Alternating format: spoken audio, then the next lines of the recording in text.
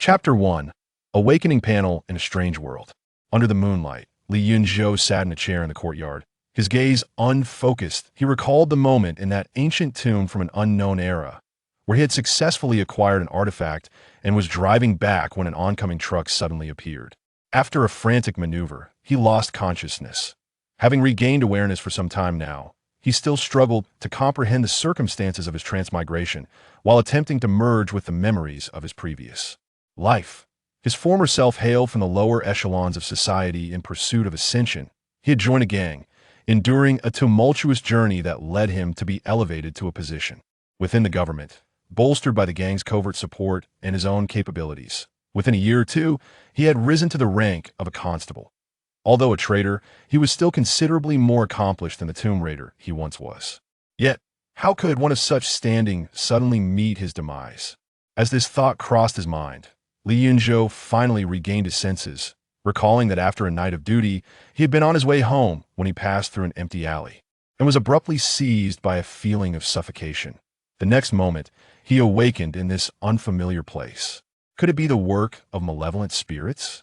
According to the memories of his former self, this world was inhabited not only by formidable martial artists, but also by various terrifying demons and malevolent entities, all exceedingly bizarre.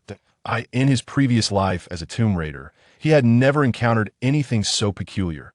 Yet in this existence, demons were a tangible reality, and his former self had dealt with several gruesome incidents caused by such beings. With this in mind, Yunzhou struggled to rise, but his limbs felt powerless, as though his very essence had been drained. Just then, the gate of the courtyard swung open, and 3 men entered in succession. The leading man was robust, with bulging muscles, while the 2 others carried a woman, entering the courtyard before shutting the gate behind them. The 2 bearers continued onward into a room, turning on a light, while the stout leader approached Yunzhou. His movements came to a halt, for he recognized these 3 men, and it dawned on him that they were not the demons he had feared. "Awake, are you?" The imposing man regarded Yunzhou with a smirk that was neither fully a smile nor a scowl. "That I demand an explanation." Yunzhou ground out through clenched teeth, his expression darkening. Lin Feng, one of the enforcers of the Green Snake Gang, was not a notable figure. Yet this gang had been instrumental in facilitating the ascent of Yunzhou's former self into the government. Logically, regardless of his former self's overt or covert affiliations, the members of the Green Snake Gang ought not to have acted against him. Lin Feng, unfazed by Yunzhou's reaction, chuckled. "This was arranged by the Hall Master. It seems you've been preoccupied with cases lately, neglecting your responsibilities to the gang. The Hall Master specifically sent us to deliver a lady for your enjoyment." Upon hearing this, Yunzhou frowned slightly. In his current state, barely clinging to life and devoid of strength, even the most exquisite beauty would be of no solace. Just as he contemplated a refusal, he suddenly recalled that his former self had garnered the attention of Zhang Jinyuan, the Hall Master of the Green Bamboo Gang, who had aided his entrance into the government. Yet, after becoming a constable, his former self had sought to distance himself from the Green Bamboo Gang, openly defying their commands. The notion of delivering a lady for enjoyment was far from benevolent, especially considering the woman appeared to be an innocent abductee. The true intention behind this was rather straightforward. Given the previous instances of feigned compliance, the leader, Zhang Jinyuan, must have been concerned about losing control over him. Thus, he brought in virtuous women for him to violate, thereby crossing his bottom line and securing a means of leverage, ensuring he would not dare to rise against them. Do not even consider refusing. You should be well aware of the leader's intentions. Should you decline, the leader has instructed us to show no mercy. You must understand that the Yunzhou gang does not refrain from eliminating a constable out of fear, but rather seeks to avoid wasting efforts. Lin Feng remarked, his demeanor growing colder as Yunzhou remained silent for an extended period.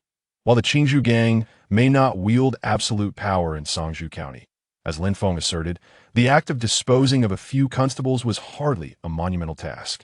The previous incarnation had ascended to power only after the Yunzhou gang orchestrated the assassination of an opposing constable, thus creating an opportunity for his rise. Naturally, I would not refuse the leader's goodwill. However, in my current state, do you truly believe I am in a position to indulge? As he spoke, Yunzhou attempted to rise from the chair, only to find himself too weak to remain standing, collapsing back in his seat, his complexion pale and beads of sweat forming on his forehead. That he was not pretending. Although his strength had partially returned, he still felt weak and dizzy, as if a swarm of bees buzzed incessantly in his head. That fool, Lao San, has administered too potent a dose. Lin Feng cursed loudly, calling for Zhou Lao San to bring the antidote. This is beyond excessive, Li Yunzhou thought grimly, realizing that had he not traversed into this body, they would be staring at a lifeless corpse before them.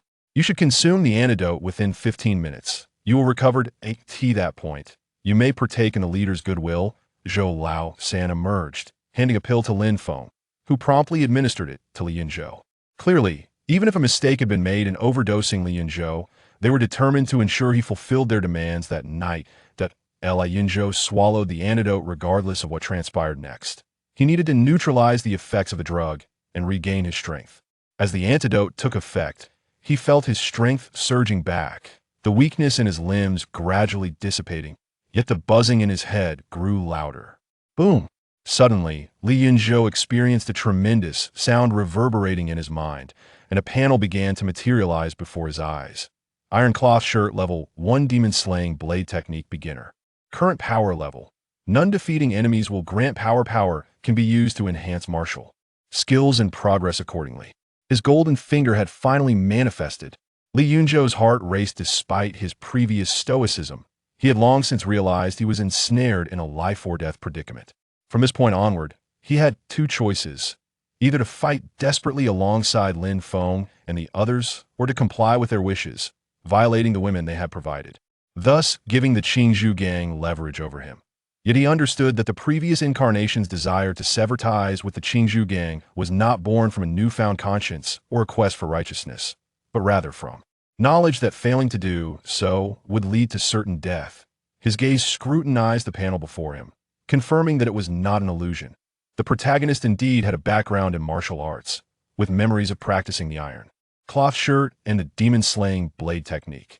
His training progress aligned with these recollections, as he had barely entered the first level of the iron cloth shirt, rendering him only marginally stronger than those who had never trained in martial arts. His strength had increased slightly, but the notion of being impervious to blades and bullets was utterly unrealistic, which is why he had been easily drugged and brought here. Killing enemies to unleash power. This golden finger seems quite promising. The ability of the golden finger is rather straightforward, however. Upon deeper contemplation, it becomes evident that it cannot extricate him from his current predicament. Even without being drugged, he would not stand a chance against Lin Feng and his companions, especially in his current weakened state. Chapter 2. A sudden outburst of violence. Enough! Lin Feng's voice interrupted Li Yunzhuo's musings. He looked up to see Zhou Lao San and another lackey from the Qingzhou gang standing before him, with faint whimpers echoing from within the room. I have not yet recovered. Li Yunzhou managed a faint smile. Although his strength had significantly returned, he still felt a wave of weakness. Lin Feng shook his head. Stop your chatter. To fully recover, you'll need to wait until tomorrow at the very least. We do not have the luxury of time to wait for you. Until then, we have matters to attend to. Oh, not worry about not being able to rise. I have instructed Lao San to prepare the Great Rejuvenation Pill for you. Once you take it, you will be revitalized. If you dare to make excuses to decline, we will have no choice but to present your head to the Hall Master. As he spoke, Zhou Lao San and the other lackey positioned themselves on either side of Li Yunzhou, their eyes gleaming with menace, ready to strike should he refuse once more. Let's go and see what kind of beauties you have prepared for me. If they are lacking, I assure you, I shall be unimpressed. Li Yunzhou rose and followed Lin Feng and his companions into the room. Lin Feng led the way, with Zhou Lao San and the other two trailing behind, seemingly to prevent him from making any desperate moves. Li Yunzhou rested his hand on his sword, unsure whether he had simply forgotten or believed he posed no threat. Despite being tied up, his sword had not been taken away. He assumed it was the latter, as Lin Feng and his companions, mere thugs of the Qingzhou gang, were no stronger than he, a mere practitioner of rudimentary martial arts. On the wooden bed, draped with red silk, lay a woman of enchanting beauty, her limbs bound, gazing at the four intruders with terror in her eyes. How is she? Not inferior to the top courtesan of the Wanyue Tower. I presume? The Hall Master knows you despise common women, and we exerted considerable effort to find her. Lin Feng licked his lips, a lewd glint in his eyes. As Li Yunzhou prepared to speak, a panel before him flickered and displayed several large red characters. Transformed Fox Demon. It is advised you flee as far as possible. A. Transformed Fox Demon. Initially taken aback, Li Yunzhou was astonished by the panel's unexpected functionality. Upon realizing the implication, his face paled. Lin Feng and his companions had bound a fox demon for him to exploit. No wonder the woman before him was so stunning. She was not human, but a transformed fox demon, a creature that lured others to harm. Li Yunzhou cursed Lin Feng and his companions in his heart. Even if he were granted 10 more lives, he would not dare approach a fox demon. His previous life had involved cases where victims were seduced by such beings, their essence completely drained, leaving them as mere husks. This woman likely hails from an affluent family. Perhaps we should consider a different approach. We wouldn't want to provoke someone beyond our means, Li Yunzhou said with a feeble laugh, striving to maintain a semblance of composure. Having been granted a second chance at life, he was reluctant to meet an untimely demise. Not to worry. Once you finish, simply eliminate her. Who would suspect us? Lin Feng replied in a tone devoid of emotion, entirely oblivious to the fear veiled behind Li Yunzhou's forced smile. Wait, Boss Lin. I have yet to savor such a beauty. After Captain Li is done, allow me to indulge as well, Zhou Laosan exclaimed with palpable excitement. Everything for you. Take it all. Li Yunzhou's hand had silently found its way to the hilt of his blade, ever ready to draw. Today was indeed a precarious situation. Should he refuse to cooperate with Lin Feng and his companions, they would surely turn against him. Yet even if he complied, the enchanting fox spirit before him posed a deadly threat. Tension coursed through him, and he dared not reveal that they had captured a shape-shifting fox spirit. If her true identity were to be exposed, his demise would be imminent. A shape-shifting fox spirit was far beyond the capabilities of someone like him, who had merely begun to grasp martial arts. The very thought sent chills of dread through him. His grip on the hilt tightened involuntarily, adrenaline surging through his veins, dispelling the weakness that had threatened to overwhelm him, madness flickering in his eyes. If death was inevitable, he might as well gamble for a chance at survival. Untie her. Strip her of her garments. Li Yunzhou commanded, his voice hoarse, the adrenaline flushing his face crimson. Go. Lin Feng turned to Zhou Laosan and his companion. Yunzhou had been drugged and was still regaining his strength without their assistance. He would fail to accomplish what they desired. Zhou Laosan and his companion moved forward, dragging the woman from the corner of the bed. Their rough handling caused Li Yunzhou's heart to race, fearing the fox spirit might suddenly reveal her fangs. Yet she seemed to relish the teasing, maintaining an appearance of delicate helplessness. As they unbound the fox spirit's mouth, she quickly spoke. What do you gentlemen wish to do? I shall comply willingly, provided you spare my life. Her voice was soft, laced with a hint of shyness. Her voice possessed an enchanting quality, stirring a primal urge within him. Even though Li Yunzhou was aware of her true nature, he felt a wave of desire threatening to drown his reason. If he felt such a way, it was easy to imagine the effect she had on Lin Feng and his companions, who gazed at the alluring fox spirit with intoxicated eyes, their breaths growing heavy. What an opportunity! Seizing the moment when Lin Feng and his companions were mesmerized by the fox spirit, a surge of murderous intent ignited within Li Yunzhou. He was no master swordsman, but he had trained for 2 years, and with the basics of the demon-slaying blade technique under his belt, he executed a swift, decisive strike. Lin Feng's back was turned, and in his enchanted state, he was oblivious to the world around him. The sound of the blade being drawn went unnoticed.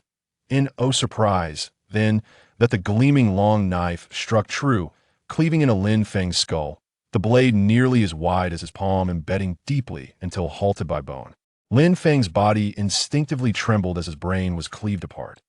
Though he did not perish immediately, death was now merely a matter of time. Blood mingled with brain matter flowed down the blade, and Li Yunzhou found himself devoid of fear or disgust. Instead, the vivid crimson fluid sent his adrenaline surging even higher. With a resounding thud, he kicked Lin Feng's body aside and withdrew the lodged knife, advancing with swift determination to deliver a strike upon the dazed Zhou Laosan. Beneath the flickering flames, the gleaming edge of the blade elongated, transforming into a streak of silver.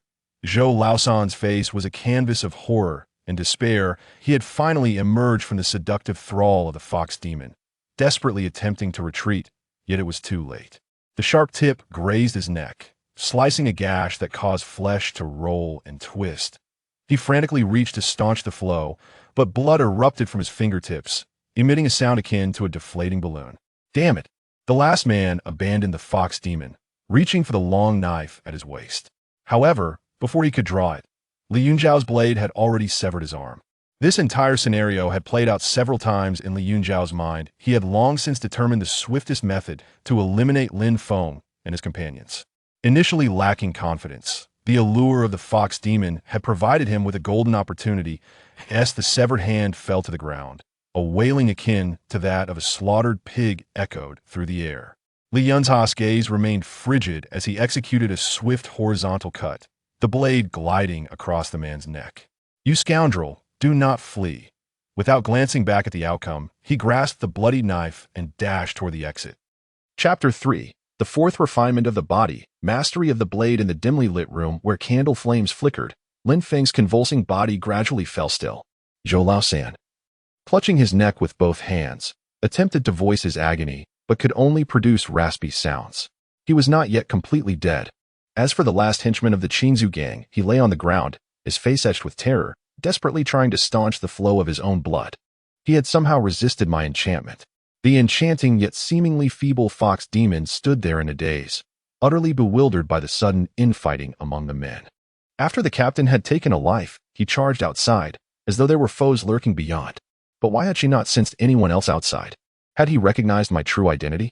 Outside, there was no sound of battle. The fox demon gradually came to her senses. In the next moment, the ropes binding her snapped. And after a few swift steps, she exited the room, only to find the courtyard devoid of the captain's presence. He had vanished without a trace. That was a close call.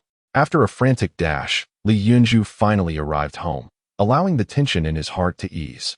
Despite appearing formidable for having dispatched 3 men in quick succession, he owed his survival to the fox demon. Had she not ensnared Lin Feng and the others, he might have only been able to kill Lin Feng, if at all. As for the fox demon, he dared not lay a hand on her. His only chance of survival lay in fleeing while she remained oblivious to her own exposure. Clearly, his gamble had paid off. The sudden onslaught had left the fox demon completely flabbergasted, unaware that her identity had been compromised. Once inside, he shut the door and gulped down several cups of tea, his wildly beating heart gradually settling into calmness. As the adrenaline faded, a wave of weakness washed over him, returning him to a state of fatigue. What a world filled with monsters and demons. He finally grasped the descriptions of this world from the memories of his former self. Lin Feng and his companions had captured a woman in the streets, only to find themselves entangled with a fox demon. One could only imagine how many such creatures roamed this realm. He hoped they would not follow him here. Li Yunzhou, still uneasy, fought against his weariness to summon his status panel. Slayed a second refinement of the body enemy, gained 2 years of cultivation. Slayed a first refinement of the body enemy. Gained 1 year of cultivation. Slayed a first refinement of the body enemy. Gained 1 year of cultivation. Current cultivation. For years. Is that all? He was uncertain how many years Zhou Laosan and the other had trained, but he knew Lin Feng had been practicing martial arts for 5 to 6 years. To only gain 2 years of cultivation was evidently not determined by the length of training, but rather by one's innate abilities. With 4 years of cultivation, he would enhance the iron cloth shirt. Now he awaited to see how much of this 4 years of cultivation could be transformed into his martial prowess. The former self had dedicated a significant amount of time to training. In his recollections, even during his days as a mere henchman in the Qingzhou gang, he had begun learning the iron cloth shirt and had been cultivating for nearly 3 years. However, it was only 3 months prior that he had barely entered the first realm of mastery. This talent, I must lament, is quite worthless, indeed. It may be that he is ill-suited for the cultivation of the iron cloth, yet the undeniable truth of his lackluster talent cannot be overlooked. Furthermore, it is worth noting that his previous incarnation primarily devoted time to navigating interpersonal relationships, which allowed him, within merely 2 to 3 years, to ascend from a position of utter insignificance to prominence within the Qing Bamboo Gang. earning the favor of the hall master and ultimately being supported into the yamen as a captain, leaving little time for cultivation. The display flickers to life, infusing energy. Commencing the enhancement of iron cloth progress. 1 year of effort. Your iron cloth breaks through to the second level, becoming a second-tier body refinement warrior. 2 years of effort. Your iron cloth breaks through to the third level, becoming a third-tier body refinement warrior. 4 years of effort. Your iron cloth breaks through to the fourth level, becoming a fourth-tier body refinement warrior. Iron cloth, fourth level, fourth-tier body refinement. The weakness recedes like a tide, and a formidable strength burgeons within the Yunzhou's body. In an instant, it feels as though he has trained for years, his physique growing robust, muscles becoming well-defined, and his skin acquiring the resilience akin to that of leather. It appears my talent is not as poor as I once believed. With 4 years of effort, his cultivation has ascended to the fourth tier of body refinement, a development that fills him with joy. While the fourth-tier cultivation may not grant him absolute dominion, it at least affords him a measure of self-defense. The ninth tier of body refinement implies that with each advancement, one's strength increases by 100 pounds, with an arm capable of exerting 400 pounds of force. Even without weapons, a mere punch would be unbearable for most. Furthermore, as the iron cloth primarily emphasizes defense, it significantly mitigates the damage inflicted by blades, enhancing his ability to protect himself. Now, should the Qing Bamboo Gang wish to act against him, it would no longer suffice to merely dispatch a few individuals. However, in this world, the most terrifying entities are not merely humans but the myriad of monsters that lurk about. Had he not awakened the panel, it is highly probable that he would have met his demise at the hands of a fox demon upon his arrival. Rest. Grasping his saber, Li Yunzhou retired to bed. His mind unsettled, should a shape-shifting fox demon come, even his current fourth-tier body refinement would lead him to a certain death. In a state of drowsiness, he lost track of time before eventually succumbing to sleep, and the fox demon did not come to his door. As dawn approached, he awoke, with saber in hand. Li Yunzhou began practicing the demon-slaying saber technique in the courtyard. The iron cloth was the martial art imparted to him by the Qing Bamboo Gang upon his joining, while the demon-slaying saber technique was taught to him after being supported into the yamen, reputed to possess exceptional lethality against demons and monsters. Upon acquiring this technique, his previous incarnation, fearing an encounter with malevolent beings, dedicated most of his energy to mastering the demon-slaying saber technique. However, this technique proved even more intricate than the iron cloth, and despite investing ample time, he had only managed to grasp the basics. The gleam of the blade flickered, and the courtyard resonated with the sound of rushing wind. His elevated cultivation rendered his execution of the demon-slaying saber technique markedly different. Not only did the technique flow more smoothly, but there was also a subtle stirring of his vital energy throughout his body. Li Yunzhou remained undistracted. Though it was his first time practicing, the experiences and memories of his previous incarnation guided him, reminding him that cultivation requires unwavering focus. Once, twice he persevered tirelessly, rehearsing the demon-slaying saber technique again and again. Boom. At last, the vital energy within him surged, and as he executed a swift strike, a faint crimson glow emanated from the blade. Before his eyes, a panel materialized, and the inscriptions began to warp. Demon-slaying blade technique, minor accomplishment, through his diligent self-cultivation. The demon-slaying blade technique had progressed from its rudimentary stage to a minor accomplishment, now possessing genuine lethality against demons and monsters. Li Yunzhou's face blossomed with joy, for this signified an enhancement in his ability to safeguard himself. It seemed that the blade technique also had a fortifying effect on his physique. He could sense a slight increase in his strength, and at that moment, he was engulfed in a fervent heat. The cultivation of blade techniques is not solely reliant on comprehension, it is also intertwined with one's physical prowess. In his previous life, he had cultivated the demon-slaying blade technique for nearly 2 years before achieving its foundational level, not merely due to superior insight, but primarily because his cultivation had attained the fourth stage of body refinement, resulting in vigorous vitality that allowed him to swiftly grasp the nuances of channeling his blood energy. After splashing cold water from the well to wash away the foul sweat, he donned his constable's attire and grasped his dagger, stepping out into the world. As a constable, he was obliged to report for duty each day. He stopped to enjoy a bowl of noodles along the way before arriving at the county office of Linhai. Chapter 4. The Fox Demon Incident upon entering the precinct. Li Yunzhou adeptly situated himself at his designated workstation. As a head constable in Linhai County, he was not particularly distinguished, and despite the covert backing of the Qingzhou gang, he still had a considerable distance to traverse to achieve prominence. In such bureaucratic establishments, one's connections and tenure are paramount. His predecessor, while adept at navigating social dynamics, possessed merely average investigative skills, thus lacking the requisite experience. Among the several head constables in Linhai County, only his predecessor had not dealt with any significant cases. On the desk lay several tomes, and as Li Yunzhou perused them, he discovered they chronicled the cases undertaken by his predecessor and the former head constables who had occupied this position. A staggering 80% of these cases pertained to supernatural entities, with disputes among the common folk being a rarity.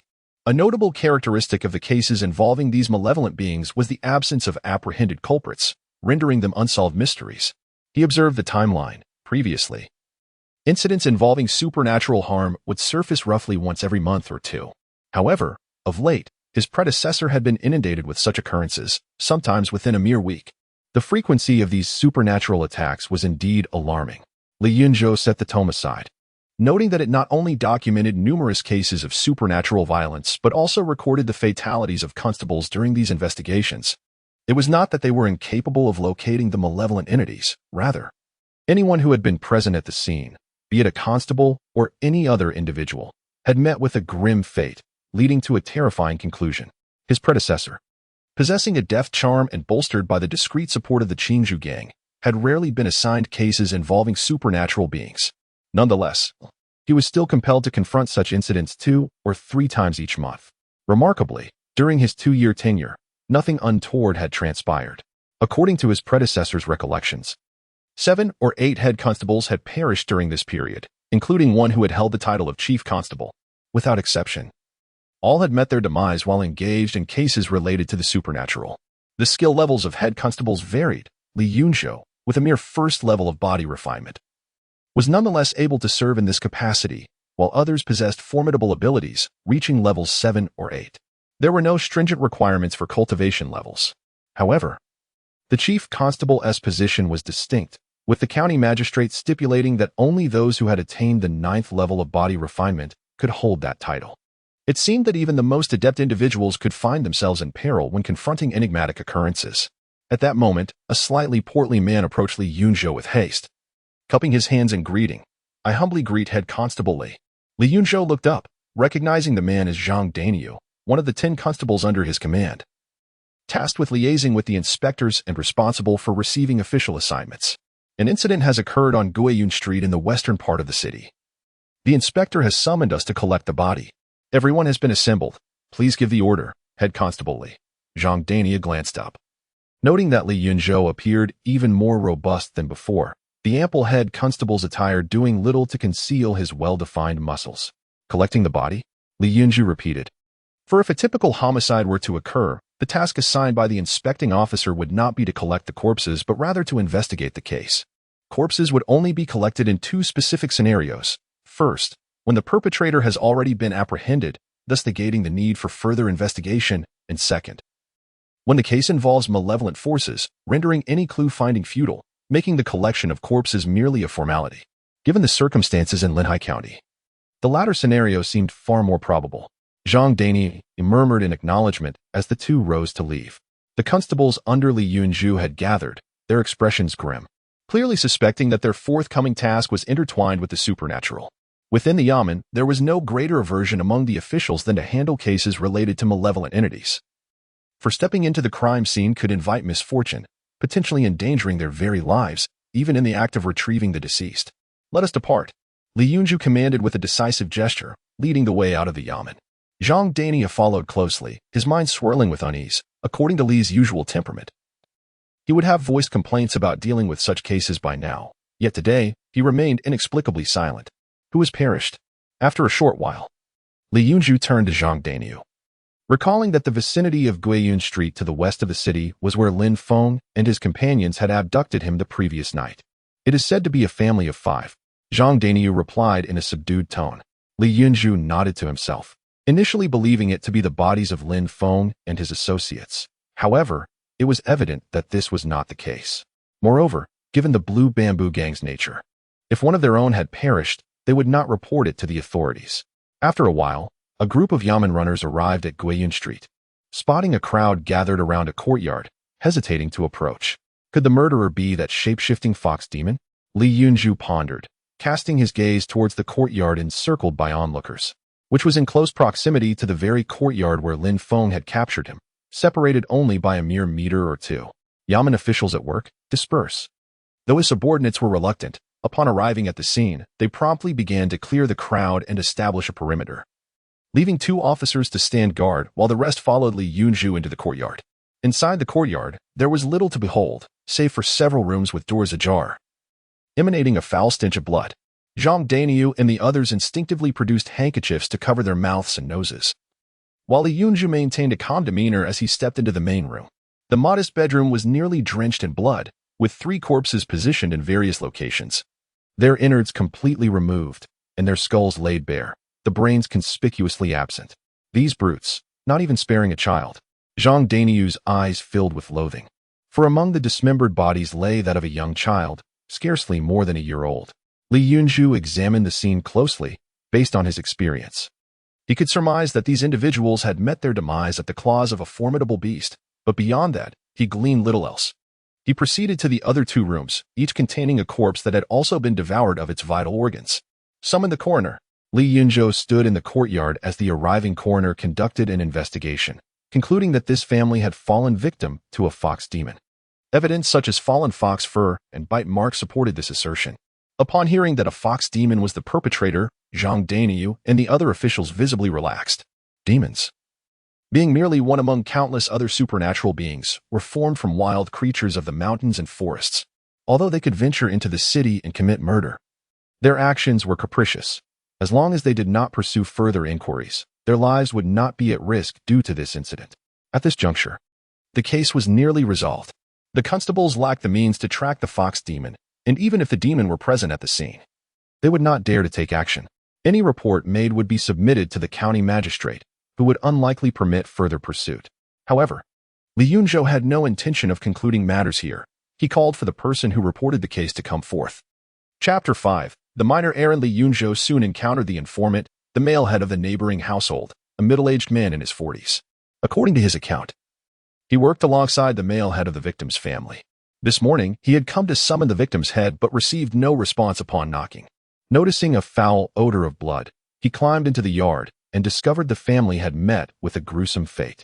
With little useful information gleaned, Li Yunzhou dismissed him and proceeded with his subordinates to the courtyard where he had been apprehended the previous night. He knocked on the door, inquiring if anyone inside had heard anything unusual the night before. Zhang Daniu stepped forward to knock, but after a series of attempts, no one responded. Turning to Li Yunzhou, he clasped his hands and said, "Captain, it seems no one is home." As he spoke, a look of confusion crossed his face. Today, Li Yunzhou was notably diligent in his investigation, unlike his usual self, who would not even set foot in the scene of the crime. Today, however, he not only visited the crime scene for a closer examination, but also questioned the coroner and the informant. The yard appeared largely uninhabited, as noted by nearby residents. Yet, Li Yunzhou was not merely investigating the case. He sought to uncover what transpired in the courtyard after his departure the previous night. "Climb over the wall and open the yard. I sense something suspicious here," he commanded Zhang Daniu. Upon hearing this, Zhang Daniu called for assistance, scaled the wall, and opened the gate. Li Yunzhou stepped inside, directly entering the room from the previous night. The bodies of Lin Feng and the others had vanished, yet the bloodstains remained, splattered across the floor like dark paint. Zhang Daniu and the others exchanged glances, concern etched on their faces. "My lord, there are bloodstains." Li Yunzhou nodded. The presence of blood indicated that the perpetrators had indeed been here. "Search around and see if there are any other clues." As Zhang Daniu and his companions dispersed to investigate the other rooms, Li Yunzhou remained in place, deep in thought.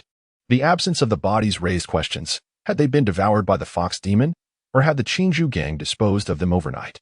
If the fox demon had consumed them, then the neighboring case could not have been the work of the same entity encountered last night, as that demon had only consumed internal organs and brain matter, leaving the bones intact. Conversely, if the Yunzhou gang had indeed dealt with Lin Feng and the others, then the neighboring incident was undoubtedly perpetrated by the fox demon. He leaned towards the latter hypothesis, as the likelihood of 2 fox demons appearing in the same location on the same night was extraordinarily slim. After a while, Zhang Daniu and the others returned, reporting no significant findings. Li Yunzhou chose not to pursue the matter further and instructed Zhang Daniyu and the others to transport the bodies of the neighboring family outside the city, where they set fire to them. This was not due to a lack of relatives to handle the remains, but rather because the corpses, tainted by the aura of the demon, were subject to the regulations of Linhai County, which mandated that such bodies could not be left unburned. In cases of death by malevolent forces, failing to incinerate the remains promptly could easily give rise to malevolent spirits. Once such entities manifested, the consequences could be dire. The demons kill merely for sustenance, taking only as much as they can consume, whereas the malevolent spirits slay indiscriminately, vanquishing as many as they can. It is not uncommon for dozens to perish in a single night. The constables often find themselves relegated to the grim task of handling the corpses, collecting ashes to return to the victims' families. As Li Yunzhou and his companions made their way back to the yamen, noon was fast approaching. The group dispersed, and Li Yunzhou, accompanied by Zhang Daniyu, sought a restaurant for lunch. When the meals arrived, silence enveloped the table as both men dined quietly. In such tumultuous times, even those who partake of the public provisions are not free from peril. In truth, they are among the most endangered. Ordinary folk might encounter demons only by sheer misfortune. Yet these officers are tasked with resolving cases related to such entities every few days. After their meal, Li Yunzhou left the payment on the table and stepped outside first. "Sir, are you going to patrol the streets?" Zhang Daniyu inquired, astonishment etched on his face. Since assuming the role of head constable, Li had yet to patrol. He usually delegated all tasks to his subordinates. Today was indeed an unusual occurrence. Li Yunzhou acknowledged noncommittally. Patrolling was, after all, a responsibility inherent to his position, and the yamen had delineated specific areas for each head constable to oversee. Together with his 10 constables, he was assigned to a handful of bustling streets, filled with the sounds of vendors hawking their wares. It was evident that the citizens of Linhai County were unfazed by the previous night's incident involving a fox demon. They had grown accustomed to such occurrences. On the streets, many were ragged and begging for alms. Why have so many beggars suddenly appeared? Li Yunzhou queried Zhang Daniyu, recalling that despite the chaos, many in Linhai County had previously managed to find sustenance. "Sir, don't you remember? The recent calamities in the villages outside the city have driven many here," Zhang Daniyu replied. Li Yunzhou fell silent. No matter how chaotic the city became, the presence of local authority and government forces kept the turmoil in check. In contrast, the countryside was left to its own devices, where countless lives could be lost without a soul to care. Even the constables were reluctant to venture outside the city to investigate cases. It was hardly surprising that the rural populace sought refuge within the city to escape the demons. Suddenly, as they turned down another street, the sounds of a brawl erupted nearby. A man and a woman were engaged in combat, scattering numerous items in their wake. "Sir, it appears to be a conflict among martial artists. Should we intervene?" Zhang Daniyu suggested, but noticed Li Yunzhou striding purposefully towards the fray, one hand resting upon the hilt of his sword. Zhang Daniyu opened his mouth to call out, aware that ordinary citizens feared the constables. But he understood that martial artists paid little heed to their authority. Ultimately, he refrained from speaking and quickened his pace to follow. "Stop. Fighting is prohibited in the streets of the city. Settle your grievances elsewhere." Li Yunzhou pushed through the crowd to confront the 3 combatants. They did not spare him a glance, continuing their duel unabated. "Impudent. This is Li Yunzhou, the head constable of Linhai County. Did you not hear his command? If you wish to avoid incarceration, cease this conflict at once." Zhang Daniyu mustered his courage and let out a loud cry. Yet his attempt to intimidate the 3 combatants was in vain, leaving him and his companions embarrassed and disheveled, while the onlookers wore expressions of disdain. "You insignificant lackey.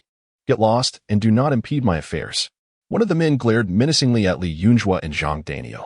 He and another man were assaulting a woman, their strength formidable, generating immense gusts of wind with their strikes.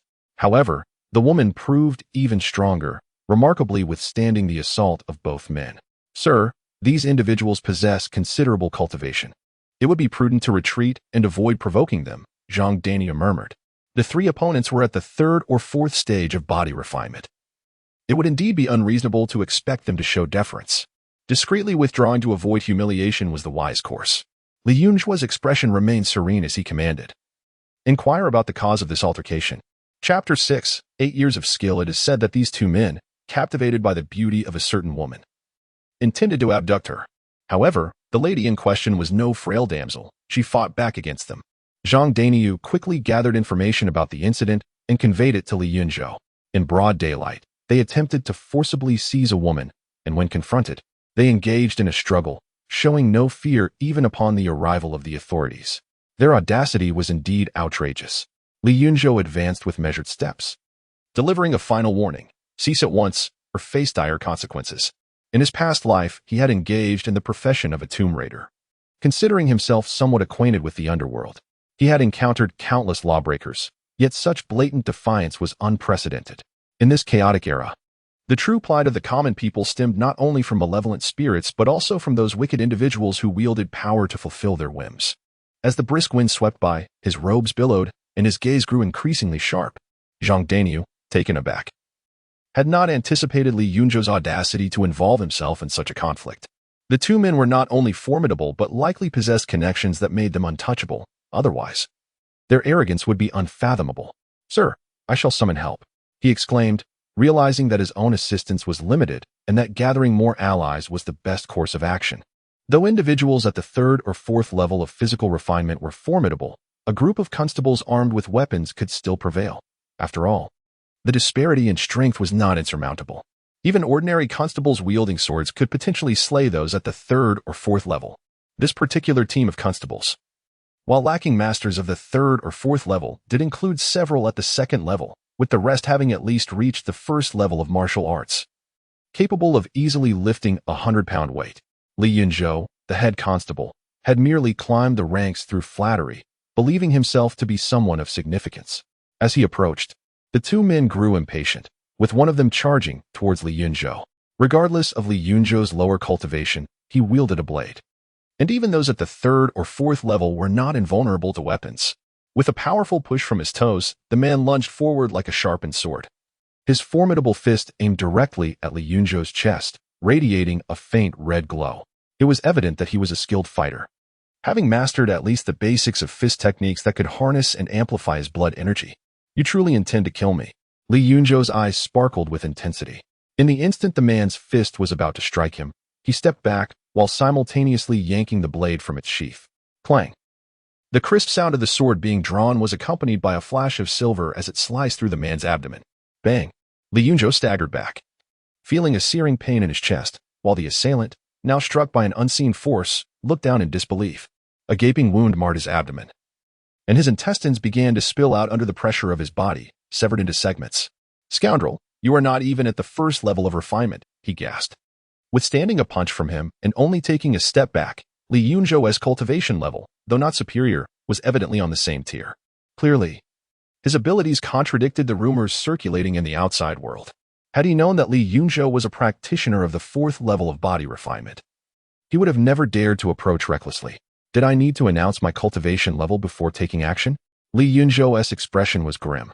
This was a fight for life and death, not a competition where notions of honor mattered.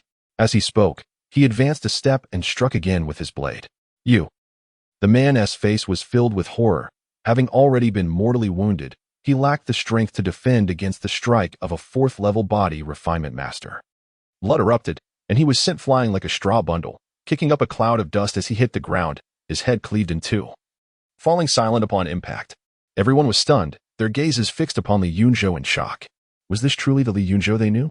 This street fell under his jurisdiction, and as residents, they were well aware of who he was.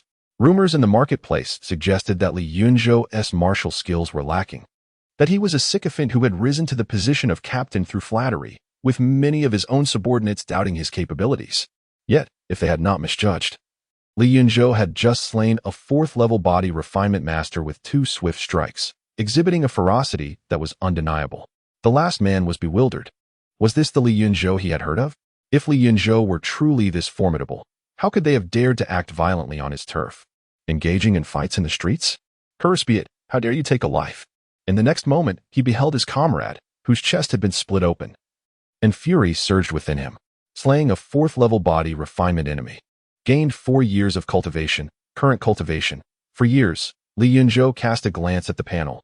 "You dare to stir trouble on my territory, treating me as if I were air? Attacking the officers of the law in broad daylight warrants death, and you are no exception." In his previous life, He had traversed the underground world, engaging in illicit activities driven by an inherent affinity for risk and excitement. When an experienced adversary presented themselves before him, it was only natural for him to take action. He had forsaken a leisurely life in the confines of his cell to endure the scorching sun on the streets. All for such an opportunity. Demon-slaying blade technique. The blood within him surged as he lunged towards the man, his blade emanating a faint red glow. Boom. The man retreated just in time, the blade striking the ground and carving a half-foot-long gash into the blue stone, sending sparks flying. He, too, was at the 4th level of body refinement, and with his defenses up, it was nearly impossible for Li Yunzhou to dispatch him with a single blow. Li Yunzhou, there will undoubtedly be consequences for today's events. My brother will not have died in vain. With a sense of retreat dawning upon him, he recalled how the two of them had been unable to subdue the woman earlier. Now, with Li Yunzhou and the woman joining forces, staying would only cost him his life. You think you can send me inexperienced to deal with the seasoned? Do you think I am unaware of such tactics? Li Yunzhou withdrew his blade from the bluestone and executed a horizontal slash aimed at the man's torso. The man felt a surge of energy beneath his feet, his speed suddenly accelerating as he evaded Li Yunzhou's strike. Thinking of fleeing, does this young lady permit it? The woman, previously unknown, appeared unexpectedly on the path from which the man fled, her delicate face taut with determination. Her petite yet formidable physique unleashed a sudden surge of strength as she delivered a swift strike. Crack! A sound of shattering bones emanated from the man's chest. Blood gushing from his mouth, his body, weighing over 100 pounds, was sent hurtling backward like a deflated ball, clearly indicating that the power of her blow far exceeded anything witnessed before. Death. Such an opportunity was not one to be squandered by Li Yunzhou. Grasping the hilt of his blade with both hands, he thrust it forward, the razor-sharp tip piercing through the man's back and lifting him into the air. Blood cascaded down the blade as Li Yunzhou released his grip, casting the man onto the ground. The man lay there, his body deflating like a punctured balloon, blood pouring out relentlessly, and within mere moments, he had utterly succumbed to the void of life. Slayed an adversary of the 4th stage of body refinement. Gaining 4 years of cultivation. Current cultivation, 8 years. Chapter 7. The 7th level of body refinement on the bustling streets. The crowd stood in stunned silence, unable to comprehend that the two previously arrogant masters had been completely slain, shattering their preconceived notions of Li Yunzhou. This was his first patrol since taking office, and he had already dispatched 2 formidable opponents at the 4th level of body refinement. Well done, Captain Li. These lawless scoundrels deserve nothing less than execution. A voice rang out, expressing the crowd's relief. With a captain like him, their lives would surely improve, whether human or demon. Anyone daring to cause trouble here would think twice. Li Yunzhou waved his hand. Disperse, everyone. Lingering here may draw the attention of malevolent spirits. His words proved effective, and the throng scattered, regardless of the truth behind them. A woman approached, her gaze fixed on the lifeless forms of the two men. With suspicion, she queried, "You aren't silencing witnesses, are you?" Li Yunzhou's ruthlessness startled her. He had killed without a flicker of his eyes, while she had encountered such cold-hearted individuals before.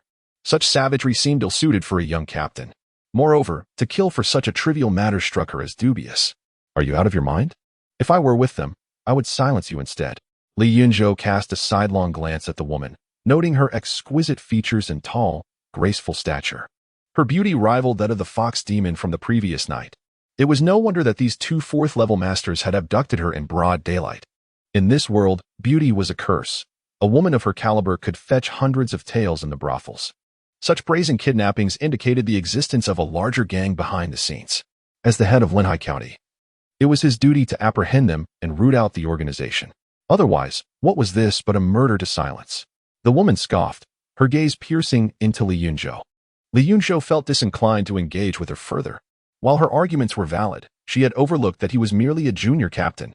He had invested considerable sums and flattered many to attain his position. Some of his subordinates even questioned his authority, let alone the county magistrate. Creating trouble for the magistrate was not in his interest. What if I do capture them? Do you believe I could drag them back only to have them remain in jail while I return to farming? He chose to ignore her. Instead, kneeling to search the corpses, he discovered around 50 taels of silver and a bloodstained manual.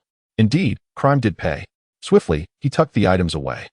50 taels was no trivial sum. As a captain, his monthly salary was barely 2 taels, and with additional side income, he managed to scrape together 3 or 4 at most. 50 taels equated to a year's wages. His martial arts training had stagnated primarily due to a lack of funds to purchase the necessary supplements. The true treasure lay within that manual. Initially, he had joined the Yunzhou gang in hopes of gaining status. With such status, they would impart martial skills. By sheer fortune, he had survived numerous battles for the gang, thus earning the chance to refine his abilities and rise in rank. Do not harm my esteemed master. At that moment, Zhang Daniu returned with several constables, their demeanor fierce. Upon witnessing the bloodied corpse on the ground, they were struck with disbelief. In Zhang's view, even if Li Yunzhou had survived the assault of those two formidable foes, he would have been grievously injured. To his astonishment, it was the two adversaries who lay dead. Was that woman truly so merciless? He pondered. Li Yunzhou then recalled the woman, yet upon looking around, he found no trace of her. She had vanished long ago. He instructed Zhang Daniu and the others to collect the bodies and later take them outside the city for cremation. He called out to the vendors quietly gathering their belongings. Those whose goods were damaged, come forward to receive compensation. Thank you, Captain Li. A group of despondent merchants brightened at his words, abandoning their items to gather around him. Compensate as much as necessary, should anyone attempt to inflate their claims. Do not blame me for throwing you into the dungeons. The merchants, acknowledging their lack of courage, readily agreed. Regardless of Li Yunzhou's status or the ruthlessness with which he had just dispatched two foes at the fourth tier of body refinement, they dared not demand an extra penny from him. After the compensation was settled, amounting to roughly 5 taels of silver, he felt no regret. After all, it was not his own money. As a modern individual, although he engaged in illicit activities, he retained a sense of conscience, understanding the struggles of those at the bottom of the social ladder. Should he withhold this money, someone might face hunger the following day, their entire family left to suffer. Once the monetary matters were concluded, Zhang Daniu and his companions had nearly dealt with the corpses, placing them onto a cart. The group once again journeyed outside the city towards the potter's field. My lord, when I want to summon the others. Wang Lin and Zhang Song claimed it was not their concern. Zhang Daniu approached to report, and Li Yunzhou, noticing only a few had come, surmised the situation. The former had risen through connections and possessed low cultivation, while Wang Lin and Zhang Song, being more seasoned and of higher cultivation, naturally held resentment. Aside from the orders issued by the captain and the inspector, these individuals were unlikely to heed his authority. He remained unfazed. One cannot expect respect from those lacking capability. Moreover, today's events were largely his own doing. The presence of a few at the second tier of body refinement held little significance for him. Let them be. As long as they do not trouble me, all is well. You keep watch. I shall take a moment to rest. As he spoke, he leaped onto the cart carrying the corpses, unperturbed by the morbid nature of his surroundings, and settled down. He then produced the acquired tome. It was a manual on light-footed techniques, titled 9 Steps of the Spirit Fox, precisely what he had yet to master. A smile crept upon Li Yunzhou's lips. Though he did not intend to practice the 9 steps immediately, foundational strength was paramount. No matter how exquisite the footwork, it would be of no use if it failed to defeat an enemy. The last individual he had slain had issued a dire warning, hinting at the potential for revenge from a powerful foe. The fourth tier of body refinement was still too lowly for the entire Linhai County. Channel all my energy into the iron cloth technique. As his energy swiftly diminished, the interface flickered, and Li Yunzhou experienced once more the exhilarating surge of power. As the infusion of energy commences, the progress of the iron cloth technique begins to ascend. After a year of cultivation, there is no advancement. The iron cloth remains at the 4th level. However, after 2 years, a breakthrough occurs, elevating it to the 5th level, granting a physique robust as an ox. With a single-arm strength of 500 pounds, the vitality surges and the flesh and bones become denser. Yet, Li Yunzhou furrows his brow. During the initial 3 levels of the iron cloth, each advancement requires merely a year of cultivation, but from the 4th level onward, each elevation demands 2 years of effort. By this calculation, the 8 years of cultivation would only elevate the iron cloth to the 8th level. While achieving the 8th level is commendable and would render him a formidable figure in Linhai County, capable of self-defense against all but a few, Li Yunzhou soon realizes that the 8 years of cultivation he has just acquired is insufficient for such an advancement. Chapter 8. Mastery of Blade Techniques. After 4 years of training, your iron cloth technique has transcended to the 6th level, granting you the strength of 600 pounds in one arm. Following 7 years of effort, you have ascended to the 7th level, achieving 700 pounds of strength. With skin as resilient as iron, impervious to blades and spears. However, Halting at this juncture reveals that the transition from the 6th to the 7th level required 3 years of endeavor, not merely the 2 years he had initially surmised. With the remaining year of training unlikely to advance him to the 8th level of Iron Cloth, it is more prudent to devote it to enhancing the demon-slaying blade technique or the Spirit Fox 9 steps. Thus, he promptly called for a stop.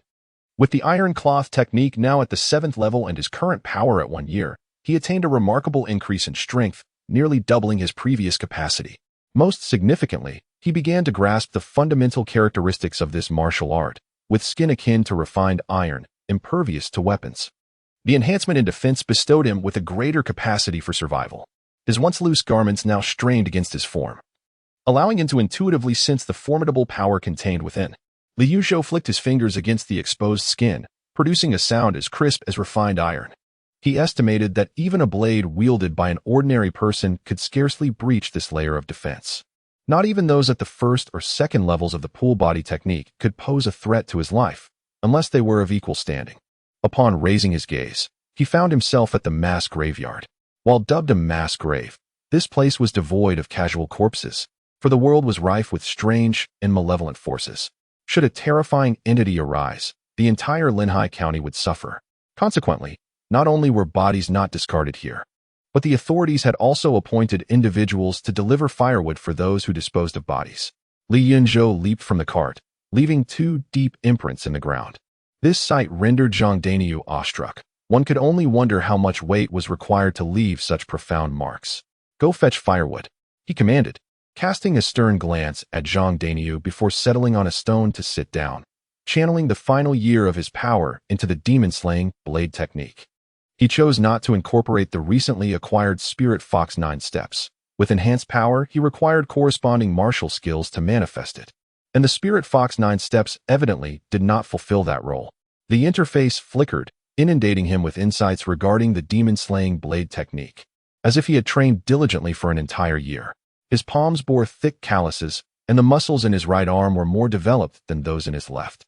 With 1 year of power, your dedication to the demon-slaying blade technique, which possesses unique lethality against demons and monsters, has finally culminated in mastery. Demon-slaying blade technique, mastery, current power. Yunzhou closed his eyes and sat cross-legged, placing his sword upon his legs. In that instant, he perceived his sword not merely as a lifeless object, but as an extension of himself, akin to a trusted companion. It seemed that as long as the sword was in his grasp, he feared nothing.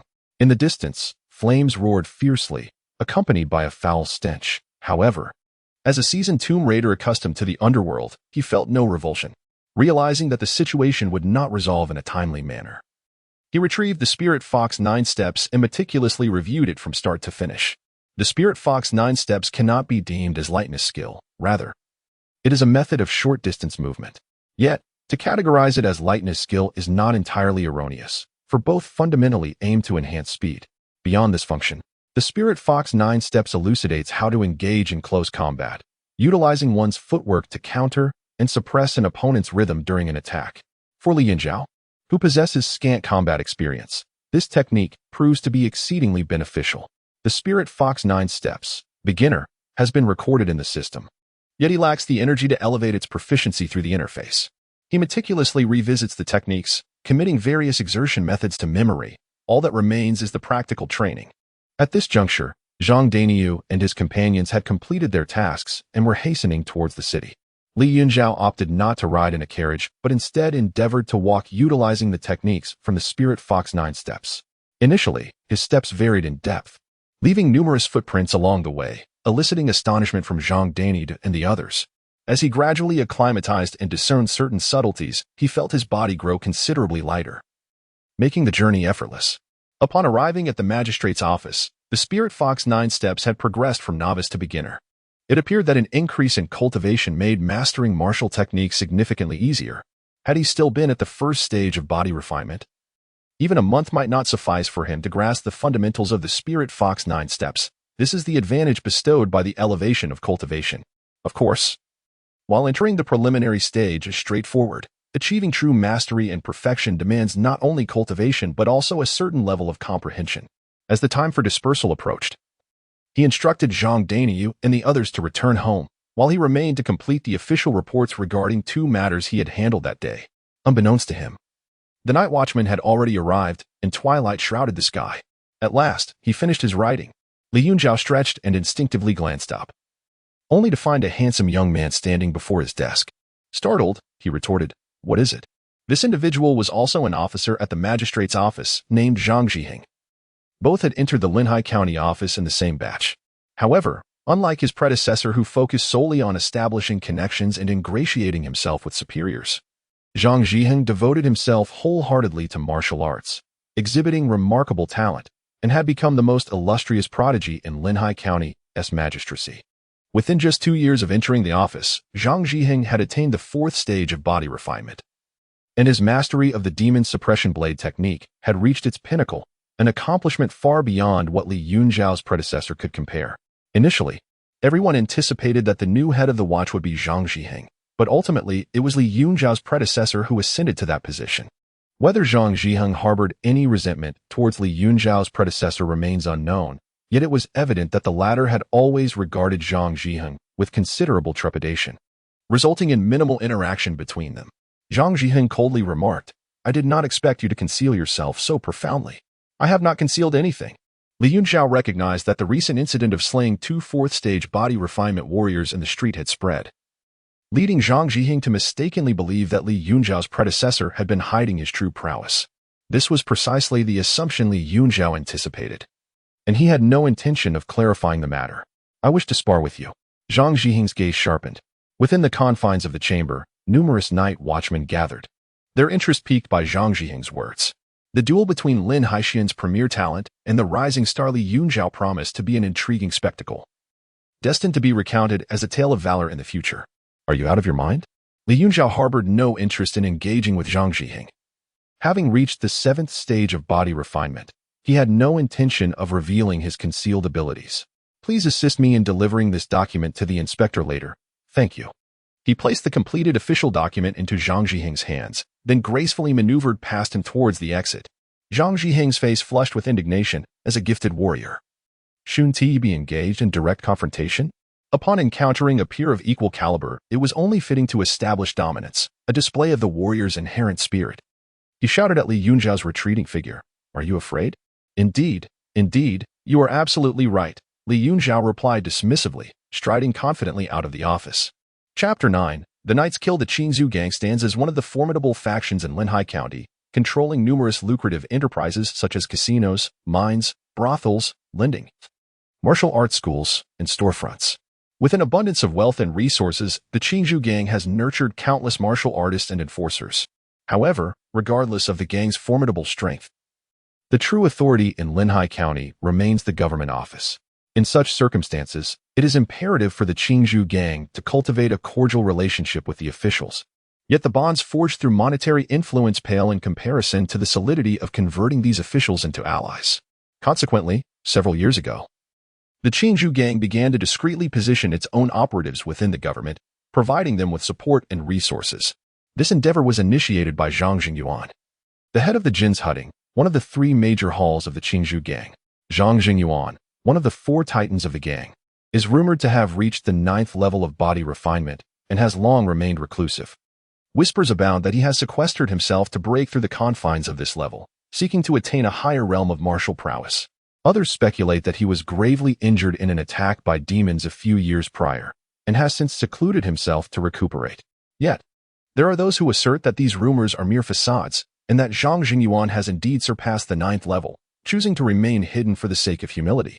Regardless of the veracity of these claims, it is undeniable that he spends his days in seclusion, appearing only once every few days to attend to matters of the Yunzhou.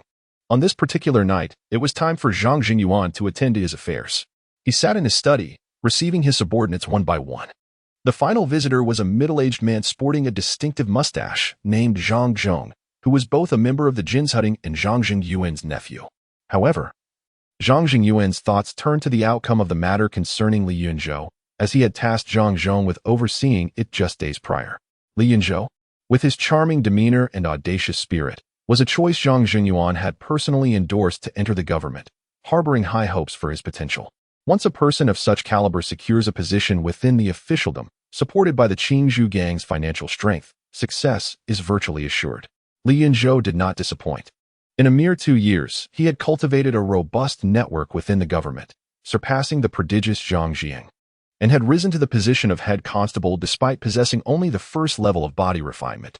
Thus, even as Li Yunzhou's ambitions began to veer towards independence, Zhang Jingyuan refrained from issuing a lethal order, opting instead for a more tempered approach, hoping to retain this promising talent. Zhang Zhong, however, wore a grim expression as he nodded. Last night, as per your instructions, I dispatched Lin Feng and others to deliver a message to Li Yunzhou. By midnight, when Lin Feng and his companions had yet to return, I led a search party to the designated courtyard. There, we found no sign of Li Yunzhou, but instead discovered the mangled remains of Lin Feng and his group, ravaged by demons. Even Zhang Jingyuan, the esteemed leader of the Jin's Hutting, one of the four great figures of the Qingzhou gang, could not suppress a tightening of his pupils at the mention of demons. Few can maintain their composure when confronted with such a word. The higher one climbs, the more acutely they recognize the terrors that lurk in the shadows. Continue. Zhang Jingyuan commanded, his fingers drumming upon the table as his expression regained its earlier placidity. Originally, the subordinate believed this to be an accident, hastily transporting the corpses of Lin Feng and his companions. However, during the handling of the bodies, a brother mentioned that Lin Feng and the others were killed first before being devoured by the fox demon. There are two possibilities. Either the fox demon happened upon the scene and consumed the already slain Lin Feng and his companions, or the fox demon is in league with Li Yunzhou. Regardless of the scenario, it is evident that Li Yunzhou has completely lost control. How to proceed next is a matter for the Hall Master to decide. Given the potential involvement of demons, the course of action is beyond his purview. After some contemplation, Zhang Chong added, "Today, rumors abound that Li Yunzhou killed 2 martial artists at the 4th stage of body refinement during his patrol." Zhang Zheng's expression darkened. The pawn he had carefully arranged had rebelled, striking a blow to his pride. He had concealed his cultivation level, and it seems he underestimated him, failing to perceive his long-held treacherous intentions. His ambition is considerable, daring to treat me as a stepping stone. His fingers rhythmically tapped the table. If he is of no use to me, then he must be destroyed. Should he wish to use me as a stepping stone, his wings are still too weak. Zhang Chong's expression shifted. But what of the fox demon? Zhang Zheng shook his head. The fox demon is likely merely a coincidence, since he seeks to distance himself from my Qingzhou gang. He aspires to walk the righteous path and is unlikely to meddle with demons, as that would lead to a far grimmer fate. Go, and next time, I wish to see his head. Zhang Chong cupped his hands and slowly exited the study. The moon tonight is evidently fuller than last night's, casting a more enchanting glow. Li Yunzhou emerged from the tavern. The streets were nearly deserted, due to the rampant presence of demons and monsters once night falls. Many households shutter their doors, leaving only the affluent families, who can afford to hire martial artists for protection, daring to keep their lights on after dark. His residence is not far from the county office, though not particularly close, approximately a quarter of an hour's walk.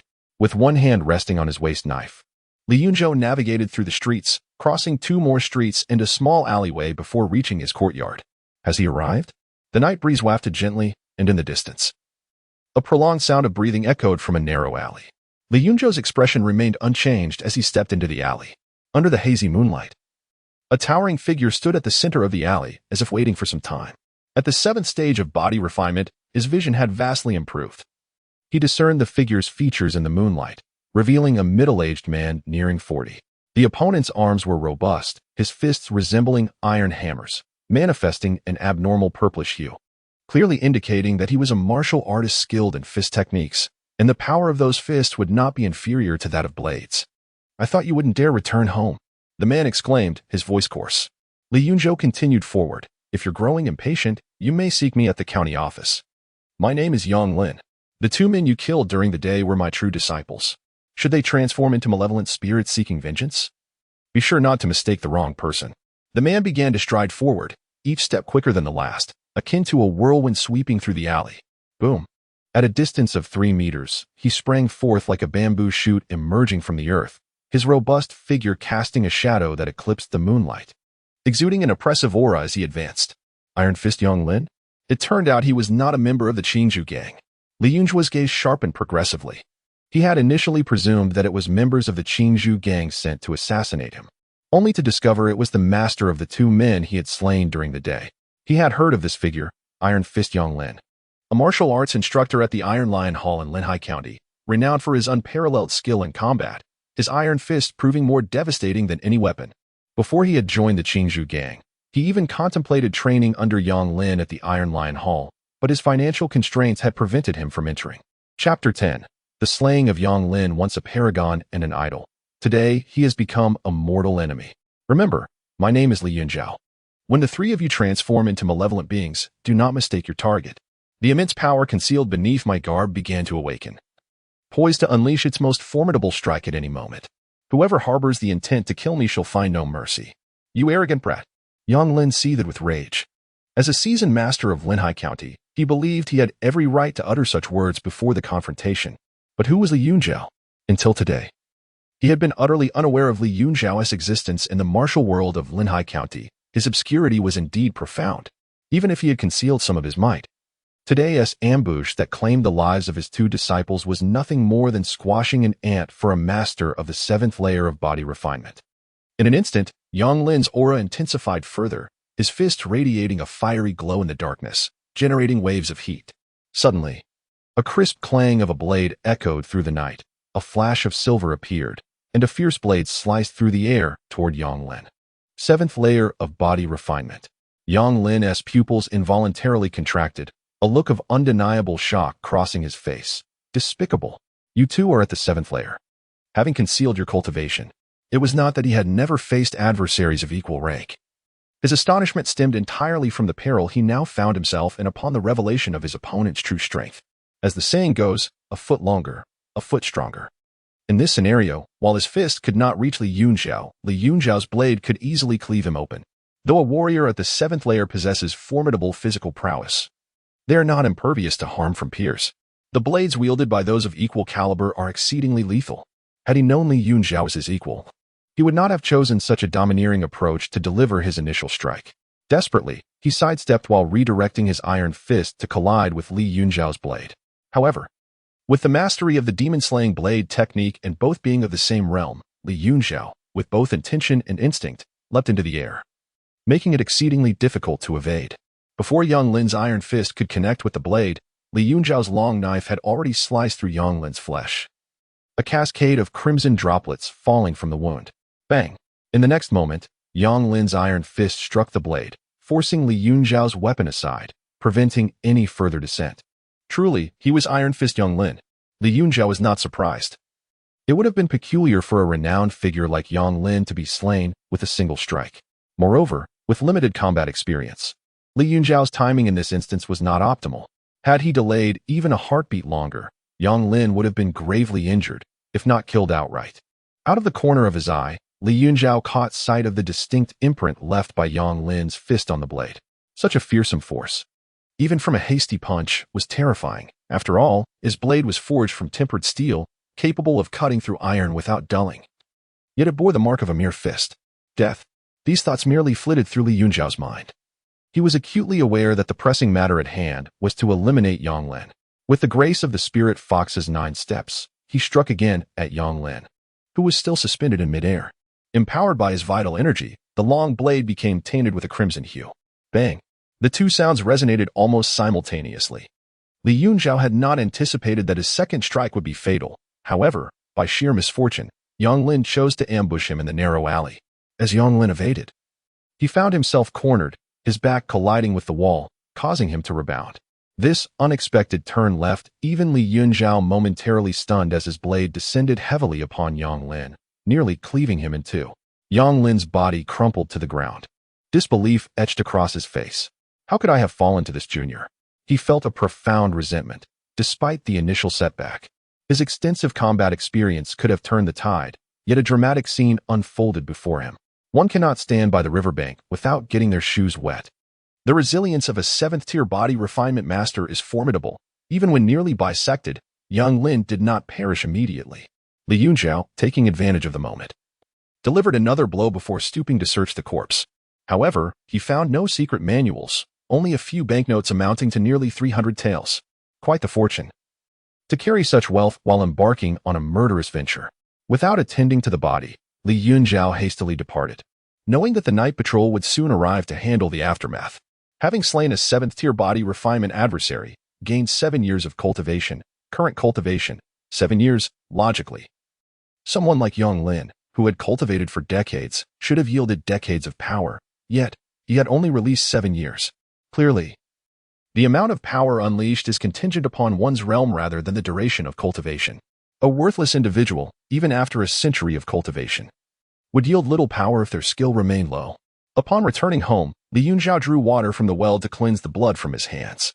Just as he was washing the blood from his blade, a sudden commotion arose outside the courtyard. Who goes there? Turning to investigate, he saw a figure vaulting over the wall, eyes glinting with intensity. Without hesitation, Yunzhou stepped forward, drawing his knife to strike. For anyone entering his courtyard in such a manner could only be a demon or an assassin. "Stop! It is I," a familiar voice called out. And his blade halted mere inches from the figure, a gust of wind sending the stranger's hair cascading. It was none other than the strikingly tall and beautiful woman from earlier that day. "You've been following me. What brings you here?" Though he refrained from attacking, he remained on guard. If this woman could not articulate her intentions clearly, her stature would not earn her leniency. "Do I appear to be intentionally following you? I merely witnessed your slaying of Iron Fist Yang Lin and sought refuge, only to discover that you had concealed your strength during the day." Yunzhou scrutinized her closely. Noticing the multitude of wounds adorning her body, some of her garments torn, bearing stark handprints, a fierce glimmer of murderous intent ignited in his eyes. "Are you attempting to silence me?" He currently wishes to avoid provoking the Iron Lion Pavilion, though not as formidable as the Green Bamboo Gang. The pavilion's master is undoubtedly a prominent figure in Linhai County, possessing considerable strength. He is unaware of how many people are privy to Yang Lin's assassination. Yet he harbors no qualms about eliminating a knowledgeable witness. Simultaneously, he is secretly alarmed. The fact that someone witnessed his execution of Yang Lin and remained undetected is unsettling. "Trust me, eliminating me would be infinitely more troublesome than dispatching Yang Lin. I am not well acquainted with the Iron Lion Pavilion. Your decision to kill Yang Lin bears no relevance to me. I am not issuing threats. I merely wish for you to understand that I am not intentionally trailing you, but rather have been cornered by circumstances after being injured. Moreover, should you wish to kill me, the outcome remains uncertain." The woman's expression shifted slightly, yet she resolutely explained, emanating a formidable aura, "Please leave. This is not a sanctuary, and I do not offer refuge." Yunzhou's murderous intent waned. He was no mindless killer, and the words of his adversary did not seem to be mere jest. Faced with insurmountable odds, he recognized the necessity of retreat.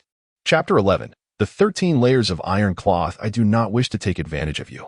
Protect me for a few days while I recuperate here, and I shall offer you a reward." The woman spoke, yet as she did, a trickle of blood escaped from her lips, her injuries appearing grievous. "I am not in need of money." Yunzhou remained unmoved. Having recently acquired several hundred taels of silver, he was not in dire straits. More importantly, the woman's tone suggested she hailed from a significant background, and those bold enough to injure her were likely formidable adversaries he could not afford to provoke. Moreover, he held little interest in wealth, preferring to avoid entanglements that could lead to troublesome complications. The woman shook her head. "During the day, I observed your technique. You must be practicing the iron cloth. It is said that only 9 layers of the iron cloth remain in circulation among martial artists. You likely do not possess the complete form. My reward would be the entirety of the iron cloth. Should you already possess it, I could offer an alternative martial art in exchange."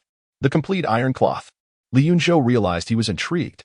While he could dismiss monetary gain, he could not overlook the value of martial arts, which often eluded even the wealthiest.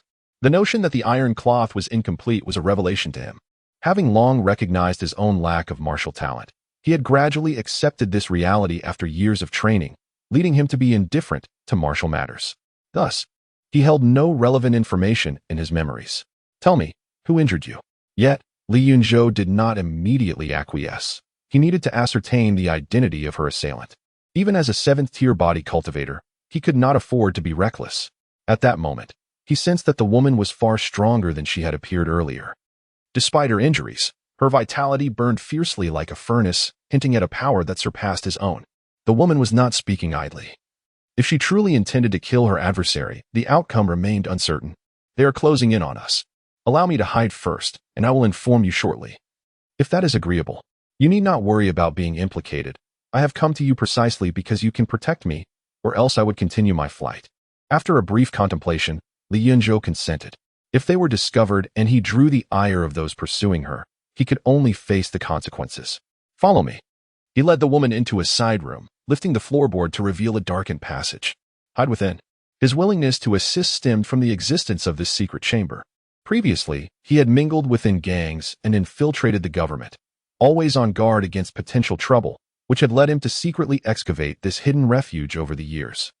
Thank you, the woman exclaimed with delight, promptly entering the concealed space. With the secret chamber, the likelihood of discovery diminished significantly. Restoring the floorboard to its original position and ensuring everything was in order, Yunzhou returned to the courtyard, only to hear a series of knocks echoing through the neighborhood. Officials from the government.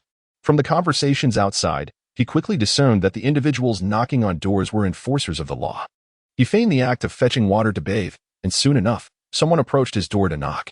They have arrived, draped casually in a garment. Yunzhou opened the door to find 3 or 4 familiar constables awaiting him outside. At the forefront stood the prodigious constable Zhang Jiang, who had previously expressed a desire to engage in a contest with him. Did I not say I would not compete? Why the incessant pursuit at such an ungodly hour?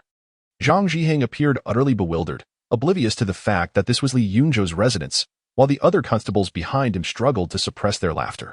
Quickly regaining his composure, Zhang Jiang remarked, "Ah, it is you, Captain Li. However, I am not here for a contest. We are in pursuit of a criminal. Have you seen any suspicious individuals passing by here?" Yunzhou breathed a sigh of relief. "That is fortunate. I thought you had lost your senses in the dead of night. I have been practicing in the courtyard and only just finished my training to take a bath. Thus I have not seen anyone suspicious. Practicing at such a late hour?" Zhang Jiang expressed admiration. Rumors suggested that Yunzhou had neglected his training to curry favor with his superiors, yet here he was, exhibiting a level of skill comparable to his own, evidently possessing greater talent. Inwardly, Zhang Jiang acknowledged his defeat. Let us search elsewhere. Feeling somewhat embarrassed in Yunzhou's presence, Zhang Jiang turned to leave. What incident has occurred that prompts such a large search party at this late hour? Yunzhou inquired. Zhang Jiang turned back, leaning in to whisper. It is said that an assassin has infiltrated the county magistrate's residence with the intent to kill. With that, he hurriedly departed along with the other constables.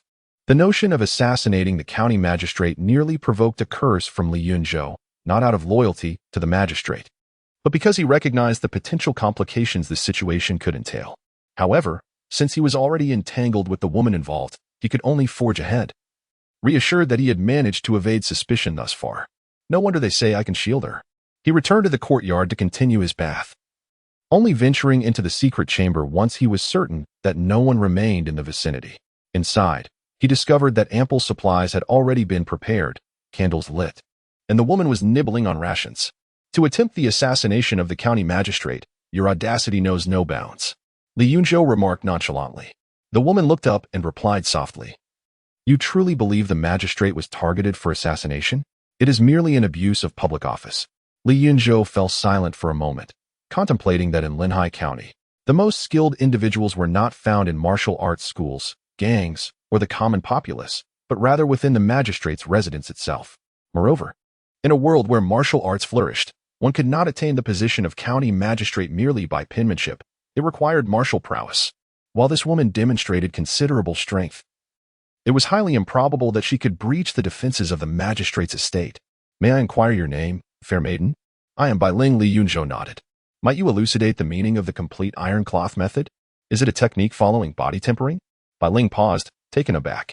Are you not curious as to why I sought to assassinate the county magistrate? Yunzhou shook his head. I am not curious. I am only concerned with matters that pertain to me. In truth, he wished to distance himself from these affairs, and his interest in Bailing's connection to the magistrate was non-existent. Bailing, understanding his disinterest, shifted the conversation back to the iron cloth method. The iron cloth method does not extend beyond body tempering. The technique concludes upon reaching that stage. Yunzhou furrowed his brows slightly, yet he chose to remain silent. If Bailing failed to produce anything, he would not hesitate to raise his voice. Observing his reaction, Bailing chuckled and remarked, It seems that the individual who taught you the iron cloth technique did not mention its 13 layers. Lacking even a master in his previous life, the Qingzhou gang merely handed over the manual for the iron cloth technique to him. The process of body tempering is not limited to 9 levels. The iron cloth technique he acquired consists of only 9 layers, corresponding to the 9 minor realms of body tempering. If the complete iron cloth technique indeed comprises 13 layers, it implies that the realms of body tempering may extend beyond just 9. Chapter 12. Extreme body refinement in the dimly lit chamber. The flickering candlelight cast dancing shadows. Bai Ling took a sip of clear water and gently shook her head. This statement holds some truth, yet also contradicts itself.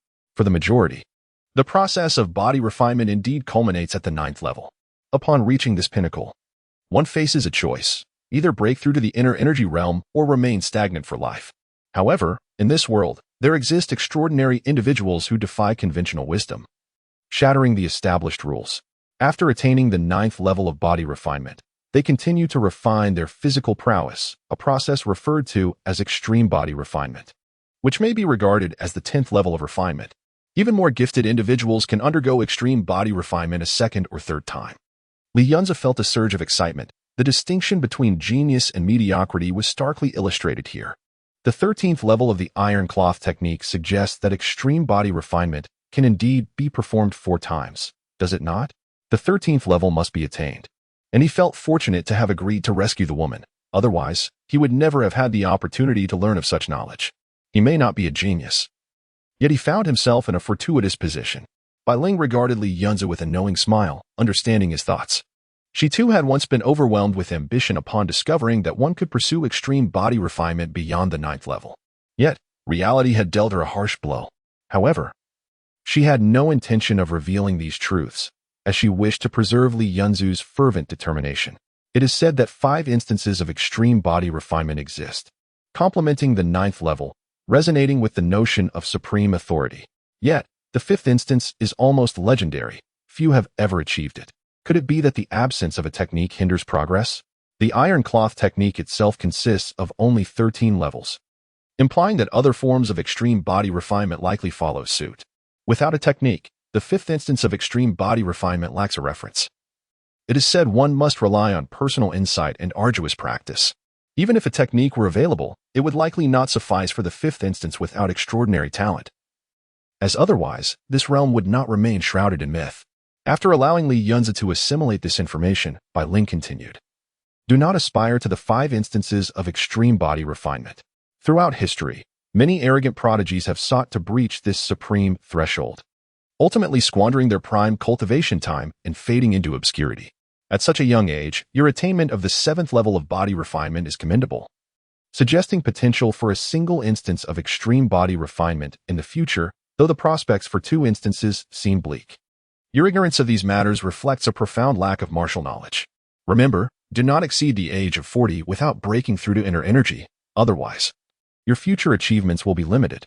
Once one surpasses 40, a martial artist's vitality wanes.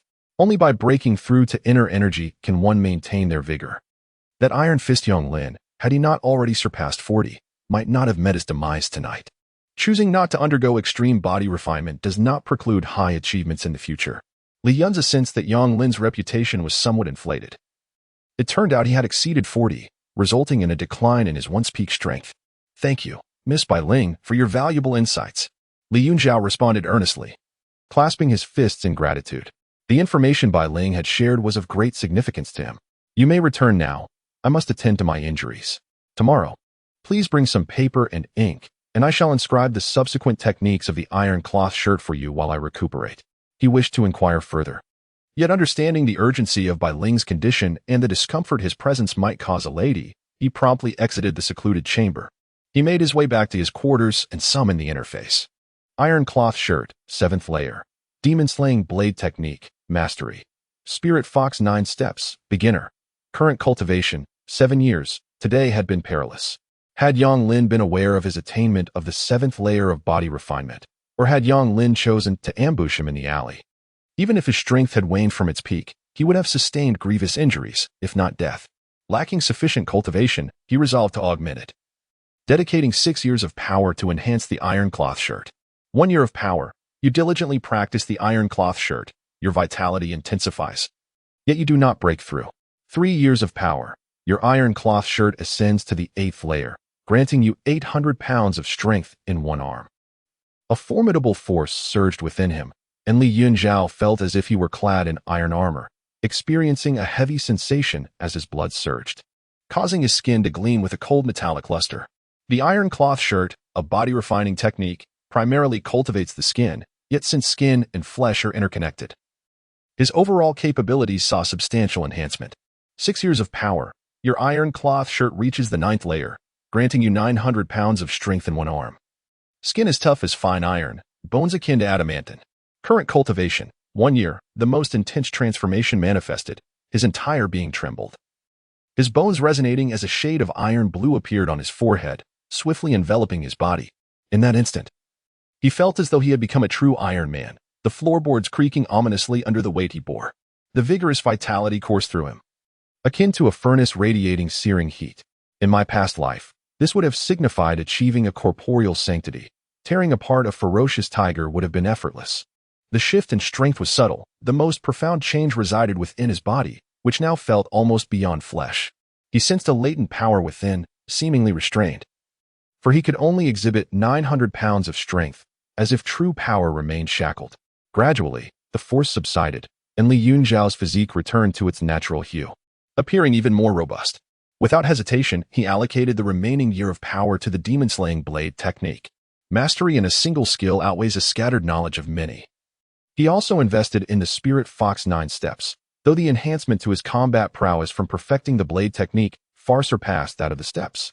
Moreover, with his cultivation at the 9th layer of body refinement, mastering the Spirit Fox 9 steps would be considerably more manageable. 1 year of power. You become engrossed in the blade technique, practicing day and night, achieving mastery in the demon-slaying blade technique. Current cultivation. None. A surge of realizations flooded his mind, and Li Yunzhao's demeanor transformed dramatically. The perfection of swordsmanship transcends mere proficiency. It encompasses a transformation of the spirit. A glimmer of brilliance sparkled in his eyes, his gaze as sharp as a blade, exuding an aura of compelling intensity that enveloped him like a gleaming sword. Alas, his power was waning, had he continued to cultivate it.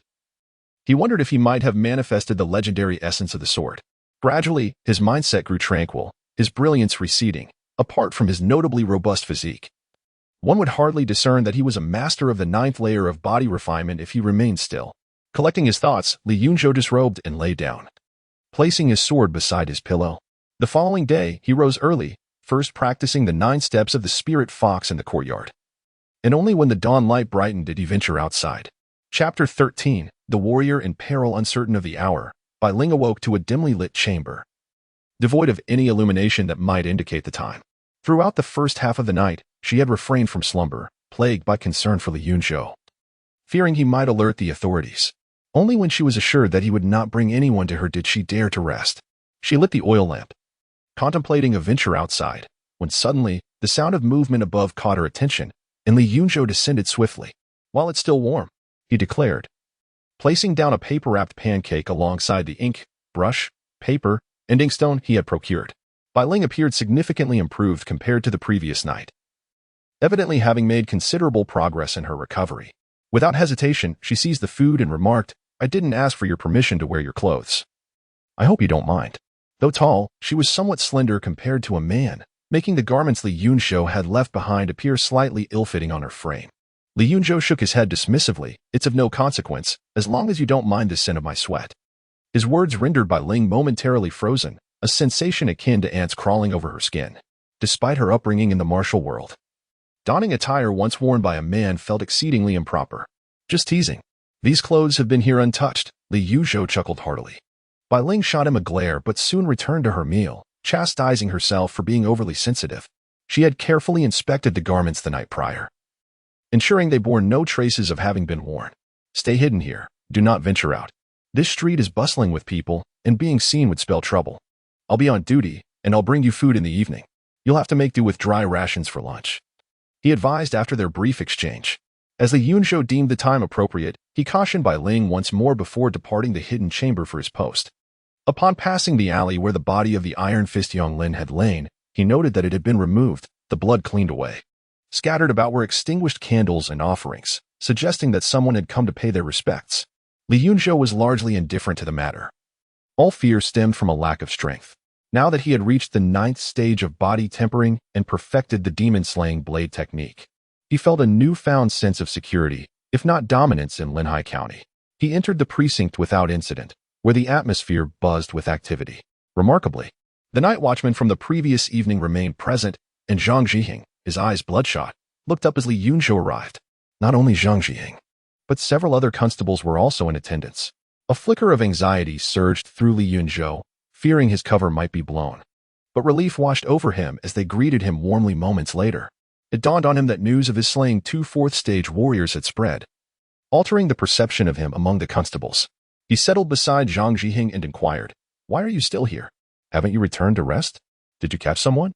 He already knew they had not apprehended anyone, yet Zhang Zhiheng's continued presence was unusual, prompting him to seek clarification. Zhang Zhiheng sighed in frustration, shaking his head. "No captures yet. Soon, the captain will deliver a reprimand, so we cannot leave just yet." Li Yunzhou nodded silently. Regardless of whether the assassination of the county magistrate was true or false, the fact that the perpetrator had not been apprehended indicated a dereliction of duty on the part of the constables. Consequently, the head constable would inevitably face reprimand from the magistrate, and naturally, any ire would be directed towards the constables. At this moment, Zhang Zhiheng leaned closer and whispered, "Last night, it was not only the county magistrate who was attacked. While the brothers were conducting a search, they happened upon 2 demons praying. 5 or 6 of our brothers perished, and had it not been for the presence of a master from the magistrate's residence nearby, we might have lost many more." Li Yunzhou felt a chill run down his spine. Indeed, this was a stroke of misfortune. Seeking humans, they instead encountered demons. And the appearance of 2 demons in a single night was certainly an ominous sign. The county of Linhai had never before witnessed such a phenomenon, where 2 demons entered the city simultaneously to hunt. Unless it was mere coincidence, the situation was grave. As for the demons, one had been injured and fled, while the other was said to have wounded a master from the magistrate's residence before departing calmly. Those who could be nurtured within the magistrate's household and attain mastery were at least at the 9th level of body refinement. Thus, the demon that injured the magistrate's master was most likely a shapeshifter, perhaps even the fox demon he had encountered previously. "Do you know the identities of those devoured by these demons?" Li Yunzhou shook his head. Zhang Zhiheng replied softly, "It was Iron Wire Fist Hong Yong and Iron Sand Palm Lu Yuan." Li Yunzhou recognized both names. They were renowned martial artists in Linhai County, each running their own schools. One was at the 7th level of body refinement, and the other at the 6th. While they posed little threat to him now, they had certainly been formidable figures just yesterday, and the fact that such individuals had perished was alarming. The demons had specifically targeted martial artists and spared ordinary citizens. He keenly grasped the implication behind Zhang Zhiheng's words. Indeed, Iron Wire Fist Hong Yong had been reduced to a mere foot, while Iron Sand Palm Lu Yuan had lost half an arm. With their families unscathed, even their wives and concubines, who had shared their beds, remained unharmed. Had the brothers not coincidentally searched their home, nothing would likely have remained. Martial artists were in peril. In previous instances, demons dared only to prey upon ordinary people. Now, the fact that demons were consuming martial artists while sparing common folk was far more serious than the assassination of the magistrate, as it indicated that all martial artists had become targets. "Your previous discretion was prudent, but revealing your strength yesterday was unwise. Exercise caution henceforth," Zhang Zhiheng said anxiously. The greater one's fame, the higher the likelihood of attracting demonic attention. He wished to shed the mantle of genius. "Are you afraid?" Li Yunzhou chuckled. "I fear dying before I have had the chance to grow. If my strength were equal, I would have no fear of those beasts," Zhang Zhiheng retorted fiercely. In the next moment, he leaned closer again. "Last night, we discovered that Iron Fist Yong Lin was murdered in a nearby alley. Are there any masters residing in your vicinity?" Li Yunzhou was taken aback. "Yong Lin is dead?" "He was a formidable master at the 7th level of body refinement. How could anyone kill him?" "To my knowledge, there are no masters residing near my home." It is indeed perplexing. However, what is even more astonishing is his family. After being notified, they collected the body and departed without filing a report. Zhang Zhiheng furrowed his brow slightly. Matters of the underworld are best left untouched. Perhaps they believe that the individual capable of killing Yong Lin is beyond their reach. This notion holds merit. It is also possible that they already know the identity of the murderer and desire to exact their own revenge, considering Yong Lin's connections to the Iron Lion Pavilion. The leader of the gang has arrived. Suddenly, a voice called out, prompting Li Yunzhou and Zhang Zhiheng to cease their conversation. Chapter 14. Chief Constable Wu Yun in Linhai County. There exist 3 chief constables, 1 chief constable and 2 deputy constables, all of whom must attain the 9th level of body tempering to assume their roles. According to the memories of my predecessor, Chief Constable Wu Yun has occupied his position for over a decade, though the exact duration eludes recall. Perhaps it has been more than 10 years or nearly 20. Wu Yun is shrouded in mystery, seldom making appearances. During my predecessor's 2-year tenure in the office, encounters with Wu Yun were scant, barely amounting to the count of a single hand. The impression left was of a robust and imposing figure, nearing 50 yet appearing to be in his 30s. As all the constables stood in formation, Wu Yun commenced his address, albeit it was filled with insipid platitudes, merely reprimands, admonitions, and words of encouragement, urging everyone to serve the office diligently, akin to beasts of burden. From this day forth, the 2 deputy constables and I will take turns overseeing this establishment. This statement, albeit somewhat significant, cast a pall over the faces of the assembly. The 3 chief constables had the liberty to arrive and depart at their whim, often absent for months at a time, with matters solely dictated by the inspector's arrangements.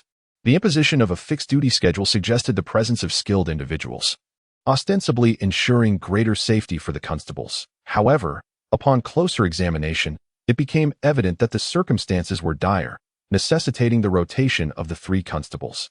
Just when it seemed the address had concluded, Wu Yun proceeded to announce further adjustments to the duty roster and personnel. Ordinarily, the daytime constables were the most numerous.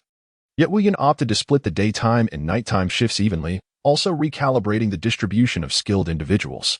Some captains were themselves experts at the 5th or 6th level of body tempering, commanding subordinates who were all above the 2nd level, resulting in a significant imbalance of power. Conversely, in Captain Li Yunzhou's squad, prior to these changes, only 2 members were at the 2nd level, while the rest languished at the 1st level. Such a disparity could spell disaster should they encounter formidable foes, ultimately jeopardizing their ability to fulfill the office's mandates. 2 of his subordinates, both at the 1st level of body tempering, were reassigned, replaced by an individual at the 3rd level in Zhangjiang, significantly enhancing their strength. I have heard that you dispatched 2 4th-level warriors in the street yesterday. Is this true? Wu Yun inquired, his gaze fixed upon Li Yunzhou. Li Yunzhou nodded affirmatively. This is indeed true. I have documented the details and submitted them as an official report to the inspector. Very well. You shall continue in your role as captain of this squad. It was clear that had he still been at the 1st level of body tempering, Wu Yun would have stripped him of his captaincy. With the adjustments complete, those responsible for the night shift returned, while the daytime personnel remained. Wu Yun retreated into the office designated for the chief constable and did not re-emerge. Shall we return to rest? Li Yunzhou asked Zhang Jiang. No need. I can endure. We are in tumultuous times, and should any issues arise, no one can afford the consequences. He shook his head in refusal. For a martial artist, being sleepless for a day and a night was not an overly grievous matter. My name is Gu Hao. I hope to receive your guidance in the future. The 3rd-level constable said with a smile.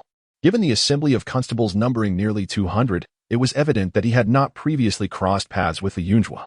Well said. From now on we are comrades. A group departed from the precinct, continuing their pursuit of the assailant who had attempted to assassinate the county magistrate the previous night. Li Yunzhou divided the team into 2 factions. He led 3, while Zhang Jihing commanded 5, initiating a thorough investigation of the inns, taverns, medical facilities, and martial arts schools along their designated streets. In truth, their efforts were somewhat perfunctory. It was merely a formality. After all, according to intelligence from the magistrate's residence, the assassin had managed to escape, indicating formidable skills. The likelihood of these junior constables uncovering any trace of such an adept was exceedingly slim. Moreover, the county magistrate was not a paragon of virtue. These constables often extorted protection fees, a portion of which they were obliged to remit to him. Li Yunzhou harbored no concerns about the assassin's whereabouts. He was acutely aware of where the culprit was hiding. He conducted the searches with utmost diligence, meticulously inspecting every guest and patient in the inns and clinics, causing his companions, including Gu Hao, to become increasingly anxious, fearing they might inadvertently stumble upon the assassin. The morning passed in this manner, yielding no results. At this juncture, Wu Yun declared that the manhunt for the assassin would be suspended. Given the elapsed time, it was presumed the assassin had already fled the city, rendering further pursuit futile. Even if the assassin remained within the city limits, unless they were prepared to scour every inch of Linhai County, the chances of success were negligible. In a nearby restaurant, the group indulged in a hearty meal, marking the first shared repast for Zhang Jihing and Gu Hao with their team. Even those who had previously been dismissive of Li Yunzhou's authority were present. The tale of Li Yunzhou's victory over a fourth-tier adept had spread, and those who once doubted him had become more compliant, recognizing the significance of his achievement at such a young age. Suddenly, a messenger constable arrived, prompting everyone to set aside their chopsticks, fully aware that business awaited. "Gentlemen, there is an official matter." The messenger handed Li Yunzhou a document. "Please finish your meal promptly. Captainly, as Magistrate Tian awaits your report." Magistrate Tian, known as Tian Qing, was responsible for coordinating their official duties and liaising with the county office. His rank was comparable to that of the chief constable, Wu Yun, though his standing within the bureaucratic hierarchy was considerably lower, even beneath that of the two deputy constables. Tian Qing was also among Li Yunzhou's supporters. His ascension to captaincy was partly due to Tian's assistance, although their connection was established through the Qingzhou gang rather than through official channels. "Very well," Li Yunzhou responded, accepting the document as the messenger departed in haste. Upon opening the document, he discerned that it pertained to a potential demon sighting in a place called Xiaoyang Village, instructing him to investigate with a few men. "The outskirts are perilous, and numbers offer little protection. Who among you is willing to accompany me to Xiaoyang Village?" He passed the document around for all to peruse before inquiring. Silence ensued, as every constable was acutely aware of the dangers lurking beyond the city limits, especially in rural areas, which were often havens for malevolent creatures, with first- and second-tier cultivators regarded as no more than ordinary mortals. "Count me in." Zhang Zhiheng was the first to volunteer. The transformation of demons and those yet to undergo such metamorphosis, particularly the more formidable beastly entities, does not imply an inability to confront them. I consider myself among them. There is no need for additional assistance. Together with the captain, the three of us shall suffice. Gu Hao spoke up, acknowledging his status as a third-level body tempering practitioner, possessing just enough strength for self-preservation. It would be unwise to bring along those at the first or second levels of body tempering, as encountering a demon could lead to complications. The three strongest warriors, united, can both advance and retreat, ensuring a swifter escape if necessary. The others regarded him with gratitude. This was an official duty, and had Li Yunzhou insisted on everyone's involvement, none would dare to refuse. Of course, the likelihood of encountering demons remains uncertain. "Very well, it shall be the three of us. The rest may patrol the streets," Li Yunzhou decisively concluded. Chapter 15. Ambushed on the road upon exiting the tavern. Li Yunzhou and his companions parted ways with the others and made their way towards Xiaoyang Village, swiftly leaving the city behind. Linhai County was modest in size, with a population of less than 100,000, and merely 3,000 to 4,000 resided within the county seat. As they ventured further, the road became increasingly desolate, with scarcely any pedestrians in sight. "Hand over your blades." At that moment, Gu Hao glanced around to ensure the area was deserted and retrieved a porcelain vial from his bosom. Zhang Zhiheng looked on in astonishment. "What is this?" "Poison, an instant killer upon contact with blood. Apply it to your blade, and it guarantees death. Even a master at the 7th or 8th level of physical refinement would lose half their life," Gu Hao explained. Zhang Zhiheng was taken aback, realizing that this newfound acquaintance, Gu Hao, was proficient in the art of poison and was even encouraging them to partake in its use. "I refuse to employ such vile means. We are law enforcement officials, bound to act with integrity. Our duty is to apprehend criminals, not to take lives," he asserted, shaking his head in rejection of Gu Hao's offer. "Give it to me." Li Yunzhou did not relinquish his blade to Gu Hao. Instead, he accepted the porcelain vial and proceeded to coat his weapon with the poison. He harbored no qualms about the morality of his actions. For him, any means that ensured the demise of his adversaries was justifiable. However, this incident served as a cautionary reminder. In future confrontations, he should be wary of poisoned blades and carry antidotes on his person. This is a remarkable substance. As he spread the colorless and odorless poison on his blade, he noted how perfectly suited it was for deceit. He then tossed the vial to Zhang Zhiheng, saying, "You should apply a bit as well." "I will not stoop to such treachery," Zhang Zhiheng stubbornly refused, clearly maintaining a sense of pride as a talented officer of the law. "Just a dab." Poison is not only effective against humans, it can also be lethal to those monsters. You newcomers are unaware, but those seasoned in the bureau always carry some poison with them, Gu Hao remarked. His explanation prompted Zhang Zhiheng to relent. While he was reluctant to use poison against humans, utilizing it against monsters posed no moral dilemma. "Are you suggesting we may encounter monsters on this journey? Those beasts that have taken people must have already fled," he inquired, glancing at Gu Hao as he applied the poison. Among the trio, both he and Li Yunzhou were relatively inexperienced, having been with the Bureau for merely 2 years. However, judging by Gu Hao's age, he must have served for over 7 or 8 years.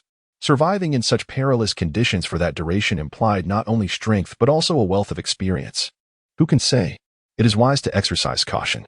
Underestimating those monsters is a grave error. They possess intelligence and are more cunning than humans. They may have set traps for us, Gu Hao cautioned. The consumption of a martial artist is far more advantageous than that of 10 ordinary individuals. This aversion to leaving the city is precisely due to that reason. Once we step outside, we become prime targets in the eyes of those fiends. With the poison applied, the three continued their journey towards Xiaoyang village. Li Yunzhou observed that despite Zhang Zhiheng's prior resistance to using poison, after coating his blade, he seemed to exude newfound confidence. After walking for a while, Xiaoyang village was already in sight. However, at that moment, a tremendous commotion erupted from behind, as if some colossal creature were galloping across the ground. The three turned to look back and beheld a cloud of dust rising from the road, with a figure sprinting at an astonishing speed, kicking up dirt as though a dozen horses were thundering along. Experts. The expressions of Zhang Zhiheng and Gu Hao shifted dramatically. Judging by the momentum, the prowess of this rushing individual was at least at the 7th level of body tempering. This person was in a great hurry. Let us make way and avoid provoking him. Zhang Zhiheng was the first to step aside. I hope he is not here to trouble us. Gu Hao's face exhibited concern as he too pulled Li Yunzhou to the roadside, his hand resting on the hilt of his sword, ever ready to strike. As anticipated, trouble was indeed upon them. Mere moments later, the dust-laden figure halted before them, a fierce wind whipping their hair about. I seek only Li Yunzhou. If you too wish to live, you'd best vacate the premises. His thunderous shout resonated, deafening in its intensity. Indeed, he had come seeking trouble. Both Gu Hao and Zhang Zhiheng's expressions darkened, for this was unmistakably an expert of the 8th level of body tempering. Who are you? Think carefully about the consequences of harming the constables, Zhang Zhiheng retorted, his body tense with apprehension. Begone, were it not for Wu Yun's sake. You wouldn't even have the chance to leave. Don't make me kill you alongside him. As he spoke, he advanced a step, unleashing a formidable force that shattered the ground beneath him. Zhang Zhiheng was not intimidated. With a clang, he drew his poison blade, revealing his 5th level of body tempering. You needn't regard my uncle's reputation. If you wish to slay Captain Li, you'll have to eliminate us as well. He had evidently concealed some of his strength. His true prowess was not at the 4th level, but rather the 5th. Gu Hao swallowed hard, drawing his sword as well. At that moment, he had neither the time nor inclination to ponder Zhang Zhiheng's connections to Wu Yun. Li Yunzhou, however, remained largely unfazed. An 8th level body tempering expert was merely that, and one whose vitality was already waning. It would take but a few strikes to deal with him. What intrigued him more was Zhang Zhiheng's surprising advancement to the 5th level of body tempering in merely 2 years, a testament to his status as the most talented individual of the constabulary. The newcomer's eyes gleamed with a chilling light. Stubborn fool.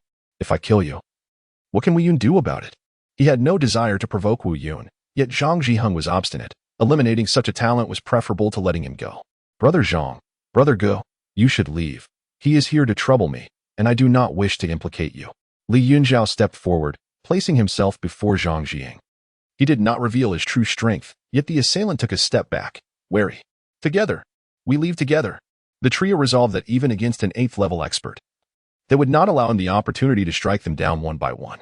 Zhang Zhiheng and Gu Hao remained steadfast, their gazes fixed firmly on the intruder. Seeing this, Li Yunzhou no longer insisted they depart. Whether out of concern for being picked off individually or a sense of loyalty, they were determined to assist him. Thus, revealing his true prowess to them was of little concern. Which faction do you belong to, the Qingzhou gang or the Taisha Pavilion? He slightly raised his eyelids, his gaze sweeping over the newcomer. The ones who wish to take his life are likely from these 2 factions, with a high probability of being the latter. If the Qingzhou gang were to eliminate him, they would not dispatch a master of the 8th layer of body refinement. Yang Lin's demise is indeed related to you. Speak. Who was responsible for his death? I shall grant you a swift end. Zhang Zhiheng and Gu Hao were both left dumbfounded, realizing that it was indeed connected to the murder of Yang Lin from the Taisha Pavilion. Zhang Zhiheng wore a face full of resentment, for Li Yunzhou, that rascal, clearly knew the circumstances surrounding Yang Lin's death, yet pretended to be oblivious while seeking information in front of him. Did you not consider that it was I who killed him? Of course we did. The man's pupils constricted sharply, and before he could utter a word, a sound akin to the ringing of a blade echoed in his ears. A flash of silver erupted forth, cascading like a waterfall. Bang! The earth exploded, and Li Yunzhu's figure shot forth like a swift arrow. Chapter 16. Deadly Intent. The 9 Steps of the Spirit Fox. The perfected demon-slaying blade technique. The 9th level of body refinement. In an instant, all of Li Yunzhua's abilities erupted forth. His stature seemed to soar, and his muscles bulged, nearly tearing his garments as his skin turned a steely hue, radiating a chilling metallic sheen. How could this be? The Avenger for Yonglin was aghast. Zhang Zhiheng, possessing the 5th level of body refinement, was already a rare genius in Linhai County, destined to achieve at least one extreme refinement and break through to the realm of inner strength warriors. Such a young individual at the 9th level of body refinement was indeed a rarity in the annals of Linhai County's history. He desperately retreated, but how could he, a waning warrior of the 8th level, evade the strikes of one at the pinnacle of the 9th level? The heavy blade struck him with brutal force, the razor-sharp edge effortlessly slicing through flesh and bone, tearing apart his innards. A torrent of power surged forth, propelling his body backward as blood sprayed in the air, before he crashed heavily to the ground, raising a cloud of dust. The 9th level of body refinement. Only then did Zhang Zhiheng come to his senses, screaming in terror, his mind a tempest of disbelief. He, at the 5th level, had already been deemed a rare prodigy by his uncle, Wu Yun. What then was Li Yunzhou at the 9th level? It dawned upon him that Li Yunzhou had refrained from sparring yesterday, not from a lack of ambition, but from disdain.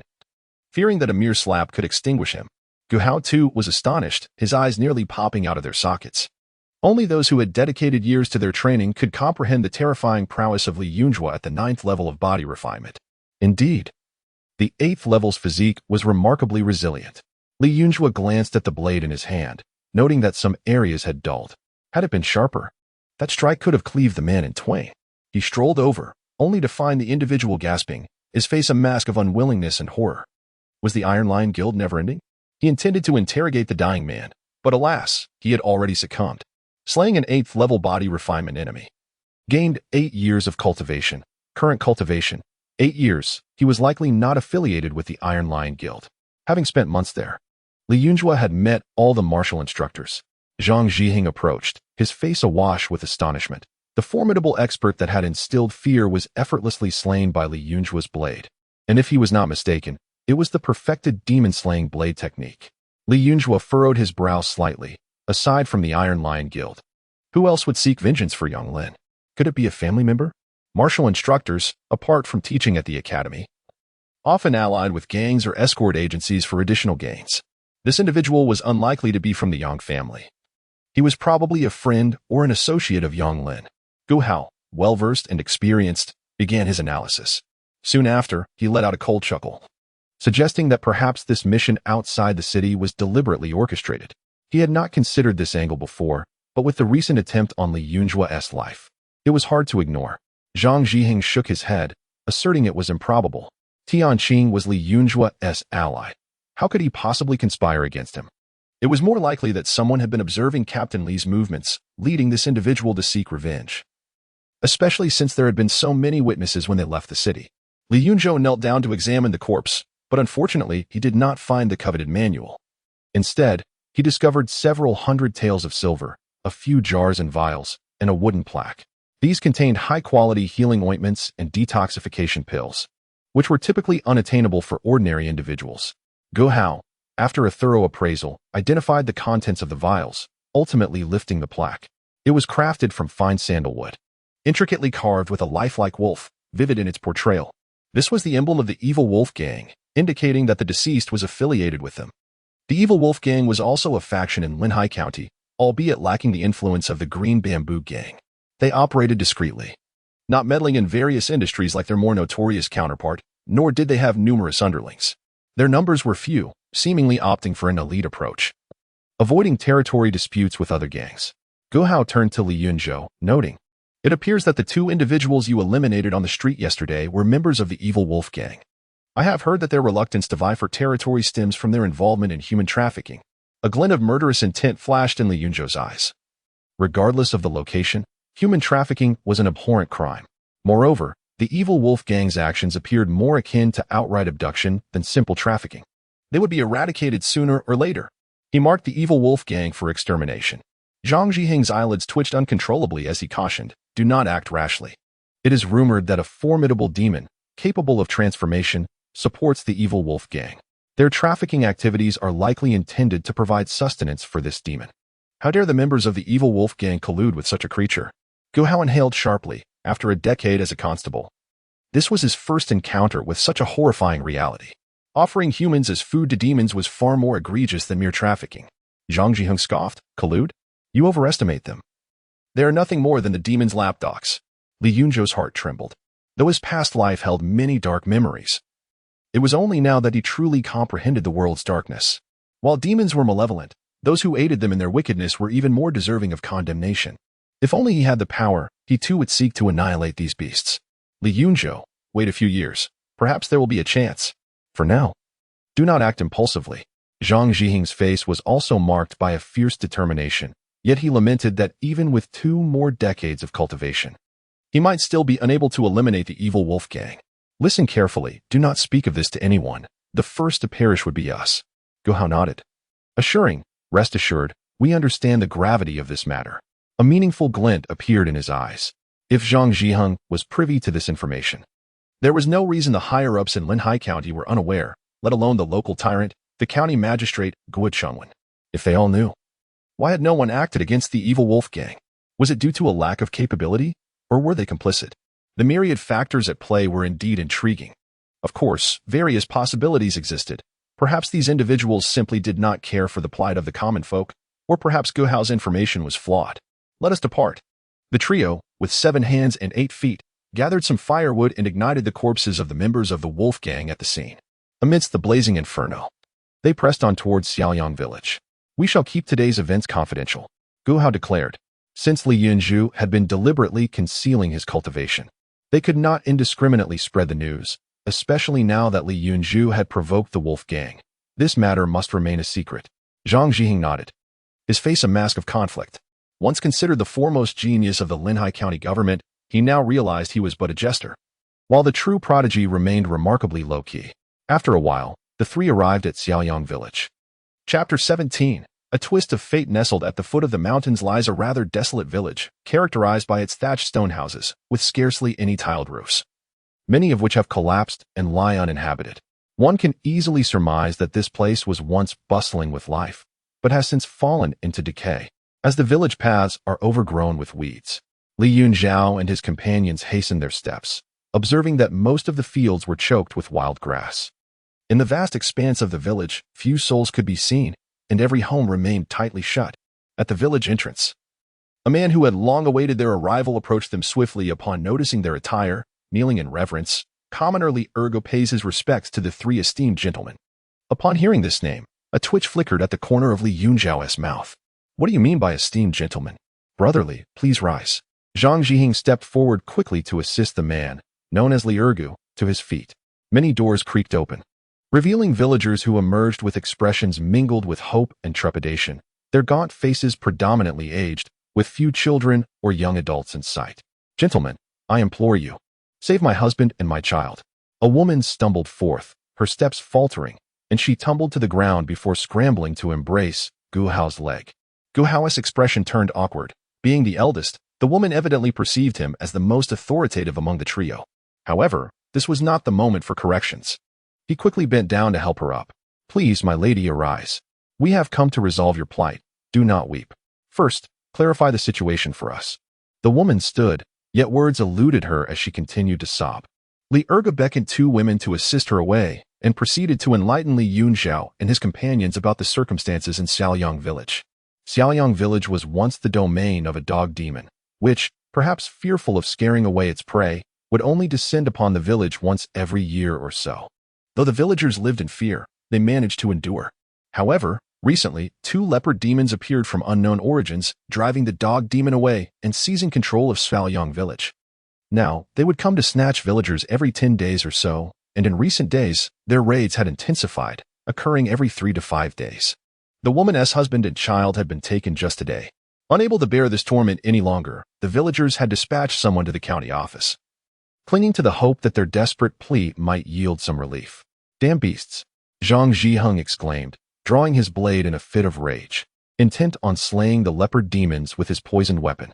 The likelihood that the woman's husband and child had already met a gruesome fate weighed heavily on them. Their visit was not driven by the belief that rescue was feasible, but rather a grim acceptance of the reality that it was not. The rampant demon menace outside the city was not due to the inaction of the constables. In truth, whenever the villagers reported incidents, the authorities would dispatch officers to investigate. Yet, by the time the constables arrived, the demons had long vanished, leaving them to return empty-handed time and again.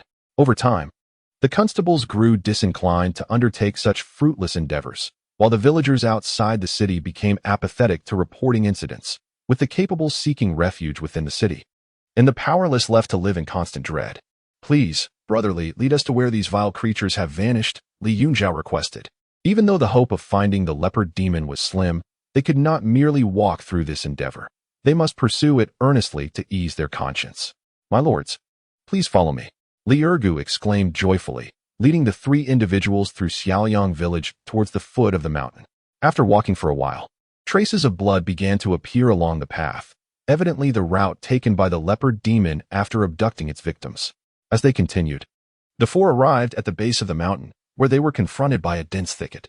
The county of Linhai earned its name due to its encirclement by mountains, surrounded by endless ranges and forests. The prevalence of demon-related calamities in Linhai County stemmed from this very reason. Once a demon captured a person and fled into the woods, even hundreds of searchers would struggle to uncover any trace. The leopard demon had undoubtedly made its escape through this very path. Li Ergu pointed forward, and the three companions felt overwhelmed. Not only were they just 3, but even 30 would find it futile. As for tracking, demons were hardly foolish. If they could be traced so easily, they would not have been so brazen for so long. Yet, having arrived, they felt compelled to pursue the matter. Who knew what they might discover? "Let us venture deeper. You return to reassure the villagers," Li Yunzhou declared, drawing his sword and leading the way into the thicket. Following the ground's evidence deeper into the woods, Gu Hao and Zhang Zhiheng split to the left and right, brandishing their blades as they followed suit. However, the trio had not ventured far when a voice called out from behind, "My lords, please wait." Turning back, they glimpsed a robust middle-aged man sprinting towards them through the thicket, brandishing a steel fork and carrying an iron bell. The three had no choice but to retreat from the underbrush. "What is your business, Zhang Xian?"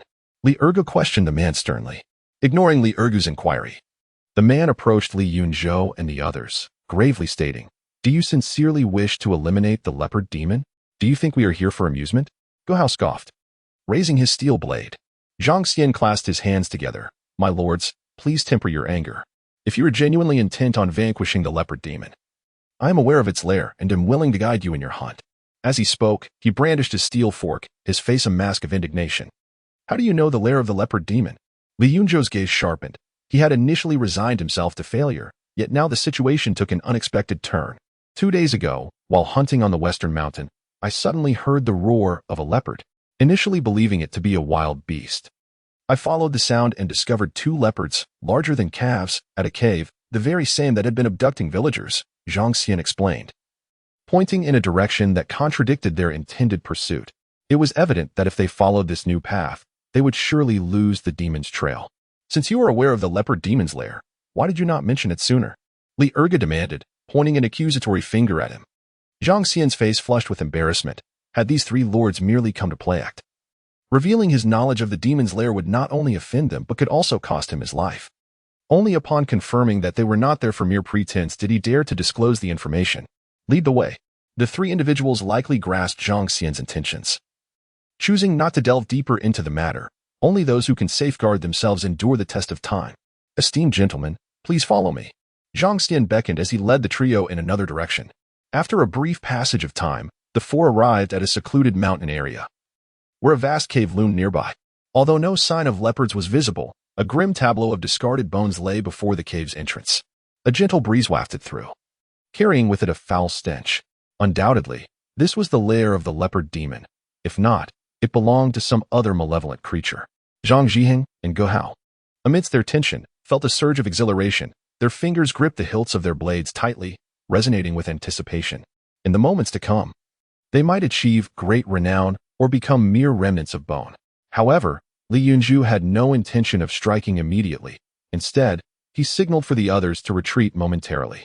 Chapter 18. The blade strikes the leopard demon. Although Zhang Zhiheng and the others were perplexed by the need to retreat, they complied without question.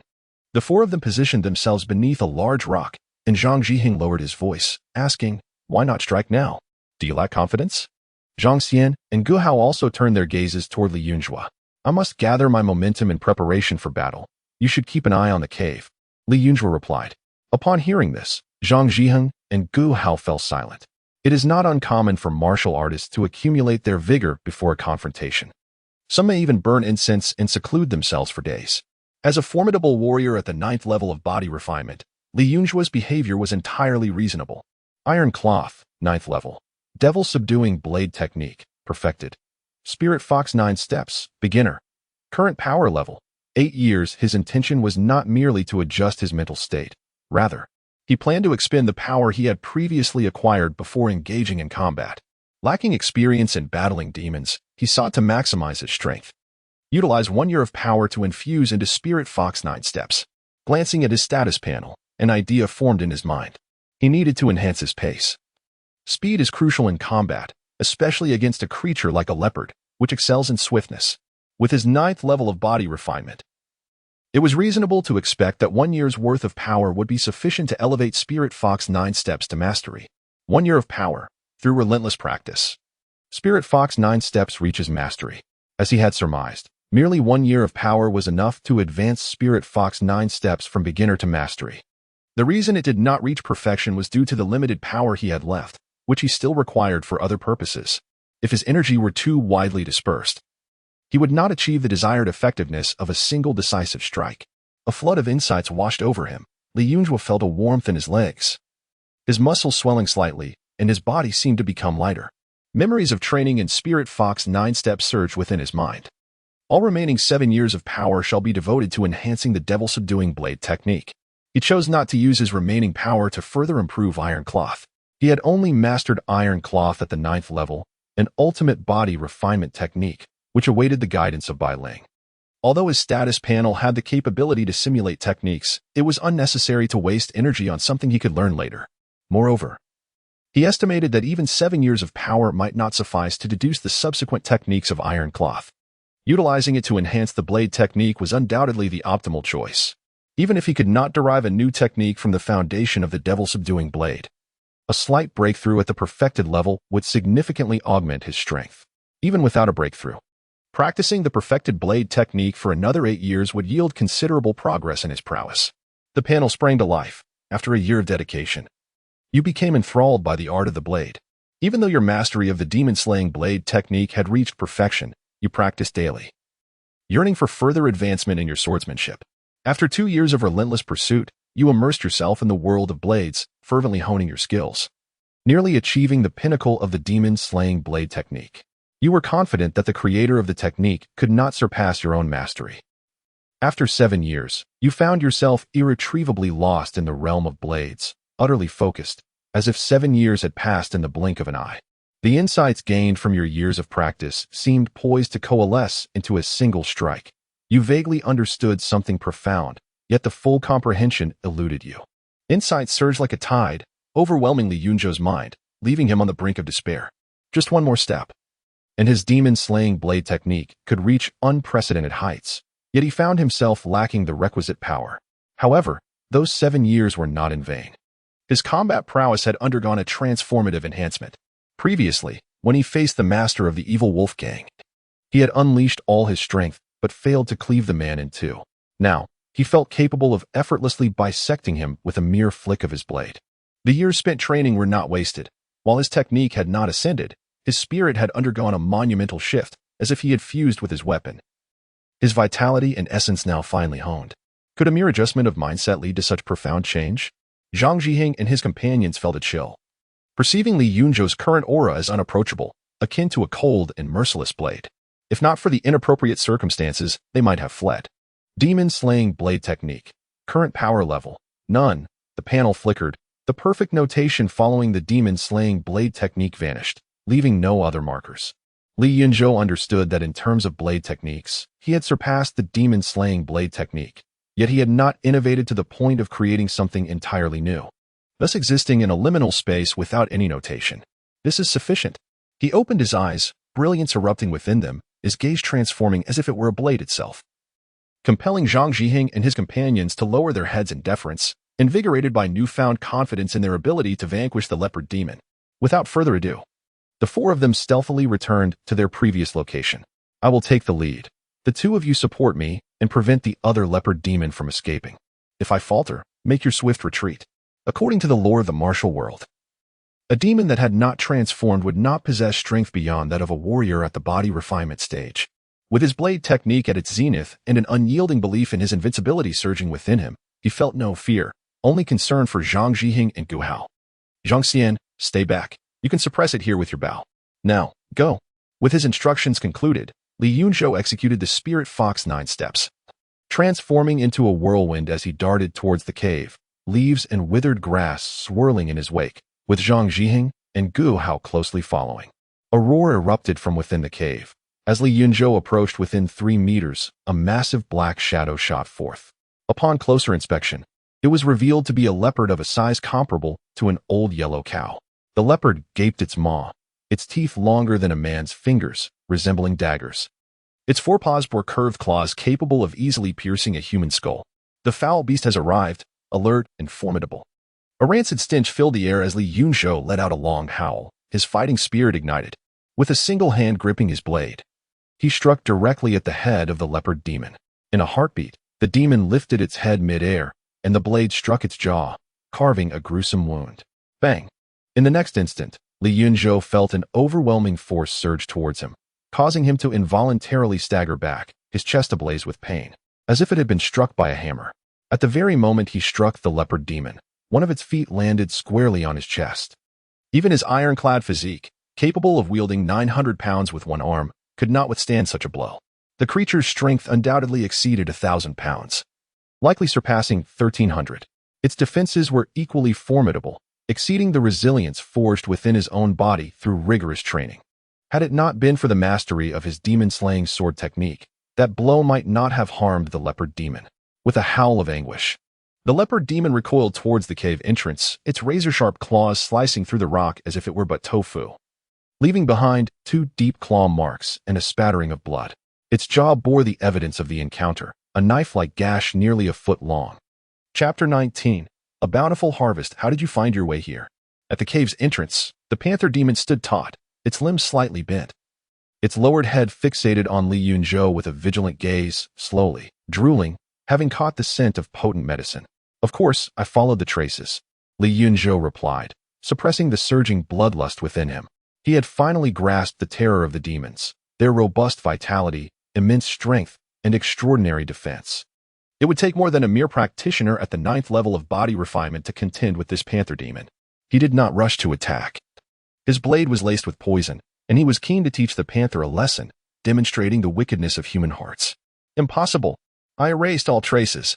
The panther demon growled, displaying a remarkable level of intelligence. My husband, you are injured. At that moment, another panther demon emerged from within the cave. Though slightly smaller in stature, it approached and began to lick the blood off the first panther demon, causing Li Yunzhou's lips to twitch. That blood was undoubtedly tainted with poison. Yet, these demons were indeed formidable. Such lethal poison, which had previously killed a master from the evil wolf gang upon mere contact, had not yet manifested its effects on the demon before him. Zhang Zhiheng and Gu Hao swallowed nervously, given the size of the second panther. Its strength likely rivaled that of the first. If they became entangled with the two, it would likely lead only to their demise. After all, even Li Yunzhou had sustained injuries. Fortunately, the panther demon had been poisoned, and they hoped for a reprieve. I must return to care for my child. I was merely careless. Today, I intend to use this potent medicine to lay a solid foundation for my son, allowing him to consume the flesh and blood of a practitioner at the 9th level of body refinement. The first panther demon swiped at the second, preventing it from continuing its feast. It seemed they were a pair, likely capturing prey so frequently due to the need to nurture their young. Li Yunzhou raised his eyelids slightly. Have you never considered that your entire family might meet a grim fate? Suddenly, the panther demon trembled, its expression shifting drastically. How dare you? The blade is poisoned. At last, the poison took effect, the panther's blood turning pitch black, its vitality waning. Realization dawned too late. Li Yunzhou struck first. In an instant, his body swelled, his skin taking on a bluish hue, as if clad in iron armor. The battle blade in his hand sang with a fierce resonance as he executed the 9 steps of the spirit fox, charging towards the cave. Simultaneously, the 2 panther demons lunged at him, jaws bared, the force of their advance stirring a cloud of dust. However, all of this had been calculated by Li Yunzhou in advance.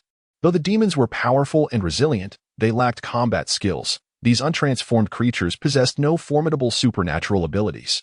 As long as he could breach their defenses, slaying them would not prove difficult. In mid-attack, he deftly maneuvered to the side of the second panther demon, raising his long blade high, emanating a crimson glow as he brought it down with ferocity. Die! The second panther demon was caught off guard, the long blade descending upon its neck just as the poison began to take hold. Li Yunzhou felt a brief resistance in his hand. Yet the blade continued its path unhindered. Compared to the first panther, its defenses were considerably weaker, and with the poison surging within it, its head was severed cleanly, rolling upon the ground for several rotations. Blood splattered as it surged forward under the force of inertia, only to collapse after a considerable distance. A furious roar erupted from the first leopard demon, which then turned to pounce upon Li Yunzhou. However, the effects of the poison had already diminished its former ferocity and speed.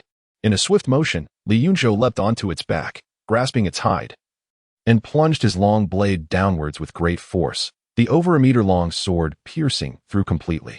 See, I told you your entire family would meet their doom. Withdrawing his blade and leaping aside, the massive form of the leopard demon crashed to the ground, its fierce gaze fixed on Li Yunzhou, gradually losing its luster. Such ferocity, such strength. Zhang Zhiheng and Gu Hao were utterly astonished. 2 leopard demons, each possessing immense power, had been single-handedly vanquished by Li Yunzhou, leaving them no opportunity to intervene. Slayed untransformed leopard demon, gained 16 years of power. Slayed untransformed leopard demon, gained 20 years of power. Current power, 36 years, an extraordinary gain. Acquiring 36 years of power, more exhilarating than taking a life. A smile curled at the corners of Li Yunzhou's lips. Gu Hao's suggestion proved astute. Had it not been for the poison, slaying 2 leopard demons would have been far from simple. As they entered the cave, they were greeted by a grim sight of white bones and strands of flesh that had yet to decompose. The cave was shallow, merely 5 or 6 meters deep. And the trio soon reached the end, where 3 newly born cubs lay nestled in their den, their eyes still sealed shut. The captives from earlier that day had all perished. One had even been devoured halfway, blood staining the ground. Such cruelty. Zhang Xian arrived, and upon witnessing the scene, his eyes reddened with fury, his body trembling. They had ultimately arrived too late. Anger surged within Li Yunzhou as he ruthlessly picked up each cub and smashed them to death. Regrettably, none yielded any power, clearly indicating that these cubs were not demons. Gu Hao rummaged through the cave and unearthed some gold and silver, along with a few precious herbs. The amount of gold and silver was modest, each of the 3 receiving about 100 taels, while the remaining 50 taels were intended for the people of Shaoyang village. Thank you, esteemed sirs, Zhang Xian exclaimed, overwhelmed with gratitude as he knelt, bowing deeply. The true treasures were the 4 rare herbs. 2 were 50-year-old blood ginsengs, while the other 2, which Li Yunzhou did not recognize, were identified by Gu Hao as golden bone grass, a miraculous herb for fortifying bones and enhancing vitality, surpassing even the blood ginseng in value, something unattainable by mere wealth. Li Yunzhou opted for 2 golden bone grasses, allowing Gu Hao and Zhang Zhiheng to share the blood ginsengs, as he intended to undergo extreme body refinement, with the golden bone grass significantly alleviating his burdens. Once the distribution concluded, the 3 combined their strength to carry the 2 corpses outside the cave, instructing Zhang Xian to return for assistance in handling the remains. How shall we dispose of the leopard demons' bodies? Should we burn them? Li Yunzhou and Zhang Zhiheng turned to Gu Hao. Their brief tenure as constables left them inexperienced in such matters, particularly as it raised the question of whether to reveal Li Yunzhou's concealed prowess. Gu Hao pondered for a moment before speaking. The deed of slaying the leopard demon will surely be known throughout Shaoyang village. It cannot be concealed. In that case, we should take the demon's carcass back to claim our reward. We can downplay the demon's prowess and apply some poison to obscure the truth. Moreover, the rewards for vanquishing such fiends as decreed by the 3 heads are quite generous, with rumors of acquiring profound techniques and scriptures. When the time comes, Captain Li will gain both fame and fortune, and even the evil wolf gang will have to weigh the consequences before attempting to act against him. Li Yunzhou felt a surge of excitement. He was in dire need of martial arts techniques and had even contemplated spending money to learn some at the martial arts hall in Linhai County. As for the concern of revealing his true strength, he was not particularly troubled. Once he returned and acquired the complete iron cloth skill, his capabilities would undoubtedly soar, leaving the Evil Wolf Gang and the Green Bamboo Gang utterly unaware of his genuine might. The three of them joined forces to drag the leopard demon's body down the mountain. Chapter 20. Controlling the blade with intention. Two ox-drawn carts slowly departed from Xiaoyang village, carrying the lifeless body of the leopard demon. The entire village turned out to bid farewell, even sending a few individuals to assist the trio in transporting the body. They managed to gather 3 scruffy donkeys for the trio to ride back to the city, and the 3 accepted without hesitation, knowing they would return the donkeys once the cart drivers were back. Gu Hao and Zhang Zhiheng were filled with excitement. Although they had merely been bystanders throughout the ordeal, upon their return, they would share in the glory of slaying the leopard demon. The sight of such a sizable demon's carcass being brought back would undoubtedly stir the entire city. Indeed, it had been quite some time since Linhai County had witnessed such an event. We shall rise to fame alongside Captain Li. Who would have thought that after so many years as a constable, Gu Hao, would finally bask in the spotlight? Listening to the conversation between Zhang Zhiheng and Gu Hao, Li Yunzhou focused his attention, summoning his status panel. Iron Cloth Shirt, 9th level. Demon Slaying, Blade Technique. Spirit Fox 9 steps, great accomplishment. Current power level, 36 years. He had previously been on the verge of innovating a new style of blade technique based on the Demon Slaying blade technique. But his insufficient power had forced him to abandon his efforts in frustration. Now, with 36 years of power at his disposal, he was eager to enhance the Demon Slaying blade technique. He infused 3 years of power into it. With 1 year of power, you continue to refine the demon-slaying blade technique, striving to clarify the elusive insights within your mind, yet you remain unable to grasp them fully, desiring yet not obtaining. You cast aside unrealistic conjectures and devote yourself wholeheartedly to practicing the blade. Gradually, you discover that your technique advances by leaps and bounds, becoming increasingly formidable. 3 years pass in the blink of an eye. Enraptured by your training, you lose track of time. With a pure heart and unwavering sincerity, one day, as you swing your blade, the mist dissipates, your convictions undergo a profound transformation, and all that resides in your heart is the will to sever all. You achieve enlightenment. The demon-slaying blade technique is revitalized, reaching new heights, and you comprehend the legendary blade intent. Countless images inundated his mind like a tidal wave, and the insight struck at the core of his being. A myriad of blade lights flickered through his consciousness, leading to a monumental transformation within him. A surge of blade intent emerged from nothingness, swiftly manifesting around him, causing his hair to dance and his robe to flutter. The donkey beneath him groaned in dismay, trembling in fear, while Zhang Zhiheng and Gu Hao stood dumbfounded, their blades vibrating at their waists as if in the presence of a sovereign. Li Yunzhou paid them no mind. He stood up from the kneeling donkey and reached out with an outstretched hand. Blade, come. In the next instant, the long blade was drawn from its sheath, transforming into a silver flash that soared from the donkey's back into his grasp. Gu Hao gasped in astonishment. Is that telekinesis? Harmonizing man and blade? Zhang Zhiheng, his face a mask of shock, murmured to himself, no, this is controlling the blade with intention. Only he understood the profound significance of this technique. The long blade sang in Li Yunzhou's hand, the fierce blade intent converging upon it. He aimed at the roadside and cleaved downward. A crescent-shaped black light flashed, severing everything in its path without a sound. Boom! The rocks exploded, and a large pit was created where the dark light had vanished, resembling a detonation of explosives, revealing some stones with smooth-cut surfaces. Is that the essence of the blade? Zhang Zhiheng's eyes widened in disbelief. He was certain he had not misjudged. Li Yunzhou had indeed wielded his will to manipulate the blade. The presence of blade energy was irrefutable evidence, without becoming an internal energy martial artist. One could only manifest blade energy by comprehending the essence of the blade. Crack. The sword in Li Yunzhou's hand rapidly developed a web of cracks. And under the strain of the blade's essence, the standard-issue sword shattered into countless pieces. A true dragon had emerged from Linhai County, a martial arts prodigy. Zhang Zhiheng trembled with excitement as he leaped off the donkey's back, grasping Li Yunzhou's hand in an unrestrained display. The essence of the blade. I have truly witnessed the essence of the blade. Gu Hao, upon hearing these words, was nearly thrown from his perch on the donkey. Why was it that he and Zhang Zhiheng were merely boasting while Li Yunzhou took the opportunity to grasp the legendary essence of the blade? Stop tugging at me. Li Yunzhou said with a hint of disdain, shaking off Zhang Zhiheng's grip, only to have him latch on again. Had he known this newfound blade technique would lead to such attention, he might have reconsidered. However, at that moment, his understanding of the blade's essence was nascent and earnest, leaving no room for such thoughts. Captain Li, please, tell me, how can one comprehend the essence of the blade? Zhang Zhiheng's face flushed. He had finally encountered someone who understood the essence of the blade, and he would regret it for life if he did not inquire. Keep pulling at me, and I swear I won't say a word. He could hardly tolerate such brazen antics from a grown man. All right, just speak. Zhang Zhiheng quickly released his grip. Focusing intently, even Gu Hao held his breath in anticipation. The genius who comprehended the essence of the blade could surely extract infinite wisdom from even the minutest nuance of Li Yunzhao's words. In truth, grasping the essence of the blade was quite simple. Find a particular sword technique and practice it diligently until perfection is achieved, without pause. When one day, from this foundation, one can create even more formidable techniques, the essence of the blade will be revealed. Zhang Zhiheng's eyes nearly bulged. Is this how you comprehended the essence of the blade? Li Yunzhao nodded.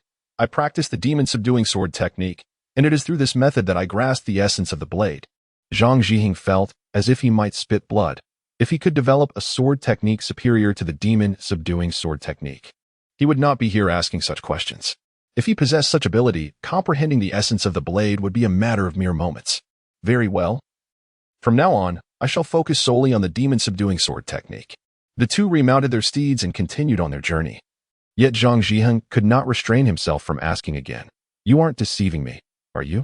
You truly comprehended the essence of the blade solely through the demon-subduing sword technique? He too practiced the demon-subduing sword technique, but had later abandoned it for a stronger technique. Enough of your chatter. Why would I deceive you? However, it is not strictly necessary to specialize in the demon-subduing sword technique. I believe other techniques would suffice as well. Li Yunzhao rolled his eyes, finally redirecting his attention to the task at hand. Soul-severing slash, perfection. Sword intent, beginner.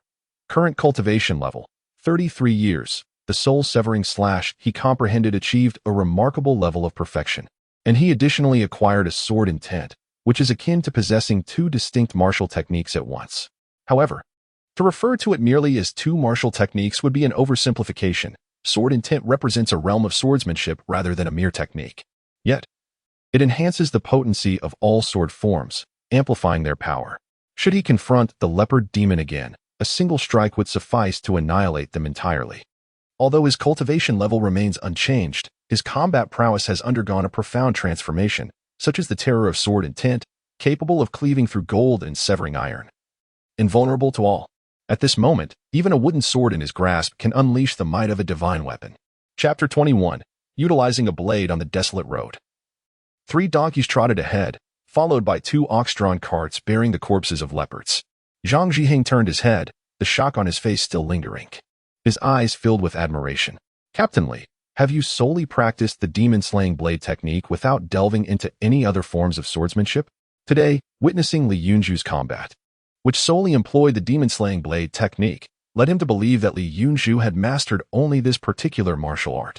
This assumption stemmed from the fact that the true lethality of the demon-slaying blade technique was primarily aimed at malevolent entities.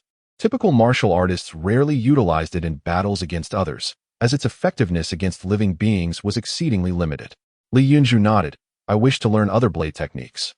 But alas, I possess only the demon-slaying blade technique. Zhang Zhiheng acknowledged this, confident in his deduction.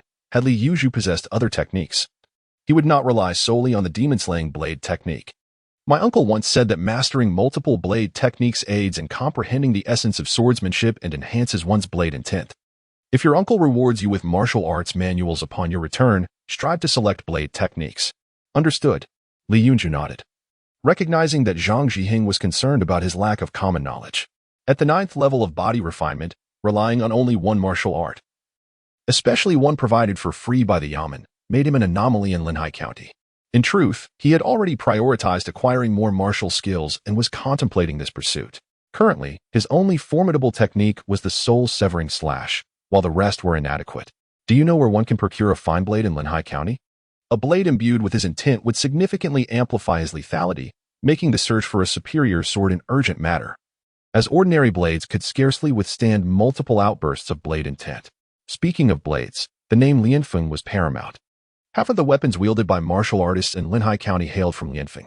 They possessed several prized treasures, and if one could afford the price, a truly exquisite blade awaited, sufficient even for an internal strength practitioner. What is the cost? At least 1,000 taels of silver. Li Yunzhu's lips twitched. His current worth was approximately 800 taels, which did not classify him as impoverished in Linhai County, yet it was insufficient to purchase a single blade.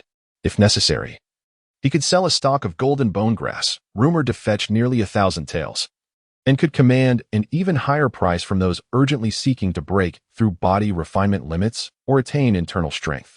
Have you ever encountered an internal strength practitioner? He was intrigued by the realm beyond body refinement, yet his previous memories lacked any connection to internal strength practitioners. Gu Hao had served as a constable for over a decade, and Zhang Zhiheng's uncle, Commander Wu Yun, had opportunities to engage with individuals of that caliber. Moreover, he was likely to confront such individuals soon, making it imperative to acquire knowledge about them. Zhang Zhiheng replied, Commander Wu Yun is indeed an internal strength practitioner. Though I have never witnessed his prowess, I cannot fathom the terror of that realm. Li Yunzhu could not help but feel a tinge of disappointment. I once witnessed a scene during my early days as a constable, while patrolling the streets. I observed a member of the Qingzhou gang, a stick who had mastered the iron cloth technique to the 9th level, provoke an external inner force martial artist. In a swift motion, that individual struck, piercing through the stick's body, rendering it as fragile as parchment. In the hierarchy of the Qingzhou gang, there exist classifications such as foot soldiers, carriage drivers, and sticks. The sticks represent the most formidable faction within the gang, with only those who have achieved the 6th level of body tempering qualifying for this title. The chasm between the 9th level of body tempering and an inner force martial artist is astonishingly vast. Li Yunzhu was taken aback, for he too practiced the iron cloth technique. If an inner force martial artist could easily penetrate the body of a stick who had reached the 9th level, it was evident that he too would suffer the same fate, although his sword intent could rival that power. He merely matched the inner force martialist in terms of offensive capability. In speed and defense, he was significantly outclassed. Thus, in a direct confrontation with an inner force martial artist, the outcome remained uncertain. My uncle once remarked that even a group of 8 or 10 9th-level body tempering martial artists would fall short against a single inner force martial artist. As Zhang Zhiheng noted, Gu Hao, who had witnessed an inner force martial artist in action, was astonished. Are inner force martial artists truly that terrifying? Zhang Zhiheng nodded, explaining. It is said that within the bodies of 9th-level body tempering martial artists lies an immense latent power.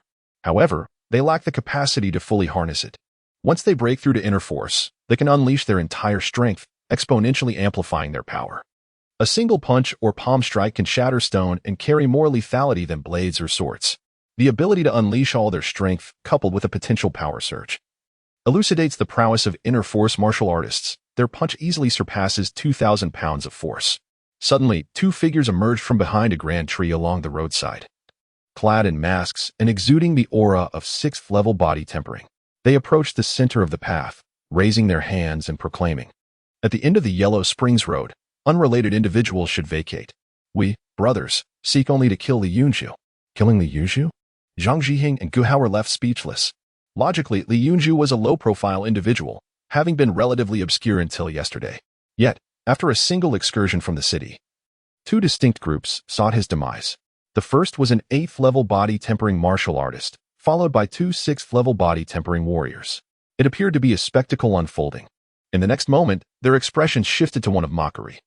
2 6th-level body tempering warriors attempting to slay a genius proficient in sword intent and at the 9th level of body tempering were likely unaware of the meaning of death. Li Yunzhu raised an eyebrow and inquired, Are you 2 the sticks of the Qingzhou gang?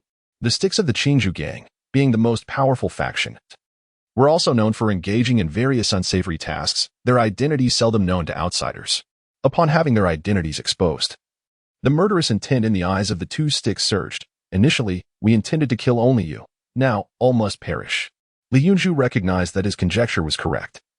The reason for his being sent outside the city was evidently to have him assassinated by the Qingzhou gang, while the individual from the Evil Wolf gang merely happened to be in the right place at the right time. The deployment of 2 6th-level body tempering warriors indicated the Qingzhou gang's earnestness in targeting him. Regrettably, he was no longer the same as he had previously appeared. Seizing the opportunity, he reached into the air, and Zhang Zhiheng's sword flew from its sheath into his grasp, ringing with a resounding chime. Although these two individuals were merely at the 6th level of body refinement, they could still serve as a test for the potency of the soul-severing slash. How impressive! This scene left Zhang Zhiheng envious, admiring the prestige of the blade intent. What sort of technique is this? The two members of the Qingzhou gang, rushing forward with their clubs, felt a chill run down their spines, nearly trembling in fear. Even without an understanding of blade intent, they were acutely aware of what it meant to wield a blade from afar. Soul-severing slash. Li Yunzhou squeezed his legs against the belly of the donkey, propelling himself into the air like a majestic eagle taking flight, and then he struck with his blade. The black blade aura flickered momentarily, and then, in a swift instant, the bodies of the two Qingzhou gang members were cleaved in two. The physique of a 6th-level body refinement expert appeared as fragile as tofu. Silently severed by the slash, such was the terrifying lethality of the soul-severing slash. He was thoroughly satisfied with this destructive power. No one at the 9th level of body refinement could withstand his strike. Save for exceptionally talented individuals at the pinnacle of body refinement and internal energy practitioners who could contend with him. Eliminated a 6th-level body refinement enemy. Gained 6 years of power. Eliminated a 6th-level body refinement enemy. Gained 6 years of power. Current power, 45 years. His power surged directly to 45 years. And he felt compelled to express his gratitude to Inspector Tian Qing. Chapter 22. Returning to the city, selecting scriptures as the golden sun descended in the western sky. The small town of Linhai County was bathed in a warm, golden hue. Beneath the weathered city walls, a throng of people came and went. Some sought refuge from the calamities of the monsters, while others, unable to afford the toll, could only find shelter outside the city. The city guards stood at the entrance, meticulously checking the identities of those entering and collecting the entrance fee. Among the queue, a person gazed around, suddenly widening their eyes in astonishment, exclaiming, "What a colossal leopard!" This utterance ignited a wave of curiosity, prompting many to turn their heads. Through the lingering light of the setting sun, 3 figures clad in the garb of constables approached, guiding 2 ox carts. The carts, nearly 2 meters in length, were almost entirely filled with a massive leopard, accompanied by an unbearable stench. The crowd beheld the creature's sharp fangs and menacing visage, struck by the fear that the leopard might leap from the cart to devour them. Is it a leopard or an ox? How could a leopard be so immense? It must be a leopard demon. A voice trembled with terror. Beneath the city walls, the lethargic individuals, as if stepping on a sharp object, sprang to their feet, causing the orderly line to descend into chaos. Some discarded their belongings and fled in panic. Those who had yet to exit the city also turned to retreat. Fear not. The leopard demon has been slain. An observant onlooker pointed out that although the leopard demon appeared lifelike sprawled across the cart, it was drenched in blood and devoid of breath. Turns out it's already dead. You could have said so earlier. The agitated crowd gradually calmed, their eyes shifting towards the riders on the donkeys. It became clear that these 3 adults had returned victorious from slaying the demon. Who among us knows them? One queried. I recognized the young man beside them. He is Zhang Zhiheng, reputed to be the foremost martial talent of Linhai County's magistrate's office. The other is Gu Hao, a constable, though the one in the captain's attire is unfamiliar to me. With solemn expressions, Gu Hao and Zhang Zhiheng straightened their postures, their hands resting casually upon their sword hilts, exuding an air of formidable authority. Li Yunzhou, the one who had rendered the greatest service, remained unrecognized, causing Zhang Xian, who accompanied him, to grow anxious. Let it be known, dear compatriots, that Lord Li Yunzhou, accompanied by Lords Zhang Zhiheng and Gu Hao, has vanquished the leopard demon that plagued our Shaoliang village. This favor shall be eternally remembered by all in Shaoliang village. At these words, the crowd erupted in fervor. So it is Lord Li Yunzhou.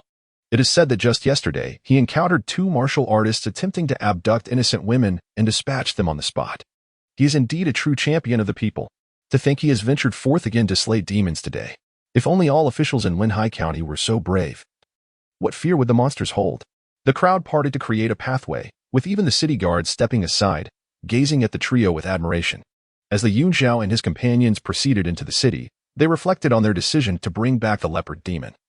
Acknowledging that the people of Linhai County had suffered for far too long and desperately needed hope, Gu Hao remarked, the despair that once lingered has vanished. Now, every eye is filled with visions of the future. Captain Li is their beacon of hope. Zhang Zhiheng was overwhelmed with excitement. After 2 years of rigorous training, having reached the 9th level of body refinement and grasped the essence of blade intent, he was destined to sweep away the malevolent spirits haunting Linhai County. As he progressed along his path, he attracted considerable attention, with townsfolk pausing to observe, some even trailing behind him to the county office. In truth, while this world was rife with demons and malevolence, few had truly encountered them, as those who had often met their demise. A throng of people followed the ox cart, and by the time they reached the county office, the officials had already gathered, including the chief constable Wu Yun and the inspector Tian Qing. All gazed in astonishment at the massive corpse of the leopard demon atop the cart. It had been years since Linhai County had slain a demon. Wu Yun mused. Demons are not difficult to kill. The challenge lies in locating their lairs.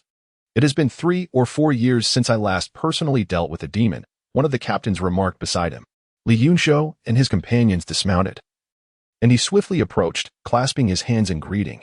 I, your humble servant, pay my respects to Chief Constable and Inspector. We have been dispatched to Xiaoyang village to eliminate the demon, and we have succeeded. Wu Yun's eyes sparkled with approval. No need for formalities.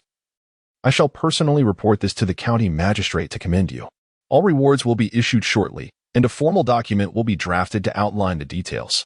However, Inspector Tian Qing's countenance darkened significantly. He had not intended for Li Yunzhou to exterminate the demon. Rather, he had sought to have the Qingzhou gang eliminate Li Yunzhou outside the city. Now, not only had Li Yunzhou returned, but he had also vanquished the leopard demon. How could he reconcile this situation?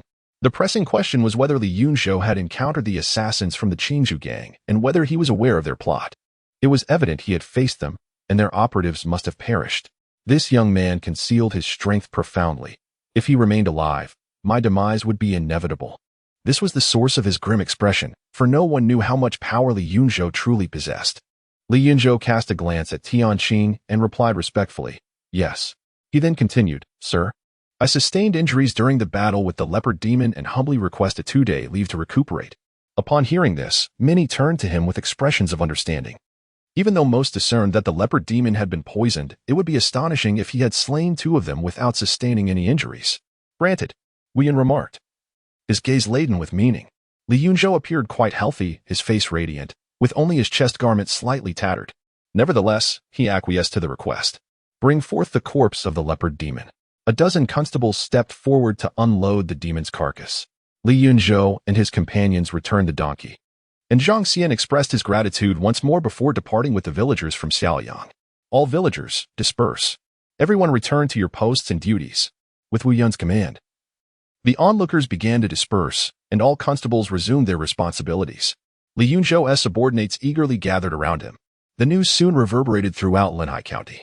Everyone had heard of a constable named Li Yunzhou, who, alongside the county's foremost talent Zhang Zhiheng and a constable named Gu Hao, had eradicated 2 leopard demons using poison in Xiaoyang village. Li Yunzhou wrote fervently, finally completing the official document and presenting it before Wu Yun. Do you have further matters to attend to? Wu Yun inquired, setting the document aside and gazing at the still present Li Yunzhou. Li Yunzhou nodded. I have heard that slaying demons may yield manuals of cultivation. I wonder if this holds any truth? So it is for this reason. Wu Yun remained silent, retrieving a key from his garments. He rose and extracted a stack of manuals from an iron box, placing them before Li Yunzhou.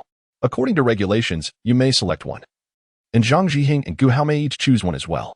Once learned, these teachings must not be disseminated. Li Yunzhou's eyes scanned the offerings, which numbered only 5 or 6 volumes. However, his keen observation had allowed him to notice that the iron box contained many more manuals. Yet Wu Yun had only presented a portion. Why do you not reveal all the manuals for my selection, my lord? Chapter 23, The Wave's Fist. The Demon Suppression Office, why not present all the manuals for me to choose from, my lord? Li Yunzhou asked, momentarily taken aback. Do you believe I conceal valuable items? I would not dare. He offered a respectful bow, though, in truth, such was his sentiment. If there were so many manuals, why not display them all?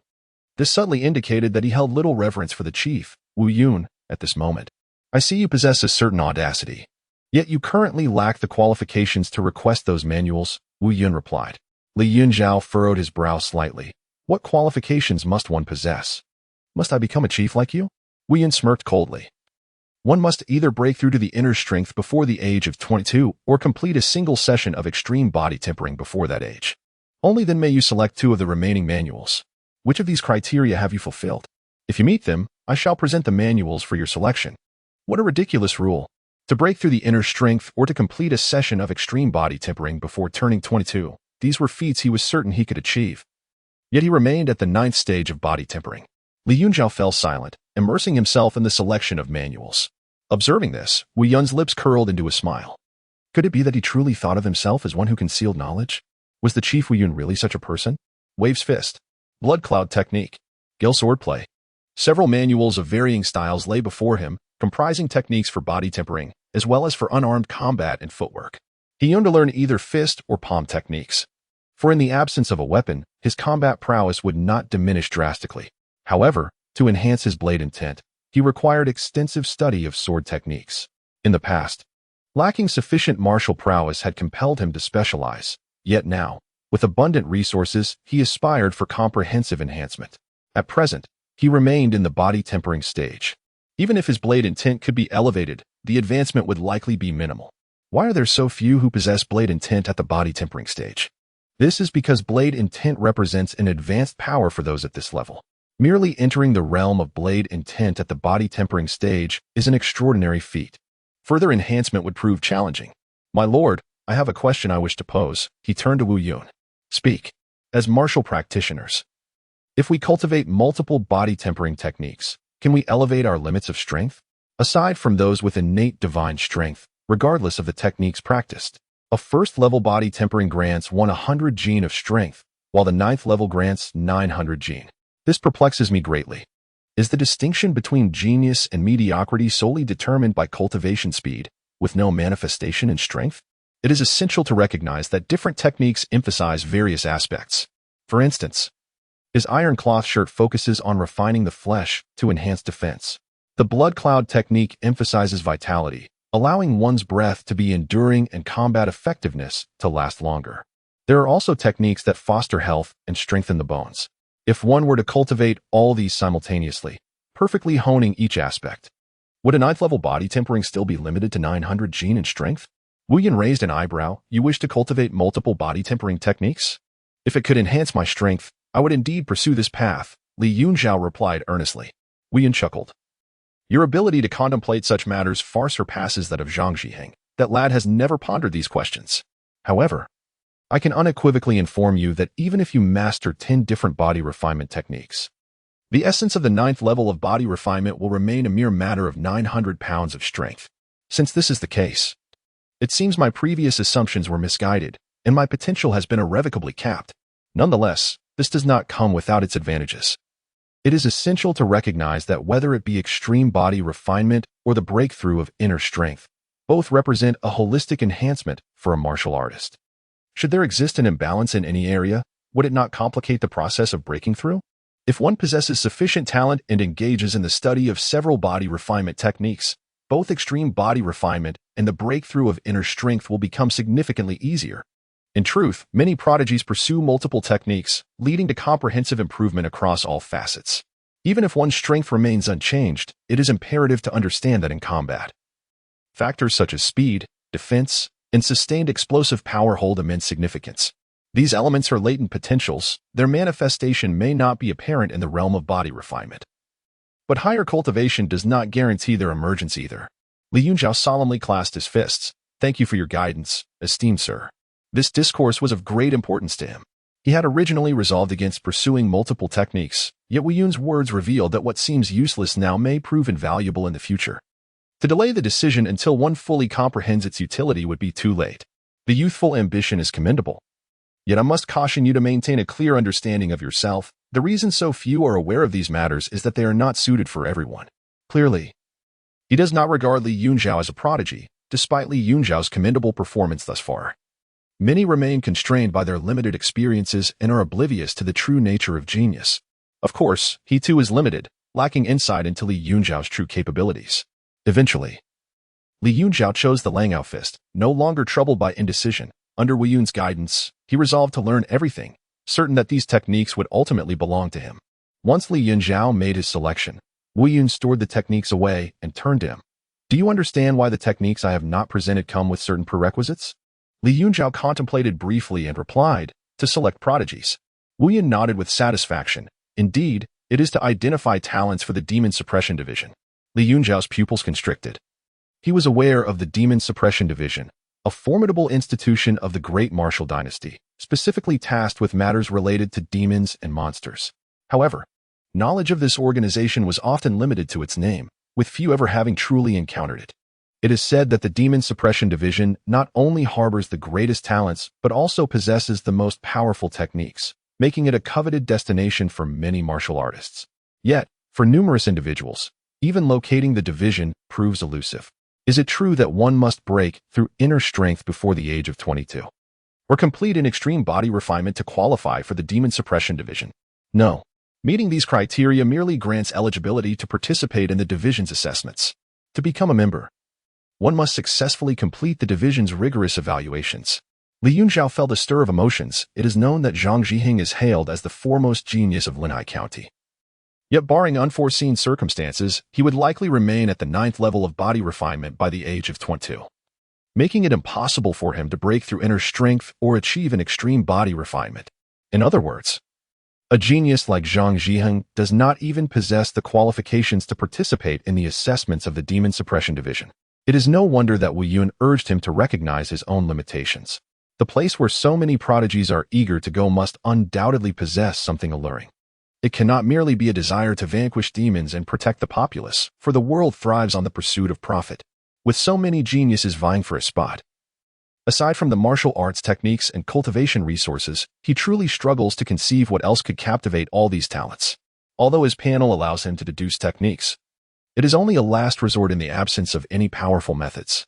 If there were formidable techniques available, wouldn't he prefer to utilize the power of the panel to enhance his cultivation?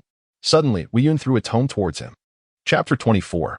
In extreme tempering of the body, Li Yunzhou lowered his gaze and beheld the ancient characters inscribed on the manual, 1,000 Miles Soul Pursuit.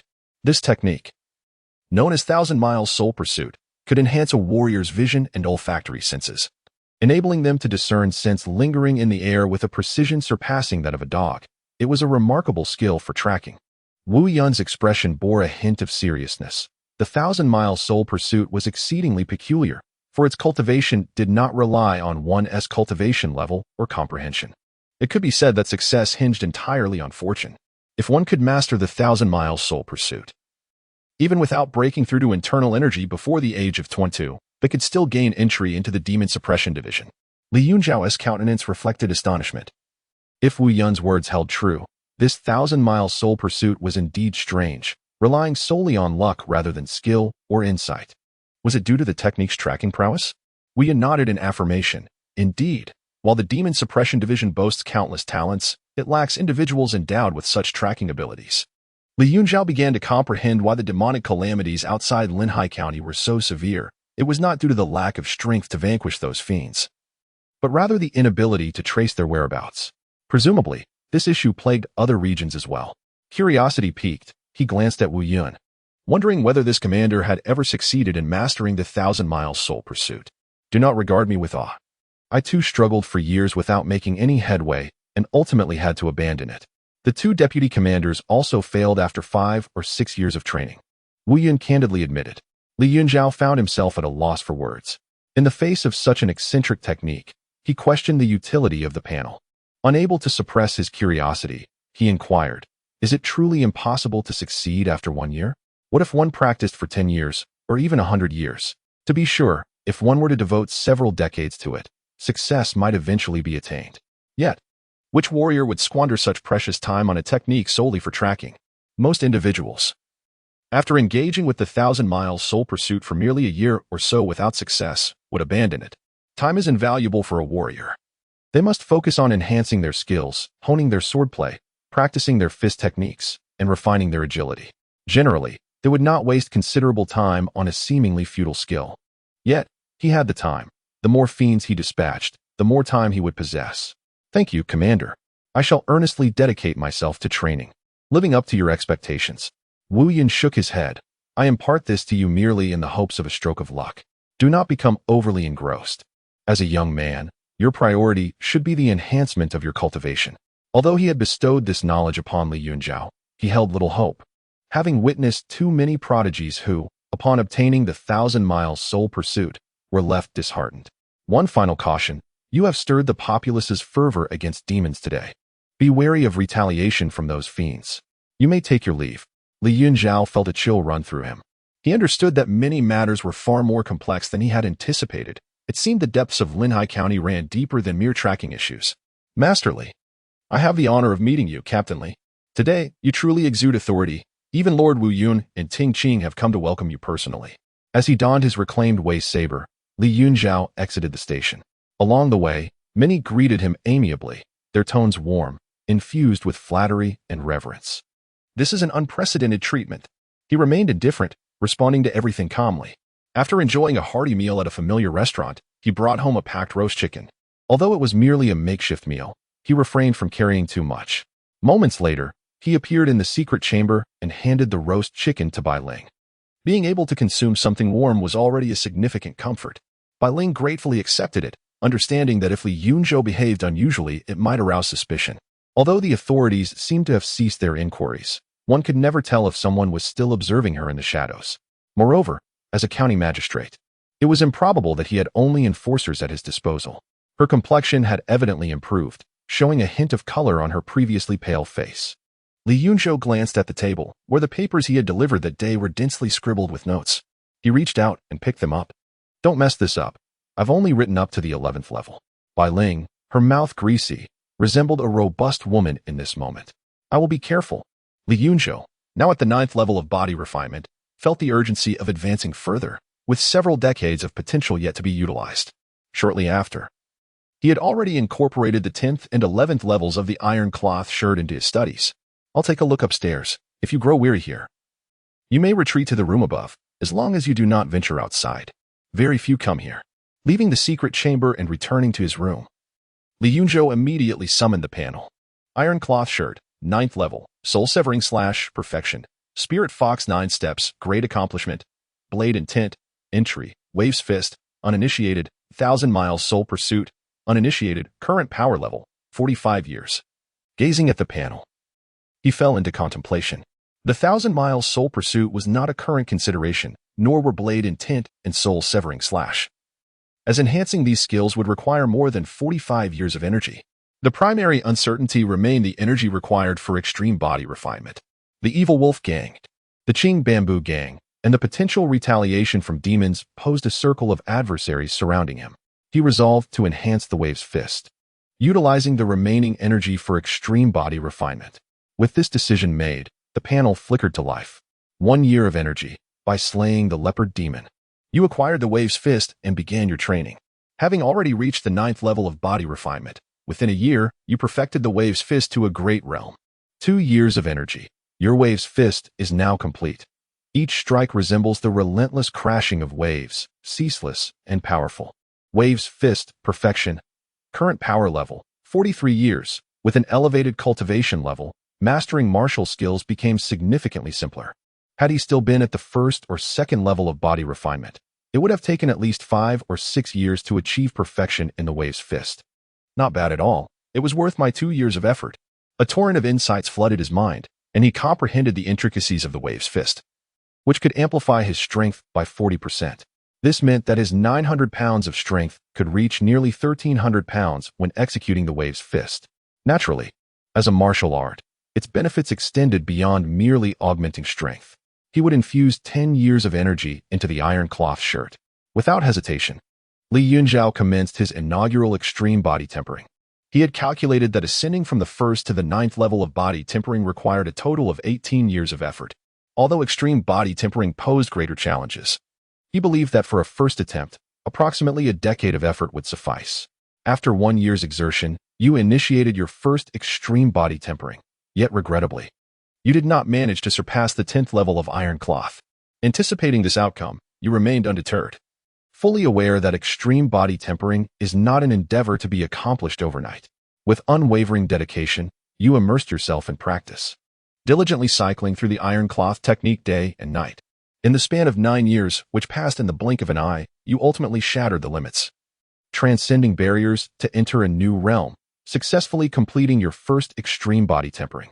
You emerged robust, with a single-arm strength of 1,400 pounds. Iron cloth, 10th level, current effort, 34 years, Chapter 25. A frantic ascension at the Drunken Moon Pavilion within Li Yunzhuo's body surged an unprecedented force. He felt an overwhelming strength coursing through him. In a confrontation with the leopard demon, he would require neither weapon nor technique, for with a mere hand, he could subdue it effortlessly. His physique had become more robust, his heart beating with vigor. Even the sound of its rhythm resonated within him, accompanied by the rush of his blood. He had transformed into a figure of iron, emanating a chilling metallic sheen under the flickering candlelight. With an increase of 500 pounds of strength, could it also signify the exalted number of 95? His one-armed strength now reached a staggering 1,400 pounds. He felt almost superhuman, surpassing the boundaries of life itself, with every inch of flesh radiating astonishing vitality.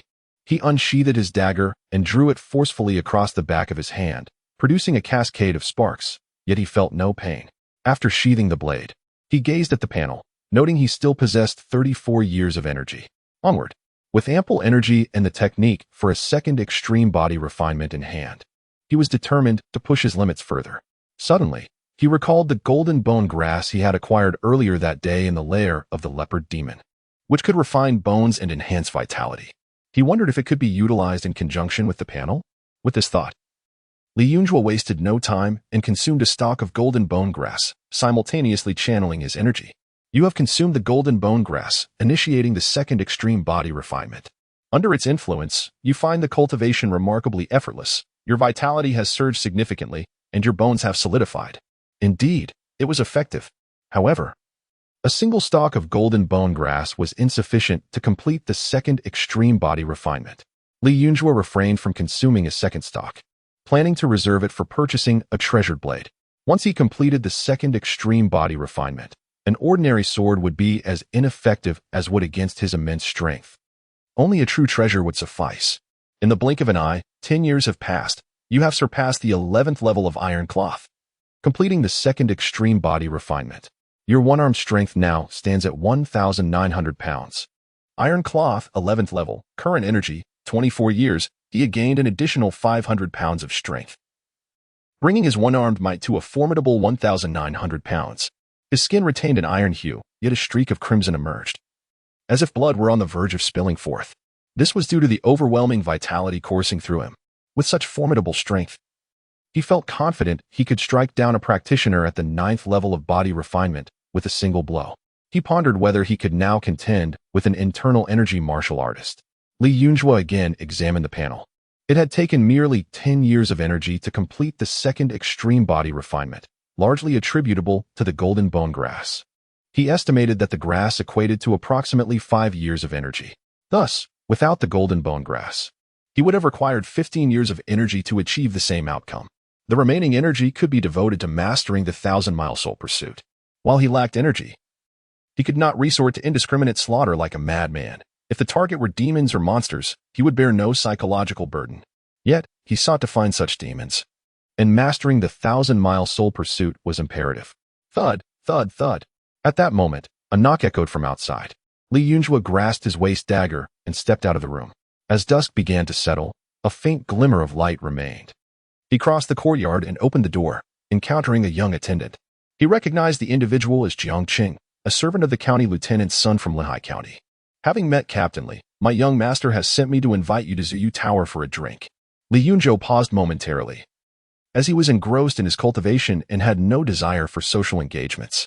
However, the young master Jiang spoke of was not an ordinary individual. He was one of the key supporters in Li's previous life. It was thanks to the county lieutenant's son, alongside Tian Qing, that Li had managed to ascend to the position of captain. Thus, despite Li's lackluster abilities in cultivation, no one dared to criticize him. Those displeased with his demotion could only begrudgingly accept their circumstances. Very well, I shall change my attire. After a moment's contemplation, Li Yunzhou acquiesced, reasoning that he could resume his cultivation upon his return. The fact that the county lieutenant's son had personally sent someone to invite him warranted respect, and he certainly could not act aloof. Moreover, he recalled that this was the first time the county lieutenant's son had made such a formal request of him. Igniting his curiosity about the nature of the invitation, changing out of his constable attire, he donned a blue robe and, with his sword in hand, returned outside. Upon closing the gate behind him, he discovered that not only had Jiang Qing come personally, but a carriage had also been sent to escort him. Captain Li, please. Jiang Cheng respectfully assisted Li Yunzhou onto the carriage, while the coachman cracked the whip to set the horses in motion. Jiang Cheng, meanwhile, kept pace alongside the carriage. The carriage moved at a leisurely pace, akin to a casual stroll, yet it served to showcase status and grandeur. Captain Li has arrived. Li Yunzhou leaped from the carriage, finally beholding the illustrious Yunzhou Tower, the pinnacle of excitement in Linhai County. Although he had visited this place numerous times in his previous life, the experience of witnessing it firsthand was markedly different from his memories. A sense of brilliance enveloped him, as though he had returned to a glorious era. The streets were lined with luxurious vehicles, all belonging to those seeking merriment. Jiangqing gestured invitingly. The young master awaits you upstairs. Li Yunzhou nodded and stepped toward the entrance of Yunzhou Tower. However, just as he was about to cross the threshold, two burly men suddenly stepped forward to block his path. Yunzhou Tower prohibits the entry of those bearing weapons. If you wish to enter, please relinquish your sword. You may retrieve it upon your departure. Upon hearing this, Li Yunzhou's gaze sharpened. I insist on bringing it inside. He had visited Yunzhou Tower before and had seen many armed patrons. The burly man smirked mockingly. You intend to cause a scene at Yunzhou Tower? Jiang Cheng, incensed, retorted, have you lost your senses? This is Li Yunzhou, the captain who ventured out today to slay demons, and a distinguished guest of my young master. If you wish for your demise, we could easily accommodate you. Today, as demon-slaying Li Yunzhou, the lively hall fell into a hush, as patrons and courtesans alike turned their astonished gazes toward him. While they did not recognize Li Yunzhou, they were familiar with Jiang Cheng, who had long been at the side of the county lieutenant's son. In an instant, Li Yunzhou's name echoed, elevating him to the status of an esteemed guest of the county lieutenant's son. The expressions of the two imposing guards shifted dramatically. Even in the absence of any demon-slaying affairs, the son of the county magistrate was certainly not someone they could afford to offend. Hastily, they lowered their hands and ingratiatingly remarked, We are but ignorant fools, esteemed sir. We beg for your forgiveness. Indeed, the establishment of Yunzhou Tower had a strict rule against bringing weapons, yet this regulation was primarily aimed at those of lesser status, not intentionally directed at Li Yunzhou. Following their apology, they quickly committed Li Yunzhou's visage to memory. Step aside, do not obstruct the way, Jiangqing asserted, pushing past the two as he escorted Li Yunzhou inside. Even as a mere attendant to the son of the county magistrate, he held a position that many would not dare to challenge. Chapter 26, A Toast Unaccepted is a Punishment. Drink. The county magistrate's son, Jiang Ning, possessed a fair complexion and an air of scholarly elegance, embodying the image of a refined gentleman. The expansive table was laden with an array of exquisite dishes, attended by several maidens. Jiang Ning raised his wine cup, proclaiming, This 30-year-old vintage was procured from my father's wine cellar when I arrived. Such a treasure cannot be found in the marketplace. A maid approached, filling Li Yunzhou's cup, which he downed in one gulp, savoring the fine quality. In a tone devoid of warmth, Jiang Ning remarked, Your sudden presence has indeed taken me by surprise. His demeanor was unexpectedly neutral, contrasting sharply with the cordiality Li Yunzhou had anticipated, given the personal invitation and transportation arranged for him. Li Yunzhou speculated that Jiang Ning might be attempting to win him over due to the day's events, yet the dissonance in his attitude suggested otherwise. You flatter me, Li Yunzhou replied, immersing himself in the feast, choosing silence over further discourse.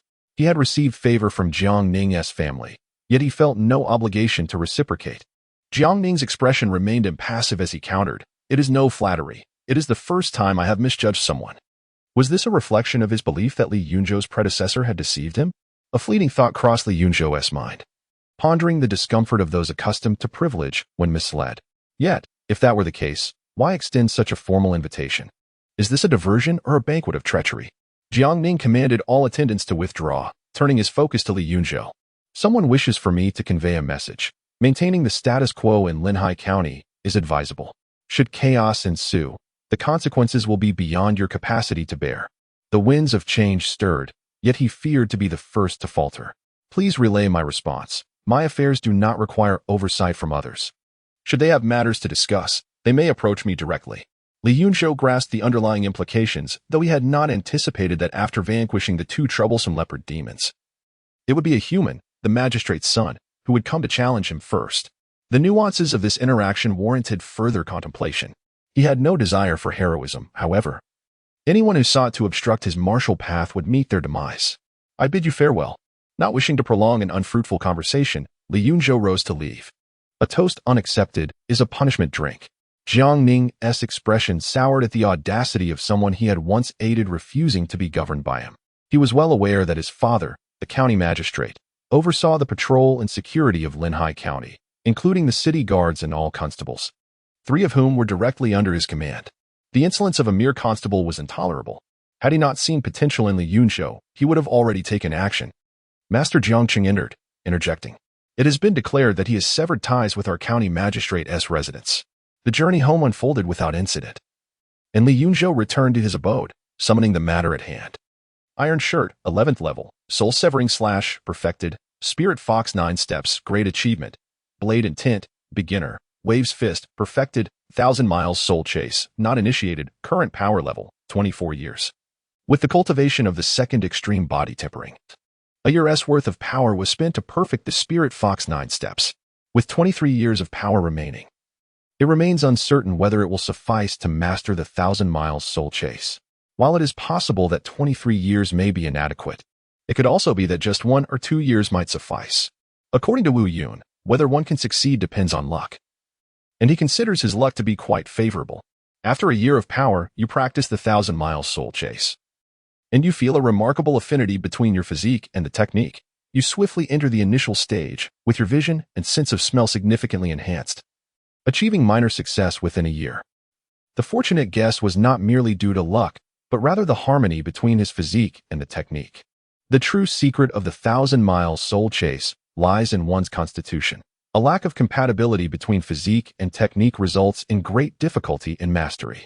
Li Yunzhou felt a throbbing in his nose and eyes as a surge of vital energy flowed into these areas, unlocking unknown meridians, rapidly enhancing his vision and sense of smell. The night grew clearer, and what he once perceived as fresh air was now filled with various scents. He could even detect the scent of Bai Ling, who was situated in the basement of another room. However, after the initial rapid progression, the cultivation speed of the 1,000 miles Soul Chase slowed significantly.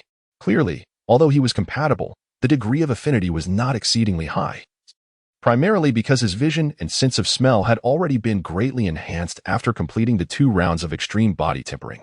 After 3 years of power, your gaze is like lightning, capable of spotting a mosquito fluttering 100 meters away. And your sense of smell is so acute that you can detect various scents in the air, your nose more sensitive than that of a dog. Current power level, 20 years, a cacophony of scents filled the air, prompting Li Yunzhou to hastily lower the sensitivity of his sense of smell. He understood the true essence of the 1,000 miles Soul Chase. By enhancing vision and olfaction, one could achieve tracking capabilities. It is essential to recognize that nothing is truly odorless. Wherever you pass, your scent lingers, as long as the time is short and the air retains the scent. Even if you run to the ends of the earth, you can still be traced. Dark clouds loomed overhead, and the county of Linhai was enveloped in an eerie silence, punctuated only by the occasional bark of a dog and the sound of the night watchman.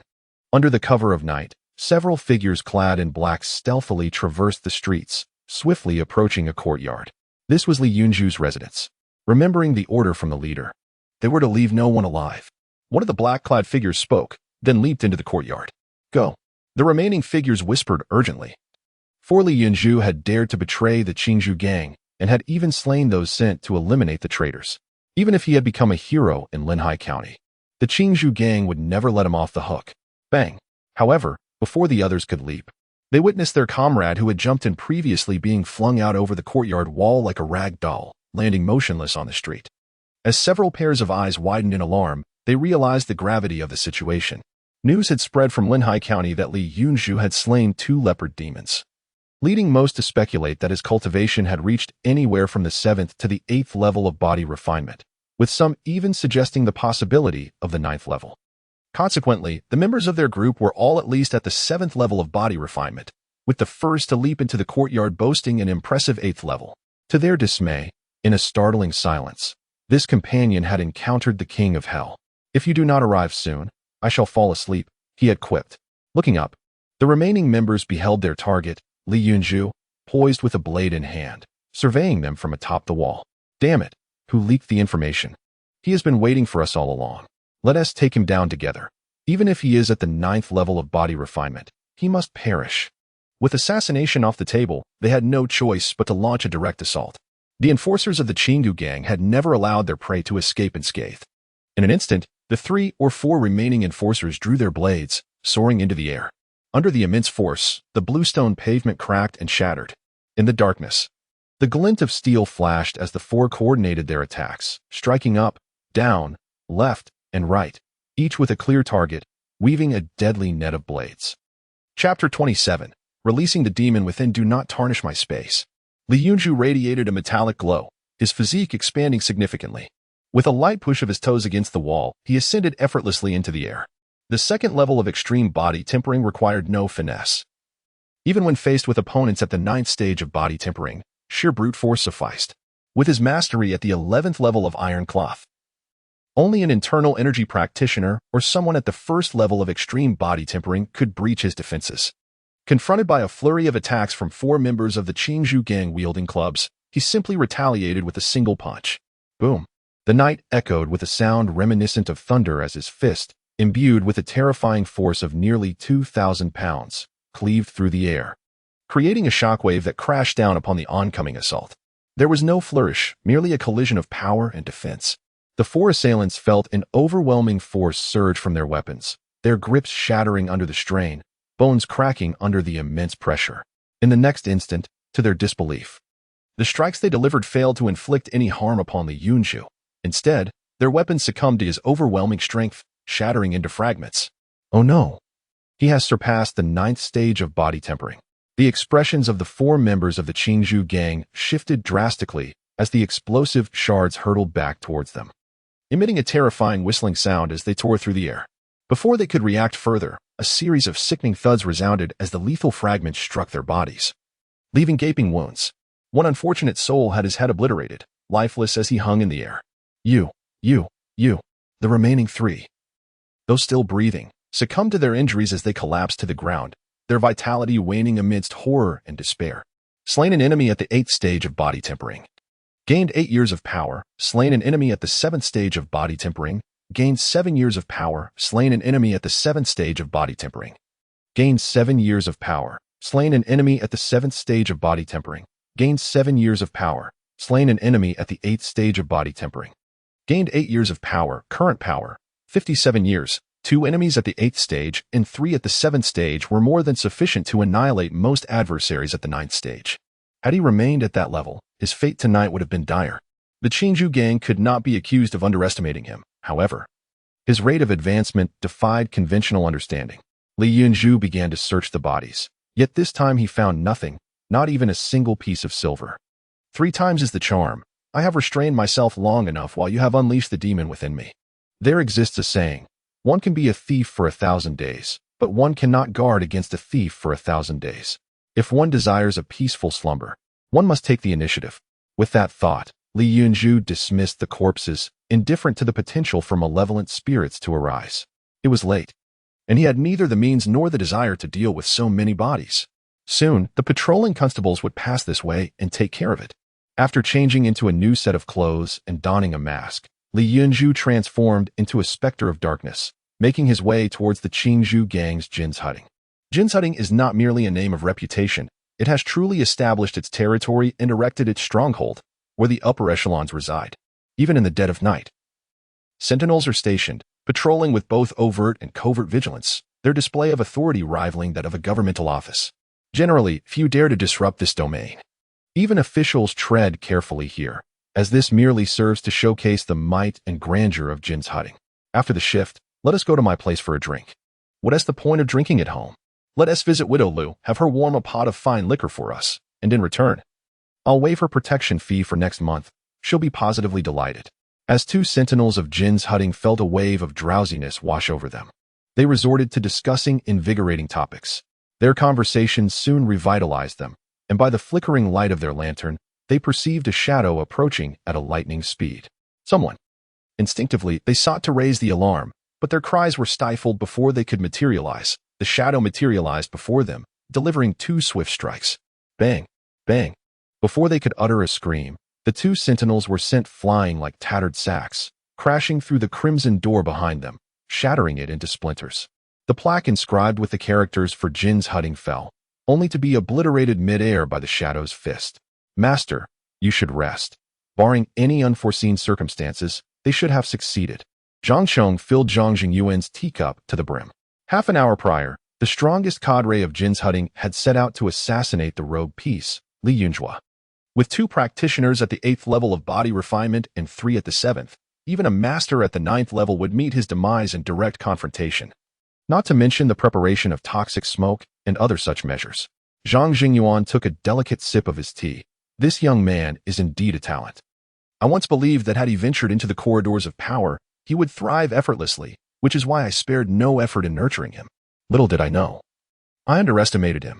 Beyond his adeptness in social maneuvering, his martial aptitude is astonishingly high.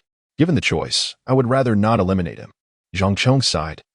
For as a senior member of Jin's Hutting and a trusted nephew of Zhang Jingyuan, he alone comprehended the ruthlessness of his uncle, who had countless lives under his command. Yet, such a figure felt regret for a traitor. One could only imagine how extraordinarily Yunzhou must be. He had concealed his true strength, likely harboring ill intentions since joining the King's Tang. At this juncture, Zhang Chong sought to console Zhang Jingyuan, but before he could complete his thoughts, a cacophony erupted outside, prompting an immediate frown upon his face. Go and ascertain the situation.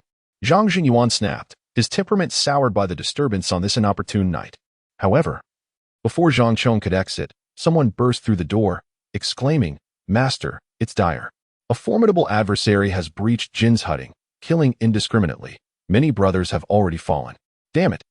Zhang Jingyuan's eyes blazed with ferocity, realizing that someone had seized the opportunity to strike while Jin's Hutting's elite were engaged in the hunt for Li Yunzhou, taking advantage of their moment of vulnerability. After years of seclusion, did they truly believe I had lost my capacity to kill? With a thunderous crash, he slammed his palm onto the table before him, causing the mahogany surface to splinter into pieces. In a single stride, his figure vanished from the room. The master had indeed transcended to inner strength. Zhang Zhang could hardly contain his elation as a practitioner at the 8th level of body refinement. He had scarcely perceived how the master had exited. It was evident that such a feat could only be accomplished through a breakthrough in inner strength. Just as the rumors outside suggested, the master had long since surpassed this threshold, all the while feigning injury to lure out potential adversaries. Clearly, the bait had attracted a fish. Without hesitation, Zhang rushed out to discover who had dared to invite their own demise. Chapter 28. Defying the inner strength warriors in the Golden Bamboo Hall, cries of battle erupted. The hall's members, undaunted by death, charged towards the audacious intruder who dared to invade their domain. A dense tapestry of flashing blades wove a net intended to reduce him to mere flesh and bone. Yet, the intruder's body seemed forged of iron. The blows that descended upon him not only failed to inflict harm, but instead shattered the weapons of his attackers under a terrifying force. With a swift kick, he sent his assailants flying like bundles of straw, each one suffering broken bones and shattered sinews. Who was this formidable warrior? And how could he have mastered the iron cloth technique to such an extraordinary degree? Zhang Chong inhaled sharply. As a practitioner of the iron cloth himself, he recognized that this madman had also cultivated the same skill, yet his prowess had nearly reached an indestructible level. Even the blades of warriors at the 4th or 5th level of body tempering would be rendered useless against him. The intruder resembled a rampaging dragon, unstoppable in his advance. With every punch and palm strike, death followed in his wake. The elite members of the Golden Bamboo Hall fell like ants, their bodies strewn about, severed limbs and blood painting the ground crimson in mere moments. Stop the madman. Zhang Jingyuan's eyes blazed with fury. These were the fruits of his decades of labor, the foundation of his power in Linhai County. Each individual had been an investment of his resources and effort. Now, witnessing their slaughter before his eyes, his rage surged. This was an assault on his very existence, a threat to his roots. Everyone clear out. Zhang Jingyuan's fury ignited, his robes billowing as he sprang forth, his fingers curling like talons. He ascended like a majestic eagle, aiming to confront the vicious assailant. The hall master has arrived. Master, avenge our brothers. No one could perpetrate violence within the Golden Bamboo Hall, not even the inner strength warriors. The hall's fighters did not cower in fear, even amidst the carnage of severed limbs. Zhang Jingyuan's arrival invigorated them greatly, yet they still obeyed his command to disperse. Li Yunzhou had long noticed Zhang Jingyuan's emergence, but refrained from seeking him out, having already resolved to ensure that none would escape from this scene of slaughter. Like a cannonball, he surged forward, the wind of his approach heralding his arrival. Come forth, Li Yunzhou shouted. Invigorated by his recent attainment of the second limit of body tempering, he had yet to engage in combat with a truly formidable opponent.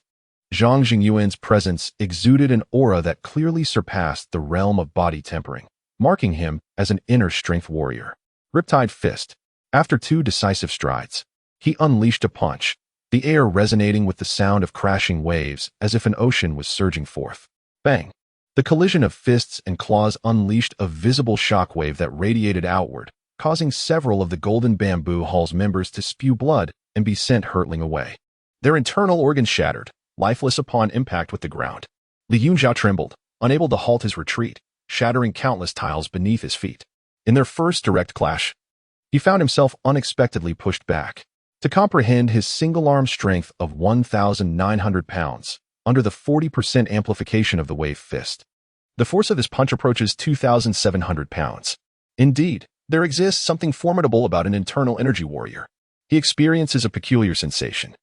It is not that Zhang Jingyuan's strength significantly surpasses his, but at the moment their fists and claws collide, an invisible surge of energy erupts between them, causing him to be forced back. In terms of pure physical strength and intensity, Zhang Jingyuan does not rival him. He realizes that this must be the unique internal energy possessed by internal energy warriors, whose lethality is indeed formidable. Were it not for his second extreme body refinement, which renders his physique comparable to fine iron, his fist would likely have been shattered by that internal energy. Of course, Zhang Jingyuan does not emerge unscathed either. He retreats even further than Li Yunzhou, his blood surging and complexion flushed. The clash between powerful individuals involves more than mere strength. It encompasses a competition across various dimensions. Although he possesses internal energy, how can his physical strength compare to Li Yunzhou's second extreme body refinement? Many prodigies prefer to forsake the breakthrough of internal energy to achieve extreme body refinement, not merely to prove their genius, but for substantial benefits. Who are you? Jin's Hutting dares not provoke a genius such as yourself. Zhang Jingyuan suppresses his inner fury and turbulent blood, his expression revealing only apprehension. After their encounter, he realizes that the opponent is not merely an internal energy warrior but a prodigy of second extreme body refinement. The weight of extreme body refinement is known only to those like him, internal energy warriors, for he once harbored grand ambitions to transcend internal energy through extreme body refinement. Yet, even at the age of 40, as his vitality began to wane, he had not achieved a single instance of extreme body refinement.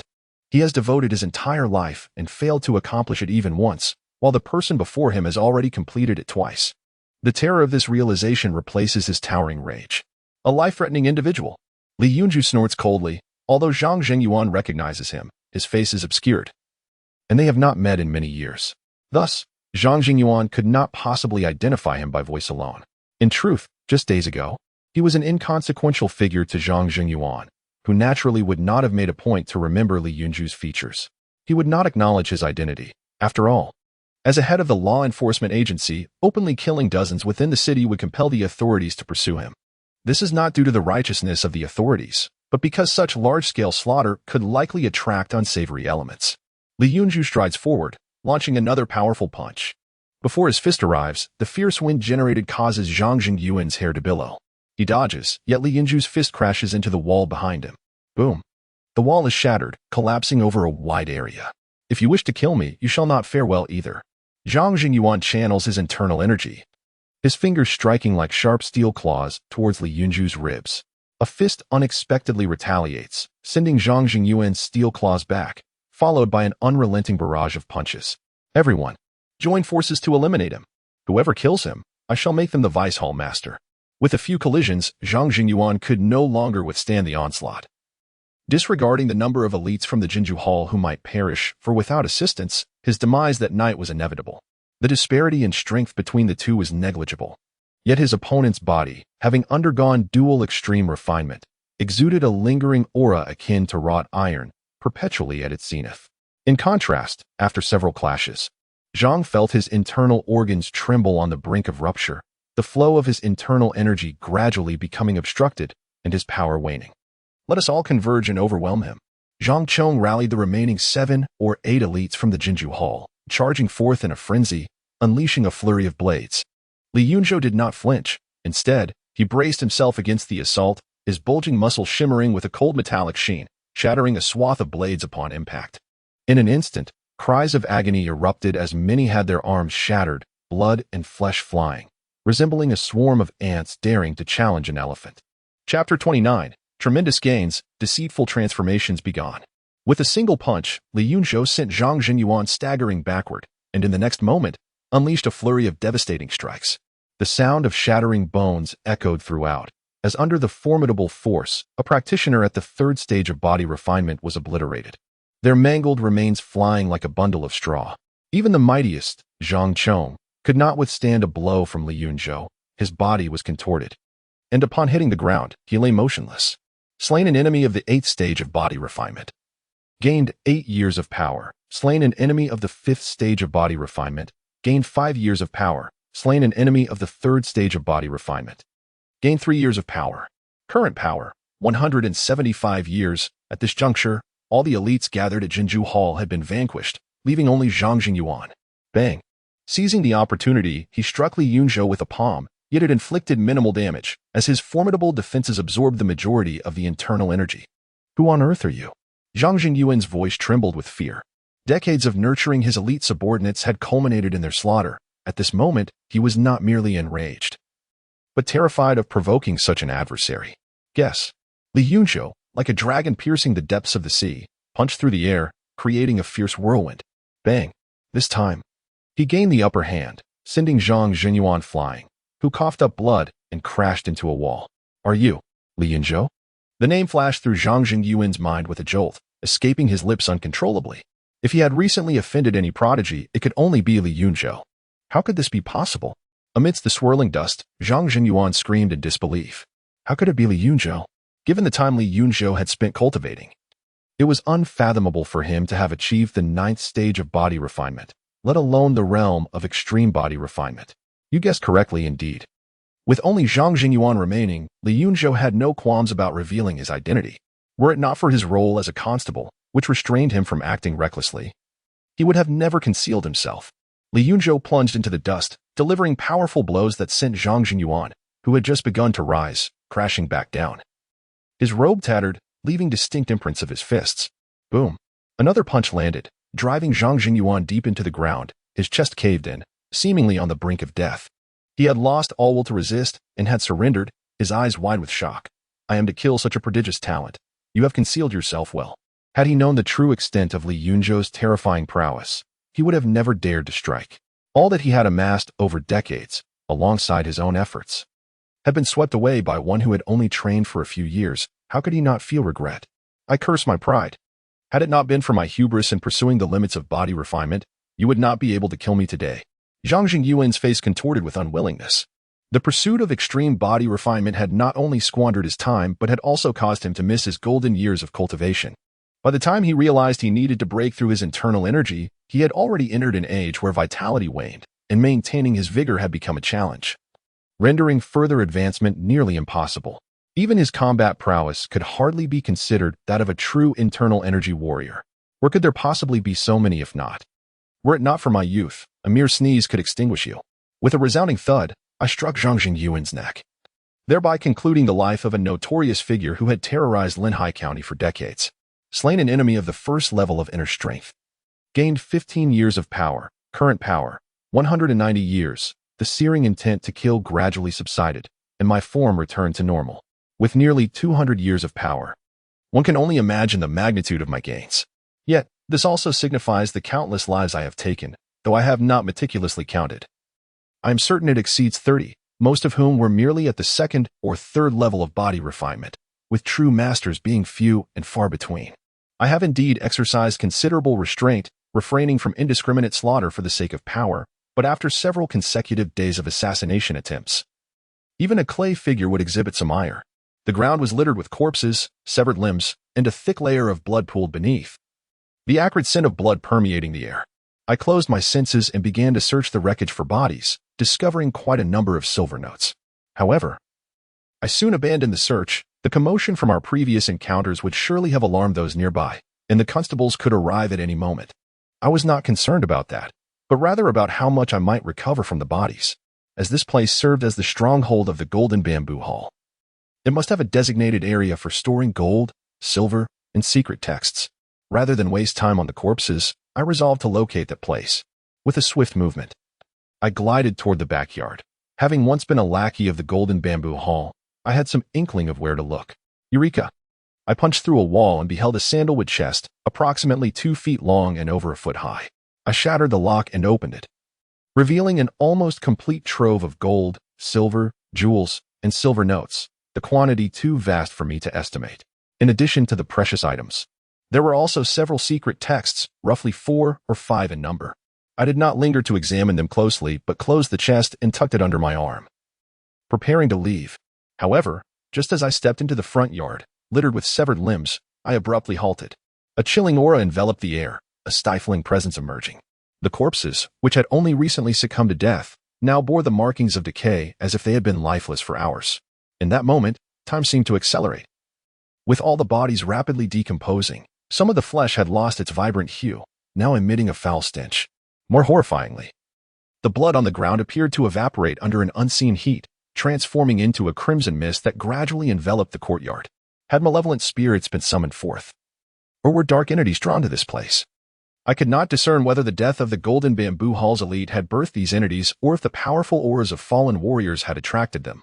But I sensed that the situation had grown precarious. If left unresolved, countless innocent lives would be at stake. I did not aspire to be a hero. Yet I wished to avoid entangling others in my troubles. Out with the dead. My body swelled rapidly, my skin taking on a leaden hue. As I unleashed a powerful wave of my fist toward the blood mist, the dense fog swirled, yet it did not dissipate, as if bound by an invisible force, perpetually shrouding the courtyard in an even deeper crimson hue. The chill in the air grew increasingly oppressive, hastening the decay of the corpses strewn upon the ground.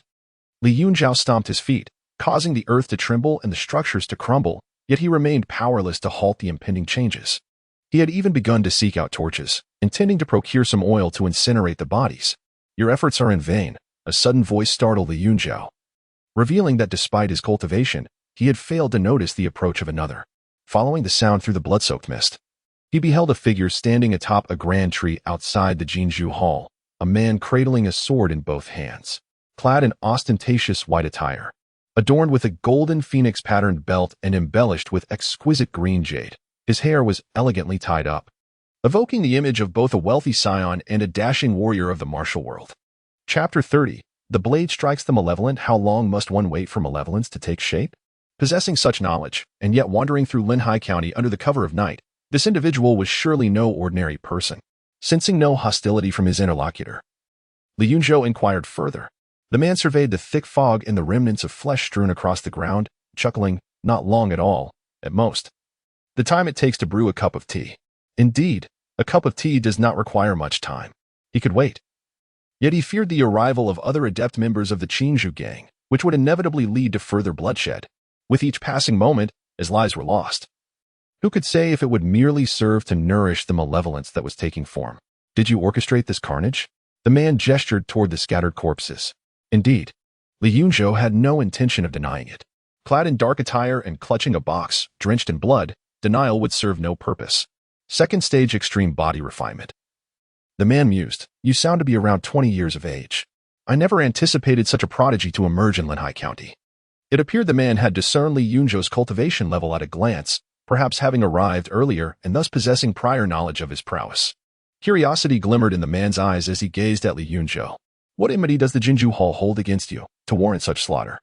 They sought to take my life, hence I dispatched them, Li Yunzhou replied, returning the question. And you, what brings you here at such an hour? In his recollections, there seemed to be no one of this ilk in Linhai County, although he did not recognize this individual. It was evident that someone who would linger in the presence of burgeoning malevolence and engage in conversation must be an extraordinary expert. I am here for the same purpose as you, to kill. I simply arrived before you. The revelation that this individual also sought to exact violence upon the Yunzhou Hall left Li Yunzhou pondering the veracity of the claim. Given the present circumstances, however, it appeared there was little motive for deceit. The Yunzhou gang, with its vast influence, was not unfamiliar with attracting the ire of formidable opponents. The man ceased to converse, showing no inclination to depart, remaining perched upon a tree. Li Yunzhou refrained from further dialogue. During this time, constables and passers-by appeared. Yet the mere mention of the emerging malevolence sent them fleeing in terror, unwilling to approach. The time it took to brew a cup of tea swiftly elapsed.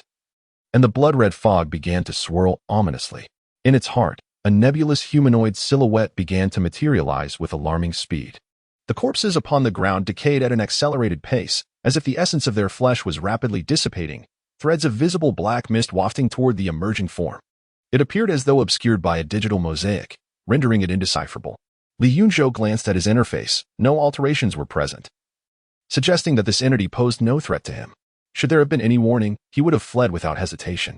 Now you may act. Allow it to drain this place of all its malevolent energy and resentment. You are unlikely to contend with it. The man's voice resonated from outside, seemingly devoid of intent to assist. Upon hearing this, Li Yunzhou, clutching the box, charged toward the obscured figure, unleashing a powerful punch that resonated with a thunderous roar. Puff! His fist encountered no resistance as it pierced through the humanoid mosaic, shattering it into fragments that scattered like debris. The surging mist of blood and swirling dark energy dissipated instantaneously, sweeping past Li Yunzhou with a chilling aura, as if a dam had burst. Suddenly, a sound akin to mouse squeaks erupted, and the dispersed blood mist and dark energy coalesced once more, reassembling the shattered mosaic in the blink of an eye. A wave of resentment emanated from the mosaic, threatening to engulf him like a tide. Before Li Yunzhou lay a mountain of corpses and a sea of blood. Horrific and bizarre creatures poised to emerge from this gruesome tableau. Haven't you learned the techniques to exorcise demons? Ordinary martial arts cannot vanquish malevolent spirits. The man's voice resonated again. I have learned, but this is my first encounter with such entities. I wish to see if they are truly as troublesome as they say. Li Yunzhou's gaze sharpened as he swept his foot across the ground, summoning a long blade into his hand. Exorcism blade technique. A silver flash cut through the night as the long knife descended decisively. The mosaic-like evil seemed momentarily immobilized, unable to retaliate, and was cleaved in two, rising in a plume of azure smoke as if scalding water had flowed over it. Indeed, this was the exorcism martial art. The destructive power of this strike surpassed that of his previous punch. The humanoid mosaic grew increasingly tenuous and could not reassemble instantaneously after being severed. It emitted a more piercing scream, sending visible ripples through the void, aimed directly at Li Yunzhou's brow. Yet he remained unfazed, raising his hand for another strike, severing half of the mosaic's head. Unfazed, the man outside the courtyard was taken aback. Having thought Li Yunzhou would succumb to the wave, was it that the spirit's power was weak, or was he inherently endowed with a remarkably high spiritual realm? Li Yunzhou continued to strike with 7 or 8 blows, targeting the neck, heart, limbs, and other vital areas, yet the humanoid mosaic, now reduced to a dozen or 20 pieces, continued to struggle in its reassembly. Is there no fatal weakness? I must resort to my ultimate technique. The so-called ultimate technique was the soul-cutting slash imbued with blade intent. His previous strikes were mere standard exorcism techniques devoid of this enhancement. A sharp blade intent surged from him, tearing through the blood mist shrouding the courtyard, rapidly dissolving it. Blade intent. The man in the tree lost his composure, astonished to witness blade intent emanating from a mere body-refining martial artist in such a small locale as Linhai County. Slash. The black blade energy flickered and struck heavily upon the humanoid mosaic. This time, Li Yunzhou felt the impact against a tangible object rather than the void. Boom. The black blade energy exploded alongside the mosaic, billowing smoke and unleashing a violent shockwave that swept in all directions. The world cleared, all traces of malevolence, blood mist, and chilling aura vanished, leaving only the bleached bones scattered across the ground. A remarkable display of swordsmanship. The man in the tree could not help but exclaim. This particular sword technique is nearly designed for the annihilation of malevolent spirits, its power astonishing when confronting such entities. Slaying an unformed malevolent spirit grants 13 years of cultivation, current cultivation, 203 years. Remarkably, this was merely an unformed malevolent spirit. If it were fully manifested, it would likely prove far more challenging to vanquish. However, after this encounter, Li Yunzhou gained confidence in dealing with such beings. The soul-severing strike, derived from the demon-subduing blade technique, evidently possesses overwhelming lethality against them. What took hours to fell before was dispatched in a single move. Thank you for your guidance. Esteemed brother, I shall take my leave. Li Yunzhou, cradling his box, leaped over the wall and vanished into the night with a few swift movements. The malevolent spirit has been eradicated. You may approach. The man called to the distant constables and nearby folks. Then with a swift touch of his toes on the tree trunk, he too vanished into the shadows of the night. Chapter 31. The mighty inner strength of the barbarian bull. Outside the Golden Bamboo Hall, a group of local residents, accompanied by a few constables, mustered their courage to peer into the eerily silent hall. What met their eyes were the grotesque remnants of decaying limbs. The once formidable masters of the Golden Bamboo Hall, now reduced to lifeless corpses. The Golden Bamboo Hall had met its demise, with not a single soul spared. The constables trembled as they spoke, pondering the sheer ruthlessness of the assailant who could annihilate so many, even vanquishing the malevolent forces that had arisen. Did they not fear retaliation from the Green Bamboo Gang? It was known that the Green Bamboo Gang, in addition to the Golden Bamboo Hall, had two other branches and a central headquarters, the latter of which was the most powerful. Curiously, despite the passage of time, no one from the other branches of the Green Bamboo Gang had come to investigate. A constable displayed a look of confusion, for it was expected that the gang's experts would have arrived by now. Yet, dismissing such concerns, they concluded that these individuals were all nefarious, and their deaths were deserved. They hastily resolved to dispose of the bodies, lest they give rise to further malevolence, regardless of who had committed the act. The arrival of the other branches of the Green Bamboo Gang was of no consequence to them. Their sole desire was to ensure the safety of their own dwellings. However, those with a more opportunistic mindset had already infiltrated the Golden Bamboo Hall, scavenging valuables. Soon, even the constables lost interest in the corpses, joining the fray to pilfer the treasures within. Had the Green Bamboo Gang been eradicated? Li Yunzhou awoke at dawn and, while enjoying breakfast in the street, was struck by this revelation. His demeanor shifted drastically. He had only intended to eliminate the Golden Bamboo Hall, yet the entire Green Bamboo Gang had seemingly been obliterated. Was it indeed the gang that had fallen rather than just the hall? He turned to inquire of another table. Indeed, masterly. The entire Green Bamboo Gang has been extinguished, and naturally, the Golden Bamboo Hall has perished as well. You were unaware of the chaos in the Yamen today. It is said that all the major powers in the city are hunting down the remnants of the Green Bamboo Gang, eager to seize their territories. Li Yunzhou was taken aback. As someone who had only dared to confront the Golden Bamboo Hall, he had never contemplated assaulting the gang's central headquarters. Yet, someone had achieved the unthinkable, annihilating the entire Green Bamboo Gang in a single night.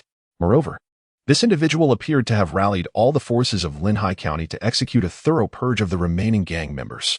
Could it be him? Or perhaps the power that lay behind him?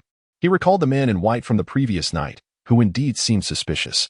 Jiangning should know who was responsible. The reason his former self sought to dissociate from the Green Bamboo Gang was due to a drunken revelation from Jiangning, foretelling the gang's downfall and the reckoning that awaited all associated with it. He had never anticipated such a swift fulfillment of that prophecy.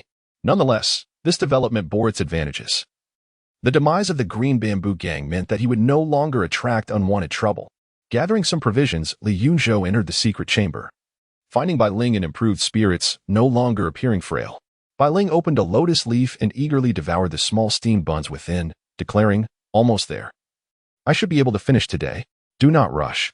Your health is of utmost importance," he replied, choosing not to linger. He soon returned to his own room. Retrieving the box he had brought back the previous night from beneath his bed. The box primarily contained jade jewelry and artifacts. In his previous life as a treasure seeker, he possessed the acumen to discern the quality of these items, all of which were of superior craftsmanship. However, he remained oblivious to their monetary value in this world. Additionally, there was a stack of silver notes, amounting to approximately 5,000 to 6,000 taels, coupled with the jewelry and artifacts. It could be said he had struck it rich overnight. After securing the silver notes and the jewelry, Li Yunzhou retrieved several tomes, totaling 5 in number. Among them was a manual on the 9 layers of iron cloth, a technique he had previously mastered. The remaining 4 consisted of a treatise titled Mighty Bull Inner Strength, a comprehensive martial art that encompassed everything from body tempering to the realm of inner strength. However, it was noteworthy that this technique only offered 12 levels of body tempering, suggesting that its creator had only completed 3 rounds of extreme body refinement, falling short of the legendary 5 rounds. Despite this limitation, the Mighty Bull Inner Strength was a treasure for him, as it provided a reference for future endeavors in the iron cloth technique. This was likely the ultimate skill of Zhang Jinyuan, who would undoubtedly refrain from passing on inner strength martial arts to his subordinates. Another volume was named Eagle Claw Technique, a martial skill applicable up to the inner strength level, which contained methods for using inner strength in combat. Last night, Zhang Jinyuan had demonstrated this skill multiple times against him, revealing its formidable power. However, due to the resilience of his physique, which rivaled that of refined iron, he appeared weaker under Zhang Jingyuan's attacks. Had he wielded it, its potency would have been truly terrifying. The third text was titled Whirlwind Blade Technique, a genuine killing art. Unlike the demon-slaying blade technique, which was tailored for combating malevolent entities, regrettably, this blade technique only extended to the body tempering stage and lacked methods for employing inner strength in battle. The final manual pertained to body techniques, and similarly only reached the body tempering stage, overlapping with his own Spirit Fox 9 steps. After a brief examination, he lost interest in it. After spending an hour, he successfully recorded the 3 useful techniques onto his interface. Mighty Bull Inner Strength, not yet initiated. Whirlwind Blade Technique, not yet initiated. Eagle Claw Technique, not yet initiated. Current power level, 203 years, without hesitation. Li Yunzhou began to infuse his power into the Mighty Bull Inner Strength. With abundant energy at his disposal, he had yet to fully commit to the 13th layer of the Iron Cloth, so he opted to enhance his cultivation with the Mighty Bull Inner Strength. His plan was to cultivate multiple body tempering techniques, making the transition to Mighty Bull Inner Strength inconsequential. 1 year of cultivation.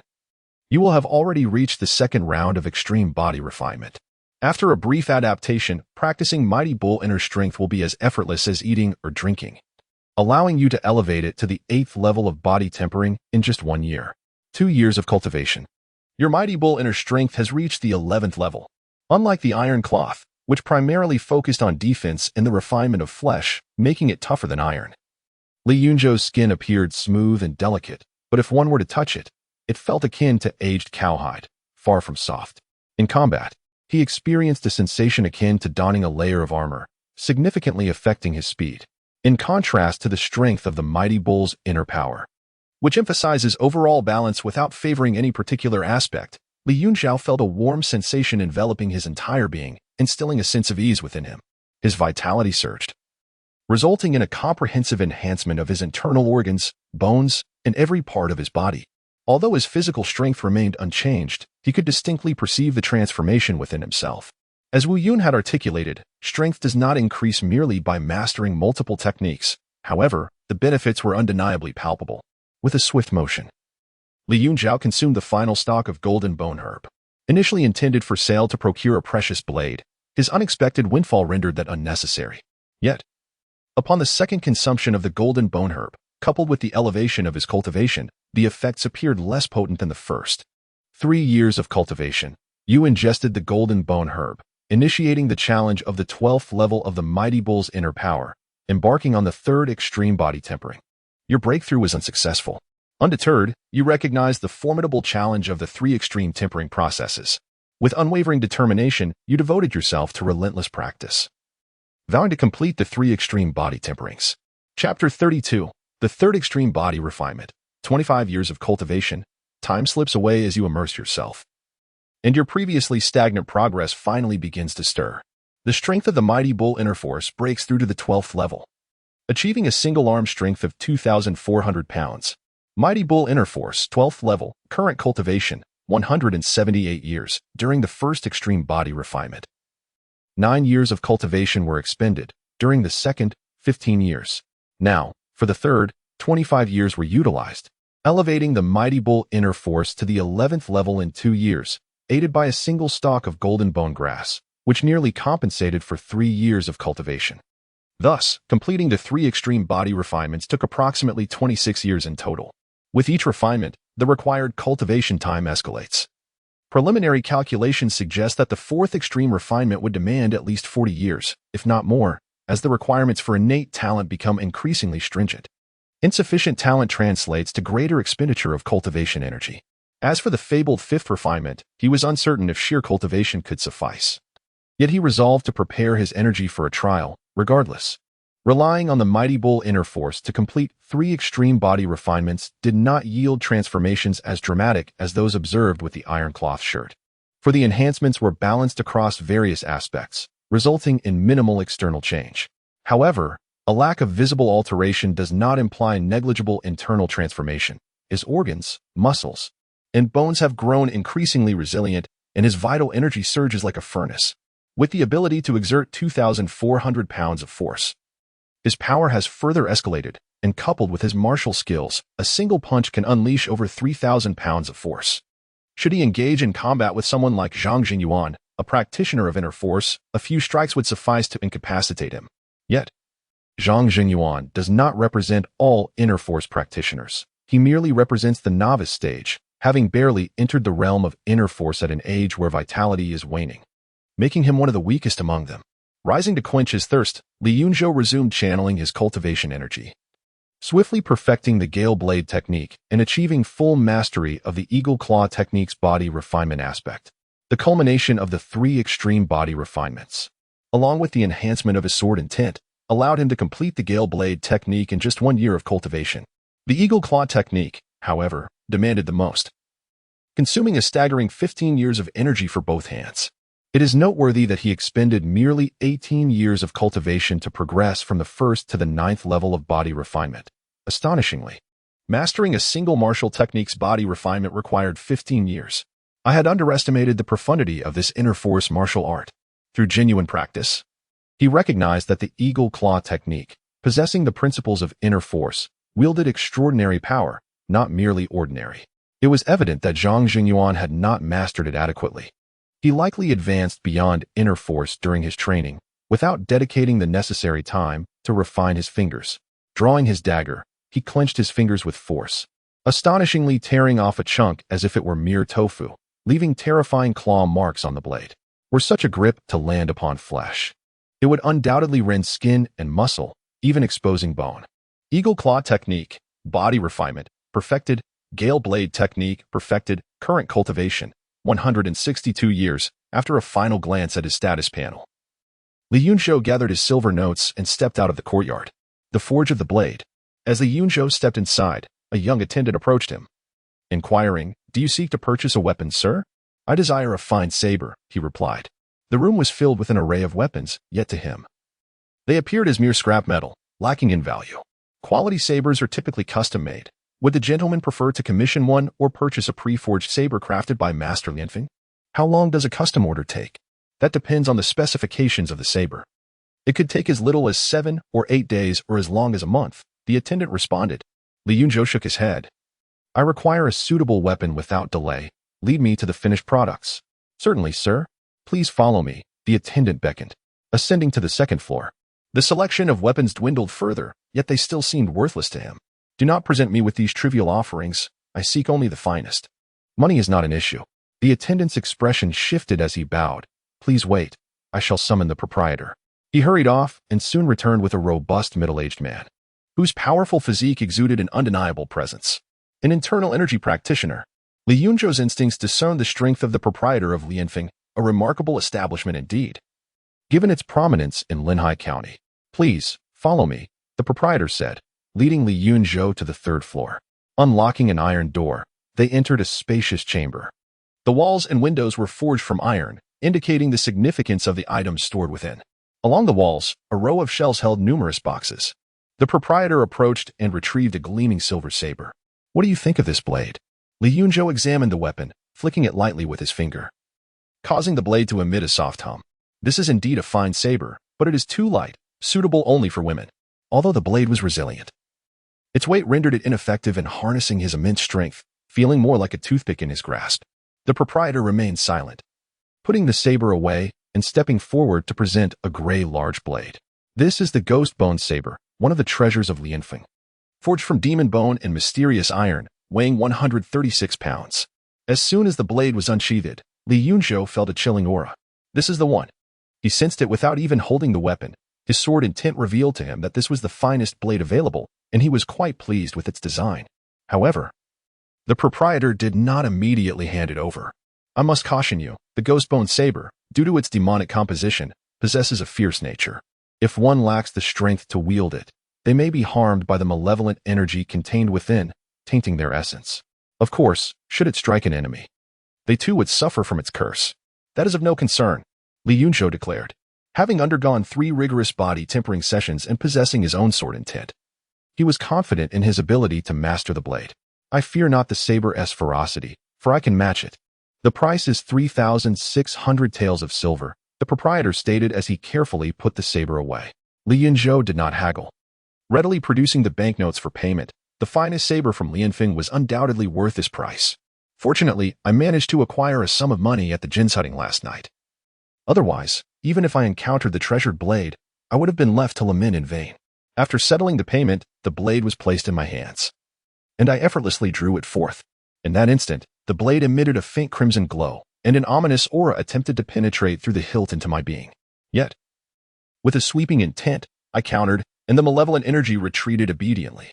The proprietor of the Lianfeng Pavilion stared in astonishment. Even he could not so easily subdue the sinister essence of the ghost bone blade, worth every bit of the 3,600 taels. The ghost bone blade was as if imbued with enchantment. Anyone struck by it would surely find the malevolence overwhelming. With that, I sheathed the ghost bone blade and promptly departed from the Lianfeng Pavilion. Chapter 33, The Revenge of the Demons. For times of extreme body tempering, I have had the honor of meeting Captain Li. Before Li Yunzhou had returned home, his subordinate, Zhang Daniu, sought him out. What is it? Li Yunzhou inquired with a furrowed brow, having already taken leave from Wu Yun the previous day, yet someone from the government still came to find him.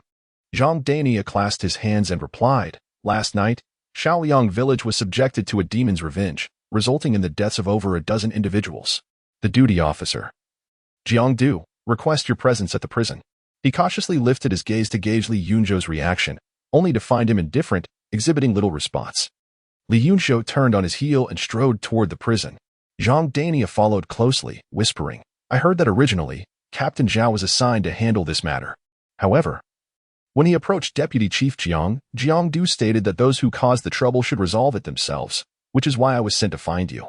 The two made their way, soon arriving at the prison, where Li Yunzhou's subordinates were already gathered. Do not show any mercy. No one is going to Shaoliang village to handle this, and only Zhao Guangqi will face the consequences. Zhang Zhiheng and Gu Hao hurried forward. The demon's retaliation against Shaoliang village was evidently a consequence of yesterday's events, likely intended to lure Li Yunzhou out of the city. If he ventured out at this moment, he would undoubtedly fall into a trap set by the demons. I am well aware. Li Yunzhou strode directly into the office of Deputy Chief Jiang. I have the honor of meeting Deputy Chief Jiang. Deputy Chief Jiang, known as Jiang Yeshan, appeared significantly younger than Wu Yun, having hardly crossed paths with Li Yunzhou before, leaving little impression of him. However, Jiang Yeshan held a notable identity as the cousin of the county lieutenant of Linhai County, making him the uncle of Jiang Ning. Though they were initially allies, Li Yunzhou had had a falling out with Jiang Ning the previous night, severing ties with the county lieutenant faction altogether. Jiang Yeshan leisurely set down his teacup. His gaze slightly lifted. Yesterday, you stole the limelight, and today Shaoliang village has paid the price, with over a dozen lives lost. The brothers are unwilling to venture out of the city. What do you propose we do?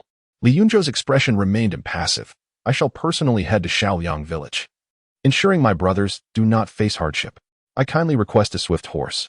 Jiang Yeshan appeared somewhat taken aback, pausing briefly before giving a thumbs up. You are bold and accountable. A true hero. I shall arrange for horses for you promptly. Whether his praise was sincere, only he knew. Li Yunzhou exited the office, and Zhang Zhiheng and the others surrounded him. Boss, what did he say? Li Yunzhou cast a glance at the crowd. Do you expect others to go to their deaths? This indicated that he had accepted the mission of Shaoliang village, and in an instant, the faces of Zhang Daniu and the others turned pale. The demon's revenge against Shaoliang village was clearly a ploy to force Li Yunzhou out of the city. As his subordinates, they naturally felt compelled to accompany him. Zhang Zhiheng and Gu Hao remained silent. Li Yunzhou was correct. If they did not go, would they allow others to perish in their stead? Rest assured, should the demons have set a trap, it is I they seek vengeance upon. I shall go alone. He had no intention of bringing anyone along. If the demons truly had laid a trap, none of his subordinates would be of any assistance, and their presence would merely lead to their demise. If he were alone, even in defeat, he could still maneuver freely. I too share the burden of yesterday's events. Zhang Zhiheng raised his hand and declared, I consumed the blood ginseng last night and have broken through to the 6th level of body refinement. It is unreasonable that we should all share in the benefits. Yet when trouble arises, it falls solely upon one. Those brutes intend to kill us. We must strike back, even in death. Gu Hao also expressed his desire to join. Having also consumed the blood ginseng and achieved a breakthrough in cultivation, even if he could not assist, he would not be a liability. However, Li Yunzhou still declined their offers. He was not truly seeking death. Soon, someone led a white horse to Li Yunzhou, who swiftly mounted it. Take care, Chief. His subordinates wore expressions of sorrow. Even those who were not well acquainted with Li Yunzhou now gazed upon him with admiration. Although he could simply avoid going to Xiaoliang village and face no repercussions, he was resolute in resolving this matter. "Get lost," he exclaimed, feeling as if he were marked for death, and with a flick of the whip, he departed from the barracks. As he rode the swift steed, a mocking voice echoed. "Is he intending to flee?" Zhang Zhiheng shot an angry glance toward the speaker, the constable named Zhao. "You talk nonsense. Do you think that Yunzhou is as spineless as you? Too afraid to leave the city, yet you dare to call yourself a constable? Go home and suck your mother's milk." The truth would soon reveal itself. With the 6th level of body refinement and his uncle being Wu Yan. The constable's face flushed red, but he dared not provoke Zhang Zhiheng further and withdrew in silence. Did he leave? Instead of immediately exiting the city, Li Yunzhou returned home to seek Bai Ling, hoping to obtain the remaining techniques of the iron cloth shirt. However, upon entering the secret chamber, he discovered Bai Ling had vanished, leaving behind a farewell note and the completed iron cloth shirt techniques.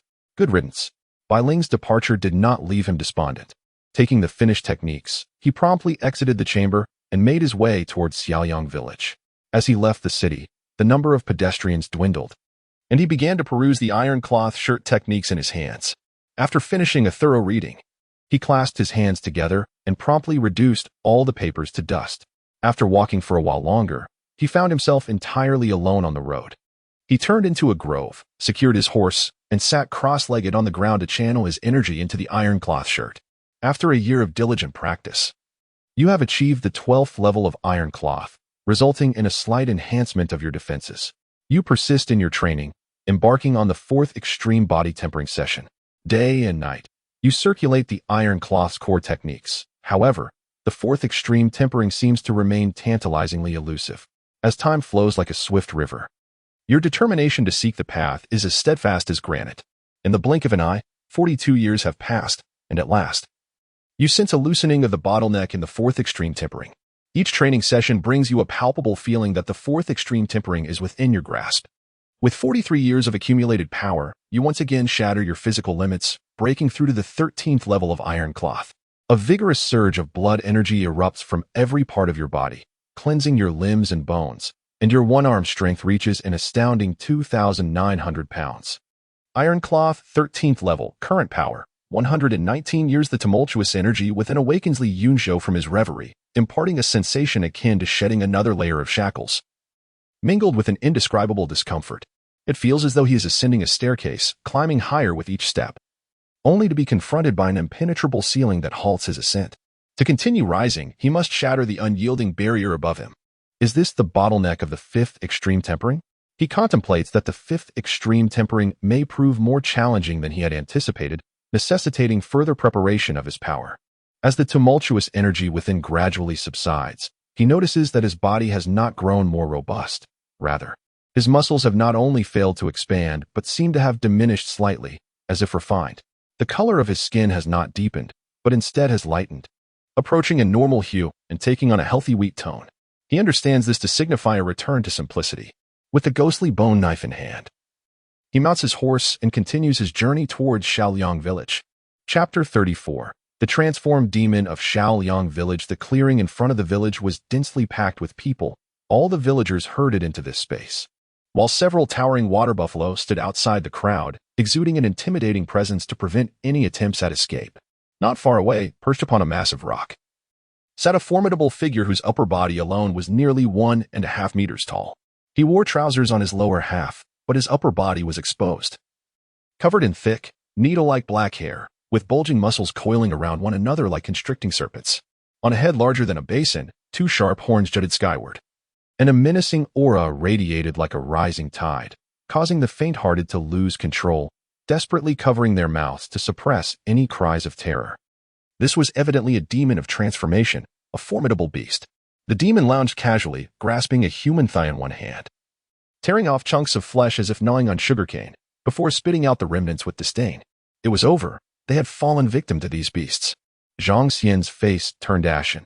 Even though he was not a martial artist, he understood the terror of a transformed demon, knowing that even those adept in internal energy might not stand a chance. It was unexpected that the villagers of Shaoyang had only just returned from reporting to the county office when these demons appeared, clearly awaiting the arrival of officials. He hoped that the constable, Li Yunzhou, would come to their rescue, yet simultaneously feared his arrival, knowing that it would likely lead to their demise. As there was no escape, In addition to the already transformed demon, he counted carefully and noted 7 other ferocious buffalo demons, each one larger than the leopard demon they had previously encountered. Suddenly, a piercing eagle cry echoed through the air, and a black eagle descended gracefully, landing securely on the broad shoulder of the transformed buffalo demon, stretching its neck to whisper into the demon's ear. Was this black eagle also a demon? Zhang Xian could not discern the conversation between the eagle and the transformed buffalo demon, yet he observed that the surrounding untransformed buffalo demons all raised their heads, gazing towards the direction of the county town, snorting heavily through their nostrils. After a while, the distant sound of galloping hooves reverberated from the mountain path, stirring up a cloud of dust. A glimpse revealed a white horse racing along the trail, carrying a figure as imposing as an iron tower. As it drew closer, Zhang Xian finally recognized the rider, none other than the constable Li Yunzhou, who had slain the leopard demon for Shaoyang village the day before. He had come alone. Among the 100 or 200 constables and deputies in Linhai County, none had the courage to come, save for Constable Li Yunzhou, who had arrived at Shaoyang village. Zhang Xian's eyes welled with tears. "My lord, hurry away. My death is of no consequence, but you must remain to vanquish the demons." His words trailed off as his wife clamped a hand firmly over his mouth. The buffalo demon atop the rock glanced at Zhang Xian, but instead of punishing him, turned its attention towards Li Yunzhou, who had dismounted. Li Yunzhou planted his ghostly bone blade into the ground, tethered his white horse to a tree at the village entrance, and then approached leisurely. The buffalo demon took a bite of the thigh it held, blood streaming from its gaping maw as it spoke.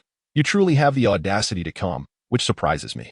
Its face resembled that of a human, yet retained many characteristics of a buffalo, with a broad visage marked by numerous wrinkles, indicating it was not young. Li Yunzhou pressed his hand firmly upon the yugu blade and inquired, "Am I permitted to abstain from attending?" The shape-shifting bull demon chuckled, nodding in affirmation. "You possess a remarkable clarity of insight. Should you dare to evade, rest assured, someone will inevitably bind you and deliver you here. Even if you come of your own accord and meet your demise, you shall at least gain the reputation of a heroic knight." Li Yunzhou cast his gaze toward the villagers of Xiaoyang village, recognizing only Zhang Xian among those familiar to him, while the whereabouts of Li Erge remained unknown. "Release them. The one you seek is I. If revenge is what you desire, direct it toward me, rather than subjecting a defenseless populace to your wrath." The shape-shifting bull demon shook his head. "Fear not. Had I intended to slay them, I would have acted long ago. Their capture serves merely to allow them to witness the demise of their benefactor. Food must embody its essence. To harbor treachery will only lead to the ruin of others. This is a means to subjugate the people of Xiaoyang village." In truth, the villagers had already been subdued. Historically, even when demons descended upon their village to consume lives, the villagers refrained from alerting the authorities. This particular incident had only prompted them to seek help from the magistrate due to the egregious actions of the 2 leopard demons, leading to a cascade of ensuing events. This was the reason the shape-shifting bull demon had not hastened to violence, engaging in conversation with the Yunzhou instead. In his estimation, the villagers of Xiaoyang were Na'vi and required direct guidance. Otherwise, the potential for unrest among these food sources loomed large. Li Yunzhou, maintaining a stoic demeanor, nodded in understanding. "Thus, even though the leopard demons who perished yesterday are not of your kind, you must still defend them, or rather, assert your own interests. You must ensure that all comprehend the notion that food cannot resist." The shape-shifting bull demon concurred. "Indeed, that is the essence of the matter. Those 2 leopard demons disregarded the established order. Their deaths are inconsequential. Had they survived and continued their rampage, I too would have put them to death. Your indiscriminate slaying of demons is precisely why we have sought you out. We do not come for revenge, but to uphold order." It appeared as though they were the true magistrates of Linhai County, intervening whenever demons acted without regard for the rules. Should humans resist the slaughter of demons, they too would be met with lethal force. What, then, was the purpose of the magistracy in Linhai County? Were all the demons there part of a singular entity? Did they possess organization? With just these few bull demons, it seemed insufficient to impose such tyrannical regulations in Linhai County. There must be an overarching organization and a leading demon. The fact that you remain oblivious to such matters explains your reckless decision to slay those 2 leopard demons. The demon kin of Linhai County are all subject to the dominion of the Tsangshan Tiger King. The bull demon appeared to believe that Li Yunzhou's fate was sealed, showing no intention of evading the inquiry. In truth, this matter was known to the higher echelons of Linhai County. It was merely that Li Yunzhou lacked the means to access such information. Li Yunzhou raised a finger, posing his final question. Is it the case that all the upper echelons are in collusion with you, or only a select few? Only a select few, the bull demon replied. Some factions have formed a coalition of interest with us, while others collaborate out of mutual understanding. They wish to prevent chaos in Linhai County that would jeopardize their futures, just as we seek to avoid excessive bloodshed that might drive away our food sources. Your actions could jeopardize the positions of those in power above, and we may also lose our control over the food supply. Hence, all parties desire your demise. Li Yunzhou nodded, and at that moment, many things became clear to him. Are you not afraid of attracting the attention of the Demon Suppression Division? The shape-shifting bull demon was momentarily taken aback, but then burst into laughter. Ha ha ha. The Demon Suppression Division. You seem to know only the name. Utterly oblivious to its true purpose. Do you think it is filled with noble heroes and righteous individuals dedicated to rescuing the suffering? At this, it was Li Yunzhou's turn to be stunned. The Demon Suppression Division, as described by the shape-shifting bull demon, appeared to differ significantly from what he had heard from Wu Yun. Could it be that the masters of the Demon Suppression Division were not specifically tasked with dealing with demons like you? Chapter 35. Annihilate you all indeed. You are quite the naive youth. The Demon Suppression Division is indeed specialized in battling demons and monsters. However, you must understand that fighting these entities does not equate to delivering salvation. Their duty is to eradicate demons, not to save every soul in the world. Furthermore, it is not only the Demon Suppression Division that possesses skilled fighters. My demon kin are also formidable. In a mere Linhai County, the gaze of the Demon Suppression Division would scarcely linger here. The shape-shifting bull demon laughed heartily, mocking Li Yunzhou's simplicity in equating the fight against demons with the act of saving others. The Demon Suppression Division has never determined its actions based on where the most lives are lost. Thank you for enlightening me. I shall now send you on your way. Li Yunzhou's gaze sharpened, and an invisible aura began to emanate from him, filling the air with a chilling sense of impending doom. Father, I have yet to engage in combat with a human warrior. Please allow me the honor of confronting him. A particularly large bull demon, towering among his kin, bowed before the shape-shifting bull demon, expressing his eagerness to battle. The shape-shifting bull demon nodded nonchalantly. Good, this is the spirit of my clan's youth. How strong can a lad in his teens truly be? If he possessed real talent, he would not have only recently emerged. Moreover, with my presence here, even seasoned internal strength practitioners would think twice before acting recklessly. Roar. The shape-shifting bull demon's son exhaled 2 thick jets of white mist from his nostrils, his hooves pounding the ground. Boom. Dirt flew as the earth erupted, and the nearly 1.8-meter-tall bull demon charged towards Li Yunzhou like a train powered by sheer force, leaving enormous footprints in his wake, as if an earthquake had struck. The ferocious momentum suggested that even a small mountain would be shattered upon impact. Yet, Li Yunzhou merely extended a hand and pressed down forcefully. The charging bull demon halted abruptly, as if the brakes had been engaged. A vast power descended upon him like a mountain, forcing the shape-shifting bull demon's son's head into the earth, despite his frantic attempts to dig himself free, creating a massive pit to no avail. What? The eyes of all the bull demons widened in disbelief at such an outcome. Blood erupted as Li Yunzhou executed the eagle claw technique, his fingers sinking into the bull demon's bones, while his other hand rose high. Let your son venture to the Yellow Springs to scout the path for you.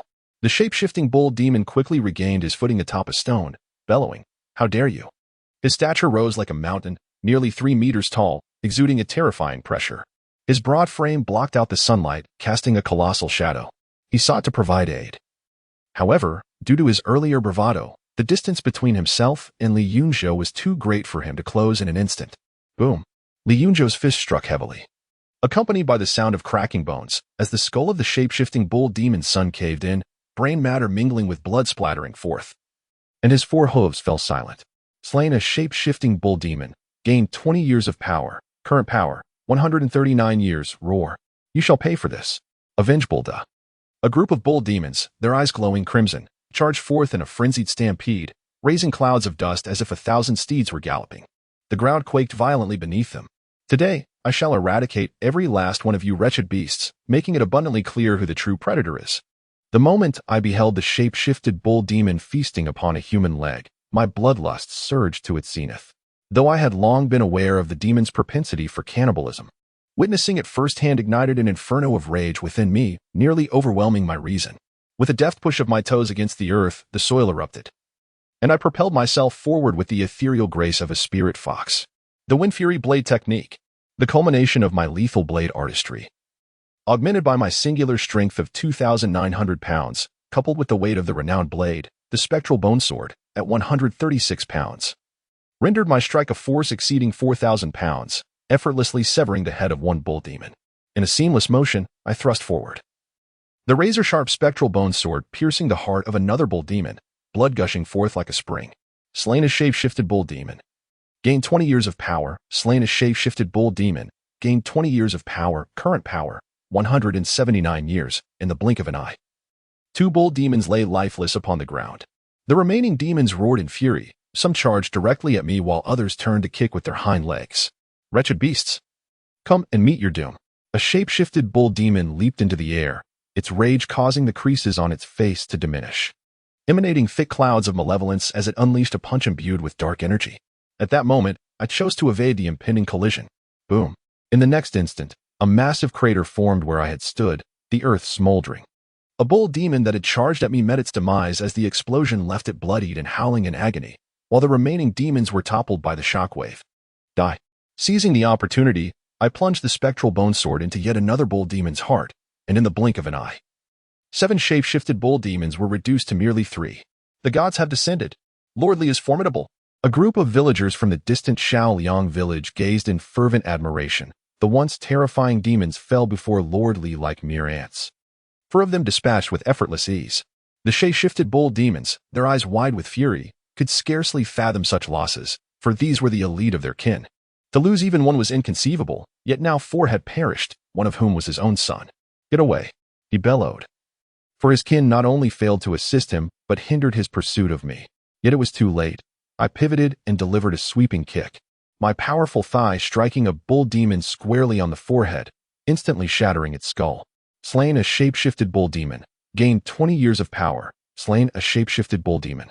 Gained 20 years of power, current power, 219 years. Have you considered the consequences of forcing me out of the city? Do you truly believe yourselves to be invincible? My murderous intent only intensified, boiling over within me. You sought my demise, yet now you flee. He swiftly pursued a fleeing bull demon, striking from behind with a single, decisive blow that rent the creature asunder, its entrails spilling forth like a breached dam. Die. Finally seizing the opportunity, the transformed bull demon charged forward, delivering a punch of formidable size, emanating a dark radiance as it descended from above. Even before contact, a terrifying pressure enveloped the air, causing the ground beneath to tremble. In a moment of crisis, Li Yunzhou pivoted, positioning the ghostly bone blade horizontally across his chest. With a thunderous impact, a shockwave surged forth, propelling Li Yunzhou backward like a cannonball, overtaking the last of the escaping bull demons. Thank you for the escort. Upon seeing Li Yunzhou suddenly appear before it, the bull demon was gripped by terror, its anguished shriek piercing the air. No. Without hesitation, Li Yunzhou severed its head in one swift motion, which rolled across the ground before coming to a halt. Slaying an untransformed bull demon grants 20 years of power. Slaying an untransformed bull demon grants 20 years of power, current power, 259 years. Thus, all 7 untransformed bull demons had been vanquished. Chapter 36. The slaying of the transformed demon in the clearing at the entrance of Shaoliang village. The corpse of the bull demon lay sprawled in disarray, its blood oozing profusely, filling the air with a foul stench.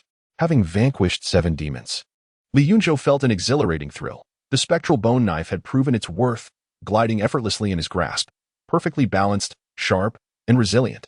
Had he wielded a lesser weapon, it would have shattered into fragments by now. At this moment, the blade glimmered with a crimson hue as the demon's blood gradually dissipated, absorbed into the weapon, becoming one with it. He beckoned the transformed bull demon with a taunting gesture. Come forth, beast, let me demonstrate who truly is the prey. The wretched creature, realizing it had been exploited and witnessing the demise of its kin, glared with eyes ablaze with crimson fury. The ground trembled beneath its might, unable to withstand the sheer force of its tread, a tempest rising in its wake. Die! It bellowed, launching itself into the air, its robust form resembling a small mountain as it descended, aiming to crush Li Yunzhou like an insignificant insect. Li Yunzhou felt an indescribable pressure, such a terrifying figure. Even his mere flesh weighed 700 to 800 pounds. A being of such stature could easily unleash a force of 1,000 to 2,000 pounds with a single punch, let alone a transformed bull demon. A martial artist like Zhang Jingyuan could reduce a foe to pulp with a single blow. Had he not completed the fourth extreme body tempering before this confrontation, he would have stood no chance against the bull demon, especially after their previous exchange, where its strength had far surpassed his own. Employing the 9 steps of the spirit fox, he knew that in a contest of sheer might, he would be no match for the transformed bull demon. Nevertheless, his tempered physique, while not fully unleashed, retained its formidable hardness. This was why, despite being sent flying by a punch earlier, he had emerged unscathed. With a swift maneuver, Yunzhou evaded the bull demon's devastating stomp. Yet the ground bore the brunt of the impact.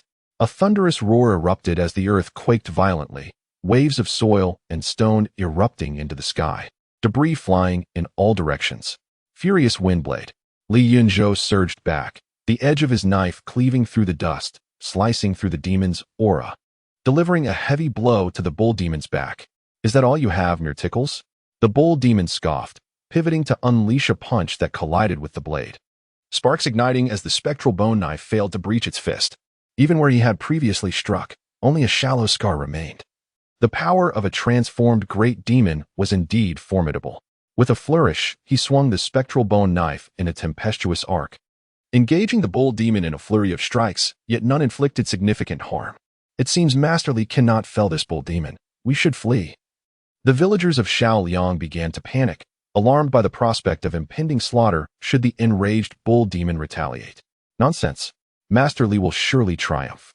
Abandoning him now would be a disgrace. Zhang Xian rebuked. Though he lacked martial prowess, he was aware that Yunzhou possessed a formidable technique yet to be unleashed. Boom. The overwhelming force surged forth, forcing Yunzhou to retreat. Upon closer inspection, although the shape-shifting bull demon bore a dozen or so wounds, they were merely superficial scratches. You are not an internal energy martial artist. After exchanging dozens of blows, the shape-shifting bull demon finally discerned Yunzhou's anomaly. Its eyes wide as saucers, such a solid physique. You are a 4th-level extreme body refinement martial artist. This revelation was even more alarming than if Yunzhou were merely an internal energy practitioner. At the tender age of 18 or 20, if one does not pursue the path of extreme body refinement, breaking through to internal energy cannot be regarded as true genius. However, if one has achieved 4th-level extreme body refinement by 18 or 20, they would be considered top tier within the entire Great Martial Dynasty.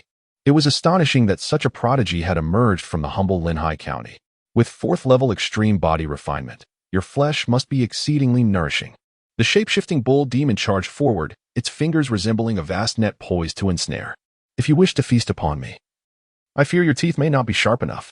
Yunzhou's gaze sharpened, the spectral bone knife in his hand vibrating with a resonant hum, bloodlight flickering.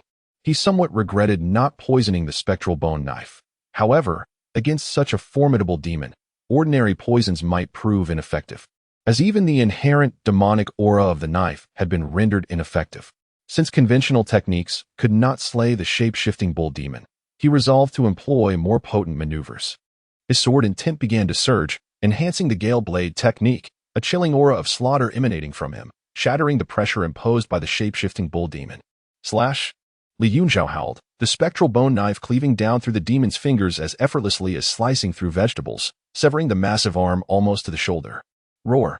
The shape-shifting bull demon let out a howl of agony, retreating in panic, its face a mask of shock. Sword intent. Not only had Yunzhou achieved 4th-level extreme body refinement, but he had also comprehended sword intent. The demon felt a mix of shock and rage. If he possessed sword intent, why had he not used it earlier? Had it not been for his lapse in vigilance, how could he have lost an arm? Despicable creature. Clearly at 4th-level extreme body refinement, yet the world remained oblivious. You possess sword intent, but kept it hidden, using it to ensnare me. Truly a vile being. See. I told you Lord Li would surely slay this beast. Zhang Xian roared, trembling with excitement. The 2 severed arms, drooping like noodles, released an even more potent demonic aura. The surrounding earth hissing and smoking as if scorched by intense heat. With a crack of its joints, the massive form began to contract. It raised its remaining arm, unleashing a burst of demonic energy across the void. Break. Under the enhancement of sword intent, the Gale Blade technique became extraordinarily fierce, and Yunzhou cleaved through the demonic energy, a portion grazing his body and causing a burning sting. His sword momentum surged like a tidal wave, swiftly overtaking the shape-shifting bull demon and delivering a horizontal slash, the inky demonic energy parting before him. Blood erupted as flesh rolled, crimson liquid spraying forth. It appeared that the reduction in size had bolstered its defenses. The blow that could have cleaved the demon in half merely grazed its skin, evidently connected to the demon's diminished stature, yet correspondingly, the shape-shifting bull demon's strength had also weakened. Roar! The transformed bull demon clutched the wound on its abdomen, immediately turning to flee without hesitation. Despite its enhanced defenses, it could not withstand the onslaught of blade intent. It was imperative to report to the Songshan Tiger King to eliminate Li Yunzhou, if even such a formidable demon could not contend with him. The number of demons that would perish should Li Yunzhou break through to inner strength was unfathomable. "Weren't you going to devour me?" Li Yunzhou called out as he activated the Spirit Fox's 9 steps to pursue, though it seemed the distance between him and the transformed bull demon was only widening. Soul-severing slash. Without a moment's hesitation, he unleashed his most formidable technique. The chilling blade intent swept across, as the black blade energy coalesced into a crescent, cleaving through the air. Chapter 37. We arrived too late, alas. The transformed bull demon was stricken with dread, though he could not witness the scene unfolding behind him. An instinctive sense of foreboding surged within him, as if calamity were imminent. With no time to glance back, he bent his legs and leapt high, seeking to evade the impending fatal strike. Yet, no matter how swift he was, he could not outpace the blade's aura. Before he could fully ascend, the dark blade energy cleaved through the demonic essence surrounding him and penetrated his body. In a flash, torrents of demonic blood erupted, accompanied by the sickening sound of bone being severed. At that moment, the bull demon was still in the midst of his leap. As he rose half a meter into the air, he suddenly crumpled helplessly, crashing down with a thud that sent up a cloud of dust, his innards mingling with blood cascading forth like a broken dam. The transformed bull demon let out a wretched scream, his face contorted with horror and fear.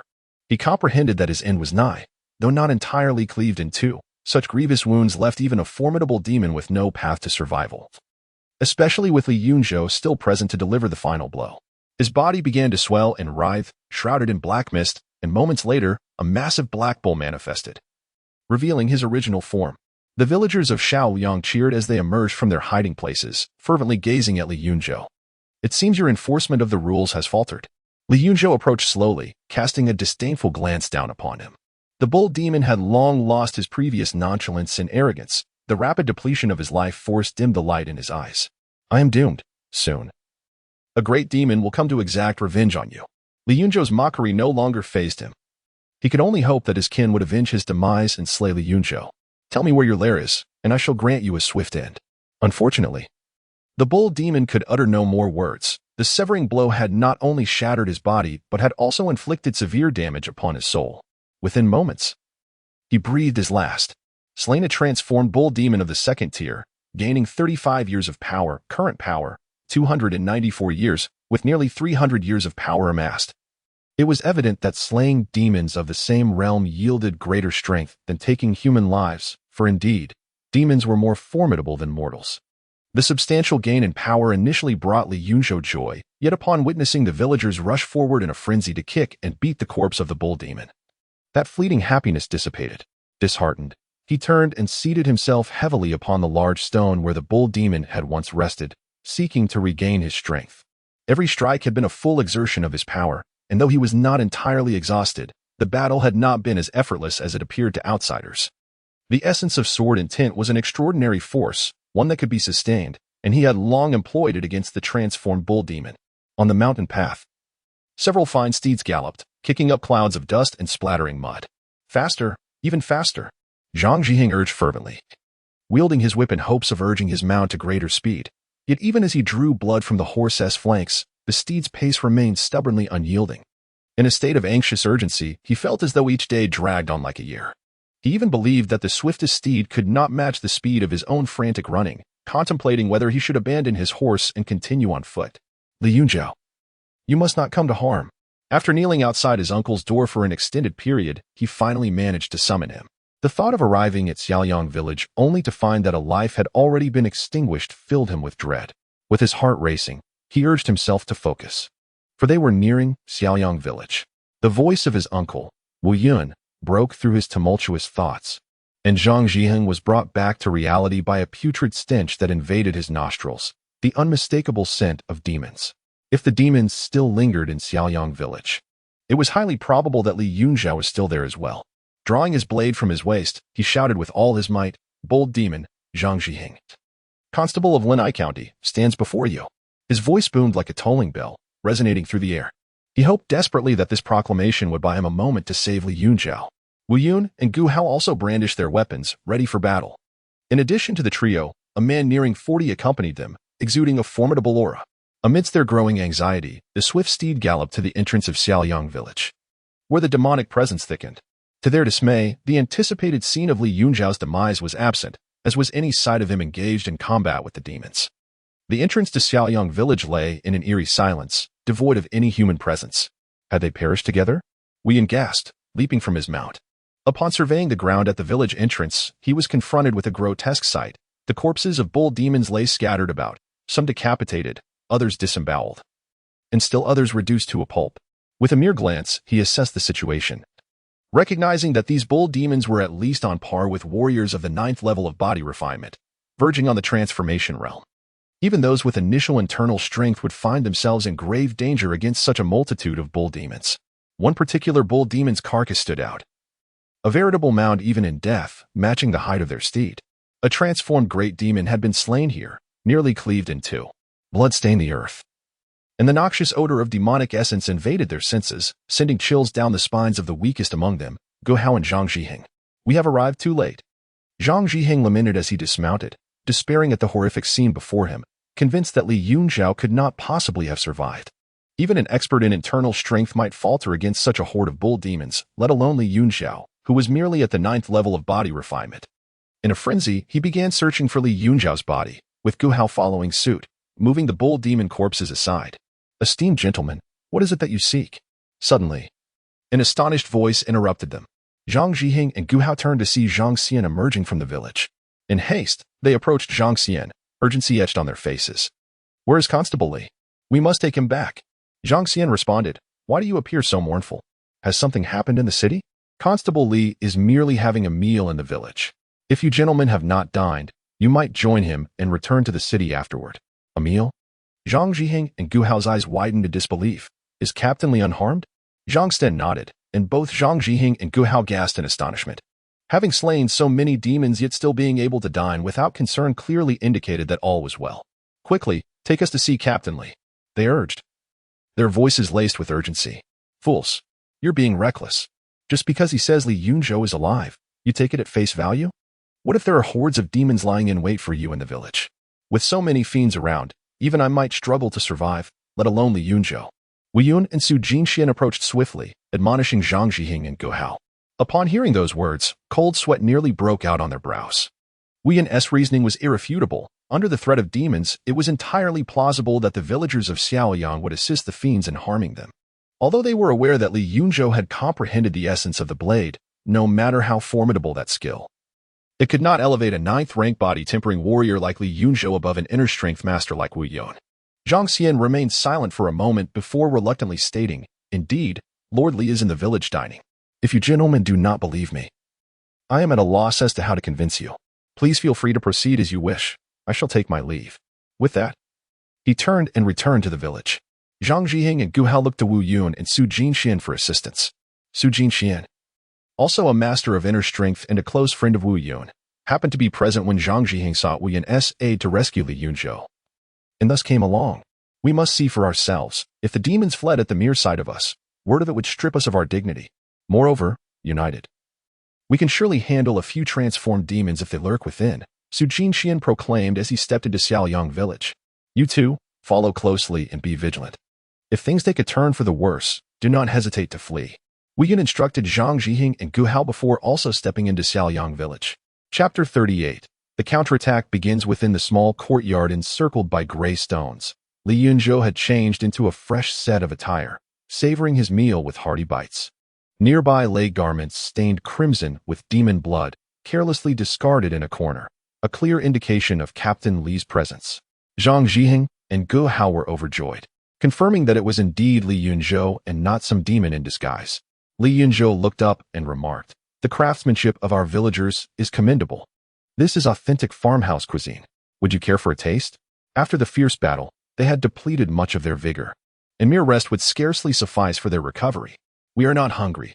Take your time," they replied, but their minds were far from the meal. They hurried to the village entrance to inspect each of the fallen bull demons, ultimately concluding that a single individual had dispatched them. No wonder he dared to come alone. Wei Yun inhaled sharply, tentatively assessing that Li Yunzhou's strength was on par with his own, if not superior. He had not been certain he could have vanquished the already deceased shape-shifting bull demon. Su Jinxian stood before the corpse of the transformed bull demon, slowly opening his eyes. I sense a lingering aura of blade intent.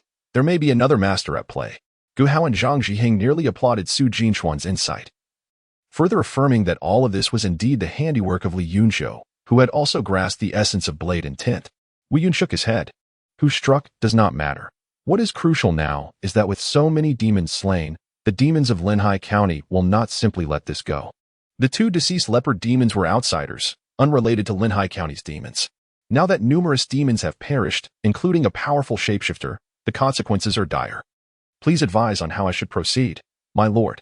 Li Yunzhou strolled forward, brandishing the ghostbone blade. Previously, the death of merely two inconsequential leopard demons had led Linhai County's demons to retaliate, resulting in the loss of over a dozen lives in Xiaoyang Village. If he turned a blind eye to the villagers, Xiaoyang Village would likely become a desolate ghost town by dawn.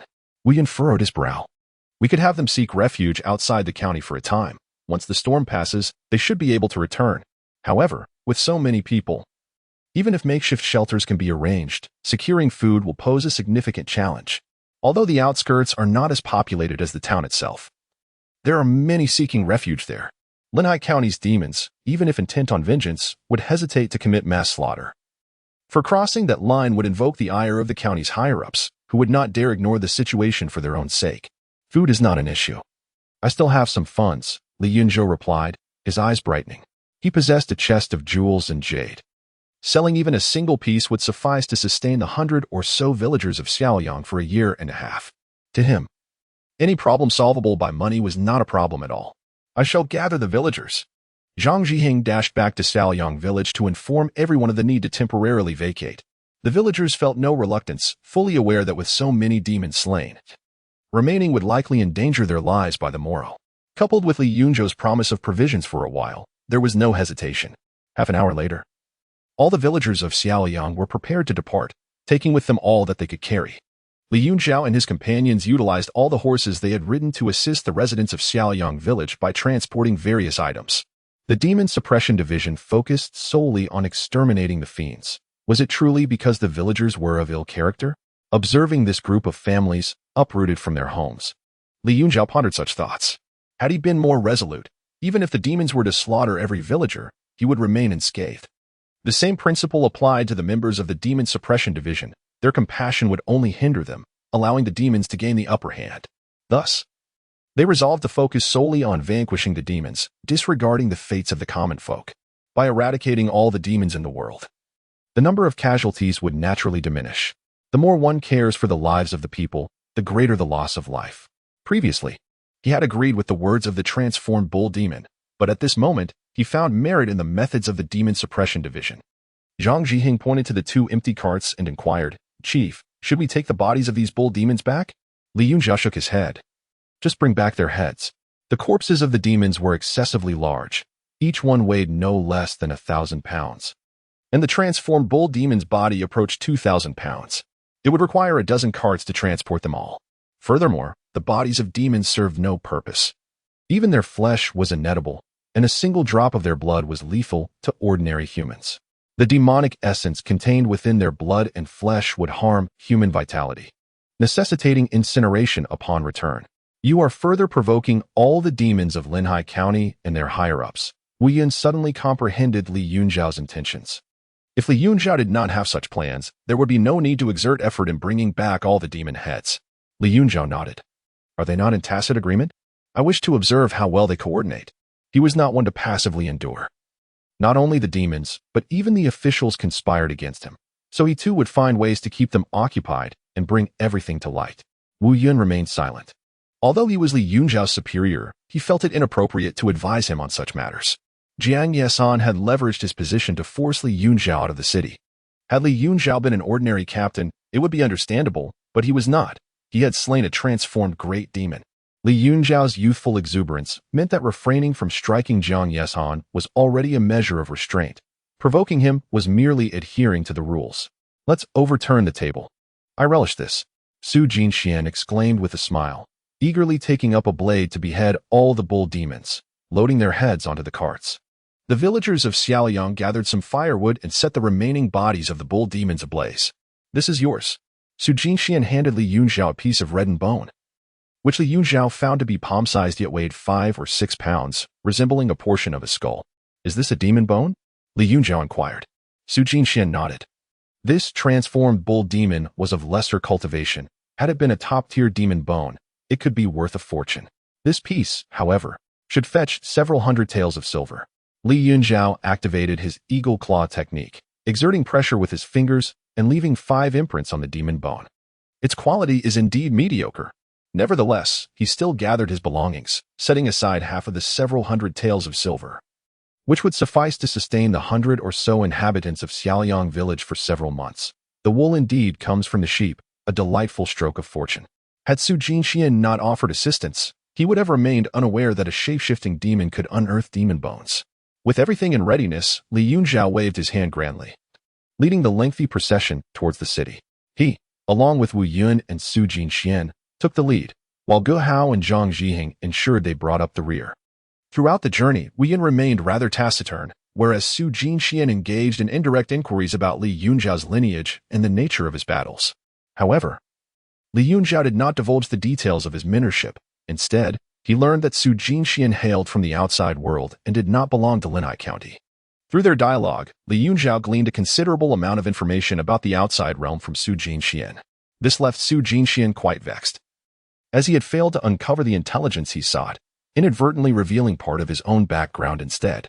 Your contributions are yours alone. I shall not overshadow your achievements. Just as they approached the county town, Wu Yun abruptly took his leave. Chapter 39. Lordly strikes down demons again. This old fellow remains as cowardly as ever. Su Jinxian cursed under his breath, aware that Wu Yun's words were mere nonsense. A feeble excuse for not wanting to overshadow Li Yunzhou and for refusing to stand against the higher-ups of Linhai County. Each had their own choices. Li Yunzhou understood that Wu Yun was likely among those who had an understanding with the demons. He did not disdain him, for it cannot be said who is right or wrong. Wu Yun acted merely to minimize casualties. Moreover, as the leader of the guards, he was not the highest authority, and there were many above him who wielded greater power. Unencumbered by familial ties, he feared no fallout with the Linhai County elite, whereas Wu Yun, with a wife and children, had legitimate reasons for concern. The fact that he ventured out to offer aid, albeit not particularly effective, nonetheless indicated that Wu Yun was not a malevolent individual. His strength likely matched that of the transformed bull demon. Although he was unaware of how many such formidable demons resided in Linhai County, he was certain there were more than just 2 or 3. Why do you not depart? He curiously inquired of Su Jinxian, a close friend of Wu Yun who had come to offer assistance, ostensibly out of loyalty to Wu. Logically, if Wu had chosen to leave, Su should have followed suit. Moreover, he was not an official, and thus had no stake in the accolades. Why should I leave? Su Jinchuan's retort momentarily rendered Li Yunzhou speechless. He, too, was not an official and had no fear of the demons of Linhai County. Why should he depart? Within the city of Linhai, several weary sentinels stood listlessly by the city gates, the afternoon sun beating down upon them, threatening to scorch their garments. Those wishing to enter the city languidly formed a queue, equally devoid of energy. Meanwhile, those seeking refuge outside huddled in makeshift shelters, listlessly observing their surroundings. Suddenly, a cloud of dust arose in the distance, suggesting a large group of individuals on the move. The sentinels immediately perked up, bracing themselves for what was to come. In the next moment, a foul stench wafted through the air, threatening to induce nausea. Not good. It's the demons. This acrid scent was all too familiar to them. Having encountered it just the day prior, it was the unmistakable odor unique to the demons. Instantly, the previously lethargic crowd sprang into action, with some preparing to flee into the city. In the blink of an eye, the dust drew nearer, revealing grotesque faces adorned with sharp teeth. A few timid souls were so frightened they collapsed to the ground. Useless creatures. These demon heads have already been severed. They cannot cause chaos. Some of the guards chuckled, their attention now on the figures before the cart, where a familiar face emerged. It was Captain Li Yunzhou, once again emerging from the city to vanquish demons. And this time with a notable number of trophies. Some had already recognized him, having seen him just the day before, leaving a strong impression. Those lacking in discernment, step aside and grant lordly passage. Several soldiers rushed forward, brandishing their long spears to clear a path for the entering crowd, then plastered on obsequious smiles.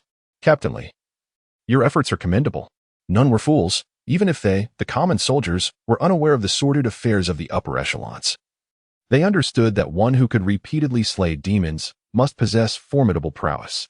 Li Yunzhou raised his hand, halting the procession behind him. Fetch me some ropes to hang these beasts' heads upon the city walls. What audacity! Was Li Yunzhou intending to expose the corpses of these monsters to the sun? A group of guards exchanged bewildered glances, quickly becoming animated. Those demons had been preying upon the populace, and such treatment was long overdue. Captain Li, wait a moment. I shall procure the ropes for you at once. One of the city guards hurried off with his spear in hand.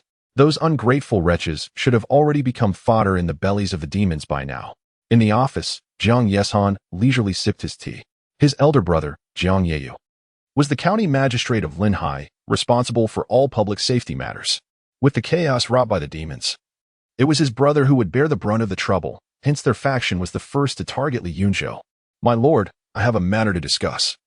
A voice suddenly called from outside. Jiang Yesan set down his teacup and beckoned the person inside. What is it? However, Wu Yun had already returned. Shortly after Li Yunzhou exited the city, Wu Yun had rushed to Xiaoyang village with Zhang Zhihing and others. Jiang Yesan was greatly displeased. This was tantamount to opposing his family. Yet, he remained indifferent, believing that Wu Yun would not save Li Yunzhou and might even perish in Xiaoyang village. The insolent captain could die for all he cared. If he survived, he might continue to serve the Jiang family. Nay, I did not see Wu Yun. It was Li Yunzhou who has returned. Jiang Yeshan's hand froze midair as he raised his teacup, his gaze fixated on his subordinate. What did you say? I said Li Yunzhou has returned. Jiang Yeshan's desire for tea evaporated. Where is he? Explain this to me clearly. He is at the city gate, having brought back 2 carts filled with demon heads, intending to hang them on the walls to sun-dry. 2 carts filled with demon heads to be displayed on the walls. Jiang Yeshan's face paled in shock. Without waiting for his subordinate to finish, he hurriedly exited the office. Everyone follow me, he bellowed, and all the officers in the precinct rushed after him. Upon reaching the city entrance, they were met with a throng of people, all gathered to witness Li Yunzhou's display of the slain demons. High upon the 5 or 6 meter walls, a row of grotesque bullheads dangled, the largest among them comparable to a grinding stone. Transformed demons! Jiang Yesan gasped. So many demons had perished, including those of the transformed rank. It was no wonder that Songshan Tiger King had not lost his temper. This was Li Yunzhou's response to the pressure he had exerted earlier. A counterstrike against the demons plaguing Linhai County. Wu Yun, come forth. Is it cowardice to deny your actions? Shifting the blame onto Li Yunzhou is no display of prowess. Jiang Yesan could not contain his fury. Believing these demons were slain not solely by Li Yunzhou but with the aid of Wu Yun and the skilled fighters he had led out of the city. Wu Yun had yet to appear, yet Li Yunzhou approached him. I pay my respects, my lord. Under your wise leadership, the demons that plagued Xiaoyang village have all been vanquished, their heads brought back for your inspection. Jiang Yesan felt utterly miserable after swallowing a fly, his countenance reflecting his distress. He realized that his intention was not to send Li Yunzhou to slay demons, but rather to lead him to his demise. However, with all the demons now vanquished, Li Yunzhou had shifted the blame onto him, and should the demons seek vengeance, he would inevitably share in the consequences. What was even more infuriating was the presence of so many witnesses. He dared not dissociate himself from the matter for fear that, without the demons intervening, the county magistrate would strip him of his official hat. There exists an unspoken understanding, yet many matters must remain unvoiced. Damnable! Jiang Yesan inwardly cursed. Realizing he had fallen into Li Yunzhou's trap, he should never have come here to become an accomplice. You have performed admirably. I shall commend your efforts, he proclaimed, forcing a smile that was more grotesque than a frown, under the eager gaze of the townsfolk as he begrudgingly praised Li Yunzhou. Chapter 40. The 5 extreme body temperings. Once again, the town of Linhai County was engulfed in fervor. Just yesterday, the headhunter Li Yunzhou had vanquished 2 leopard demons. And today he ventured outside the city to slay demons once more, this time dispatching 8 ox demons, one of which was rumored to be a transformed major demon. The severed heads of all the demons were displayed prominently on the city gates, exposed to the sun. The news spread like wildfire, creating a sensation in the small town of Linhai County, drawing many to the entrance to witness this extraordinary spectacle. Under such circumstances, not even Jiang Yesan, a mere deputy head, would dare to defy public sentiment, let alone remove the ox demons' heads from the city walls. Enraged, Jiang Yesan swept away in a huff, leading all the constables back to their station. Li Yunzhou ensured the safety of the people from Xiaoyang village, leaving behind some funds, and accompanied Zhang Zhiheng and others into the city.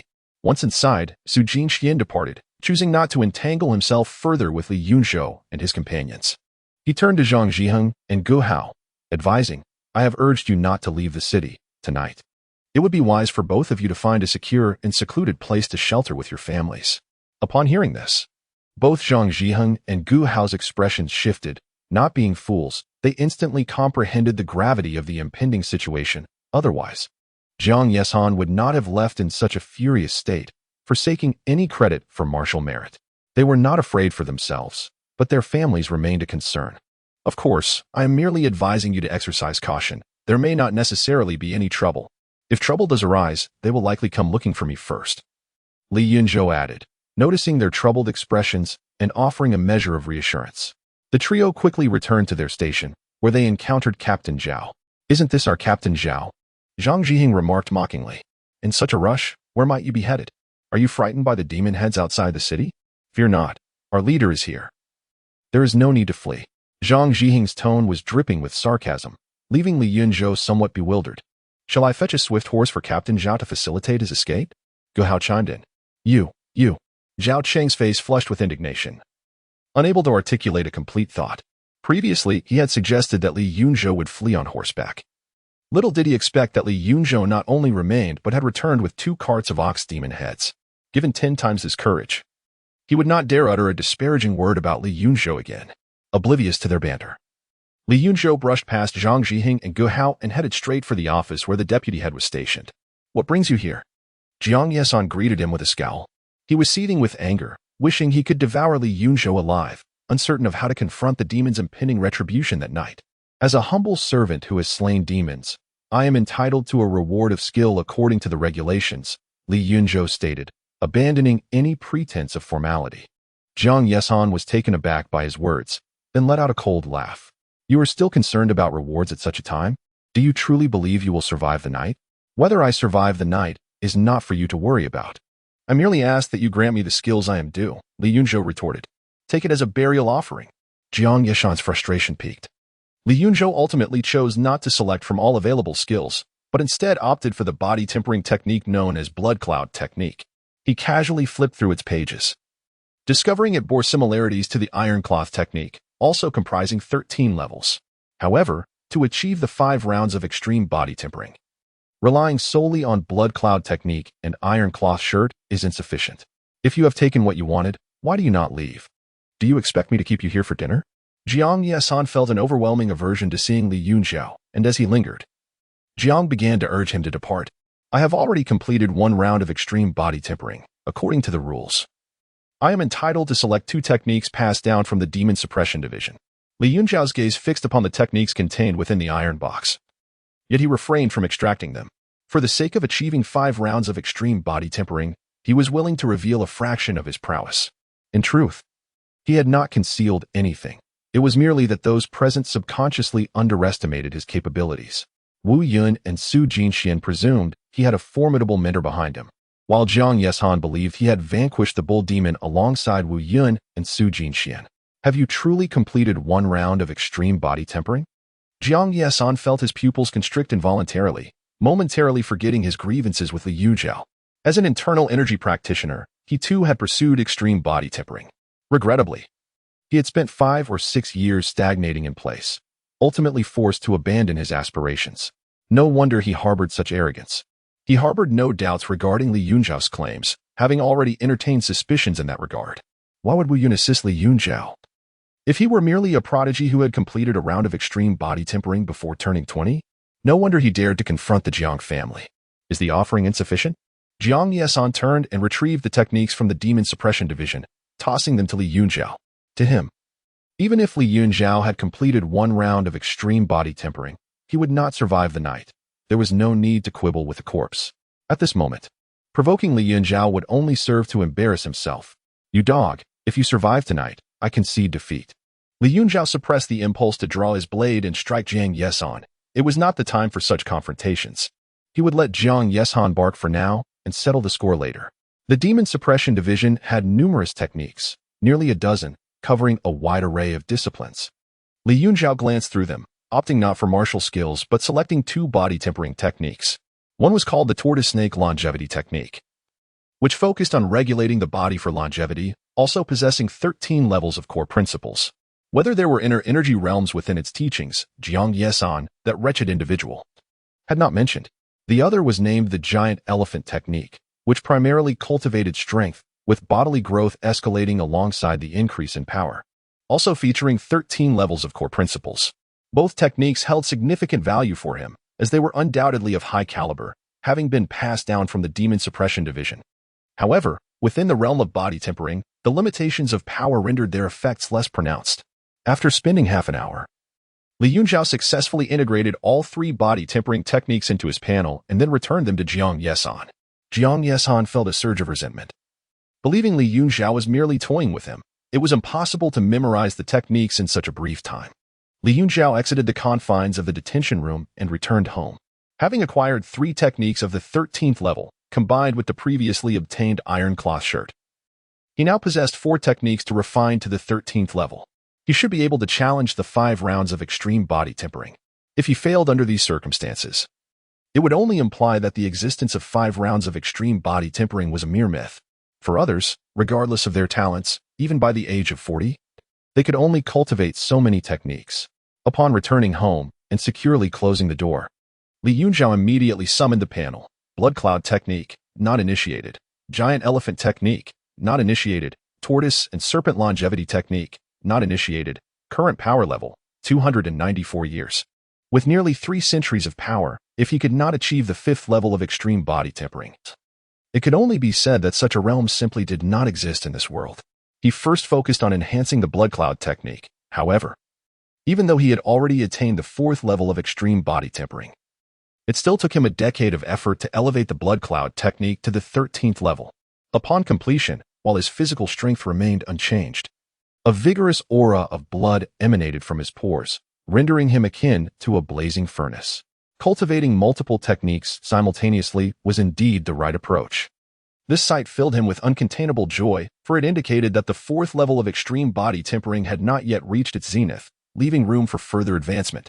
If the 4th level of extreme body tempering was not perfected, how could one even contemplate the 5th level? Chapter 41. Transformation and Awakening of Talent. With the completion of the Blood Cloud Technique, the next endeavor is the Tortoise Snake Longevity Technique. After 7 years of cultivation, this foundational practice ascended to the 13th level. This does not imply that the Tortoise Snake Longevity Technique is inferior to the Blood Cloud Technique. Rather, through cultivation, he has come to appreciate the profundity of the former. Truly, it is a discipline focused on health and longevity. Upon reaching the 13th level, his body brims with vitality, and he even expels some foul blood through his pores, as if he has rejuvenated several years, exuding life and vigor, with his internal organs becoming more robust. The final Giant Elephant Technique required only 3 years of effort to elevate to the 13th level. This time, aside from a slight increase in weight, other transformations are not particularly pronounced. Evidently, under the influence of 4 or 5 body tempering techniques, he has achieved a complete culmination of the 4 extreme body refinements. And he feels, almost intuitively, that he has genuinely reached a ceiling. Next, he must select a technique to enhance and break through the 5 extreme body refinements. Li Yunzhou began to ponder earnestly. The fierce bull inner strength was clearly inadequate, as it only reaches the 12th level in body tempering. Among the 4 techniques that have attained the 13th level, the Blood Cloud Technique is the most ordinary, and he promptly ruled it out. The Tortoise Snake Longevity Technique focuses on longevity and lacks proficiency in combat, thus it too was discarded. This left only the Giant Elephant Technique and the Iron Cloth Shirt. One emphasizes attack while the other prioritizes defense, though both are formidable in terms of combat capabilities. For a moment, Li Yunzhou found himself in a quandary. After some deliberation, he opted to enhance the Iron Cloth Shirt for his breakthrough. While the Giant Elephant Technique emphasizes powerful strikes, it achieves this by increasing body weight, and he is reluctant to reach a weight of several hundred or even 1,000 pounds. Furthermore, the Giant Elephant Technique originates from the Demon Suppression Division. There may be subsequent techniques available, and upon entering the Demon Suppression Division, he could obtain these advanced practices without wasting his efforts on enhancement. Should he derive a higher technique from the giant elephant technique, it would be difficult to justify if discovered. The iron cloth shirt, on the other hand, is widely disseminated, with many practitioners across the realm. Even if someone were to notice irregularities, he could easily fabricate an excuse to obscure the truth. Utilize all my energy to advance the iron cloth shirt, he declared, fully committing his entire cultivation force into this endeavor. After a year of relentless effort, you aspire to transcend the legendary quintuple limit of body refinement. Engaging fervently in the iron cloth technique, you dedicate yourself day and night to break through this barrier. As time flows, you have infused the iron cloth with a century of energy, yet the ceiling remains steadfastly oppressive, leaving no glimmer of hope for a breakthrough. After 2 centuries of cultivation, if you have gained some insight, the years of practicing the iron cloth have ignited a fleeting spark of inspiration within you. But it dissipates before you can grasp it. Through persistent effort over the years, you sense the ceiling beginning to yield, with a bit more perseverance. You will surely shatter it, transcending to the quintuple limit of body refinement. With 260 years of energy, diligence is rewarded by the re-emergence of that flicker of inspiration.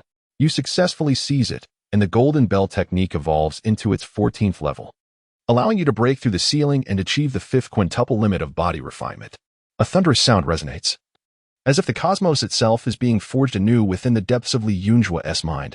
At that moment, his thoughts seem to halt, dissolving into a void of consciousness. His entire being is engulfed in a radiant glow that floods the room. Within this blinding luminosity, his form is obscured. Yet the crackling sound of bones and the roaring of a rushing river fills the air. It feels as though a legion of warriors gallops within him. His body pulsating with a peculiar rhythm, the light continuously flashing as if cleansing his very essence. Time becomes an abstract concept, and eventually, the brilliance fades. Li Yunzhou returns to awareness, feeling utterly revitalized, as though he has undergone a profound metamorphosis. The shackles that once bound him have been cast aside.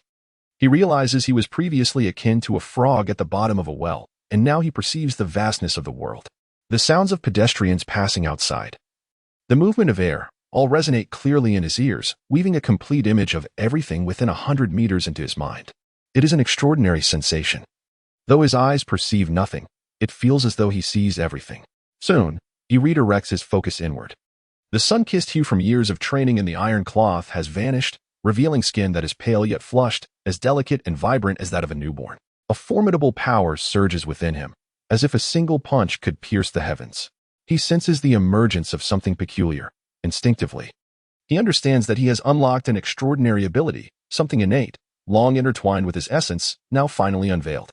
Li Yunzhou hastily glances at the status panel. 260 years of energy, you have completed the 5th quintuple limit of body refinement, releasing potential and awakening the god of combat talent. Iron cloth, 14th level. Current energy, 10 years. By Ling was indeed correct. There are no reference techniques for the quintuple limit of body refinement, although he has now made a breakthrough. And the panel indicates that the iron cloth technique has ascended to the 14th level. He finds his mind devoid of any new techniques or insights. If others were to inquire about his method of transcendence, the only advice he could offer would be to engage in diligent practice. The panel no longer provides indicators of how much strength he has gained, or the precise weight of his one-arm strength, evidently, at this stage. The potential to wield power is not confined to fixed numbers, but relies entirely on one's personal capabilities, truly breaking free from constraints, as vast as the sea and sky. Of course, even without the panel's notifications, he can sense the formidable power residing within him, capable of effortlessly obliterating his former self with a single punch. Even the intent of a blade would be unable to withstand such force, a complete transformation. He has awakened a talent. Li Yunzhou's gaze fixated intensely on the 4 characters denoting war god talent, realizing that this is the elusive quality he has been sensing, talent. It is something that has existed within him all along, now finally activated. Suddenly, the panel distorted. War god, talent ability, when activated, all aspects of capability are enhanced tenfold. Usable once every 7 days. If the interval is insufficient, it will damage the essence of life. Note, cannot be enhanced. Li Yunzhou was immediately struck with emotion. This talent is nothing short of extraordinary, deserving of the title War God. Nearly 300 years of cultivation have culminated in this moment. A tenfold enhancement would elevate his 2,000 pounds of strength to 20,000 pounds, and his foundational strength far exceeds even that. Most critically, The enhancement is not limited to strength alone. It encompasses an all-encompassing elevation, signifying improvements in defense, speed, mental acuity, vision, and reflexes, all enhanced tenfold. Such power is terrifying. Even the most elite internal martial artists would find themselves challenged. As for the usage limitations, it would indeed be peculiar if such an extraordinary ability lacked constraints. The sole regret lies in the inability to enhance it. However, it is conceivable that the term cannot be enhanced pertains to the panel's inability to augment the war god talent, rather than a reflection of his own potential. His strength continues to grow, and perhaps enhancement is still within reach. Once he enters the Demon Suppression Division, he may uncover pertinent information to discover methods for enhancement. It seems that only a place like the Demon Suppression Division could provide such answers. After all, even Bai Ling had not previously mentioned talent. Chapter 42, The Followers. Chaos in the city under the cloak of night. Linhai County is unusually tranquil this evening, with the sounds of roosters and dogs scarcely heard. Even the illustrious Ziyu Tower has ceased operations, engulfed in darkness, as if a stifling atmosphere envelopes the entire county. I knew you would be here. Su Jinxian leaped onto the city wall, spotting Li Yunzhou clad in a green robe, seated cross-legged with a sword cradled in one hand. This calamity is of my own making. I cannot concern myself with others, but I must protect them in some measure. Li Yunzhou glanced casually at the space beside him and gestured, "Sit." Su Jinxian inhaled sharply, his mind too preoccupied to consider sitting. "Have you advanced in your cultivation?" Despite the dimness of the night, he discerned a change in Li Yunzhou. His complexion was now fair and delicate, shedding the previous brutish appearance of exaggerated muscle. His aura was ethereal, seemingly detached from the mundane world. When he sat casually upon the ground, he resembled a beacon of light amidst the darkness. "A breakthrough," Li Yunzhou remarked nonchalantly. "What cultivation technique are you practicing?" Su Jinxian could not suppress a question that was rather impertinent. His curiosity was piqued. As Li Yunzhou appeared almost transcendent, one would expect that with greater mastery in martial arts, one's demeanor would grow increasingly formidable.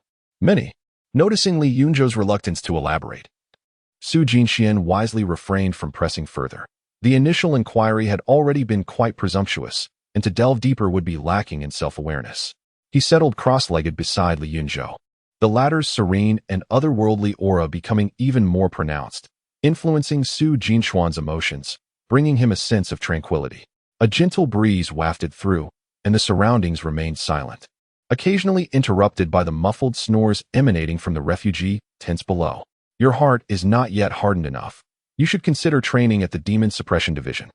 As he spoke, Su Jinxian removed a gourd from his waist, unfurling a lotus leaf to reveal peanuts within. Like a magician, he conjured 2 wine cups, filling them to the brim. Li Yunzhou lifted a cup, downing its contents in one gulp, then turned to Su Jinxian. "You wish for me to join the Demon Suppression Division. Are you affiliated with them?" Su Jinxian shook his head. "I am not yet qualified to be a member of the Demon Suppression Division, but I aspire to be one. Therefore, I hope you will enter the division, allowing me to follow you in as a disciple." He expressed his intentions candidly, wishing to accompany Li Yunzhou into the Demon Suppression Division. Li Yunzhou raised an eyebrow in curiosity. "Disciple?"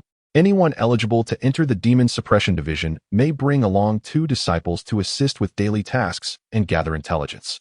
In return, these disciples can enjoy certain privileges akin to those of formal members. I possess only average talent, and my sect is not a major one. To advance further in martial arts, entering a place like the Demon Suppression Division is essential. My journey aims to find a young and promising individual to support, with the hope of entering the division together. It was evident he had set his sights on Li Yunzhou. Although much about Li Yunzhou remained shrouded in mystery for him, he was convinced of Li Yunzhou's potential to join the Demon Suppression Division.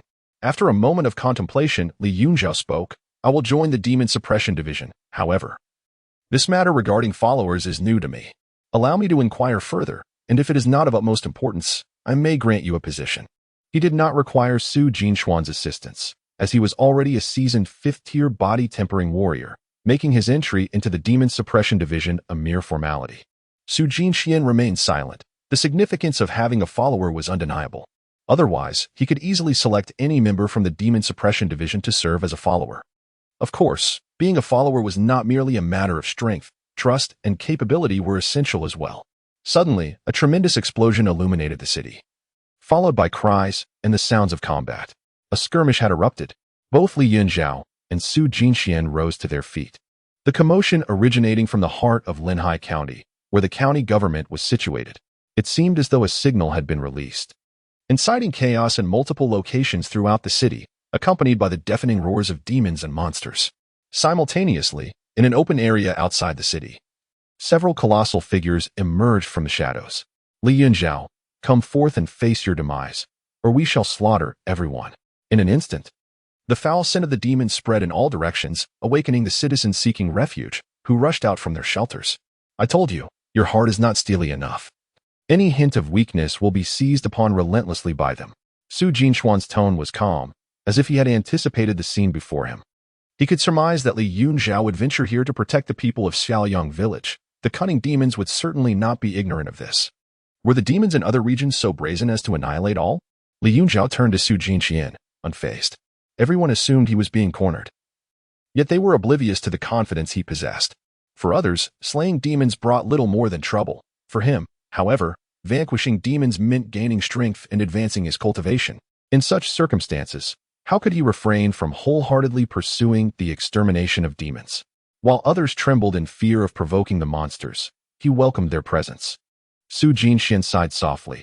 Among the cities I have traversed, the demons of Linhai County exhibit a certain restraint, maintaining a low profile and adhering to the rules. Li Yunzhou was uncertain whether this was a compliment to the demons of Linhai County, yet it was evident they were following the rules. As they refrained from immediate violence and instead opted for an announcement. To be my follower, demonstrate your abilities. The voice echoed as he floated outside the city. Su Jinxuan's pupils constricted. He had not perceived how Li Yunzhou had moved, and by the time he reacted, Li Yunzhou had gracefully landed on the ground. Excellent. Su Jinxuan's spirits soared as he leapt down from the city wall. Lord Li, save us. Lord Li, instruct the city guards to open the gates so we may take refuge. The surrounding citizens surged forward, encircling the two men tightly. Clear the way. Lord Li is here to rescue us. Step aside and allow him to vanquish those beasts. Zhang Xian's voice rang out, prompting the crowd to hastily part. Granting passage to Li Yunzhou. Su Jinxian remained silent, following Li Yunzhou as they advanced. After a few moments, he discerned the figures in the night. They were all shape-shifting demons. He could not help but display a look of gravity, beginning to comprehend why Wu Yun was so cautious. The upper echelons of Linhai County were compelled to maintain a tacit understanding with these malevolent beings.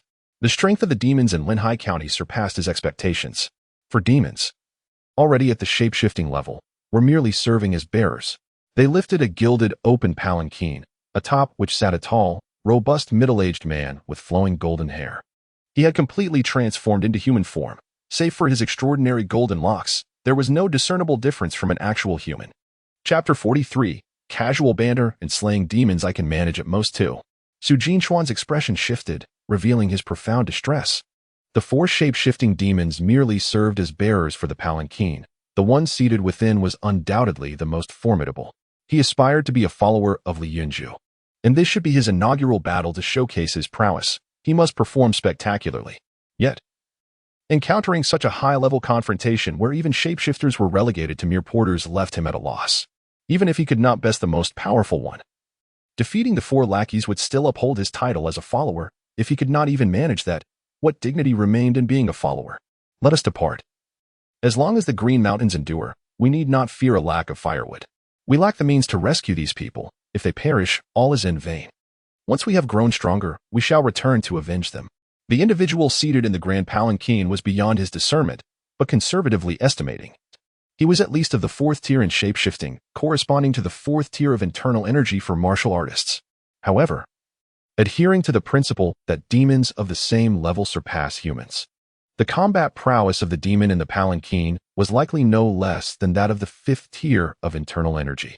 Depart? I have not granted permission. Even Guo Chunwen cannot leave my presence. Guo Chunwen, the county magistrate of Linhai County, was rumored to be its foremost expert. The claims of the golden-haired demon were shrouded in uncertainty, yet the audacity to make such a statement suggested that even if he were not superior to Guo Chunwen, he was certainly not far behind. With a single glance, a terrifying pressure surged like a tempest, causing Su Jinxian to feel as though a boulder was pressing upon him. His expression fluctuated, and the sole thought that coursed through his mind was that it was over. This golden-haired demon was far more terrifying than he had anticipated. I will distract it. You escape first. Truly a performer at heart. Su Jinxian raised his hand to draw his sword, simultaneously stepping forward to charge. However, before his foot could fully lift, a hand landed upon his shoulder. An unimaginable force bore down upon him, rendering his feet immobile, even robbing him of the ability to draw his blade. Li Yunzhou found himself at a loss for words. Without uttering a single phrase, Su Jinxian rambled on. With your strength and courage, are you certain you can be my follower? The depth of his power was astonishing, as a mere hand could pin him in place. Su Jinchuan's expression shifted between astonishment and delight.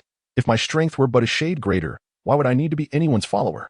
Thus, it became clear that one could not expect followers to possess extraordinary prowess. The truly formidable would be able to enter the demon suppression division and would never settle for being subordinates. In an instant, Li Yunzhou comprehended this notion as well. He then turned his attention away from Su Jinxian and addressed the golden-haired demon. So, you intend to slay everyone? The golden-haired demon's eyes sparkled with intensity. Ah, such youthful bravado and fearlessness. Killing that foolish bull demonstrates considerable talent, yet you fail to grasp the consequences of being too conspicuous. Rest assured, we adhere to principles. Since you have appeared, we shall not harm anyone else. It was perplexing where such a troublesome habit had been learned. He noted that the demons of Linhai County were all eerily similar, consistently espousing principles and dutifully enforcing them. The reason, perhaps, lies in the fear of excessive slaughter inciting panic, prompting the people of Linhai County to flee to other places. It cannot be termed as kindness, rather. It is akin to viewing all the citizens of Linhai County as piglets in a pen, concerned that these piglets might escape into another pen. What are the consequences of being overly conspicuous? Li Yunzhou exhibited a smile that was neither entirely a smile nor entirely a frown, and in an instant, his figure vanished from the spot. In that fleeting moment, a series of Li Yunzhou apparitions materialized between him and the golden-haired demon. The next moment, all the apparitions dissipated, and he reappeared before a transformed great demon carrying a palanquin. The transformed demon, in disbelief, looked down to see Li Yunzhou's arm piercing through its body. A bemused expression on his face as he gazed at the golden-haired demon. So swift. Su Jinxian gasped in astonishment, only then realizing that Li Yunzhou had made his move, leaving him utterly bewildered. Is this the outcome? With a tremor of his arm, Li Yunzhou shattered the demon into pieces, revealing a heart the size of a bowl, still pulsating in his grasp. Damnable! A lawless ruffian! A group of great demons reacted in fury, their rage palpable. The three transformed great demons, disregarding their current identities, abandoned the palanquin they were bearing and charged at Li Yunzhou. Simultaneously, the golden-haired demon also descended from the palanquin, unleashing a wave of dark energy with a punch. Boom! Li Yunzhou deftly dodged, causing the ground to erupt into a massive crater. Bang! A punch was thrown, and a charging great demon immediately spewed blood, its chest caving in as it helplessly flew backward. Slayed a major transformed demon. Gained 30 years of cultivation. Slayed a major transformed demon. Gained 30 years of cultivation. Current cultivation, 70 years. Scoundrel, dare you to challenge me? Witnessing another subordinate's demise, the golden-haired demon seethed with rage, striking Li Yunzhou's back with great force. As you wish. Li Yunzhou, unperturbed, kicked out, dispatching another transformed demon, before turning to unleash a punch. Boom.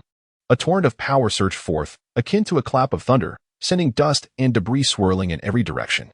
He resembled an unparalleled war god, his every movement resonating with earth-shattering might. 5 rounds of extreme body tempering. Even the slaughter of 3 transformed great demons was executed with effortless ease. It was at this moment he truly showcased the prowess of 5 rounds of extreme body tempering. Do you dare to underestimate me? The golden-haired demon, infuriated, engaged in combat. But Li Yunzhou wielded a blade with one hand while battling him, his voice booming as he intensified his force by 3-fold. Boom. When their fists collided, he comprehended whether Li Yunzhou was worthy of his disdain. The overwhelming power shattered the demon energy in his hands, crashing down heavily upon his palms. In that instant, he felt as if one of his arms might snap, the bones vibrating under the immense force that surged like a mighty river, utterly unmatched. In his line of sight, the handsome visage grew increasingly distant, still poised to strike, while the sound of wind whistled in his ears. He realized he was being propelled backward, struck away by Li Yunzhou's punch. What level of cultivation does he possess? In this moment, even Su Jinxian was utterly astonished. Having slain 3 shape-shifting demons and sending one with a power comparable to the 5th level of internal energy flying with a single punch, one could only ponder the true cultivation level of Li Yunzhou. It was no wonder that when he had previously expressed his desire to become Li's follower and assist him in entering the Demon Suppression Division, Li had appeared utterly indifferent. A person of such caliber should not merely be seeking to join the Demon Suppression Division. Rather, it ought to be the division itself yearning for his inclusion. No, I must become his follower. If I could align myself with such a prodigious talent, my future would undoubtedly be bright, soaring alongside him. Fortunately, he remains trapped in the small town of Linhai County, and I was the first to encounter him, establishing a sense of affinity. As long as my performance is not utterly lacking, becoming his follower is not an impossibility. Demon Beast, prepare to meet your demise.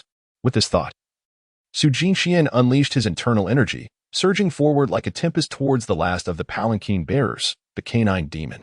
Chapter 44. The menacing power. Li Yunzhou withdrew his fist as Su Jinxian and the dog demon engaged in a fierce battle. Their internal energies and demonic aura clashed, creating a moment of perfect equilibrium. You cannot even best one of my hands. Is this the source of your fury?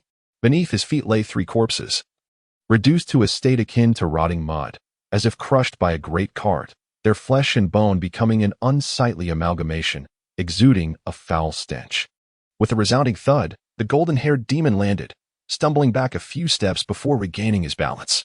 The once lofty demeanor, which had allowed him to look down upon Li Yunzhou, had vanished.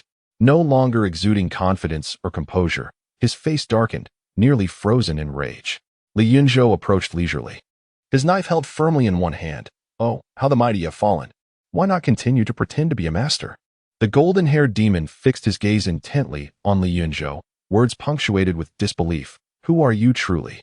The real Li Yunzhou is not yet 20. Such terrifying prowess is inconceivable. Having gained sentience at the tender age of 10, he had spent many years in rigorous training within the mountains. Only after emerging from his secluded life and preying upon humans did he cultivate his abilities over the course of nearly 50 years to reach his current level. For someone under 20 to surpass him in strength was utterly unfathomable. What was more alarming was that in their previous exchange, he had sensed no internal energy. The force that had propelled him back was entirely physical. The notion that someone could suppress him without internal energy was beyond belief. He had considered the legendary 5-fold body refinement, yet to achieve such a feat at under 20 was nearly impossible. I shan't waste my breath on you. Li Yunzhou suddenly accelerated, pursuing the golden-haired demon and delivering a straightforward jab. The air was rent with a thunderous roar. A ring of white energy swirling at the tip of his fist, resembling wisps of smoke. The golden-haired demon's pupils constricted violently. This was the manifestation of speed and power pushed to their utmost extremes. With a gasp of shock, he hastily raised his hand to block and swiftly sidestepped, unwilling to absorb another blow from Li Yunzhou. Yet, before he could fully evade, Li Yunzhou's fist struck with tremendous force, tearing through his demonic aura and crashing into him. A primal roar erupted from the golden-haired demon, feeling as though he had been struck by a mountain. His insides threatened to shatter as crimson demon blood erupted from his mouth, his body flipping backward through the air. The sheer intensity of the blow rendered him utterly defenseless. Despite his preparations, he was still sent hurtling away by a mere punch. Even more terrifying was the fact that he still felt no internal energy behind that strike. It was purely the explosive might of Li Yunzhou's physical form that had sent him reeling. In his line of sight, Li Yunzhou, akin to a wisp of smoke, closed in once more, his fist rapidly enlarging before him. Bang! The ground erupted as Li Yunzhou slammed him down from the sky. Massive cracks spreading in all directions, his garments tattered. Desperately, he retaliated, striking Li Yunzhou with both palms. However, not only did he fail to inflict any harm, but he also felt a sharp pain in his hands, as though he had struck solid iron. Boom! Li Yunzhou unleashed another punch, driving the golden-haired demon's head deep into the ground, blood and flesh scattering in the aftermath. The golden-haired demon grasped Li Yunzhou's fist, his face smeared with blood. His eyes dark and brooding, bellowing, enough. At that moment, he appeared utterly wretched and disheveled, a thick mist of demonic energy swirling around him. You say enough, and it is enough? Li Yunzhou shook his arm, channeling his eagle claw technique to seize the demon's neck, but his attempt resulted in nothing but emptiness. With a resounding crash, the golden-haired demon exploded into a cloud of black smoke. Unfamiliar with this creature, Li Yunzhou swiftly retreated. A fierce roar accompanied the swirling black smoke. And in the blink of an eye, a lion over 2 meters tall and 3 meters long emerged from the haze, its crimson eyes fixated on the Yunzhou. It had revealed its true form, a magnificent lion transformed into a sentient being. The howling wind roared, and the rolling demonic energy surged like a signal fire. Die! The lion opened its cavernous maw and let out a furious roar, a beam of black light shooting forth from its mouth. The night seemed to grow darker, rippling with shadows, as the moonlight appeared to be drawn towards the black beam, converging in a chilling gust that swiftly coated the ground in frost. Indeed, this creature possessed formidable abilities. Li Yunzhao's expression changed. The lion was truly extraordinary, having mastered certain supernatural techniques. Lacking extensive knowledge of demons, he was uncertain whether his body, honed through 5 extreme temperings, could withstand such an eerie force without the protection of inner energy. Boom! In the blink of an eye, the black beam struck his chest, the frigid air making him feel as if his blood were on the verge of freezing. Without attempting to endure the impact with his flesh, Li Yunzhao decisively drew his ghost bone blade, cleaving toward the black beam. Soul-severing slash. The razor-sharp intent of the blade sliced through the icy chill, halting the wind's furious howl as if severed. A crescent-shaped black blade aura detached from the tip of his sword, instantaneously cleaving through the black beam and shooting outward. This blade aura, augmented by his sword intent, was far more terrifying than an ordinary blade. The lion's pupils constricted in alarm. This was no ordinary blade aura, but one empowered by sword intent, rendering it virtually indestructible. Realizing the peril too late, the lion found its expelled black beam inadequate to counter the blade aura infused with sword intent. The crescent-shaped blade aura surged with the wind, rapidly expanding to over 1 meter in length, cleaving through the black beam and piercing into the lion's mouth. Splash! Blood erupted as several of the lion's fangs were severed, and a layer of its tongue was sliced away, leaving it gasping in a spray of blood. Had the black beam not absorbed much of the blade aura's force, this strike would have been sufficient to sever its head. The power of the blade aura had increased significantly. Li Yunzhao's eyes gleamed. Previously, his blade aura had barely reached a foot in length, yet this time it extended over 1 meter. Not only had it grown larger, but its reach was also extended, capable of slicing through a distance of nearly 3 meters before dissipating. Roar! The great lion emitted a mournful wail, pivoting without hesitation, its powerful limbs poised to flee. Yet, even Li Yunz's sheer strength could effortlessly overpower it, not to mention the unparalleled lethality of his intent. It was evident that the adversary had not taken the confrontation seriously. Should the struggle continue, even 10 lives would not suffice to endure the onslaught. Did I permit your escape? With a thunderous explosion, the ground erupted, propelling Li Yunzhou skyward. In the midst of the lion's astonishment, he soared above it, landing atop its massive head, grasping the lion's mane with one hand. He wielded the ghost bone blade with the other, plunging it forcefully downward. The keen tip of the blade pierced through the lion's skull, warm blood gushing forth in a torrent.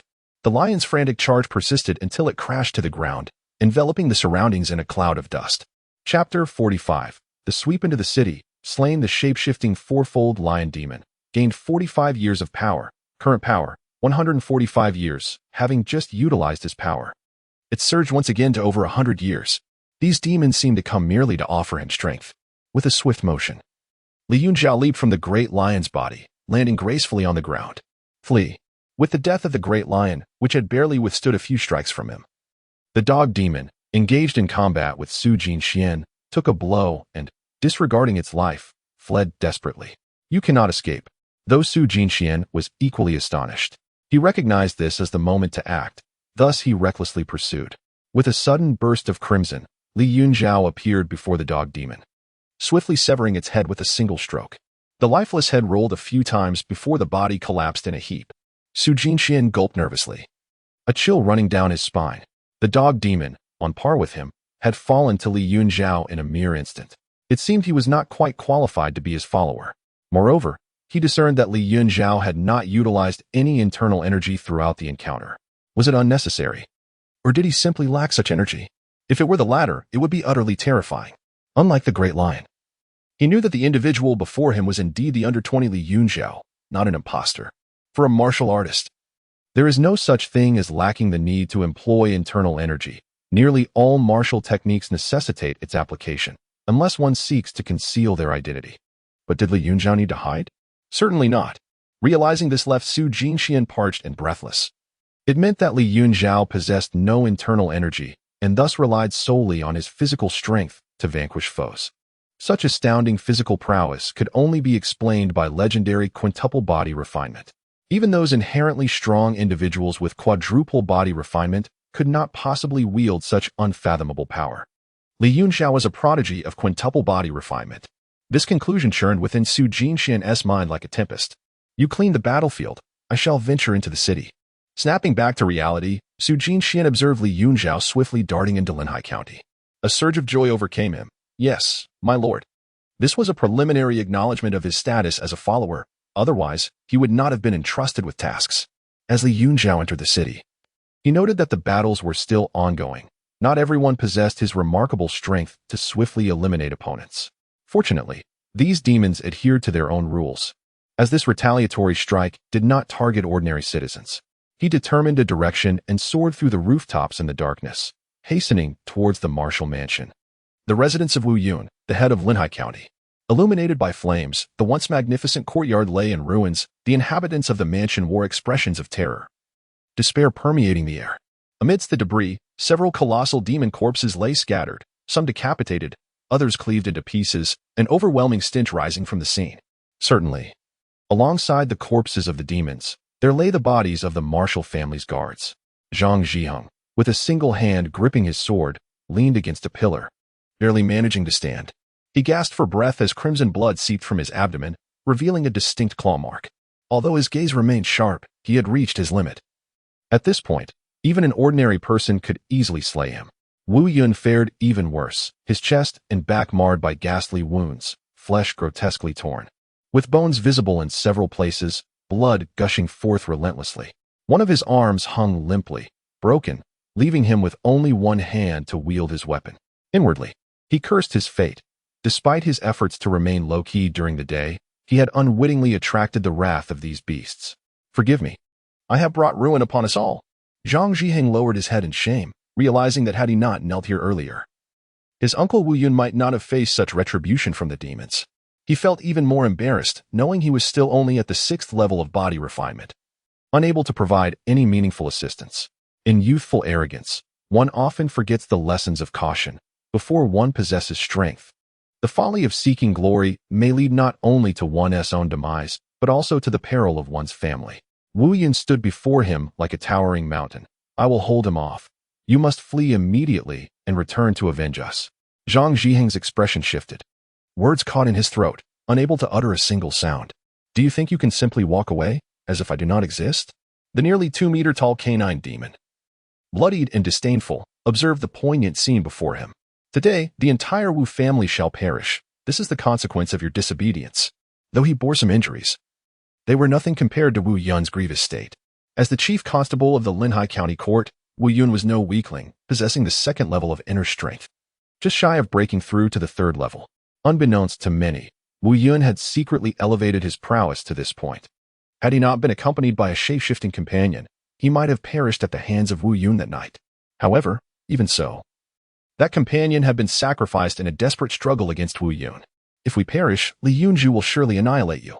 With great difficulty, Zhang Zhiheng detached himself from the pillar, resolute in his determination to fight to the death.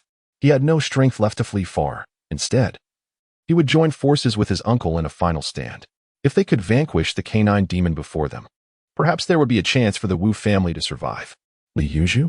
You all shall die. How could he possibly live? The great yellow lion himself has come to slay him. Do not underestimate a mere constable. Even your county magistrate, Guo Chunwen, would surely meet his end. Zhang Zhiheng was unfamiliar with this great yellow lion, yet Wu Yun's expression darkened significantly. Only the upper echelons of Linhai County understood the true terror of the great yellow lion. Is that so? How could that so-called great yellow lion fall to my blade? A cold voice suddenly resonated behind the canine demon, causing his body to stiffen as if struck by lightning. With a swift motion, a bloodied blade pierced through his chest, blood spraying from the tip. The canine demon's face was a mask of disbelief as he turned his head with great difficulty, only to find a young man in elegant attire standing behind him, his expression devoid of emotion. Li Yunzhou? As he spoke, a torrent of blood gushed forth from his mouth, rendering his already fearsome canine visage even more grotesque. Hurry up, you should still be able to catch him. Li Yunzhou delivered a powerful fist that shattered the dog demon's skull, transforming it into a mist of crimson. Boss, you finally arrived. I nearly perished.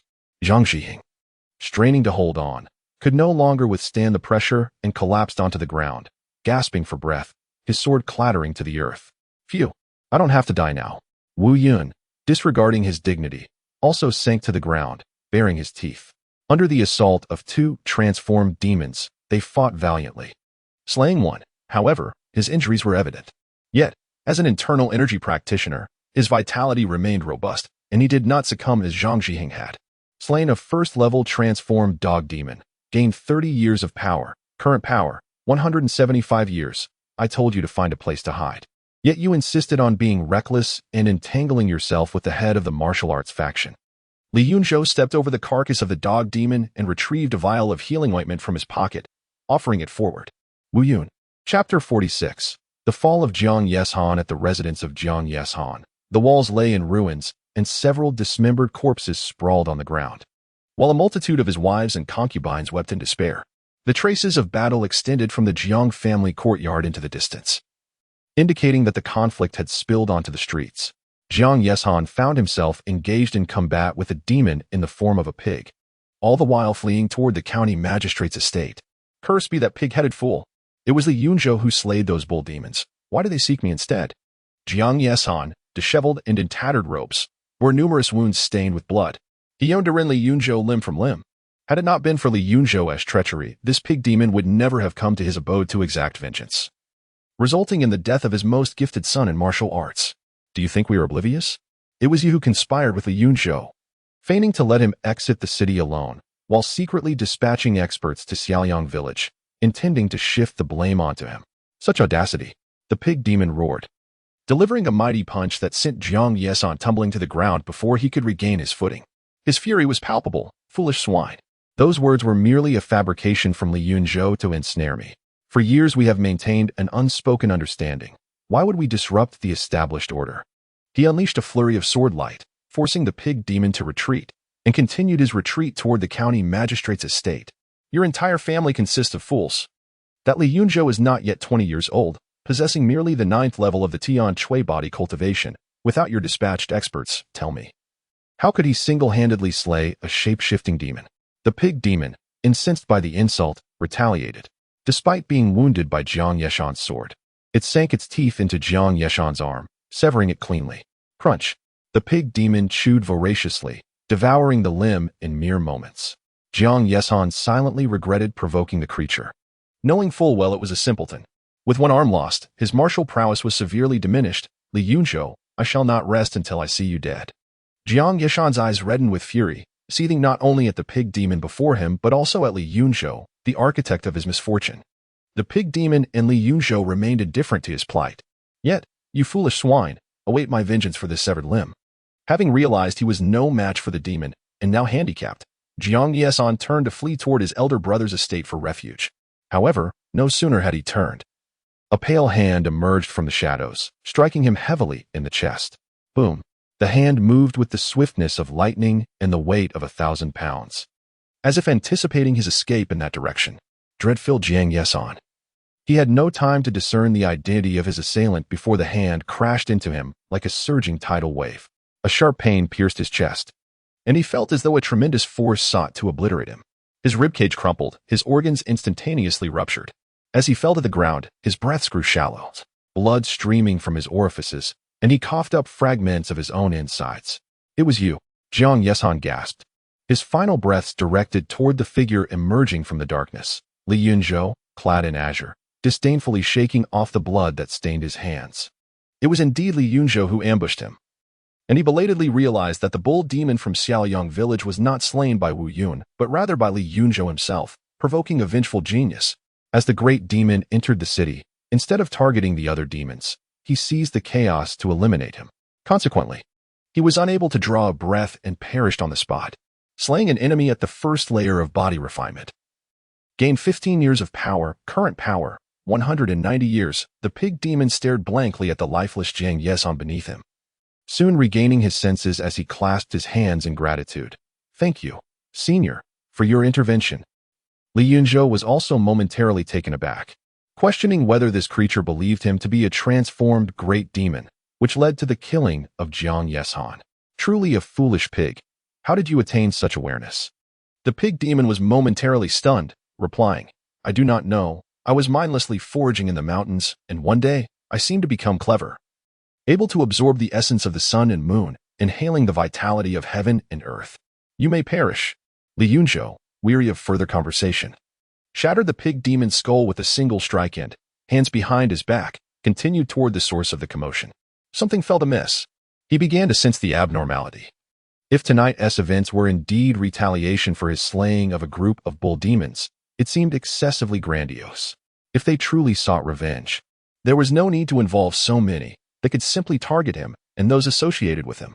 Yet, before his eyes, even the county magistrate's residence was under attack, with 5 or 6 transformed great demons rampaging within.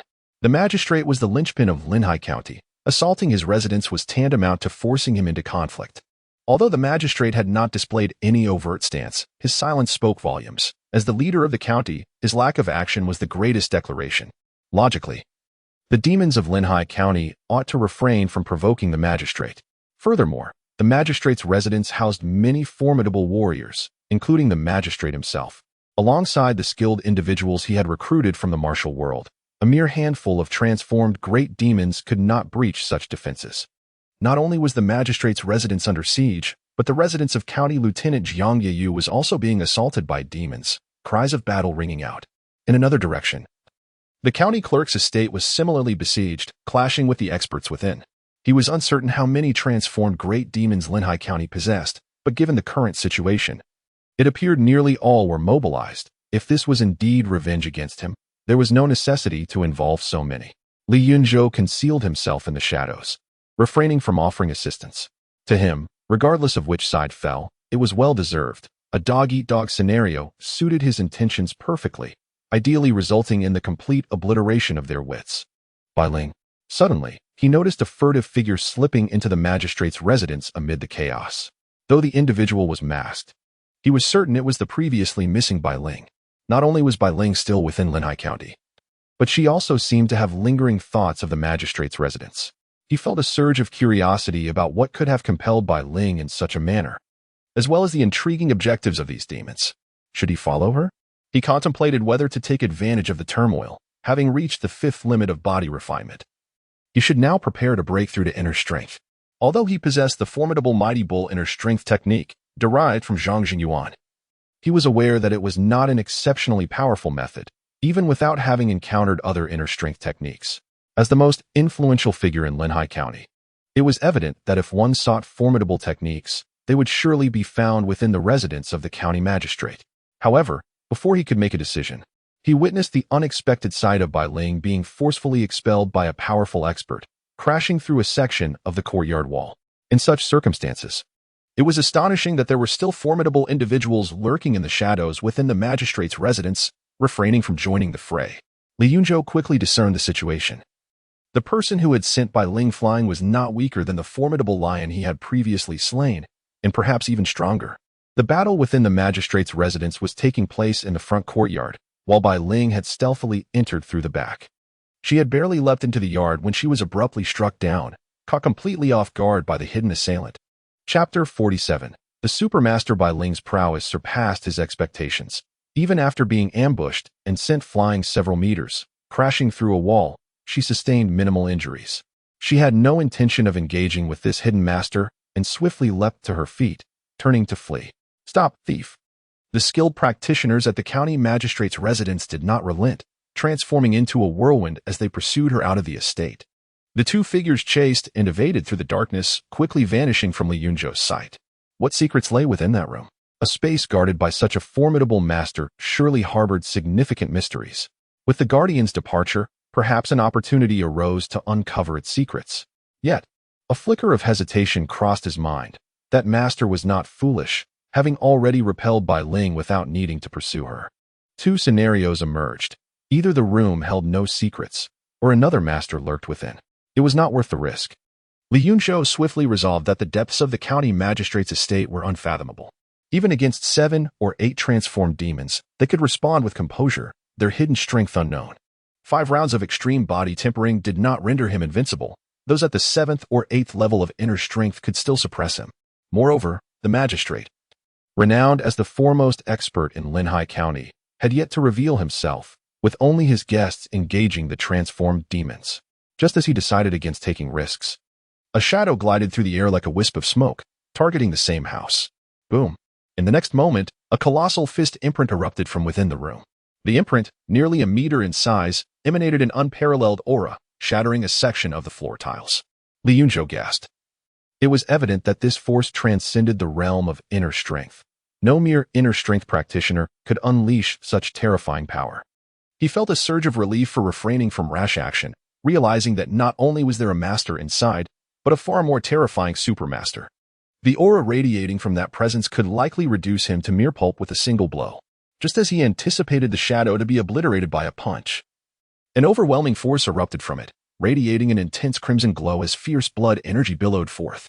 With a punch of its own, the shadow unleashed a torrent of power, fracturing the fist imprint into a terrifying wave of energy. Boom, boom, boom. Within 3 meters of this individual, everything erupted instantaneously, reduced to fragments. Floors and walls disintegrated into fine particles, swirling into the sky like a dragon's breath. Even a sturdy old tree, as thick as a water barrel, was annihilated under the monstrous shockwave, vanishing in an instant. Such strength. Yunzhou was internally shaken, witnessing a clash of such caliber for the first time. The destructive force exceeded his imagination. The terrifying aura swept forth, leaving even those battling in the front yard astonished, staring in horror at the billowing dust cloud. Roar, retreat. A transformed demon emitted a deafening roar, unwilling to continue the confrontation, leading a horde of transformed demons to withdraw from the county magistrate's estate. At the same time, in the distance, the formidable shape-shifting demons besieging the county magistrate's residence withdrew like a receding tide, congregating swiftly outside the city. However, Yunzhou remained vigilant, observing the situation in the backyard of the county magistrate. As the smoke gradually dissipated, a figure resembling an iron tower emerged from within the building. Long hair cascading like a dark waterfall, dancing with the wind.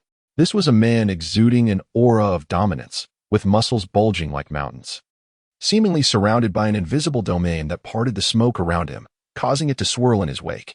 Yunzhou had anticipated that the man in black would retreat.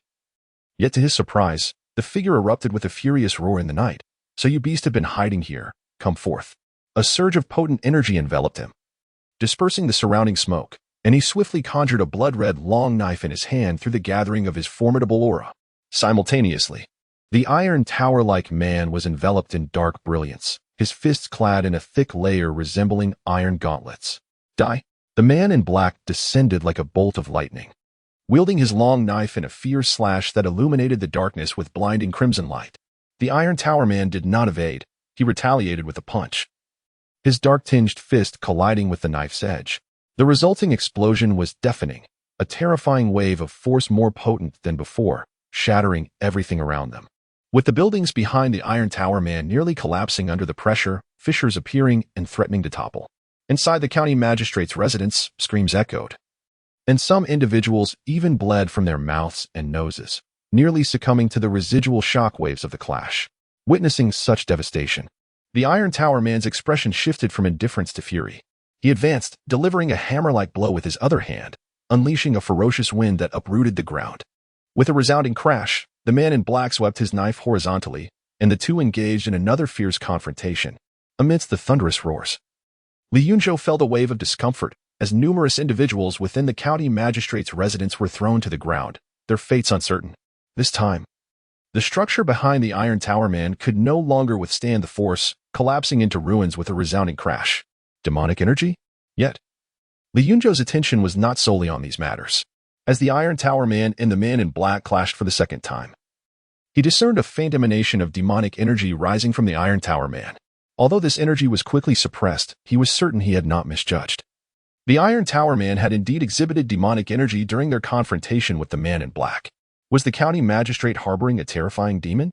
This revelation was beyond Yunzhou's imagination. However, another question arose. If the county magistrate was in league with such a formidable demon, why were the other demons still attacking his residence? Were they not allies with the demons of Linhai County? The fierce battle between the Iron Tower man and the man in black raged on, demolishing countless structures of the county magistrate's residence. Curse be it. This is sheer slaughter of the innocent. The formidable demon from the county magistrate's estate appeared to be exceedingly enraged. As the two combatants clashed, they seemed oblivious to the countless lives of the estate's servants and guards that were extinguished in their wake, the air filled with the anguished cries of the fallen. Even those skilled in internal energy could only retreat to a safe distance. This place is rife with malice. Those who perished had it coming. The cloaked figure remained indifferent, utterly unconcerned with the fates of the magistrate's people, consumed only by the frenzy of battle against the towering man. However, the fierce confrontation did not endure for long.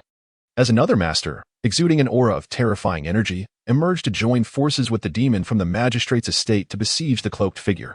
Outmatched, the cloaked figure had no choice but to flee. Observing from the shadows, Yunzhou also decided against lingering and quietly withdrew.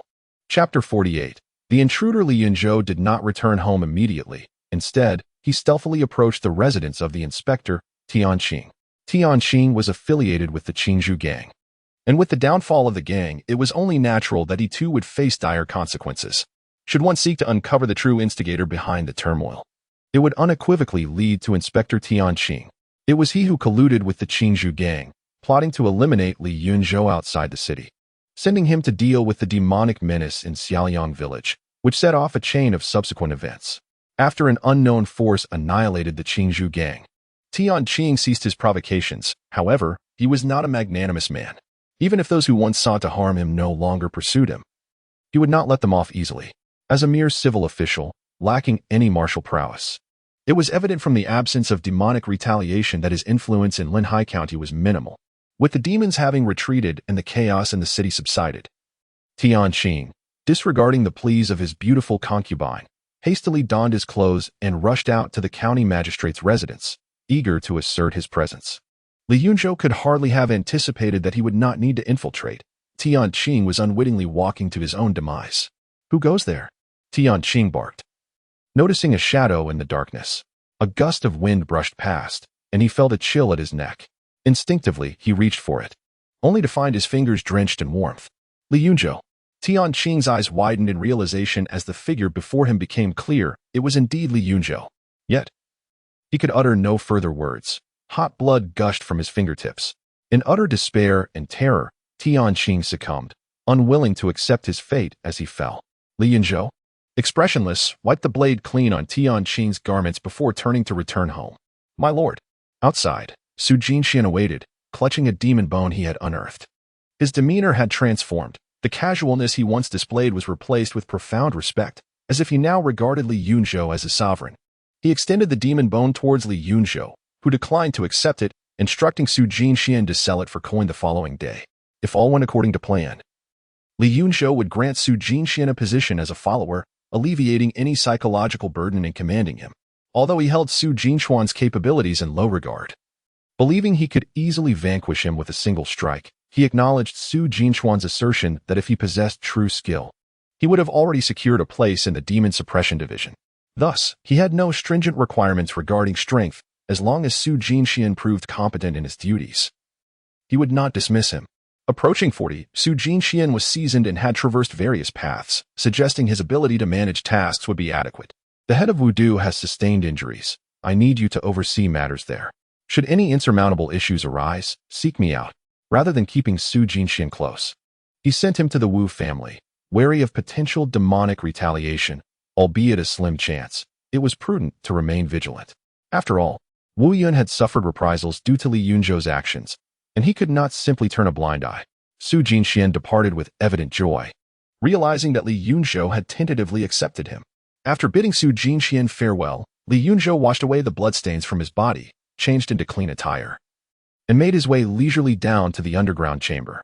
The white-clad figure, stained with blood, was seated on the bed tending to her wounds when she was startled by the appearance of Yunzhou. You, how did you discover me? She inquired, reflecting on her arrival, convinced she had left no trace behind. Yunzhou's return should have gone unnoticed, unless he were idly wandering about in the subterranean chamber at such a late hour. Little did she know, having completed 5 rounds of extreme body tempering, nothing within 100 meters could elude his senses, unless it possessed an extraordinary level of mastery that could mask its presence from him. Yet, It was evident that Bai Ling had not reached such heights. Her very breath in this underground sanctuary was as audible as snoring in Li Yunzhao's ear. If a thief were to invade my home, I would remain oblivious. My abode would have been stripped bare by now. Li Yunzhao cast a glance at Bai Ling. Her injuries were not as severe as before, though they were still considerable. The expert from the county magistrate's residence evidently possessed formidable strength, though it remained uncertain whether Bai Ling had managed to injure him in their encounter. Bai Ling, with her long legs, felt her cheeks flush as she confessed, "I apologize. I have nowhere else to go but here." Li Yunzhao shook his head. "No matter, you are welcome to stay as long as you need. Just as you did last time. Simply provide me with another internal energy manual, and I assure you, no one would dare disturb you here. You shall be provided with 3 meals a day." Bai Ling hesitated, the word of gratitude nearly escaping her lips, but ultimately swallowed back as she shot Li Yunzhao an indignant glare. "I thought, given our previous encounter, we had become friends. I did not anticipate that this would still be a transaction." Li Yunzhao replied, "If we are indeed friends, then it is even simpler. When a friend is in distress, I will undoubtedly risk everything to ensure their safety. Now, as your friend lacks the means to cultivate, should you not provide some manuals to enhance their strength for your protection? That is the essence of friendship.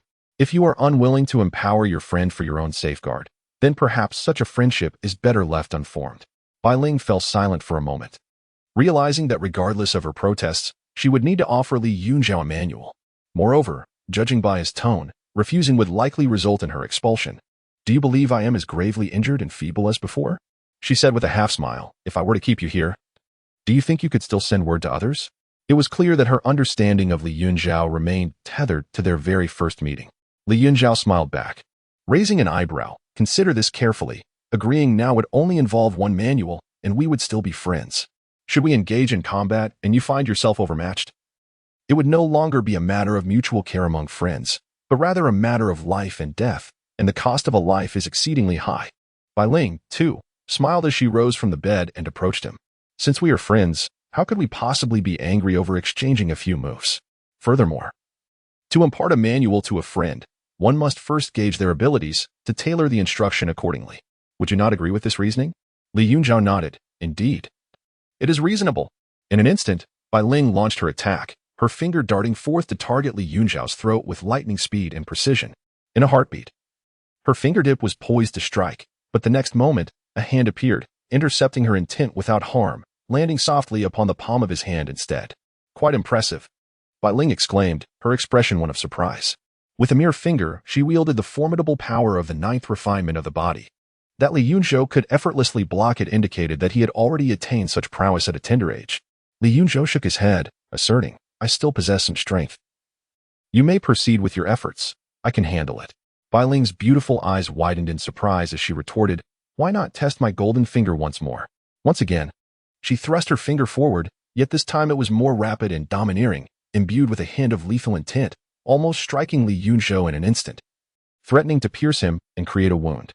Li Yunzhao casually waved his arm, and Bai Ling felt a tremendous force surge towards her, causing her to involuntarily retreat, her eyes widening in astonishment. Despite her not employing any internal energy, she had still exerted her utmost limit of physical refinement. Yet, she was still easily repelled by Li Yunzhao. "Have you broken through to internal energy?" Chapter 49. Bai Ling's astonishment. Bai Ling was utterly astonished. Just 2 days prior, Li Yunzhao had obtained the heart method of the 10th layer of iron cloth from her, making it improbable that he had completed a session of extreme body tempering. It was far more likely that Li Yunzhao had eschewed the path of extreme body tempering and instead directly advanced to the inner strength realm. "Your talent. I had expected you to undergo extreme body tempering before making a breakthrough. While advancing to inner strength can indeed expedite the enhancement of one's power in the long run, extreme body tempering is an essential path.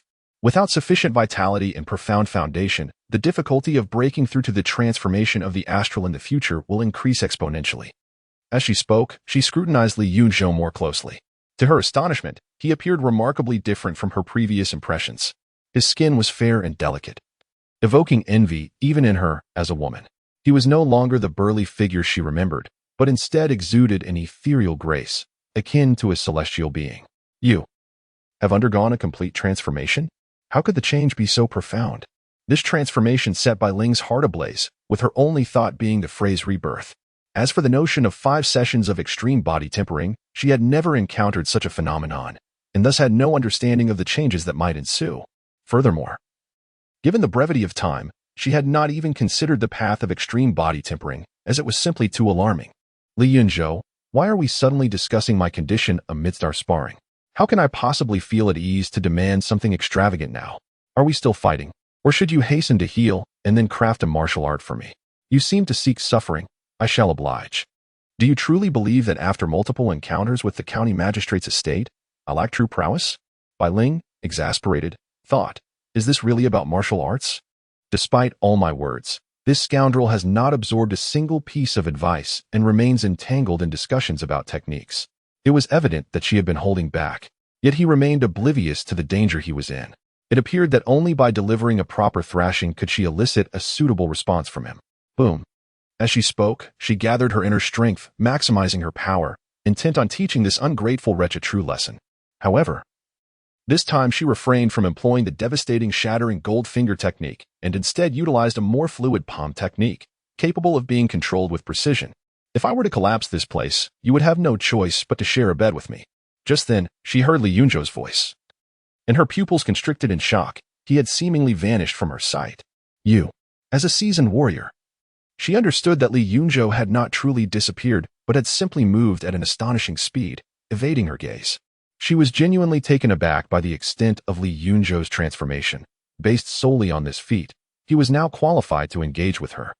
A practitioner of second-level inner strength and twice, tempered body. Behind you. In an instant, Bai Ling reacted, leveraging her formidable combat instincts. She instinctively prepared to deliver a powerful rear kick to force Li Yunzhou back.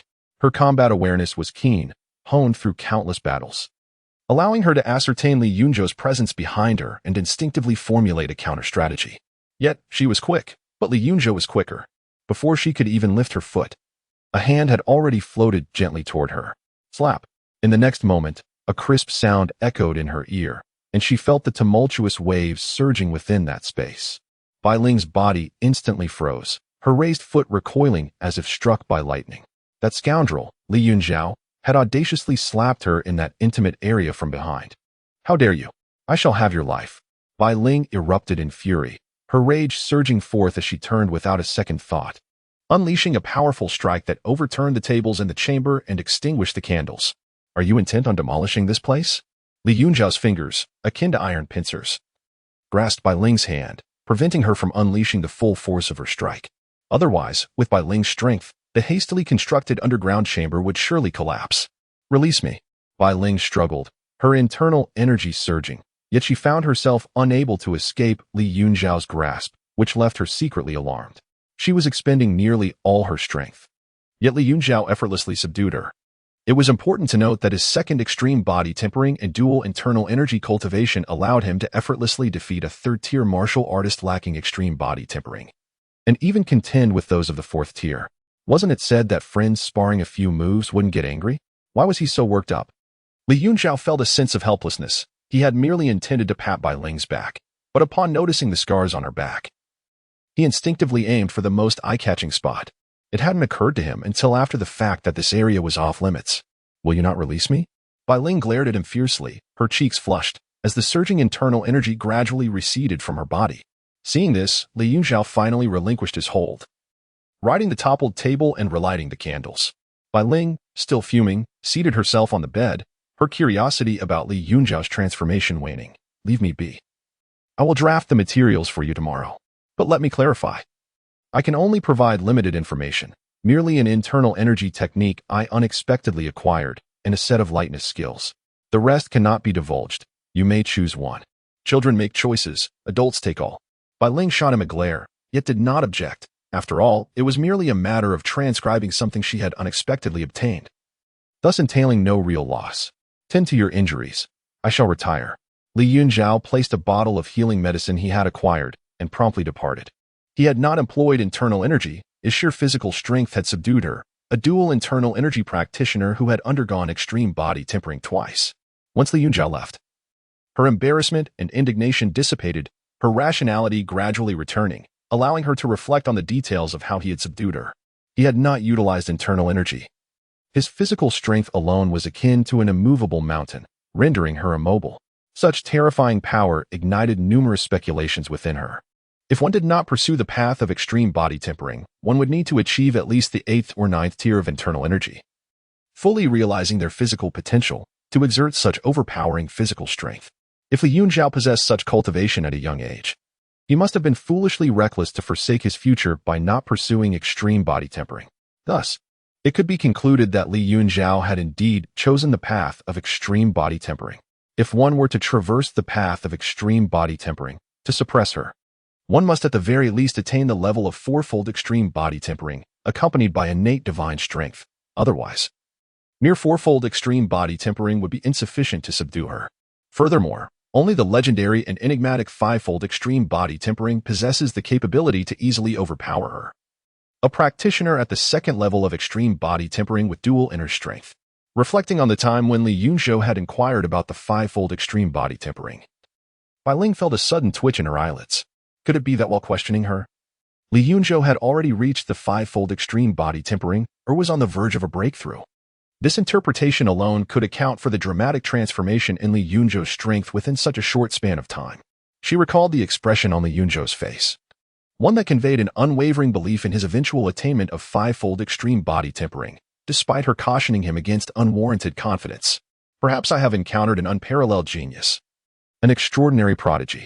After a moment of excitement, Bai Ling resolved to seek another opportunity to gauge Li Yunzhou further, and thus she picked up the medicinal ointment he had left behind to tend to her own injuries.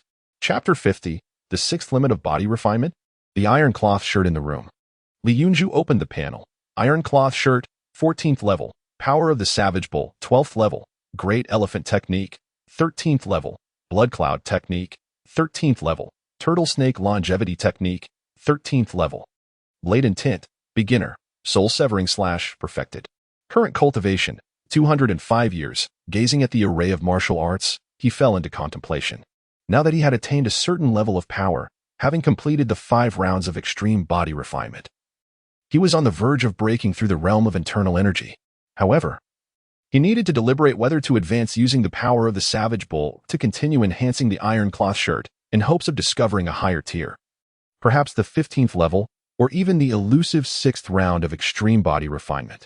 Although Bai Ling had not mentioned the 6th round of extreme body refinement, that did not imply its non-existence. Should it be real and he inadvertently miss it, it could pose a significant hindrance to his ultimate ascension. Naturally, if it were to exist, 200 years of cultivation might prove insufficient, for the previous 5 rounds had consumed over 2 centuries. If the 6th round did exist, it would likely require a millennium of cultivation. Nevertheless, it was necessary to attempt this if the 6th round was indeed absent. He could simply break through to the realm of internal energy without loss of power. The panel enhanced the progress of his martial arts. Although the iron cloth shirt lacked the heart technique of the internal energy realm, it was plausible that without the 6th round of refinement, it could still deduce the heart technique of the internal energy realm, albeit at the cost of some cultivation power. In comparison to the potential loss of a significant opportunity, a slight waste of power was trivial. There were countless shape-shifting demons outside the city to slay, and other places yet to explore, leaving him unperturbed by the thought of wasted energy. With this thought, Li Yunzhou no longer hesitated and promptly infused power into the iron cloth shirt. 1 year of cultivation. Your iron cloth shirt has reached the 14th level, 5 rounds of extreme body refinement perfected, yet you remain unsatisfied. Believing there may exist an unknown 6th round of extreme body refinement above the 5. You plunged into arduous training, tirelessly circulating your techniques, refining your body, striving to once again shatter the limits of your physical form. 10 years of cultivation, you have failed, and have not reached the unknown 6th round of extreme body refinement. You are undeterred, continuing your relentless training, daily circulating the iron cloth shirt to hone and refine your physique. Li Yunzhou furrowed his brow slightly, sensing the possibility that the 6th round of extreme body refinement might not exist. Unlike his experience during the 4th round, where he felt the presence of a ceiling, now he sensed he had entered a vast domain. Having yet to traverse this realm fully, where could there be a ceiling?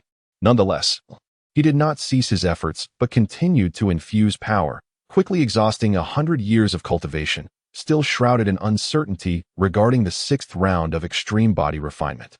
Of course, this endeavor was not without its benefits, Throughout this process, various potentials surged from the corners of his body, granting him greater mastery over his power. Boom. At last, Li Yunzhou felt his entire being erupt with vitality, his tendons and bones resonating, his organs quivering, and his flesh emanating a radiant glow. Simultaneously, his aura surged rapidly, as if breaking free from certain constraints, no longer stagnant. A surge of pure energy emanated from his very flesh, coursing through his veins and converging in the dantian. Li Yunzhou felt a warm and invigorating sensation enveloping him, akin to a creature breaking free from its shell. Various radiant hues intertwined upon his form, and vital energy surged within him. Internal force. The internal force manifested spontaneously. He realized that the so-called six-fold extreme body refinement did not genuinely exist amidst the continuous refinement. He had independently shattered the bottleneck between the five-fold extreme body refinement and the realm of internal force, allowing the internal force to arise naturally. He had crossed into the realm of internal force, unleashing the dormant potential within his body. A faint yet resounding dragon's roar echoed in his ears, and an invisible wave swept through the room, causing the objects within to tremble. Several cracked porcelain pieces shattered in an instant, while dust cascaded from the ceiling. Simultaneously, a profound insight materialized in his mind, revealing an internal force technique derived from the iron cloth shirt. Li Yunzhou hurriedly glanced at the interface. 130 years of cultivation, your internal force manifests. Iron cloth shirt breaks through to the realm of internal force, unleashing waves of dragon's roar during practice, transforming into dragon's roar iron cloth shirt. Dragon's roar iron cloth shirt, first level. Current cultivation, 75 years. The name Dragon's Roar Iron Cloth Shirt, inspired by the insight he had gained, seemed remarkably apt, though it only represented the first level of internal force technique. Further advancement would necessitate substantial cultivation. Of course, he could also practice the Mighty Bull's internal force, which encompassed techniques from the 1st to the 9th level. Yet in comparison to the Dragon's Roar Iron Cloth Shirt, the Mighty Bull's internal force was significantly inferior. Suddenly, darkness enveloped Li Yunzhou's vision, and the interface dimmed. He couldn't help but flinch. Could it be that his breakthrough in internal force triggered an upgrade of the interface? At that moment, Bai Ling's voice rang out from outside. What just happened? Nothing much. I merely lost control of my power during practice and created a bit of a commotion, he replied. Clearly, the earlier dragon's roar had startled Bai Ling, prompting her inquiry. After sending Bai Ling away, Li Yunzhou disregarded the interface upgrade and succumbed to sleep. The following day, he awoke to the rising sun and promptly summoned the interface. Dragon's Roar Iron Cloth Shirt, Internal Force, 1st level. Mighty Bull's Internal Force, 12th level. Giant Elephant Technique, 13th level.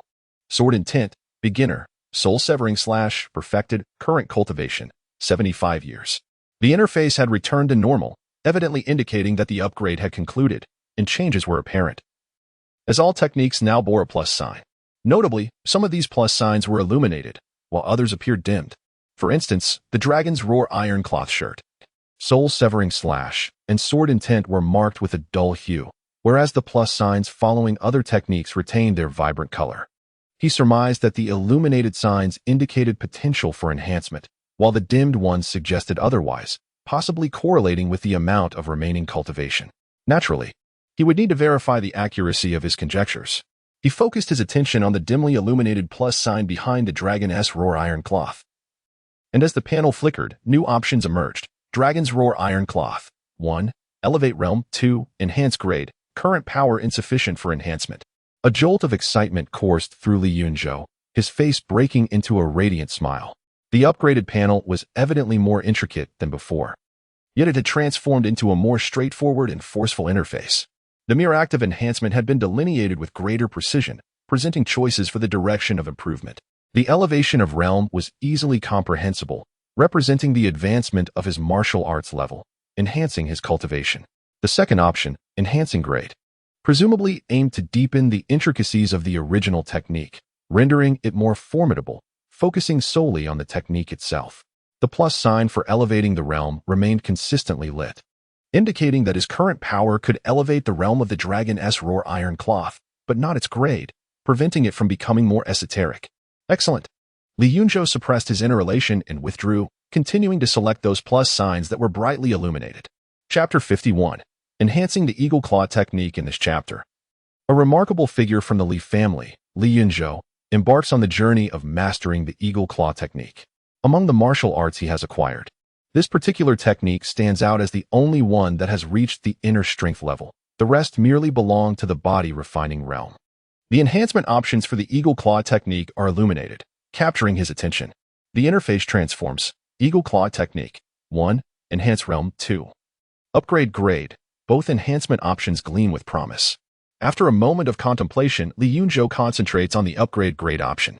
In an instant, the display dims.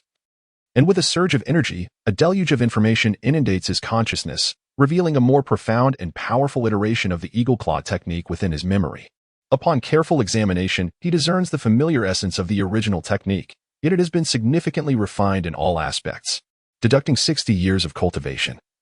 Upgrade of Eagle Claw technique completed. Eagle Claw technique. The newly upgraded Eagle Claw technique now displays a dimmed enhancement option. However, Yunzhou understands that a change in brightness does not signify the cessation of progress. It merely indicates that the next enhancement direction must be chosen wisely. Should he wish to continue advancing the technique's realm, sufficient cultivation power will enable further ascension. In essence, the dimmed option is a consequence of insufficient power.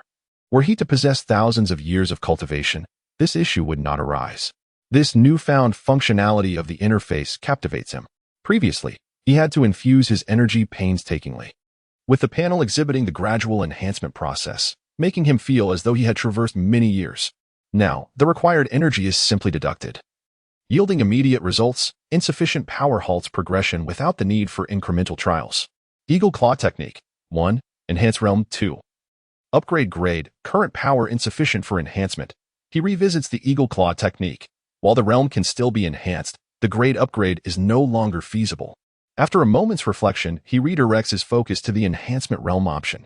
The panel abruptly dims once more, and his fingers shimmer with radiant energy, resonating with the force of relentless refinement. Simultaneously, a wealth of training memories and insights floods his mind, deducting 10 years of cultivation.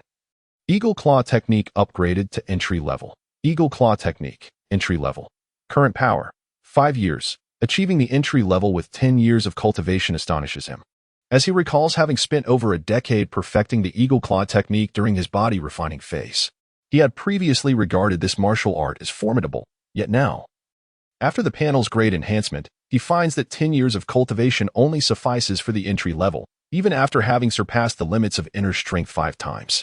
With a swift motion, Yunzhou channels his inner strength, and as he invokes his mental discipline, his fingers seem to transform into the sharp talons of an eagle. He instinctively reaches out into the void, and the air, as if sliced by a razor, emits a piercing shriek, unleashing a wave of white energy. This is merely the initial stage of internal strength, should one cultivate it to perfection, with 10 fingers honed to their utmost and complemented by internal energy. It would undoubtedly become an indomitable martial art. Indeed, after 5 years, all enhancements began to fade. The deficiency lies in power.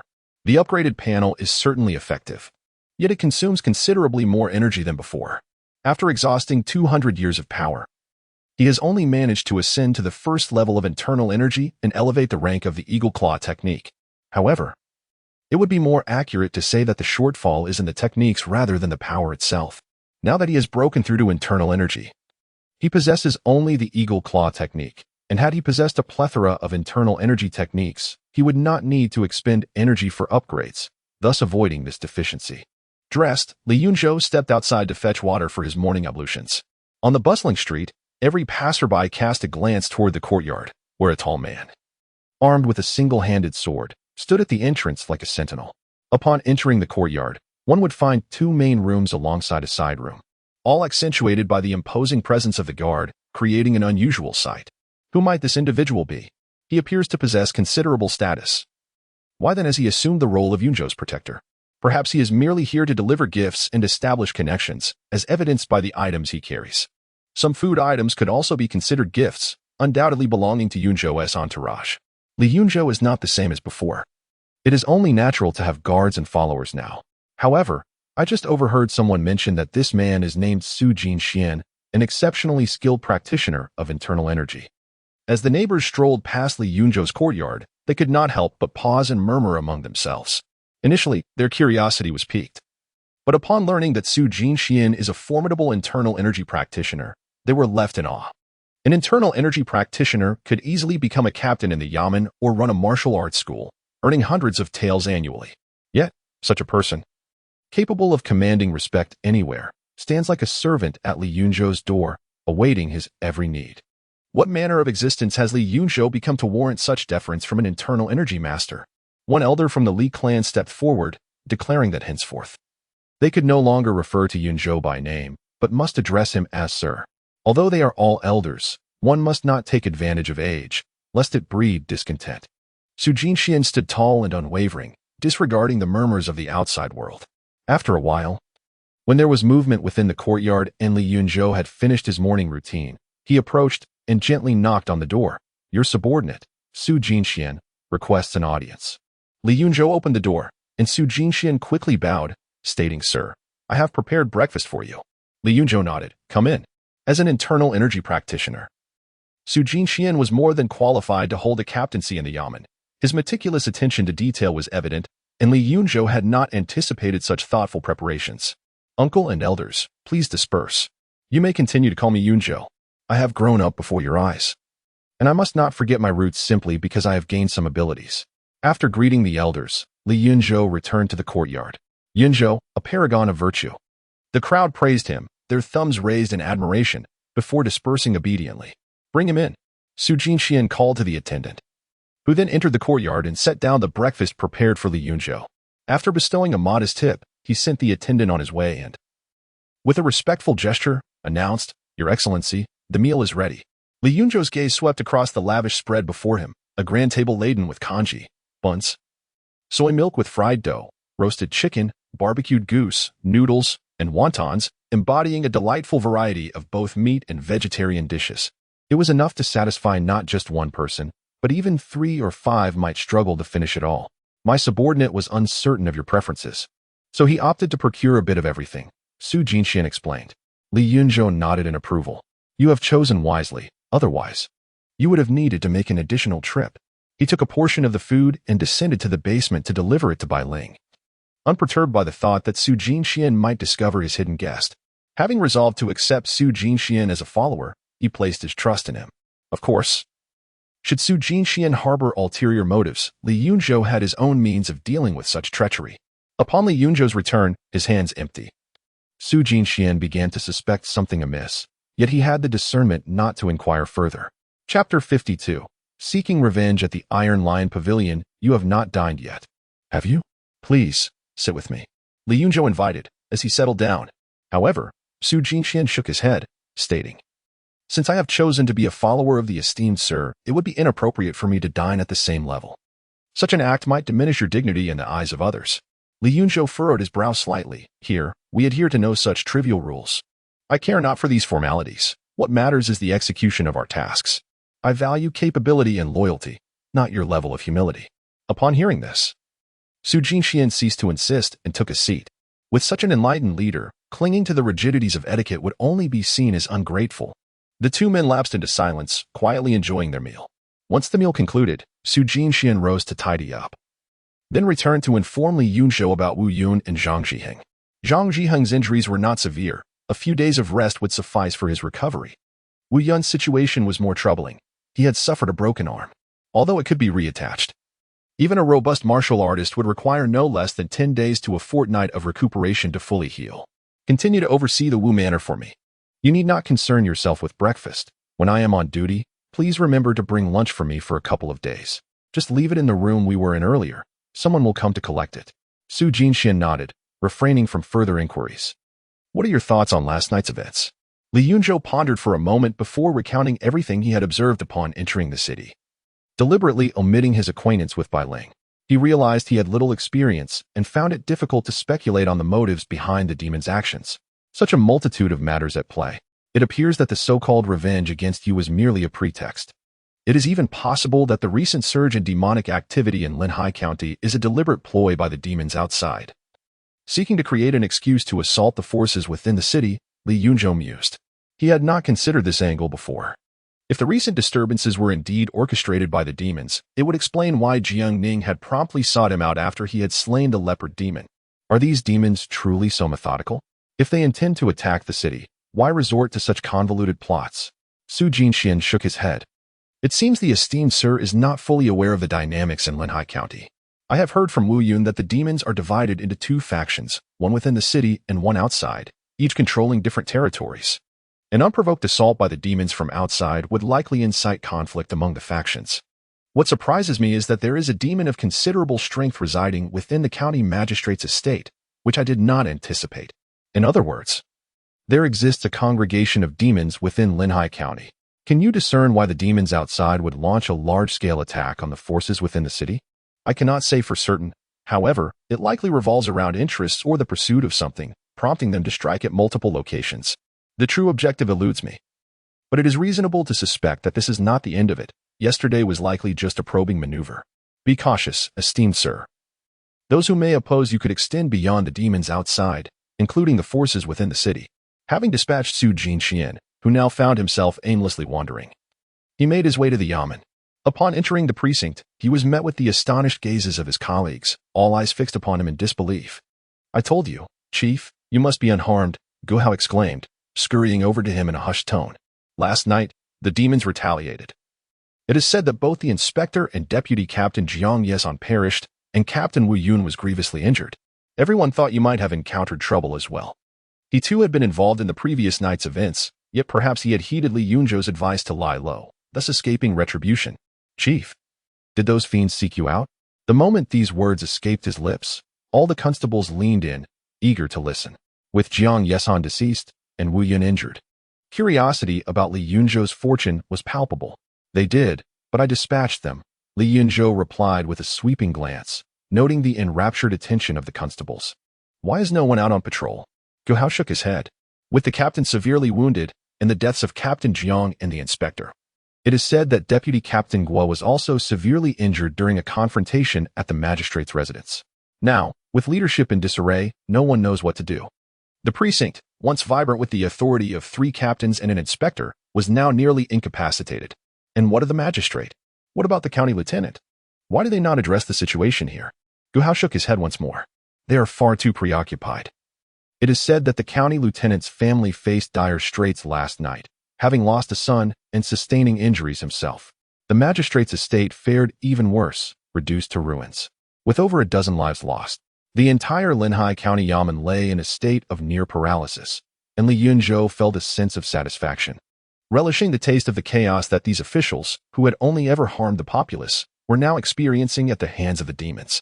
Be cautious, Chief. These debts may well be laid at your doorstep, Gu Hao remarked, nearly giving Li Yunzhou a thumbs up for daring to scheme against the higher echelons of Linhai County. Li Yunzhou, unfazed, offered no explanation to Gu Hao regarding the complexities of the situation. I cannot concern myself with matters elsewhere, but within our jurisdiction. Instruct the men to continue their patrols and show no leniency towards lawbreakers. Returning to his post, Li Yunzhou still felt a sense of ennui. He had come to the precinct out of boredom, only to find the Linhai County Yamen utterly incapacitated, leaving no official duties to attend to. As for cultivation, having tasted the rapid enhancement provided by the panel, he felt no desire to pursue it on his own. He contemplated whether to venture outside the city to hunt a few major demons for power. However, he was unaware of the demons' lairs beyond the city. And following the events of the previous night, it was likely that they too were taking precautions against retribution, probably hiding away. Captain Li, there is someone outside requesting an audience, a constable suddenly announced as he approached Li Yunzhou. Li Yunzhou raised an eyebrow. Let him enter. Moments later, the constable returned, ushering in a robust young man clad in martial attire, radiating vitality and strength, unmistakably a warrior. I am He Jia, and I have come to meet Captain Li. Li Yunzhou regarded him, unfamiliar with the individual. What business do you have with me? He Jia clasped his hands in a gesture of respect and proclaimed, I am a disciple of Xie Hong, the esteemed master of the Iron Lion Pavilion. At his behest, I have come to convey a message to Captain Li at the hour of the rooster today. My master shall set up a platform before the Iron Lion Pavilion to seek justice for the murder of our martial artist, Yang Lin, at your hands. He appeared courteous, yet his words struck like a boulder cast into a tranquil lake, stirring ripples of shock among the constables. They gazed in astonishment, realizing that the formidable Yang Lin had indeed fallen at the hands of Li Yunzhou. No wonder the Iron Lion Pavilion had refrained from allowing the authorities to investigate this matter initially. Typically, Matters of this nature would be resolved through the means of the martial world. Yet no one had anticipated that it would take so long for them to confront Li Yunzhou. Very well, I shall visit the Iron Lion Pavilion after my duties here, he added. Upon hearing this, He Jie refrained from further discourse, clasped his hands once more, and turned to depart. Chapter 53. Li Yunzhou has arrived. It is rather intriguing. The incident involving his slaying of Yang Lin, which led to a failed assassination attempt by members of the Wolf Pack, did not escalate further as he had expected. He presumed that the Iron Lion Hall would refrain from intervening in this matter. However, a few days later, the master of the Iron Lion Hall, Xia Hong, set up a challenge to seek justice for Yang Lin. Was the Iron Lion Hall genuinely intent on avenging Yang Lin? Or were they merely acting on someone else's orders to create trouble for him? From his perspective, it was highly probable that it was the latter. If the Iron Lion Hall truly cared about Yang Lin's life, they would have acted sooner rather than waiting until now. Indeed, it was Li Beauty who killed Yang Lin. Everyone was taken aback. Li Yunzhou's acceptance of the challenge implied his guilt in Yang Lin's demise. While he possessed the strength to slay someone of Yang Lin's mere 7th-tier physique, there had been no prior indication of animosity between them, leaving everyone puzzled as to why he would commit such an act, thereby attracting the ire of Xia Hong, the master of the Iron Lion Hall.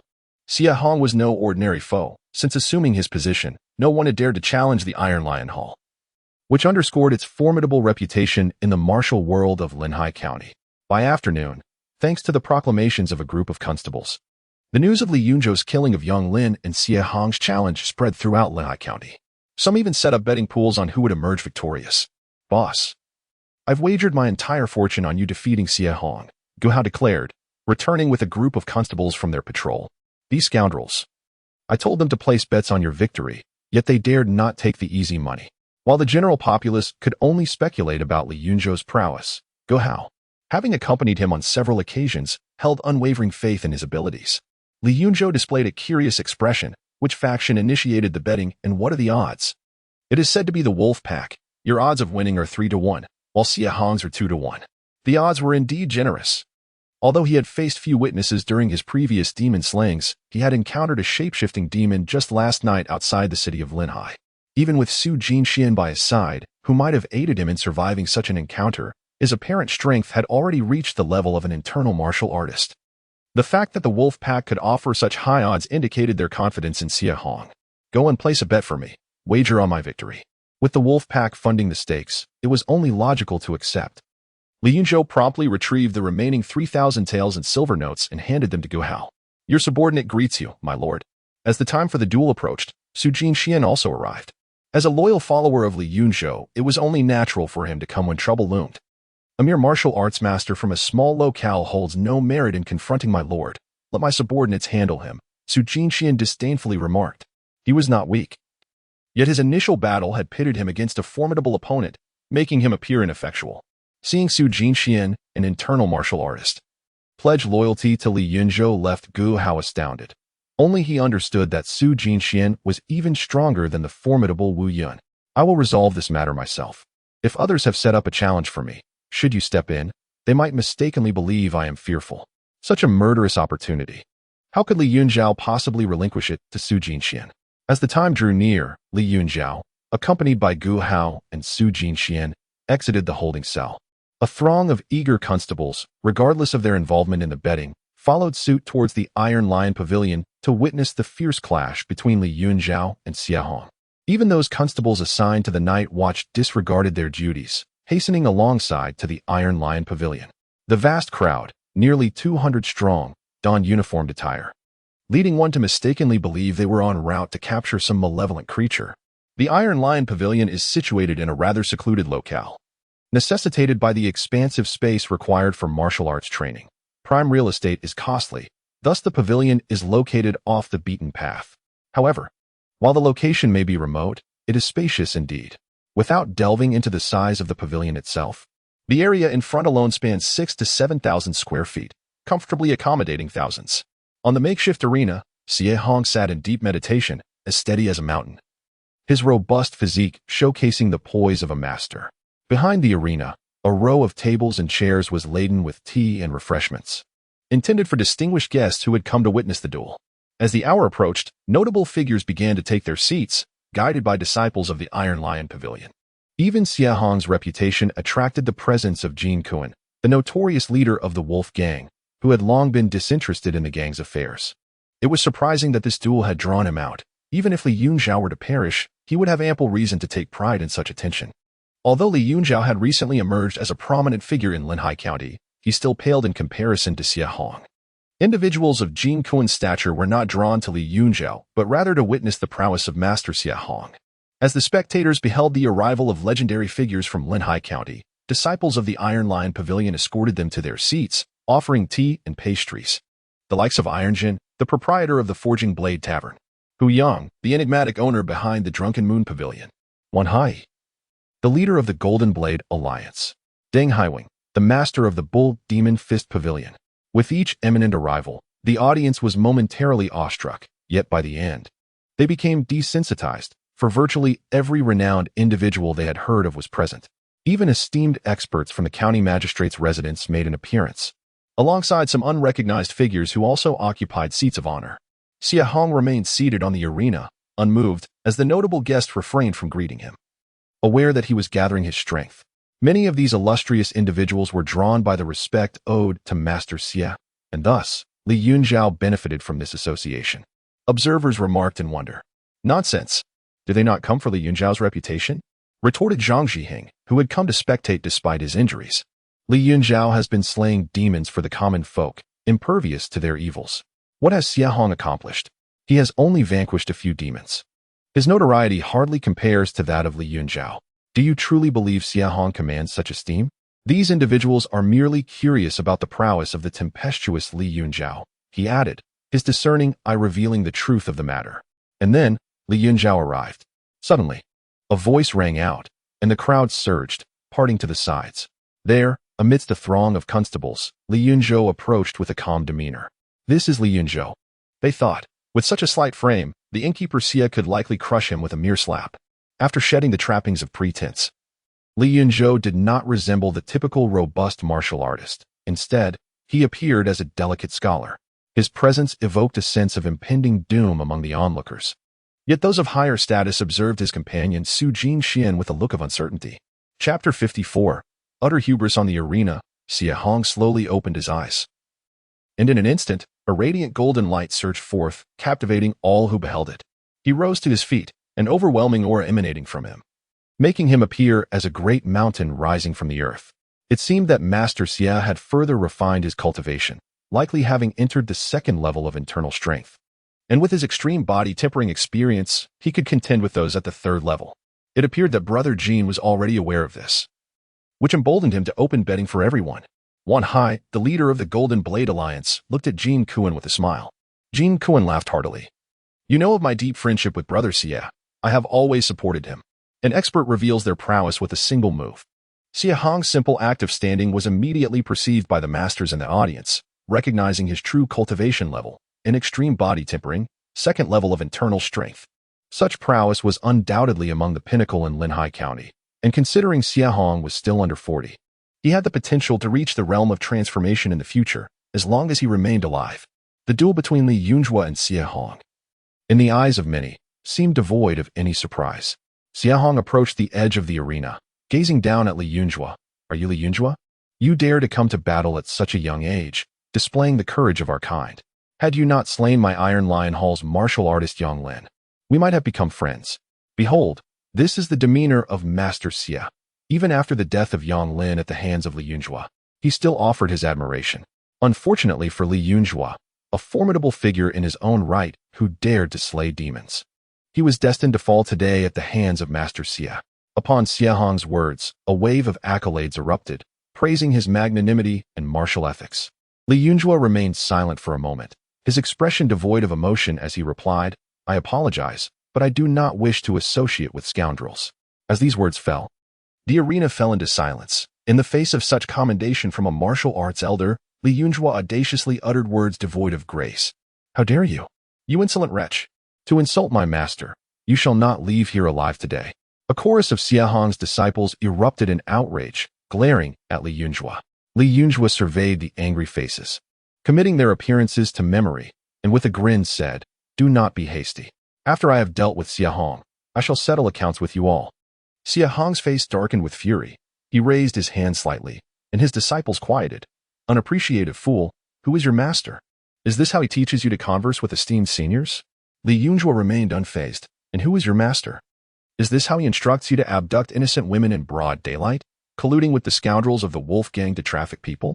An uproar ensued as the crowd realized the reason behind Li Yunzhuo's slaying of Yang Lin. In an instant, those who had previously held Xia Hong in high regard displayed expressions of revulsion. Everyone knew the heinous nature of the wolf gang. It was revealed that Yang Lin had met his end due to his abduction of innocent women. Such beasts deserved their fate, and how could Xia Hong still seek revenge? Li Yunzhuo was audacious indeed, openly condemning the members of the wolf gang as scoundrels. Damn it! Jin Kuan's face was filled with murderous intent. The evil wolf gang disregards human decency. Understanding this in private is one thing, but vocalizing it publicly is entirely another. This not only slaps Xia Hong's face, but also tarnishes his reputation. Even he could not have anticipated that, under such circumstances, Li Yunzhou would reveal the true reason behind this affair, thereby incurring the wrath of the evil wolf gang. A mere child dares to slander the honor of my Iron Lion Hall. Step forth and face your demise. Xia Hong was taken aback. The Iron Lion Hall is renowned for its chivalry and martial ethics. If it were substantiated that they colluded with the evil wolf gang, who would ever send their children to study martial arts at the Iron Lion Hall thereafter? The Iron Lion Hall? After today, there shall be no Iron Lion Hall in Linhai County. With a delicate push of his toes, Li Yunzhou ascended to the stage like a feather. What remarkable agility! His skillful lightness immediately garnered applause from numerous martial artists. It is known that martial practitioners forge their bodies to possess strength akin to that of a bull. Generally, even lightness techniques are executed with immense vigor, swift as a hare, and thunderous in their advance. Li Yunzhao's ethereal movements were nothing short of astounding, even causing Xia Hong's heart to tighten in awe. Yet, he quickly regained his composure. No matter how extraordinary his agility, Li Yunzhou was still a youth of under 20. No matter how prodigious his talent, he could only muster the energy of 2 extreme body refinements or 1 extreme internal energy refinement. Even if he had achieved 3 extreme refinements, Xia Hong believed he could easily defeat him. In a small locale like Linhai County, how could such a genius emerge? A youth under 20 with 3 extreme body refinements would be unparalleled even in larger cities. Draw your blade. I have heard you specialize in swordsmanship. If you do not draw your weapon, you shall have no chance. Should you lack a suitable sword, the Iron Lion Hall can lend you one. Xia Hong refrained from striking immediately, still displaying the demeanor of a seasoned master to restore the reputation of the Iron Lion Hall. Li Yunzhao's sword lay in Su Jinchuan's possession, and approaching empty-handed, he shook his head and declared, "To slay a scoundrel like you, there is no need to sully my blade. I would not want others to say I am bullying you." Such arrogance from Li Yunzhou. Everyone was astonished by his words. This was a duel, not a friendly sparring match. It could lead to death. Perhaps he was not even proficient in swordsmanship. His words might merely be an attempt to undermine Xia Hong's authority. Had they not noticed how Xia Hong had already lost his composure several times? For internal energy practitioners, a troubled state of mind can be quite troublesome. Some, in their arrogance, believed they had discerned Li Yunzhao's strategy. Utterly presumptuous. This youth knows not the heights of heaven or depths of the earth. If you seek death, I shall oblige. Witness this, everyone. It is not I who bully the weak, but he who fails to recognize his place. Xia Hong continued to feign, maintaining his image, and further clasped his fists, stating, I have no enmity with Li Yunzhou. However, he recently killed my martial artist, Yang Lin, at the Iron Lion Hall. Today, I duel with Li Yunzhou not for personal grievances, but to uphold the reputation of the Iron Lion Hall and seek justice for those innocently slain. Though there was a hint of bullying the weak, Xia Hong's intentions could be forgiven in light of his dedication to the Hall's honor. Some allies of the Iron Lion Hall joined in to support Xia Hong's reputation. Li Yunzhao's eyelids flicked towards Xia Hong. What a commendable effort for the reputation of the martial arts school, yet you fail to discern right from wrong. With such a grand declaration, I find myself at a loss for words. However, since you have invoked the name of the school, let it be simple. Should I be defeated today, I shall perish. Should you falter, the Iron Lion School will vanish without a trace. Merely a moral high ground. Yet who cannot assume such a position? Xia Hong has unwittingly provided me with a pretext to obliterate the Iron Lion School. Xia Hong's gaze turned icy. He had not anticipated that by invoking the school, Li Yunzhou would elevate their duel to a matter of both his and the school-less honor. If he were to be vanquished, Li Yunzhou would indeed seek the destruction of the Iron Lion School. In that instant, A surge of murderous intent welled up within him, and he resolved to eliminate Li Yunzhou. Prepare yourself. Xie Hong advanced a step, causing the entire arena to tremble as though it might collapse beneath his foot. He drew in a deep breath, channeling all his inner strength, his muscles swelling in response. Chapter 55. The brutal slaughter of Xie Hong. Xie Hong's arms appeared as if dipped in lacquer, a silvery gray hue spreading from his fists until it enveloped his entire form. This was the iron body technique, the unparalleled secret art of the Iron Lion Pavilion, capable of tempering the human body to a hardness akin to refined iron. Impervious to blades and weapons, with the striking power of his fists far surpassing that of swords. Thus, the practitioners of the Iron Lion Pavilion never relied on weapons, for their fists and feet served as the sharpest instruments of combat. In an instant, Xie Hong's weight surged, causing the arena to groan under the strain, while his overwhelming presence left those in proximity gasping for air. No matter how eloquent one's words may be, it ultimately comes down to the prowess displayed in action. As the master of the pavilion, Xie Hong had attained the realm of internal energy through a maximum tempering of his body, while Li Yunzhou, not yet 20, had little hope of matching him in combat. Had he refrained from provoking Xie Hong, perhaps the latter's magnanimity might have afforded him a chance at survival. Alas, such prospects now seemed bleak. The towering figure, with bulging muscles, ignited envy in many onlookers, who cared not for the merits of either Li Yunzhou or Xie Hong, but rather yearned for Xie Hong's victory. Most among them had placed substantial bets on his success. Watch closely. Xie Hong bellowed, stepping forward to unleash a thunderous punch. This strike was straightforward and formidable, devoid of any embellishments, yet it undeniably showcased the might of an internal energy practitioner. Boom. The air erupted in a cacophony. A tempest swirling as the sound of his fist striking the air caused many to wince, instinctively covering their ears. Now, let us see the power of my enhanced eagle claw technique. Li Yunzhou raised his palm, internal energy surging forth, sharpening his fingers into lethal points. What? Li Yunzhou is also an internal energy practitioner? As they beheld the internal force emanating from his hands, astonishment washed over the crowd. He was not yet 20, yet had already broken through to the realm of internal energy. It was noteworthy that Zhang Zhiheng, of similar age, had only achieved the 4th or 5th level of body tempering but was heralded as the county's foremost talent, ranking among the top 3 throughout Linhai County. Li Yunzhou's mastery of internal energy was sufficient to crown him as the brightest young star in Linhai County, even without pursuing the path of extreme body tempering. His innate talent promised an inevitable ascent beyond the realm of internal energy in the future. At that moment, Li Yunzhou stood resolute, seemingly intent on clashing directly with Xie Hong, his fingers lunging straight for Xie Hong's fist, shrouded in internal energy. What audacity! Xie Hong seethed with rage at Li Yunzhou's blatant challenge, perceiving it as a slight against him. Initially, he had held back some of his strength to counter Li Yunzhou's elusive maneuvers, but now he unleashed his full might, aiming to shatter Li Yunzhou's arm with a single blow. Bang! However, contrary to expectations, the anticipated scene of Li Yunzhou being sent flying, bloodied, did not unfold. Instead, he felt as if he were an unyielding abyss, Xie Hong's fist failing to advance an inch further. Xie Hong's pupils constricted in terror, a sense of dread washing over him as he attempted to retreat. Yet, in the next moment, Li Yunzhou gripped forcefully, his fingers slicing through Xie Hong's internal energy like a keen blade, driving straight into the flesh beneath. The iron fist, comparable to refined steel, proved as fragile as tofu. With 10 fingers connected to the heart, Xie Hong disregarded any semblance of composure and immediately let out a soul-piercing wail. Was the master of the Xie Pavilion injured? What was this claw technique, so terrifying in its execution?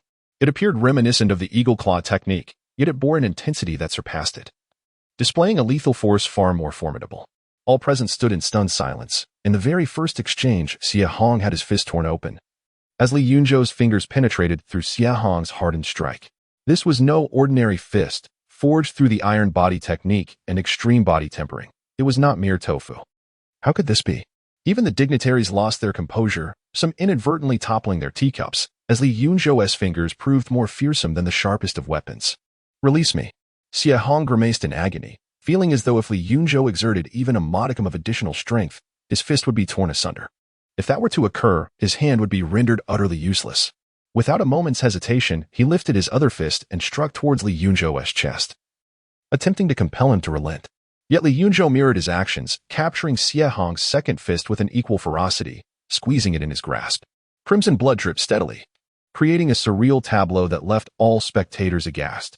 Under the excruciating pain, with both hands ensnared, Xie Hong, once a master of internal energy, now resembled a comically helpless chick. Relying on brute force, he could no longer discern right from wrong. He resolved to incapacitate Xie Hong's hands. With a savage pull, Li Yunzhou wrenched Xie Hong's fists apart, producing a sound that grated on the teeth as blood erupted forth in a violent spray. Some of the more faint-hearted had already turned away, unable to bear the sight. Xie Hong was ruined. This sentiment echoed in the minds of many. A martial artist without hands was scarcely different from a cripple. No, the disciples of the Iron Lion Pavilion could hardly believe their eyes. Witnessing Xie Hong so easily dispatched. You've destroyed my hands. Xie Hong's eyes blazed with fury, wishing nothing less than to consume Li Yunzhou alive.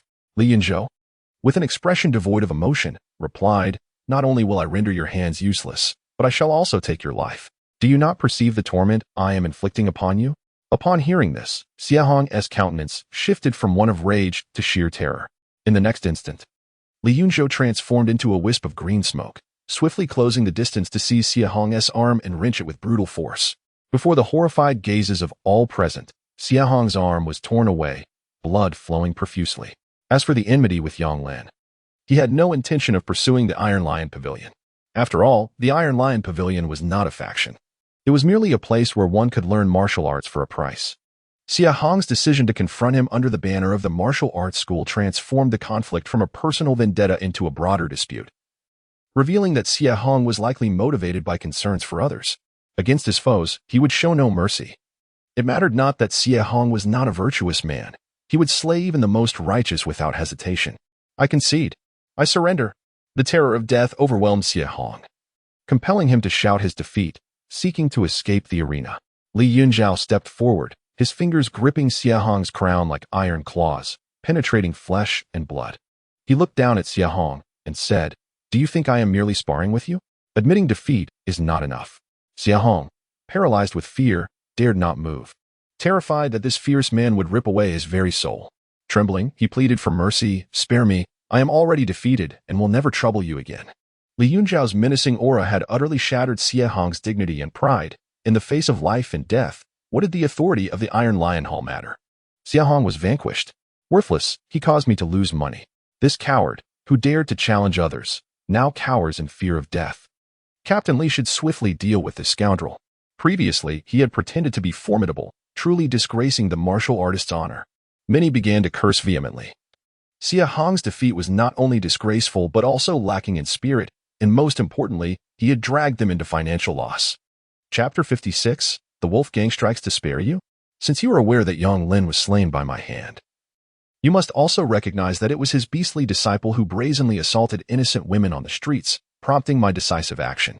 He sought vengeance against me and met his demise. For you to defend such a creature, you are clearly cut from the same cloth. Such a wretch as yourself. How could you expect mercy from me? As Li Yunzhou spoke, he wrenched the last remaining arm from Xie Hong with brutal ferocity, sending a wave of screams through the crowd. Those who had previously spoken ill of him now felt an icy chill down their spines. Xie Hong's disciples trembled in sheer terror. Enough. Master Xie has already conceded. Must you continue this brutal slaughter? Such cruelty is inexcusable. Do you not regard all present as your equals, Li Yunzhou? Suddenly, Jin Kuan, the leader of the Wolf Gang, rose with a sinister expression. A murmur of surprise rippled through the crowd. It was clear that the Wolf Gang intended to intervene on behalf of Xie Hong. Their speculation was confirmed, as Xie Hong's troubles with Li Yunzhou were clearly instigated by the Wolf Gang, while many remained oblivious. A significant number knew of the close bond between Xie Hong and Jin Kuan. Additionally, it was no secret that Yang Lin frequently assisted the Wolf Gang in their endeavors. "Master Jin, save me!" Xie Hong exclaimed with unrestrained joy. Li Yunzhou, gripping Xie Hong's head, turned to face the now standing Jin Kuan. The Wolf Gang engages in egregious acts, trafficking human lives, offering them as fodder for monsters. You, a creature of such ilk, dare to speak of cruelty? A shiver ran through the crowd. Li Yunzhou was not only provoking the Iron Lion Pavilion, but also daring to insult the Wolf Gang, laying bare their misdeeds. The Wolf Gang was no mere faction. The Iron Lion Pavilion was but a lapdog to them. With a sudden lunge, Li Yunzhou brutally tore off Xie Hong's skull, exposing the glistening brain to the horrified gaze of onlookers, shocking their senses. Xiahong wailed loudly, rolling on the arena floor, and within moments, his brain had spilled from his cranium, resulting in his immediate death. Such savagery. No wonder he dares to slay monsters. Many in the crowd were paralyzed with terror, having witnessed countless deaths, yet none had ever encountered such ruthlessness. It was evident that Li Yunzhou was prepared to clash with the Wolf Gang. Some spectators were secretly shaken. Jin Kuen's intervention had been anticipated, yet as he rose, Li Yunzhou had swiftly executed Xiahong, a clear affront to Xiahong himself. Well done. Some applauded Xiahong's demise upon learning of his collusion with the Wolf Gang. Master, we implore you, esteemed elders, to uphold justice for our master. Xiahong's disciples lamented. Jin Kuen must not let this killer escape. Li Yunzhou had previously declared that if he triumphed, not only would Xiahong perish, but the Iron Lion Pavilion would also face annihilation. They had dismissed such claims until they witnessed Li Yunzhou's brutality, now gripped by fear. Jin Kuen's face turned ashen. Esteemed guests, will you simply stand by and watch this madman unleash his fury? The influential figures seated beside him maintained a stoic silence, their focus elsewhere. Li Yunzhou, with his ruthless and domineering demeanor, possesses an unfathomable strength. Despite having slain the internal energy master Xiahong, he revealed little of his true capabilities. Engaging in such perilous waters without comprehending the depths of Li Yunzhou's power is a folly only those with a deranged mind would undertake. Their acquaintance with Xiahong was superficial. His life or death bore no significance to them. Slaying an internal energy adversary of the second level grants 12 years of power, current power. 17 years, Li Yunzhou furrowed his brow slightly. His breakthrough in the internal energy realm resulted in a reduction of the power gain from killing an opponent of the same level, indicating that to accrue equivalent strength, he must vanquish more foes. Discarding Xiahong's lifeless body as if it were refuse, he then cast a piercing gaze at Jin Kuen, beckoning with a curled finger. Scoundrel, come forth to meet your demise. Do you think I have forgotten your underhanded plots against me and my allies? The onlookers exchanged astonished glances. It was clear that Li Yunzhou intended not only to sever ties with the evil Wolf Gang, but also to eliminate Jin Kuen.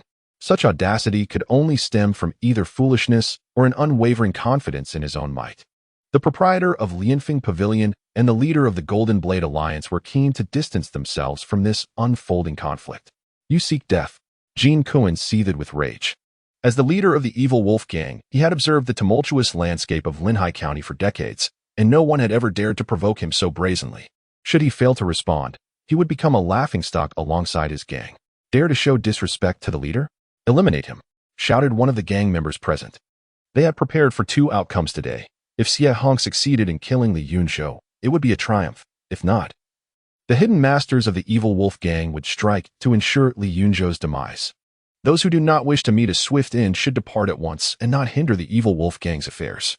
The crowd erupted into chaos as individuals brandished weapons and approached the arena, pressuring Li Yunzhou, while a faction of disciples from the Iron Lion Pavilion exuded an intimidating aura. Two internal energy masters emerged beside Jin Kuen, leaping into the air. Are we so few in number that you resort to such tactics? Su Jinxian also took to the air, his killing intent palpable. Guhao drew his sword, exclaiming, are we so devoid of capable officers that you dare to besiege our captain? With a thunderous roar, the constables under Li Yunzhou's command unsheathed their blades, and several constables from other captains followed suit. Not all feared the evil Wolf Gang, nor were all constables devoid of courage. Boom, boom, boom. The arena trembled as 4 or 5 individuals leaped onto the stage, uniting in their assault. Simultaneously, others remained airborne, yet to land. Among them were internal energy masters, and those merely at the 5th or 6th level of body refinement. Strikingly, Jin Kuen remained motionless, seemingly unwilling to engage directly. The proprietor of Lianfeng Pavilion and the head of the Bull Demon Fist Pavilion neither aided Jin Kuen nor offered assistance to Li Yunzhou. They merely observed the ensuing melee. This is a personal grievance between myself and them. You shall not interfere. Li Yunzhou halted Su Jinxian and the others who were eager to assist him. These were matters of strength, and he could not permit others to claim the kills. He was not only unperturbed, but welcomed the increasing numbers, even contemplating whether to conceal more of his own prowess to lure out those with malicious intentions. The arena trembled as the first few to leap onto the stage. Led by 2 internal strength warriors, unleashed a barrage of fists that enveloped Li Yunzhou from all directions. With a resounding crash, amidst the flurry of fists, Li Yunzhou's strike arrived first, deftly evading all incoming blows to land squarely on one individual's chest. In the next instant, the nine-tiered body refining warrior spewed blood. His chest caved in, and he was helplessly sent flying. Slayed a nine-tiered body refining warrior. Gaining 5 years of strength, current strength, 22 years. Not only did the power gain from slaying internal strength warriors diminish, but the same was true for body refining warriors. Simultaneously, he sidestepped further attacks and delivered another powerful punch. It was not that his physical form could not withstand their onslaught. Rather, he was concerned that his defensive capabilities might inadvertently cause fatal harm to these assailants, thus alarming those who contemplated joining the fray. With another resounding impact, yet another figure was sent hurtling through the air, a formidable nine-tiered body refining warrior, who succumbed to his injuries mid-flight. Chapter 57, The Massacre. Jin Kun takes action with a resounding crash. The makeshift arena collapsed under the weight of nearly 20 disciples from the Iron Lion Pavilion and members of the Evil Wolf Gang, each possessing a cultivation level of at least the 5th or 6th stage of body refinement, with a single arm capable of wielding 500 or 600 pounds of force. The structure could no longer endure such a tremendous load. Slaying a 7th-stage body refinement warrior grants 3 years of cultivation. Current cultivation, 33 years. Li Yunzhou glided through the throngs like a zephyr, leaving a trail of fallen adversaries in his wake. This onslaught posed no challenge for him, as the majority of his attackers lacked the inner strength required to pose a threat. Rather, he relished the carnage. In mere moments, the ground was strewn with corpses. Some had their chests pierced, others had their hearts extracted, while still more lay moaning, their throats brutally torn out. The scene was horrifying beyond measure. The sheer number of adversaries became a shroud for him, as the two inner strength masters, frantic with rage, found themselves obstructed by their own men. Unable to approach Li Yunzhou. How ruthless! A youth of no more than 20 displayed such calmness, as if he were slaughtering not humans, but mere livestock. Indeed, he was merciless and possessed formidable skill, yet they still sought to encircle him. Those two inner strength warriors could not even graze the hem of his garment. After such extensive bloodshed, one could only hope that no malevolent spirits would arise in the night. Even the seasoned veterans of the martial world were taken aback by Li Yunzhou's composure and ferocity. This was not merely a handful of casualties. 7 or 8 had perished in the blink of an eye. His methods were brutal. Some had their spines wrenched from their bodies, and others had their skulls crushed into their chests. Yet he continued his slaughter without a flicker of hesitation. Flee. He is not human. He must be a transformed demon. Not only the disciples of the Iron Lion Pavilion, but even the ruthless members of the Evil Wolf Gang were paralyzed with fear, screaming in terror as they attempted to escape. In their eyes, Li Yunzhou had become a true demon, one who regarded human life as mere fodder. This was not combat. It was a one-sided massacre. You think you can leave?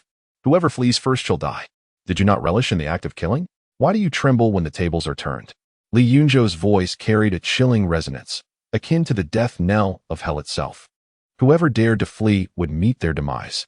He single-handedly cornered the remaining 7 or 8 individuals. Wan Hai, Taizhan, and Deng Haiwen, all formidable warriors, were left dumbfounded. Li Yunzhou's lightning-like agility struck terror even into the hearts of inner strength masters. Useless bunch. One by one, they fell, and within a brief span of mere moments, only 3 or 5 remained. At this juncture, even Jin Kun could no longer contain himself. With a great leap, he descended into the fray to confront Li Yunzhou. The involvement of the gang leader, Jin Kun, marked a perilous turn for Li Yunzhou. Having dominated Linhai County for years, Jin Kun was already an inner strength warrior when Xie Hong was merely a body refinement practitioner. His current prowess was likely unfathomable.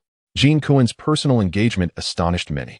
Compared to Xie Hong, Jin Kun was truly a legend of Linhai County, having single-handedly established the Evil Wolf Gang and maintained its supremacy for decades. Having dispatched countless challengers who dared to threaten his authority. In recent years, he has seldom intervened, as there are few individuals in Linhai County qualified to challenge him, and none dared to contest the authority of the Wolf Gang. Even the extinguished Qizhu Gang and Jindao Alliance would refrain from provoking the Wolf Gang. Let us observe how your years of restraint have honed your capabilities. Hu Yang, Wan Hai, Taizhan, and other masters narrowed their eyes, eager to gauge Jin Kun's strength through this confrontation. The atmosphere resonated with a sharp whistle as Jin Kun soared like a great rock, leaping over Tu Zhang with ease. A tempest arose, his entire being infused with turbulent energy, reaching the zenith of his might, as he struck towards Li Yunzhou's head with a formidable palm. This blow was monumental, its might astonishing, capable of splitting mountains and shattering stones. the two inner-strength warriors of the Wolf Gang, who had yet to find an opportunity to attack Li Yunzhou, instinctively retreated, unwilling to engage in the clash between Li Yunzhou and Jin Kuan. However, Li Yunzhou remained unhurried, eliminating the last body refinement warrior before turning to face Jin Kuan's strike. As a warrior who had undergone 5 extreme body refinement breakthroughs, he regarded ordinary inner-strength masters with disdain, especially those below the 7th or 8th levels of inner strength. If he were to exert himself, invoking his divine combat talent, even a formidable opponent at the Huagang level would not intimidate him. Yet, he refrained from overt displays of strength, wary of instilling fear in his other adversaries. What a splendid opportunity. Jin Kuan's aura was akin to that of the great lion he had dispatched the previous night, suggesting he possessed a 4th level of inner strength. Yet, in terms of combat prowess, he was likely far inferior to that lion. Naturally, he would not employ the same force he had used the night before against Jin Kuan. To overpower such an elder warrior before reaching 20 would not bode well for his reputation. He understood the principle that a tree that stands out will be uprooted by the wind. Thus, to vanquish Jin Kuan, he would not rely solely on brute force but rather on skill. With a swift motion, he vanished from Jin Kuan's sight. What astonishing speed! Jin Kuan's pupils contracted. Yet the palm strike he had unleashed could not be retracted, crashing into empty space. Boom! A tremendous sound erupted as a fallen body was instantly obliterated. Its shattered remains scattering in all directions. "Beware behind you, Chief," shouted the two inner-strength warriors of the Wolf Gang as they charged from either side. In truth, it was unnecessary for them to warn him. Upon Li Yunzhou's disappearance, Jin Kuan, drawing from years of combat experience, had already surmised that Li Yunzhou would not dare to confront him directly and would instead strike from behind. After his palm strike cleaved through the air, he almost simultaneously retaliated, swinging backward. However, Li Yunzhou was swifter than he had anticipated. Just as Jin Kuan turned, Li Yunzhou's fingers, sharp as eagle talons, embedded themselves into his flesh, tearing away a chunk of meat. What? Taijin and Wan Hai, astonished, rose to their feet, unable to believe that Jin Kuan had been injured by Li Yunzhou's first strike, a bloody piece of flesh torn away. What terrifying claw technique! Even the formidable Jin Kuan could not withstand the ferocity of Li Yunzhou's claw technique, leaving everyone in utter astonishment. When did the claw technique become this ruthless? With a single grasp, flesh was torn asunder, complemented by Li Yunzhou's ghostly speed, rendering him virtually invincible. If Jin Kuan failed to devise an effective countermeasure, he risked being brutally dismembered by Li Yunzhou. What martial art is this? Jin Kuan, renowned as a fearsome figure, exhibited no sign of pain even as a chunk of flesh was violently ripped away. He did not utter a single sound, as if the agony did not belong to him, but rather he seemed more concerned about the technique employed by Li Yunzhou. Previously, having witnessed Xie Hong's body being crushed as if made of paper by Li Yunzhou, he had thought Xie Hong's physique was inadequately tempered. However, after experiencing the terror of this claw technique firsthand, he comprehended its true horror. Li Yunzhou's fingers resembled the sharpest divine weapons in existence, effortlessly shredding through Jin Kuan's ironclad flesh with minimal exertion of internal energy. The eagle claw technique. Li Yunzhou discarded the bloodied flesh from his hand and, with a resounding force, unleashed 2 punches, repelling the 2 incoming internal energy practitioners. One was at the first level of internal energy, while the other was at the second. Ordinarily, he could have dispatched them with ease, but in a display of restraint, he merely pushed them back rather than delivering a fatal blow. Chapter 58. A terrifying menace. How foolish. Do you think I have not mastered the eagle claw technique? Jin Kuan seethed with rage. His status allowed him access to such martial skills, yet even if one commenced training from the body refinement stage, the lethality of the eagle claw technique would not be as formidable as that displayed before him. Although Li Yunzhou's claw technique bore a resemblance to the eagle claw, Jin Kuan could discern the differences. It involved not only the refinement of the fingers, but also a distinct application of internal energy, far surpassing the intricacies of the original technique. You are but a waste. Do you truly believe you can compare to me? Li Yunzhou refrained from revealing that this was an evolved form of the eagle claw technique, far superior to its original. Such words left one speechless. In the martial world, the same technique wielded by different individuals indeed wielded varying degrees of power. With murder in his eyes, Jin Kuan felt an unsettling fear regarding Li Yunzhou's prodigious talent. If Li Yunzhou were to survive today, Jin Kuan knew he would inevitably face death in the future. Ladies and gentlemen, do you truly wish to stand idly by as a genius flourishes? If Li Yunzhou continues to grow, he will not spare you. He began inciting others to slay Li Yunzhou, yet only a few displayed any inclination to act, and none immediately attacked. Suddenly, a blood-curdling scream echoed as Li Yunzhou, seizing the moment while Jin Kuan urged the others, gruesomely extracted the spine of a first-level internal energy warrior from the evil wolf gang, creating a scene of utter carnage. He then wielded the spine like a whip, striking a second-level internal energy warrior, leaving him staggered and horrified. Captain Li is shockingly brutal. The officers were utterly aghast, particularly those who had previously mocked him, their spines chilling with fear at the thought that Li Yunzhou might extract their own spines next. Fear not. Our chief is only ruthless to beasts. He will not harm the innocent. Zhang Zhiheng and Ge Hao remained remarkably composed, recognizing that those whom Li Yunzhou was slaughtering were the sort whose deaths would not suffice to quell the public's outrage. Li Yunzhou's utter lack of humanity, are you truly prepared to watch him unleash his fury? Jin Kuan trembled as well. Even he, a man steeped in villainy, felt a bone-chilling terror. How could one so callous as to extract another's spine without a flicker of hesitation, using it as a weapon, be so composed? In his recollection, only those nightmarish creatures that preyed upon humans exhibited such chilling calmness. Yet, no one dared to intervene. Slaying a first-level internal energy warrior grants 10 years of power, current power, 117 years. You, a beast, dare to speak of humanity? The countless innocents you have slain far outnumber those I have taken. I have only killed beasts. With a swift, lightning-like speed, Li Yunzhou evaded Jin Kuan's dual palm strikes, tearing a fresh chunk of flesh from him. Jin Kuan's palm struck the ground with explosive force, yet proved futile as Li Yunzhou darted towards the second-level internal energy warrior of the evil wolf gang, intent on delivering a fatal blow. Having incited for so long, without anyone daring to act, Jin Kuan realized there was no longer any need to prolong the standoff between the two. Lordly, this matter does not concern me. It is Jin Kuan who has ordered us to kill you. You should take your vengeance upon him.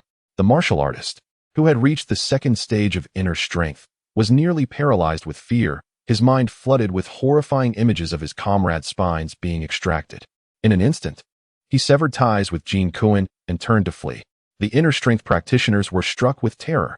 Everyone was astounded. This was the might of Li Yunzhou. So afraid of death, what business do you have in a gang?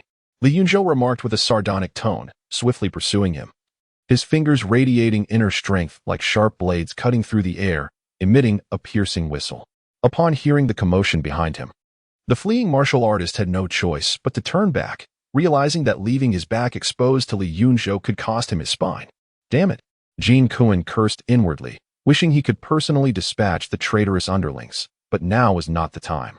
With Li Yunzhou in pursuit, it was the perfect opportunity to escape. Boom! Ignoring the blood pouring from his wounds, he bent his legs and propelled himself like a cannonball in the opposite direction of Li Yunzhou. He had fled. Despite leading a pack of elite members from the evil wolf gang in the Iron Lion Hall to ambush Li Yunzhou, he was single-handedly cut through by Li Yunzhou. The two inner strength masters engaged in a disgraceful internal conflict and fled. Everyone was left speechless, never anticipating that a grand showdown orchestrated by Xie Hong would result in such a debacle. The Iron Lion Hall was annihilated, and the leader of the evil wolf gang fled in terror. My lord hasn't granted permission. Do you think you can leave? Su Jinxian had long been prepared for someone to escape and leaped forward, striking down with his blade, clashing with Jin Kuan in midair. Scoundrel! Jin Kuan seethed with rage.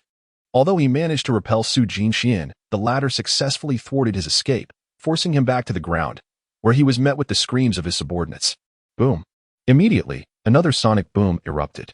He turned to see Li Yunzhou extracting the spine of one of his inner strength subordinates, wielding it like a whip directed at him, sending chills down his spine as he envisioned his impending fate. I will fight you. With no escape, he resolved to engage in battle. It was not that he could not contend with Li Yunzhou. Rather, Li Yunzhou had consistently evaded direct confrontation, evidently wary of his power. However, Li Yunzhou's terrifying speed and ruthless methods had long since extinguished his fighting spirit. Concentrating his inner strength, he struck out with a palm, shattering the extracted spine. Die. In the next moment, he charged through the clouds of bone dust like a razor-sharp sword, unleashing a barrage of palm strikes to envelop Li Yunzhou. But such scattered power was of little use if it could reach the enemy. The myriad of palm shadows was swiftly shattered by Li Yunzhou, whose fingers darted through Jin Kuan's defenses and clasped his neck. Jin Kuan's body stiffened.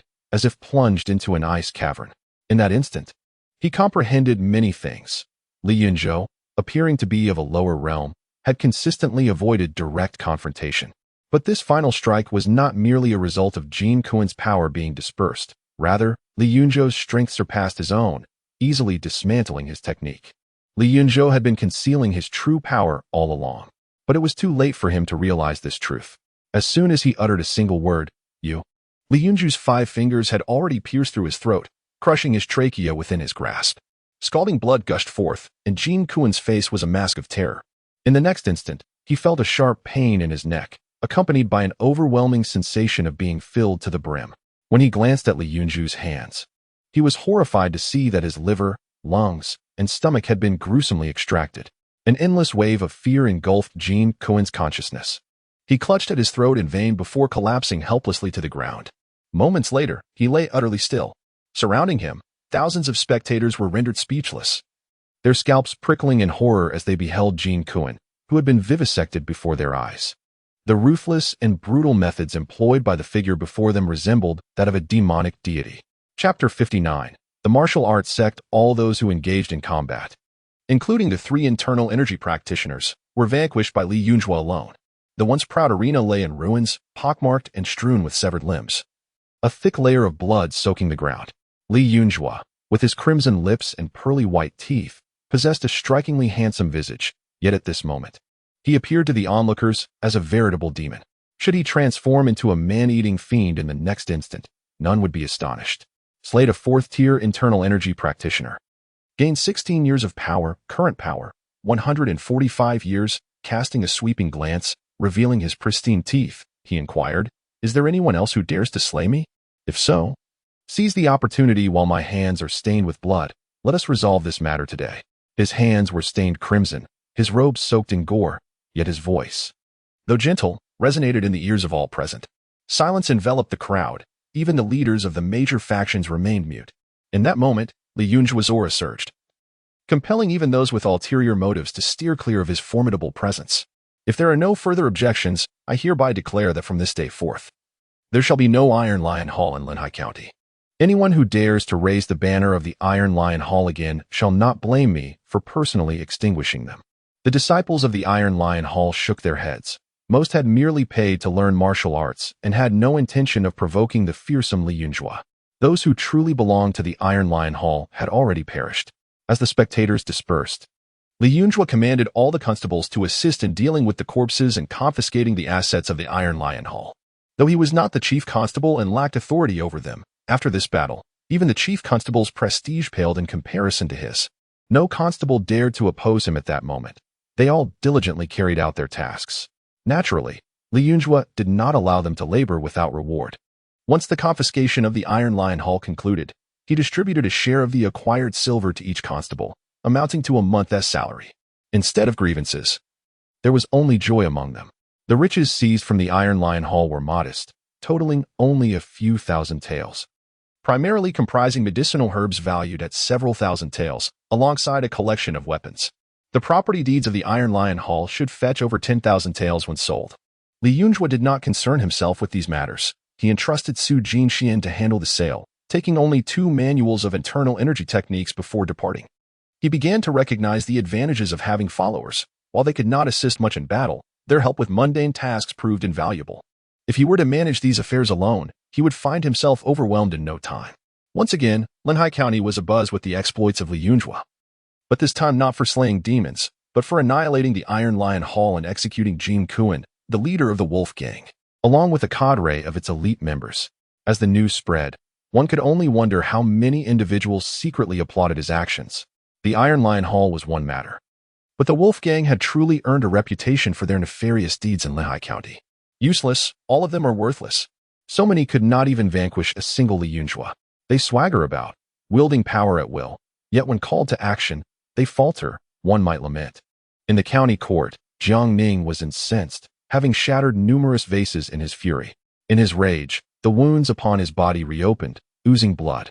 Last night, during the demon attack on the county magistrate's residence, a near-fatal incident transpired, and as the instigator, Li Yunzhou became the object of deep-seated hatred. He resolved to seek out skilled mercenaries, regardless of the cost, to eliminate Li Yunzhou. If the people of Linhai County could not accomplish this task, he would look beyond the county. Money could attract capable fighters. Father, speak up. Both my second uncle and younger brother have fallen victim to him. Shouldn't we seek vengeance? He gazed at his father, Jiang Yeyu, who sat in a position of authority with a grim expression that betrayed his displeasure. The alliance of the Evil Wolf Gang and the Iron Lion Pavilion had failed to vanquish Li Yunzhou and had instead been turned against. A turn of events he had not anticipated. Vengeance was indeed necessary, yet not at this moment. Given Li Yunzhou's formidable prowess, a direct confrontation would be a waste. You needn't concern yourself further, for he shall not endure much longer. Jiang Ning was taken aback. Why should I refrain? Do you harbor plans you cannot share with me? Because Linhai County is no longer safe. I intend to send you to Weizhou tomorrow. Suddenly, a loud crash echoed as Li Yunzhou uncovered the secret chamber's lid and leapt inside, only to be met by a delicate hand that struck from the side. A surge of inner energy causing a gust that tousled his hair. Is it not tedious to ambush me? Have you forgotten the pain of your past injuries? He appeared to have anticipated this, one hand holding food while the other gathered inner energy, effortlessly countering the attack. A resounding bang filled the air as energy erupted, sending dust cascading from the chamber, extinguishing the candlelight. Inner energy? Bai Ling gasped, her blood surging as an unstoppable force pushed her back, leaving a trail of footprints until she finally braced herself against the wall. After her encounter with Li Yunzhou yesterday, where she had been subdued and humiliated, she was unwilling to concede. Today, having successfully broken through to the third level of inner energy, she sought to challenge him once more. Driven by a desire for revenge and to ascertain whether Li Yunzhou truly possessed the fifth level of body refinement. To her surprise, she found herself overpowered again. Li Yunzhou had also harnessed inner energy. Who exactly are you? With such skill, why do you hide as a mere constable in this insignificant Linhai County? Now that she had confirmed Li Yunzhou was not a fifth-level body refinement warrior, she pondered how he could have advanced to inner energy in such a short time. Remarkably, he had indeed just achieved this breakthrough last night. And who are you? Repeatedly attempting to invade the magistrate's residence. What are your intentions? Li Yunzhou lit an oil lamp, set down the food he had brought, and regarded Bai Ling with an enigmatic smile. I do not inquire about your origins, yet you question mine, clearly. That is a breach of decorum. Bai Ling approached, seated herself, and began to eat, refraining from disclosing her background.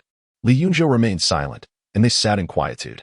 After finishing her meal, she presented him with a meticulously written martial arts manual. The stern expression that had dominated Li Yunzhou's face finally softened into a smile as he accepted the material and examined it closely. Noticing his reaction, Bai Ling could not help but ask, "Are you in desperate need of martial arts techniques?" Her confusion regarding Li Yunzhou deepened. Logically, a person capable of subduing her would not lack in martial arts knowledge. However, the techniques she provided were, to put it bluntly, unworthy even of a dog's practice. Otherwise, they would not be so casually shared with others. Yet, Li Yunzhou perused them with great interest. He paused his motions and nodded thoughtfully. Although the interface could enhance the techniques, it required the expenditure of one's own energy. And he naturally preferred not to squander it when a ready-made solution was at hand. Why not join the Demon Suppression Division? With your innate talents, once you enter, you are bound to soar to greatness. This presumption relied on the notion that the individual before her was indeed Li Yunzhou and not a manifestation of some dark creature. Bai Ling mused inwardly that if this person were not a demon in disguise, he could be regarded as the most talented individual she had encountered in her travels. Li Yunzhou, oblivious to the doubts swirling in Bai Ling's mind, raised an eyebrow and inquired, why not a sect? While Linhai County lacked martial arts sects, other regions boasted them, and he was curious as to why Bai Ling did not recommend that he seek apprenticeship with a prominent martial arts school. Chapter 60. The Ninefold Blade. Bai Ling cast a peculiar glance at Li Yunzhou. Martial sects should not harbor delusions. The treasures they safeguard are only bestowed upon their chosen disciples. Do you comprehend what it means to be a chosen disciple? From the tender age of 2 or 3, they are nurtured closely, raised with the utmost care, akin to a father and son. Someone like you, who has taken a detour in their path, even with extraordinary talent, can never attain the true treasures. The rigid traditions of sects are indeed numerous. Even a master may retain secrets when passing knowledge to a disciple, revealing the genuine techniques only upon their death. The most coveted secrets are reserved solely for the sect leader. Consequently, many sects witness prodigious disciples leaving in a fit of rage, believing themselves to be more talented, yet finding the leadership as inadequate as refuse. only to realize that the mantle of leadership does not rest upon their shoulders. Not only are they deprived of leadership, but they also cannot access the formidable techniques. Moreover, how many hidden treasures can a sect possess? The Demon Suppression Division gathers martial arts from across the realm. Virtually every technique you desire can be found there. If you possess talent, you shall not be overlooked within the Demon Suppression Division. So, you are one of them. Bai Ling neither confirmed nor denied this, leaving Li Yunzhou perplexed. If she truly belonged to the Demon Suppression Division, what was there to deny? Did she not trust him? He remained oblivious to the fact that his unusual talent led Bai Ling to suspect he might be a transformed great demon. Share a few techniques from the Demon Suppression Division, and I shall divulge a matter pertaining to the county magistrate's residence. How does that sound? His interest in Bai Ling's origins was minimal. His true curiosity lay in the techniques. With Bai Ling extolling the prowess of the Demon Suppression Division, he yearned to witness its treasures firsthand. However, Bai Ling shot him a glare. I did not expect you to be so cunning. Li Yunzhou was taken aback, realizing she thought he was trying to pry into her identity. I am not interested in your background, nor am I attempting to extract information from you. I genuinely possess vital information regarding the county magistrate's residence, something that transpired after your departure last night. If you are uninterested, we can pretend this conversation never occurred. Bai Ling furrowed her brow slightly. Regardless of whether I am a member of the Demon Suppression Division, I can inform you that the techniques of the division cannot be shared externally. Violators face death. Even among members, sharing techniques learned within the division is forbidden. Li Yunzhou felt a twinge of disappointment, yet he recognized the rationale behind it. If powerful techniques could be freely shared after being learned in the division, they would have long since become commonplace, and no one would strive to join the Demon Suppression Division. Bai Ling continued, I have not lied. I have already shared everything I can. You are well aware of the rigid customs in the martial world. Many techniques cannot even be passed down to one's own children, let alone outsiders. If you require something else, I may assist you, but I truly cannot provide you with techniques. Li Yunzhou pondered briefly. Understanding that Bai Ling's assertions likely held truth, he decided not to dwell on the matter of techniques. Then you must be able to tell me why you persistently infiltrated the county magistrate's residence. Bai Ling shook her head, indicating her inability to speak further. Yet her silence conveyed a multitude of unspoken truths. After your departure last night, another formidable expert infiltrated the county magistrate's residence. After some contemplation, Li Yunzhou decided to recount what he had witnessed the previous evening. The nature of their relationship as friends is debatable, but in the realm of martial arts, Bai Ling had been immensely beneficial to him. Had she not timely informed him about the extreme body tempering attempts, he might have inadvertently broken through to inner strength during his 9th level of body tempering. Bai Ling was evidently taken aback by this revelation, her face reflecting a sense of dread. Had she encountered that formidable demon capable of clashing with a transcendent master, she would have met her demise. After evading the experts from the magistrate's residence, she had taken refuge here, completely unaware of the subsequent appearance of 3 transcendent-level warriors. Upon returning to his room and placing the soulbone blade upon his knees, Li Yunzhou summoned the interface. Dragon Roar Iron Cloth, Inner Strength Level 1. Brute Bull Inner Strength, Level 12. Eagle Claw Technique, Novice. Blade Intent, Novice. Cutting Soul Slash, Perfected. Current Cultivation, 145 years. All the plus signs were illuminated, yet Li Yunzhou refrained from hastily advancing any technique. Instead, he incorporated the 2 martial arts manuals gifted by Bai Ling, as well as the techniques acquired from the Iron Lion Pavilion, into his interface. The first manual from Bai Ling, named Ice Profound Strength, focused on cultivating inner strength, while the second, called Wind Treading Steps, was a lightness technique, also classified as an inner strength level skill. The 2 inner strength techniques obtained from the Iron Lion Pavilion included one related to swordsmanship and another to boxing. With this, all his martial skills were now elevated to the inner strength level, saving him at least a century or 2 of cultivation.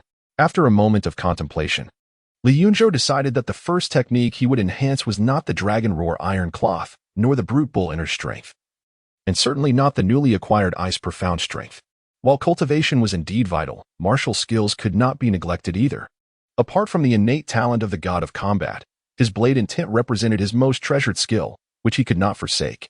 Thus, the first technique he chose to enhance was the Splitting Blade 9 levels obtained from the Iron Lion Pavilion. The Splitting Blade 9 levels is an inner strength martial art, complete with a comprehensive mental method for utilizing inner strength in combat, its profundity surpassing that of the Cutting Soul Slash he had devised.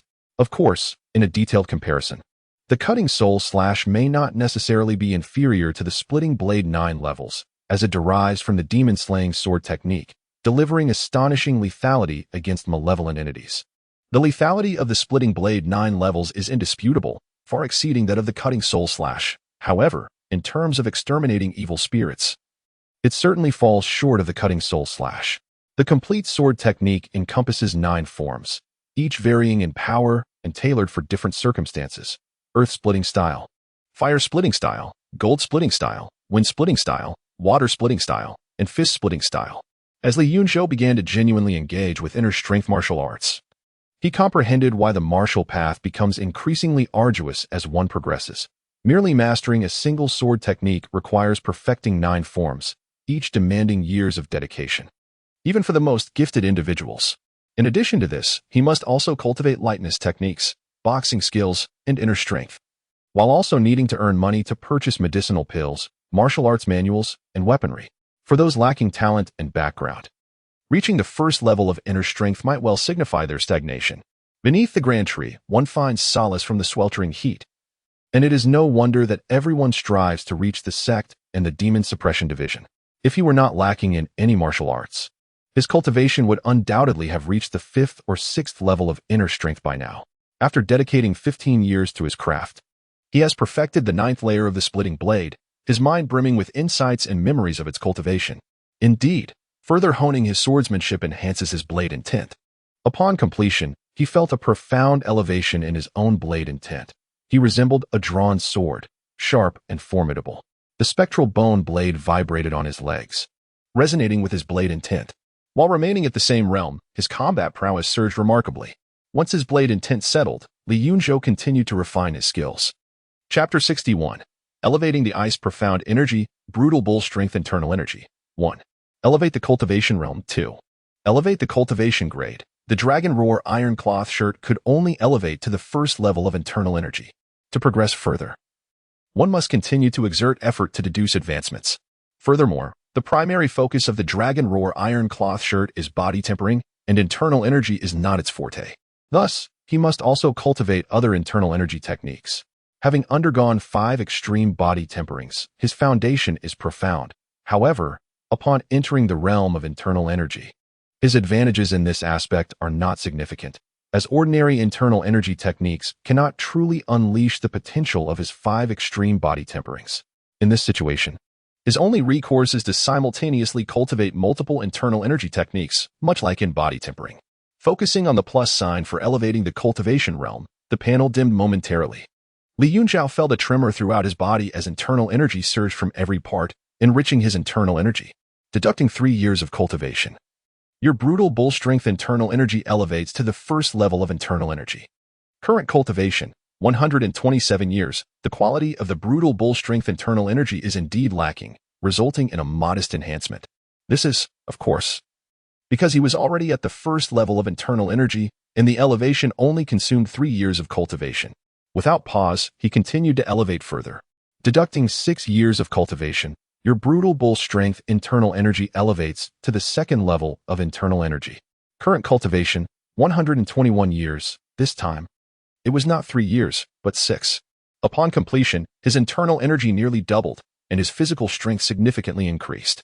He chose not to continue enhancing the brutal bull strength internal energy, but instead turned his attention to the Ice Profound Energy obtained from Bai Ling. The Ice Profound Energy is undoubtedly more formidable than the brutal bull strength internal energy. Once cultivated, it allows one's internal energy to freeze an adversary's internal energy and blood, representing a technique with elemental properties. Even with Li Yunzhou's limited experience, he recognized the preciousness of such a technique. Bai Ling's willingness to share it with him clearly indicated her regard for him as a friend, evoking a sense of shame for his previous penny-pinching attitude towards her. At that time, he had not yet encountered the Ice Profound Energy and was unaware that Bai Ling would bestow such a valuable gift, mistakenly believing that all transmittable techniques were worthless. Ice Profound Energy. 1. Elevate the Cultivation Realm. 2. Elevate the Cultivation Grade. Elevate the Cultivation Grade. Just moments ago, he hesitated to expend cultivation to elevate the grade of the brutal bull strength internal energy, yet now he resolutely chose to enhance the grade of the Ice Profound Energy. The panel dimmed again, and after a few breaths, the newly enhanced ice profound energy materialized in his mind. Deducting 80 years of cultivation. The enhancement of ice profound energy is complete. Current cultivation, 41 years. Having recently acquired 145 years of cultivation, only 41 remain, causing Li Yunzhou to feel a twinge of regret. If this continued, he feared that even after vanquishing all the demons and warriors in Lehigh County, the cultivation gained would be insufficient for his advancement to the transformation realm. Moreover, he had other techniques to elevate beyond the ice profound energy, including blade and tint, dragon roar iron cloth shirt, soul-severing slash, and indeed, he yearned to enhance everything he had mastered. Moreover, these martial arts techniques are not limited to a singular enhancement. They can be refined multiple times, potentially to an infinite degree.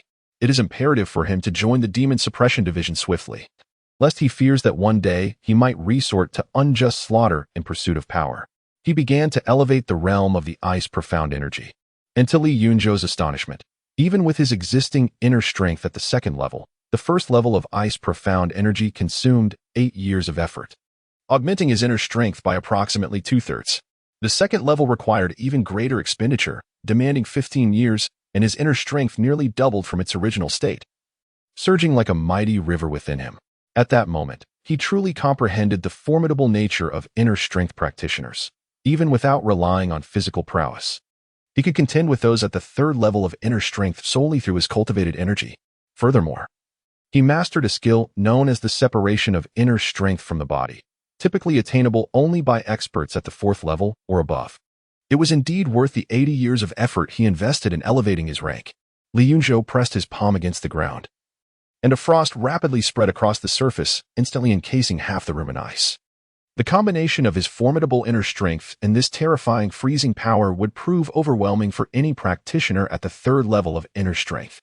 With 18 years of power remaining, he found that it was insufficient to break through to the third level. Thus, he redirected it towards the training of other martial techniques. He had yet to practice the wind treading step, and he had not even begun learning the Iron Mountain Fist acquired from the Iron Lion Hall.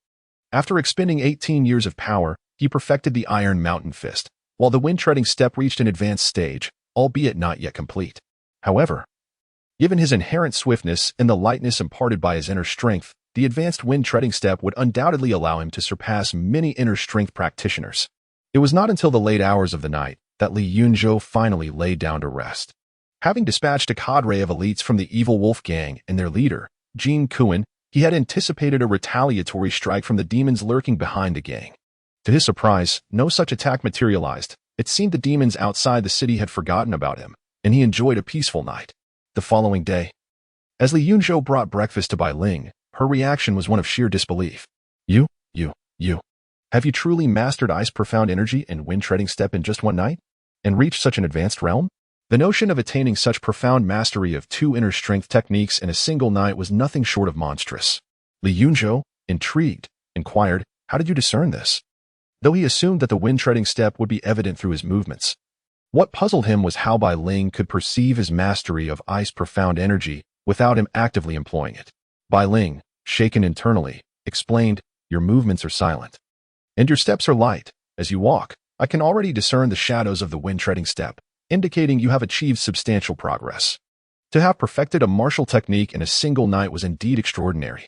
As for the ice profound energy, while it is an internal technique, once mastered, a practitioner's aura subtly transforms to exude a chilling coldness. Although you may not notice it yourself, I can feel that frigid essence whenever you draw near. This is also the reason he believes Li Yunzhou has cultivated the ice profound technique to an exceptionally advanced level. In reality, Li Yunzhou has only mastered the second layer of the ice profound technique. The reason Bai Ling perceives such a significant difference is solely due to his elevation of the technique's grade, enhancing its power beyond that of the original version. You need not bring me lunch today. My injuries have nearly healed, and I shall seek an opportunity to depart shortly. Li Yunzhou had intended to set aside his belongings and leave but was interrupted by these words. This time, she did not merely slip away without a word. Li Yunzhou made no effort to retain her. He merely informed Bai Ling that if she were still injured, she could continue to come to him or seek his assistance at the yamen. Bai Ling shook her head, saying, I shall not dare to intrude upon the county magistrate's residence again. I should not sustain any further injuries. Your information is of utmost importance to me. Chapter 62. The Rise of the Captain. Greetings, Captain Li. How are you? Following the intense battle yesterday, Li Yunzhou not only demonstrated his ferocity but also showcased his remarkable skills and innate talent, leading to a complete transformation in the attitude of all the officers towards him. With his sword in hand, he gradually entered the precinct, where the officers were still gathered in small groups, chatting. Upon his arrival, they paused to greet him. "Captain." Li Yunzhou approached the cluster of his subordinates. "Continue your conversation. I am curious to hear what you are discussing." "We are talking about the county magistrate's son, Jiangning." Li Yunzhou was taken aback. As far as he knew, Jiangning had survived the attack on the magistrate's residence the previous night. What was there to discuss? In truth, he had intended to eliminate Jiangning that night. But the sheer number of formidable demons attacking the magistrate's residence had deterred him from revealing his identity to carry out the deed, leading him to abandon the plan. "What happened to Jiangning?" he inquired. "He left at dawn." The brothers on night duty spotted the children of the magistrate and the county clerk departing from Linhai County together. Everyone sensed something significant was afoot. As the lords had sent all their offspring away, they had actually vacated Linhai County, and he was still contemplating an opportunity to eliminate Jiangning. "County magistrate is here. Everyone assemble." Suddenly, a throng rushed into the precinct. The officers and constables, engaged in their conversations, quickly formed lines upon hearing that County Magistrate Jiang Yeyu had arrived. Jiang Yeyu, with his fair complexion and scholarly demeanor, was not particularly imposing. Everyone knew that he held the third highest position in Linhai County. Although the county clerk and the magistrate held superior titles, in terms of actual power, he stood on equal footing with the magistrate. He not only governed the appointments and dismissals of the 200 or so constables, but also commanded the city guards.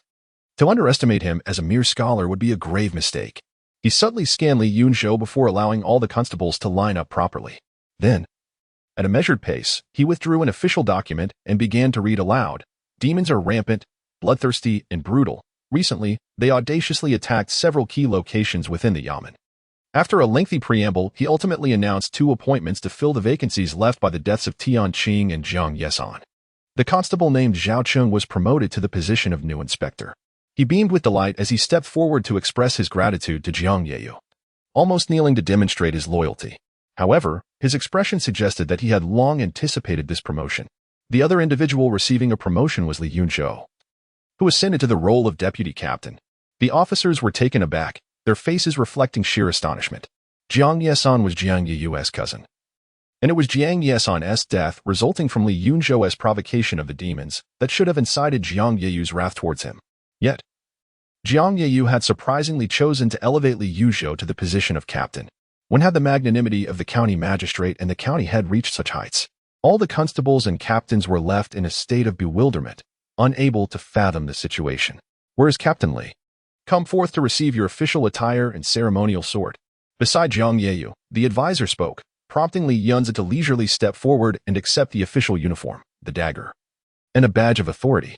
He could hardly muster the politeness to exchange pleasantries, understanding that his appointment as the chief was likely not born of benevolence or necessity. After all, with the demise of Chief Jiang Yesan and the incapacitation of Chief Wu Yun and Deputy Chief Guo Feng, it was imperative to have a chief in place. The demons were rampant. With Wu and Guo injured, it was hoped that Chief Li would diligently uphold the order of Linhai County. Should any difficulties arise, he was encouraged to seek assistance.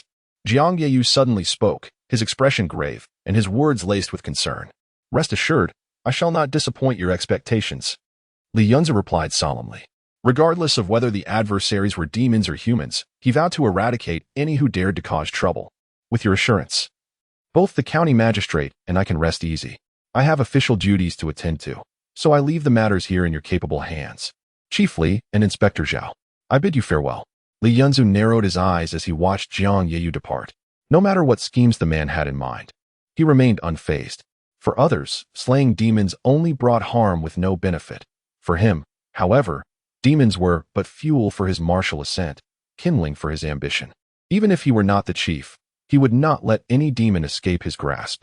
Zhao Cheng, somewhat apprehensive, approached and clasped his hands respectfully. "Chief Li, how shall we arrange the tasks for our brothers moving forward?" Although he now held the position of inspector, akin to Li Yunzhou, he felt a twinge of trepidation in the presence of this formidable man. The vivid memory of Li Yunzhou flaying the likes of Jin Kuan and Xia Hong lingered in his mind. Li Yunzhou's piercing gaze swept over everyone. "Continue as you were." each responsible for your designated areas. Should trouble arise, be it from man or demon, apprehend or eliminate as required. If you cannot handle it, come to me. Let it be known that I will not tolerate negligence. I shall flay the skin of those who fail in their duties. A palpable tension gripped the assembly. Li Yunz's ruthless nature was not mere intimidation. Even Zhao Qing's expression shifted, realizing that Li Yunzhu intended to shatter the previous chief's modus operandi, irrespective of identity. Any who dared to misbehave would face consequences, even if they were demons. Dismissed. Li Yunzhu commanded, promoting Guo Hao to head of his team. This position was originally meant for Zhang Zhiheng, but as Zhang was still recuperating, Guo Hao was afforded the opportunity. He entered the head constable's office, leisurely brewing himself a pot of tea before opening the box that housed the martial arts manuals. Now that he was a chief, he was naturally entitled to peruse these techniques at will. Regrettably, upon examination, he found the contents solely pertained to the body refinement realm, while some were commendable. They bore no relevance to one already possessing inner strength. Are they attempting to deceive me? He recalled Zhang Zhiheng mentioning that Wu Yun served the Yamen not out of noble ideals or loyalty to a certain official, but rather because he lacked suitable techniques after breaking through to the inner strength realm, thus seeking to exchange his service for martial arts. Jiang Yeyu had elevated him to chief yet provided no techniques. This was an affront to him. In that moment, Li Yunzhu no longer felt inclined to enjoy tea. He stepped out of his quarters, determined to confront Jiang Yeyu, for regardless of the outcome, he would not allow his rightful possessions to diminish. Yet, as he opened the door, he was met by the hurried approach of Guo Hao. My lord, the wager we placed yesterday, the wolf pack has refused to acknowledge it today. His face was ashen, for he was unaware of Li Yunzhu's circumstances. Having staked his entire fortune on Li Yunzhu's victory, he now faced the grim reality that not only was the wager unfulfilled, but the money he had bet was also unrecoverable. Without that money, his family would be left to suffer. What transpired? Li Yunzhu furrowed his brow in the heat of the moment. He had forgotten that he had wagered several thousand taels with the wolf pack. Moreover, he had only eliminated Jin Kuan and a few of the wolf pack's skilled fighters. As long as the lurking wolf demons remained, the wolf pack would not perish. They lacked the audacity to abscond with his funds. Guo Hao shook his head. I do not know. I was just about to collect my winnings when I heard that the new leader of the wolf pack declared yesterday's wager null and void. Everyone, follow me. With no further words to exchange, Li Yunzhu summoned his men, preparing to eradicate the wolf pack. It seemed that the new official's first act of authority would indeed be directed at them. Chapter 63. The genius Yunxingji. All 50-odd constables remaining in the precinct were summoned by Li Yunzhou. The newly appointed inspector, Zhao Cheng, rushed over upon hearing the news. Mustering the courage to approach Li Yunzhou, Captain Li, the county lieutenant has instructed us not to interfere with the matters of the wolf gang. It was evident that County Lieutenant Jiang Yeyu was aware of the wolf gang's unwillingness to settle accounts and anticipated potential disturbances, thus he had preemptively informed Zhao Cheng. Li Yunzhou glared fiercely. Get lost. I wagered over 3,000 taels of silver, amounting to more than 10,000 taels in total. If we disregard the wolf gang's affairs, will you or the county lieutenant compensate me for this sum? Zhao Cheng gasped at the revelation. Li Yunzhou had indeed placed a bet of over 3,000 taels to ensure his victory. With Xia Hong now deceased, the wolf gang owed him over 10,000 taels. Not to mention the other gamblers who had risked their fortunes on Li Yunzhou's triumph. In Linhai County, a sum of 10,000 taels was no trivial matter, and it was no wonder the wolf gang sought to cheat. However, the wolf gang likely had no inkling of the substantial wager Li Yunzhou had placed. Otherwise, they would not have dared to declare yesterday's bet null and void. The other constables were equally astonished, unable to fathom the audacity of Li Yunzhou in wagering such a hefty amount. Where did he acquire such wealth? 3,000 taels of silver would require a constable to forego food and drink for centuries to amass. Zhao Cheng was filled with doubt but dared not question or obstruct Li Yunzhou. He lacked the authority to persuade Li Yunzhou to relinquish over 10,000 taels. Further discussion might provoke Li Yunzhou to turn on him, so he hurriedly sought out Jiang Yeyu to report. Adorned in his captain's attire, Li Yunzhou led all the constables out of the precinct with great fervor. My lord, be wary of the demons behind the wolf gang, Guo Hao cautioned. If Li Yunzhou merely sought to reclaim his money, he need not rally so many men. A mere word would compel the wolf gang to return the funds without hesitation. After all, having slain so many members of the wolf gang, the demons lurking behind them would not dare retaliate for mere monetary concerns. I want to force them out. Li Yunzhou's eyes glimmered with murderous intent. He feared the demons would remain hidden, his interest in the money was minimal compared to his desire for power. Aside from the Wolf Gang, what other factions within the city were backed by demons? Jiang Yeyu had tasked him with maintaining order in Linhai County, and he intended to fulfill that duty. Gu Hao inhaled sharply. Li Yunzhou aimed not only to eradicate the demons behind the Wolf Gang, but to eliminate all evil forces within Linhai County. A sense of unease stirred within him. Yet he felt an exhilarating thrill. As a man of conscience, he naturally wished for the people of Linhai County to be free from the tyranny of demons. However, the intricate web of power in Linhai County was complicated. These demons had entrenched themselves for many years, and collusion with the county magistrate was not unexpected. Li Yunzhou's formidable stance might provoke a coalition of both men and demons against him. It was rumored that the Qingzhou gang was also backed by a shape-shifting demon. Yet, even after the destruction of the Qingzhou gang, that demon had not surfaced, suggesting that the rumors might be erroneous. Li Yunzhou's gaze sharpened. Do you know who annihilated the Qingzhou gang? Since that fateful night, he had not encountered the man in white, who did not appear to be a resident of Linhai County. It must be noted that those not from Linhai County possessed the capability to annihilate the Qingzhou gang and simultaneously rally all local forces to hunt down its remnants. It appears as though a singular individual has vanquished the Qingzhou gang, yet there seems to be a significant background behind this person. Otherwise, it would be implausible for the powers of Linhai County to assist him. Gu Hao glanced around and whispered, I actually know a bit about this matter. Having served as a constable for over a decade, he had encountered people from all walks of life, and could be said to have connections even broader than Li Yunzhou. With numerous sources of information, he had heard that the Qingzhou gang had, a decade prior, eradicated a wealthy family of the Yi surname in the county, exterminating all 20 members, including the servants. Fortunately, the family's young master happened to be away and escaped disaster. Recently, news emerged that this young master, after the incident, had assumed a false identity and joined a martial arts sect, where he honed his skills and became renowned as a prodigious martial artist. Not long thereafter, the Qingzhou gang was obliterated. By the way, I remember this young master's name, Yi Xingji. Just how talented is this renowned martial artist? Li Yunzhou inquired, intrigued to learn the extent of such talent in the martial world. Gu Hao expressed admiration, stating, under 30 years of age and already at the Hua gang level. Li Yunzhou was immediately struck with awe. Indeed, to reach such a level before 30 is truly remarkable. It is noteworthy that the leaders of the major forces in Linhai County, despite their bravados, are all over 40 and possess only the second or third level of internal power. If he lacked a solid foundation, it is likely he would never achieve the 9th level of body refining, a fate shared by many martial artists who toil their entire lives without reaching the pinnacle of internal power or body refining. One can thus imagine the immense value of a Huagang master under 30. Moreover, such a prodigy would certainly not eschew the path of extreme body refinement. However, it remains uncertain how many times he has undergone this rigorous process. Should he have completed it 4 times and still broken through to Huagang before 30? That would indeed be terrifying. As for the rumors of demons lurking behind certain factions, having digested the information about Yi Xingji, Li Yunzhou returned to the previous topic. It is said that behind the Drunken Moon Tower there are demons, and similar rumors surround the Golden Knife Alliance. Even the county magistrate, the deputy magistrate, and the county lord have been rumored to be protected by demons. However, no one can confirm the truth of these tales. The Evil Wolf Gang, a congregation of individuals who have been swindled out of their capital, yet none dare to instigate real trouble, only voicing their demands for a resolution from the Evil Wolf Gang. Even after the gang suffered significant losses at the hands of Li Yunzhou, it remains a formidable force not easily shaken. Additionally, there are whispers that the newly appointed leader, Luo Lin, is a powerful internal martial artist. Even with the loss of all their elite members, as long as there is an internal martial artist, the Evil Wolf Gang will continue to be a major faction in Linhai County, not to mention the rumors that there lurks a transformed great demon behind the gang. Return our capital. The winnings can be forfeited, but why should we be deprived of our original investment? Having lost their credibility, who will trust the Evil Wolf Gang in the future?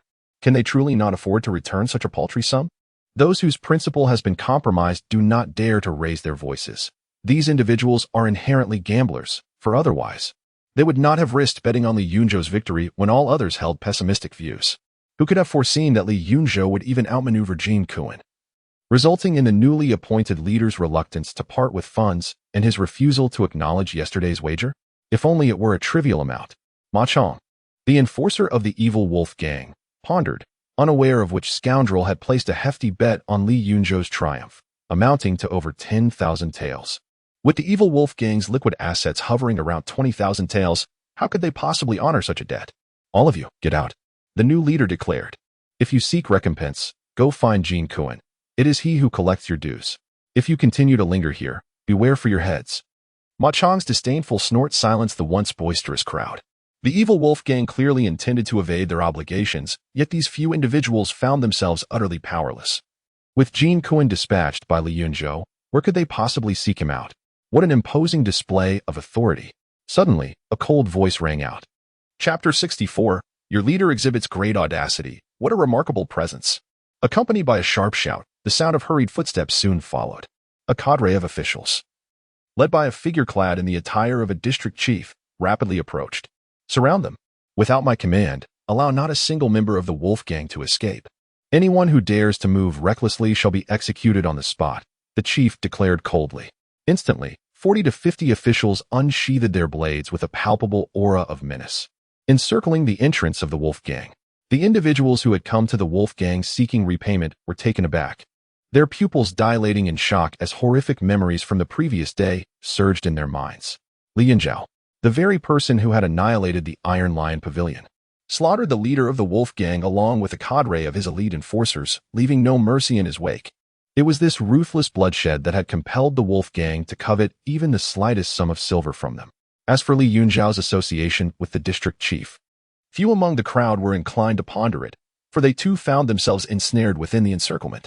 A heavy silence fell upon the surroundings. Even the boisterous Ma Chang had fallen mute, and passers-by on the street stilled their movements, as if fearful of disturbing this fearsome figure. Such authority, born from bloodshed, was unparalleled. Even the county magistrate would pale in comparison. Gu Hao looked on with envy. As a martial artist, he aspired to be like Li Yunzhou. Lordly, we merely seek the return of our principal from yesterday's wager. We are not members of the wolf gang. We implore you to allow us to leave. One brave soul finally spoke, his fist clenched tightly, his voice trembling with dread. The prospect of leaving empty-handed, only to be mistaken for a member of the wolf gang and slaughtered by Li Yunzhou, loomed ominously over him. Given Li Yunzhou's ferocity, such a fate was hardly improbable. Since you have not retrieved your debts, why leave? Once matters are concluded, I shall ensure your departure, Li Yunzhou replied, striding forth. As he moved, people recoiled as if from venomous snakes, the immense psychological pressure rendering their breath shallow and labored. Bang! In the next moment, Li Yunzhou's foot struck out, sending Ma Chang flying like a ruptured sack, rolling several times before coming to a halt. The onlookers swallowed hard. The guards of the wolf gang nearly dropped their weapons in fear. The reputation of a man is akin to the shadow of a tree. Anyone who had witnessed Li Yunzhou's wrath the previous day could not help but feel terror in his presence. Yet those who had come in pursuit of repayment felt a flicker of satisfaction. The once arrogant Ma Chang had finally encountered a formidable adversary. Do you not possess the discernment to recognize my arrival? Li Yunzhou remarked, retracting his foot. I see it now, Lord, Ma Chang stammered, struggling to rise from the ground. Though his bones felt as though they might shatter, he forced himself to kneel and bow deeply before Li Yunzhou, beads of cold sweat pouring down his brow. Just yesterday, he had witnessed the brutal execution of Xia Hong and Jin Kuan at Li Yunzhou's hands. With the new gang leader, Luo Lin, having assumed his position, he had not dared to even mention retaliation, instead planning to seek forgiveness from Li Yunzhou today. Little did he expect that Li Yunzhou would arrive at the wolf gang first. Was he here to obliterate the wolf gang? The thought filled him with trepidation. If not to annihilate the wolf gang, what could possibly bring Li Yunzhou to their doorstep? It has come to my attention that the wagers you received yesterday have all been denied today. Under the piercing gaze, Ma Chang felt an uncomfortable prickling sensation, his speech faltering. This is the order of Boss Luo. Though he could not fathom why Li Yunzhou would concern himself with such trivial matters, he dared not conceal the truth and felt a clandestine relief. It seemed that Li Yunzhou was not here to annihilate the evil wolf gang. Li Dudo had wagered over 3,000 taels of silver on his own victory yesterday. Truly, Boss Luo is formidable, not only refusing to honor the bets but also intending to abscond with Li Dudo's principal. Bring him forth. Let us behold the character audacious enough to pilfer Li Dudo's funds. Gu Hao spoke coldly. The atmosphere was so tense that one could hear a pin drop. Everyone was dumbfounded that Li Yunzhou had resorted to such underhanded tactics, betting 3,000 taels on his own win. No wonder that scoundrel Luo Lin had begun to default after taking office.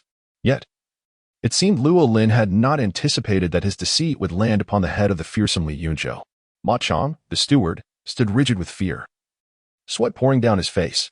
He had no inkling that the one behind the foul play was Li Yunzhou. Had he known sooner, he would not have dared to wrongfully seize Li Yunzhou's money, even if it meant selling everything he owned. Moreover, they were certainly capable of producing the funds. They merely lacked the willingness. Little did they realize they had provoked the wrath of the formidable Li Yunzhou once more. Bring your leader forth. All the constables brandished their blades, a chilling aura of death permeating the air. Ma Chang trembled, aware that a single misstep in his words could cost him his life. He hastily clasped his hands and said, "My lord must have misheard. How could we dare to abscond with your silver? We have long been prepared, merely awaiting your arrival to collect." Li Yunzhou's eyes flashed with a cold glint. "Did you not just say that your leader had issued a command? Now you claim otherwise. Are you toying with me?" As he spoke, he kicked out once more.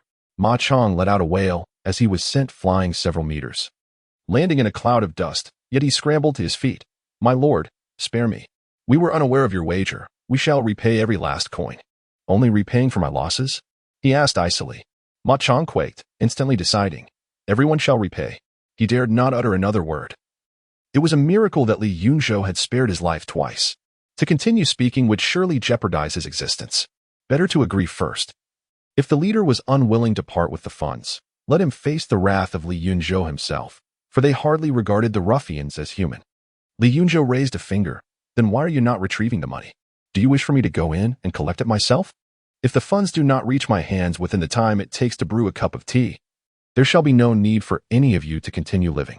A malevolent aura emanated from him, releasing a trace of murderous intent, causing Ma Chong to tremble uncontrollably, nearly losing control of himself. "Please, my lord, allow me a moment. I shall retrieve it at once." Ma Chong wiped the blood from his lips and, in sheer panic, staggered towards the evil wolf gang, fearing that a moment's delay would unleash Li Yunzhou's wrath. "Thank you, my lord. Thank you, Li Darren, for standing up for us." A group of those wronged by the deceit rejoiced, for Li Yunzhou was indeed advocating on their behalf. Everyone hurriedly clasped their hands in a gesture of respect, realizing that Lord Li had summoned them for the purpose of securing financial assistance. The rumors circulating in the marketplace were not unfounded. Despite his ruthless reputation, Lord Li targeted only those who engaged in criminal activities. To the ordinary citizens, he was indeed a benevolent official, one who did not oppress but rather stood up for them. Li Yunzhou's eyelids lifted slightly as he surveyed the faces before him. Some possessed a modicum of wealth to provide for their parents' sustenance or to purchase clothing for their children. Yet they squandered it on gambling. "This time it was me. Who shall come to your aid next time? Once the money is secured, all of you must depart. Should I catch you gambling again, do not blame me for severing your fingers. In my lifetime, I have always detested gamblers. I understand the outcome. I am merely investing." These individuals, however, are purely driven by a sense of luck, true gamblers at heart. All present bowed their heads in fear and repeatedly acquiesced, none believing that Li Yunzhou was merely issuing threats. His declaration of mutilation was entirely within the realm of possibility. Chapter 65. Elimination of these beasts. Ma Chong was swift in his departure and equally rapid in his return. In less than the time it takes to brew a cup of tea, he arrived back with a throng of members from the evil wolf gang, bearing several large chests filled with gleaming silver coins. Accompanying him was a tall and robust man, the newly appointed leader of the evil wolf gang, Luo Lin. With a face full of obsequiousness, Luo Lin dismissed those carrying the silver and hurriedly approached Li Yunzhou, bowing deeply. "Esteemed Captain Li, it is an honor to meet you. I apologize for my tardiness in welcoming your illustrious presence. I hope you will forgive my transgressions." Before the formidable figure of Li Yunzhou, Luo Lin's heart raced. If even Jin Kuan, who was stronger than him, had met his demise, he dared not assert any authority in front of Li Yunzhou. "You possess quite the audacity, daring to embezzle my funds," Li Yunzhou remarked, his gaze piercing through Luo Lin. It was apparent that Luo Lin had attained the first level of internal strength. It was unexpected that, despite having eliminated 3 internal strength practitioners, the evil wolf gang still held such capable fighters. "Nay, if I had known you had also placed a wager, I would not have dared even with 10 lives at stake. Now quickly present Captain Li's money." Fearful of inciting Li Yunzhou's wrath, he hastily instructed Ma Chong to hand over a stack of silver notes. Gu Hao stepped forward to take the notes, presenting the receipt obtained during Li Yunzhou's wager to Ma Chong. The latter found himself in a predicament, unsure whether to accept or decline, anxious about offending Li Yunzhou.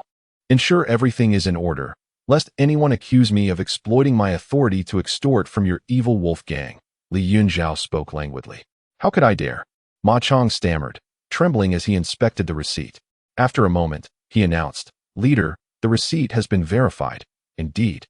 Master Li placed a wager of 3,500 taels yesterday. This declaration was not intended for Luo Lin's ears, but rather for those surrounding them. To affirm that Li Yunzhou was not here to extort. A murmur of astonishment rippled through the crowd, realizing that Li Yunzhou had made a substantial bet. 3,500 taels had transformed, with both principal and interest, into 15,000 taels, explaining Luo Lin's reluctance to pay. There are 18,000 taels. Gu Hao counted the notes and conveyed the figure to Li Yunzhou. Luo Lin interjected hastily. The excess amount is a token of apology from the evil wolf gang. Li Yunzhou, his expression inscrutable, replied, Keep it. For daring to pilfer my funds, the 3,000 taels shall serve as their life insurance. Both Luo Lin and Ma Chong felt a chill run down their spines, yet they understood that the matter had reached a resolution, allowing them to breathe a sigh of relief. After some time, all those who had placed bets received their principal and winnings, departing quickly, wary of lingering in the vicinity. Only Li Yunzhou's entourage and the members of the evil wolf gang remained. Gu Hao, with a gleeful demeanor, gathered several silver notes. Apart from Li Yunzhou, he had placed the largest wager, having borrowed some funds in addition to his own, totaling over 300 taels. With a payout of 3-1, he had transformed his stake into over 1,000 taels. As long as he refrained from gambling in the future, financial worries would be a thing of the past. Many constables looked at him enviously. During the betting, they had mocked him, but it was they who were truly foolish. Particularly, Zhang Daniyu and the subordinates of Li Yunzhou were filled with regret, lamenting the splendid opportunity for wealth that had slipped through their fingers. At the time, Gu Hao had advised them to back Li Yunzhou's victory, yet none would heed his counsel. You have defaulted on your obligations. While so many brothers toil under the scorching sun to uphold justice, what of the tea money? Li Yunzhou suddenly directed his ire at the constables. Having feasted, it was only fitting that he shared the soup with all. Otherwise, no matter how lofty his reputation, he would find it impossible to command respect in the future. The brazen extortion was met with trepidation by Luo Lin, who dared not protest further and promptly instructed Ma Chong to dispense the funds. With Li Yunzhou himself speaking, it was unthinkable to offer less. To do so would be to slap Li Yunzhou's face. Ultimately, gritting his teeth, each constable received 5 taels of silver. The spirits of the constables lifted. For this sum represented several months of their wages. At this juncture, the boxes brought forth by the wolf gang were nearly empty, save for a few shards of silver. Yet, Li Yunzhou was not inclined to conclude matters. Yesterday at the Iron Lion Pavilion, Jin Kuan led 2 formidable internal martial artists and over 10 seasoned body refiners to assassinate me. How does Master Luo propose to address this? His tone was casual. Yet Luo Lin's demeanor shifted drastically. You claim this is not extortion, yet you have already received 3,000 taels and remain unsatisfied. Jin Kuan, audacious beyond measure, deserved no pity. Though the affair did not directly involve them, he was nevertheless the former leader of the wolf gang. The wolf gang shall compensate Li Dutu with 3,000 taels as an apology. What do you think, Li Dutu? Luo Lin cautiously inquired, acknowledging that the wolf gang could not muster more funds. Should Li Yunzhou find this insufficient, they would have to part with some possessions for compensation. In truth, the wolf gang had been in operation for many years and was not destitute, but the reality was that they were merely instruments for others to amass wealth, with the majority of their earnings lining the pockets of outsiders. Indeed, Li Yunzhou nodded lightly. Luo Lin felt a surge of relief. It appeared Li Yunzhou's appetite was not insatiable. He swiftly turned to instruct the steward Ma Chong to fetch the money. Everyone was left in stunned silence. They had slain the gang leader along with 2 internal martial artists and several elite body refiners, yet were now demanding compensation. Such audacity was unparalleled. However, given the wolf gang's dire plight, it seemed the citizens of Linhai County would soon face misfortune. Moments later, Ma Chong returned, cradling a chest, which he opened to reveal a dazzling array of gold. The wolf gang had no silver left and could only offer gold in lieu of the 3,000 taels. Secure it. At Li Yunzhou's behest, Gu Hao stepped forward to collect the gold and entrusted it to Zhang Daniyu for safekeeping, his caution heightened. Having orchestrated this much, and with no demons from the wolf gang shadows emerging, there were no excuses left to trouble the wolf gang. They could only resort to more drastic measures. Now that personal matters are concluded, Let us address official business. Luo Lin's smile froze, an ominous premonition settling in his heart. What? What official business? Please enlighten us, Li Du. Li Yunzhou's expression grew stern. I, as the appointed leader, have been directed by the county lieutenant to diligently maintain order in Linhai County. I have received reports from the populace alleging the presence of demons within the Wolf Gang, and I must now conduct a search. All members of the Wolf Gang felt a tightening in their chests. Whether or not demons lurked among them, a portion were all too aware of the truth. The laws of the Great Wu Dynasty strictly prohibit any collusion with demons, regardless of the efficacy of this law. It is imperative for anyone to publicly dissociate from such entities. Should any association with demons come to light, one would face an unyielding fate. Devoid of sympathy even in death, Roland forced a smile, asserting, "My lord, you jest. How could the Wolf Gang possibly harbor demons? If we did, we would have long been devoured by them. If you are dissatisfied with the previous compensation, please speak openly." Audacity. Here I am, performing my official duties. And you dare to bribe with silver. It seems the reports from the citizens hold truth. The Wolf Gang indeed conceals demons. Li Yunzhao's demeanor shifted dramatically, causing Roland's heart to race with anxiety. As he pondered how to thwart Li Yunzhao, he heard the latter command, "Everyone, follow me into the Wolf Gang to hunt for demons. Any who dare to obstruct shall be executed on the spot." "What are you planning, Li Yunzhao?" Roland's expression changed drastically, momentarily forgetting the terror that Li Yunzhao inspired, calling out his name in desperation. "Of course, I shall eliminate you wretches." A voice, audible only to him, sent a chill down Roland's spine. He realized Li Yunzhao had no intention of sparing them. He yearned to flee and scream, but a fist, accompanied by a rushing wind, loomed larger before him, hurtling towards his face. Before the fist made contact, the force of the wind stung his skin, and it was too late to escape. He could only watch in horror as the fist crashed into his face. Bang! Blood erupted, and to the astonishment of all present, Roland's head burst apart like a watermelon, his brain matter mingling with blood, splattering in all directions.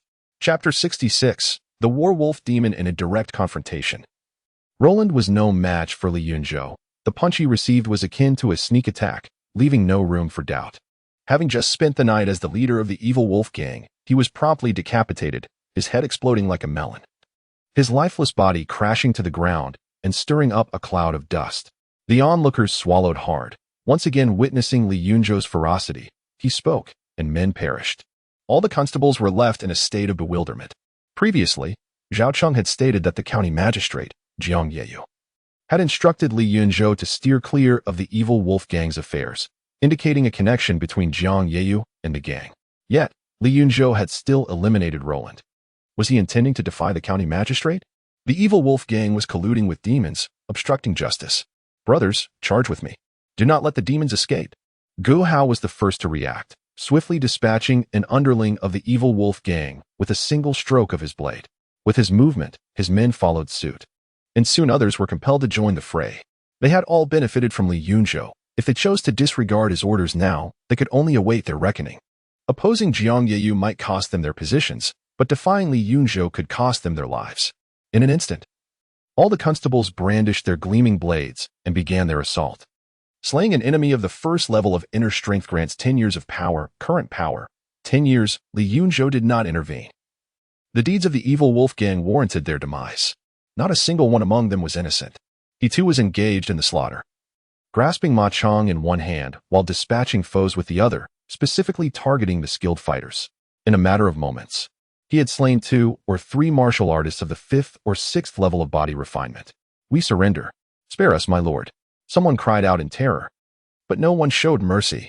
The evil Wolf Gang contained its own ruthless individuals. Even when faced with the reaper that was Li Yunzhou, they resisted, attempting to break through to the outside. These individuals were all adept fighters and privy to the gang's true nature, aware that surrender would lead to certain death. Thus, they chose to fight for a sliver of hope for survival. Li Yunzhou, with Ma Chong in tow, swiftly invaded the evil Wolf Gang's territory, leaving a trail of crimson in his wake. "Where's that wolf demon? Speak, or I shall crush you," he demanded. Ma Chong was paralyzed with fear, his spirit nearly escaping him as he trembled at the memory of Roland's head exploding. He dared not conceal the truth, pointing toward a direction, in the backyard. Having already slaughtered a significant number of foes, Li Yunzhou dashed toward the backyard. "All captains, follow me. The rest of you continue the fight." We need to leave a few of these beasts alive, Gu Hao shouted as he too raced after Li Yunzhou. Given the gravity of the situation, even the unwilling captains had no choice but to follow Li Yunzhou, believing that only by solidifying the case could they evade blame from above. They charged alongside Gu Hao toward the backyard. As they reached the backyard, a door exploded open, and a colossal figure burst forth. The figure, human in shape, towered over 2 meters, with arms thicker than a human thigh. Such a physique was unprecedented, while martial artists could be robust. It was rare to encounter one exceeding 2 meters in height. Moreover, the individual sported a shock of green hair, a color unfitting for any human. Be careful, Chief. Gu Hao shouted loudly. A creature capable of controlling a throng of people in the city, amassing a force to gather sustenance, is undeniably terrifying. Perhaps the restraint shown by the monsters outside the city is also attributable to their influence.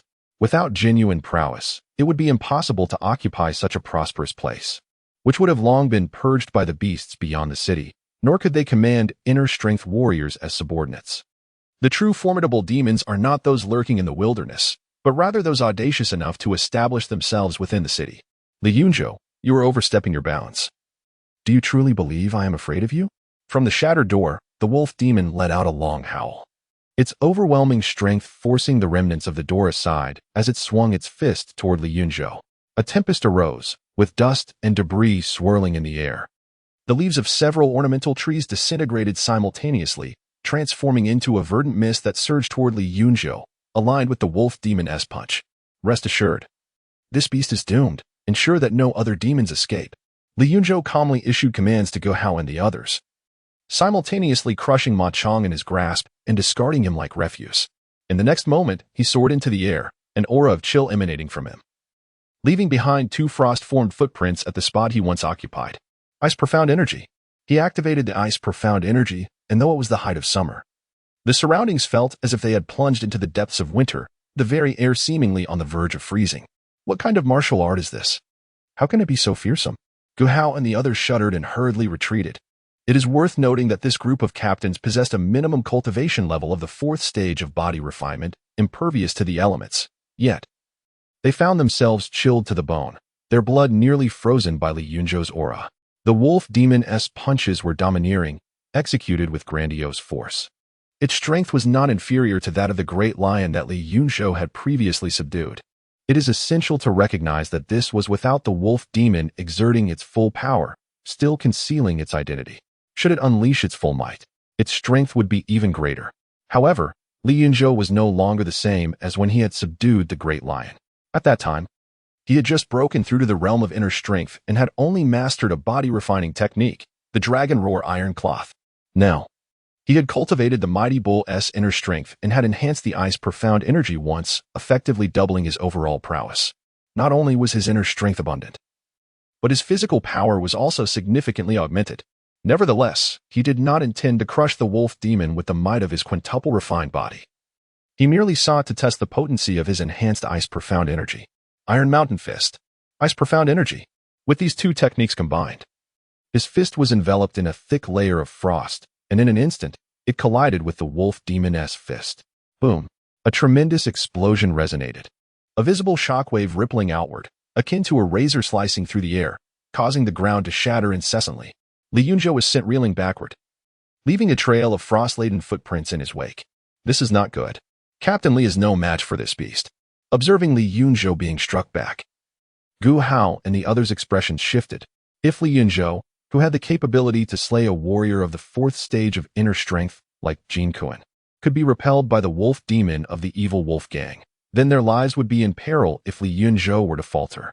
Stronger than that mighty lion, it's no wonder it has laid claim to the city, merely relying on inner strength, even with the enhancement of the Ice Profound Force.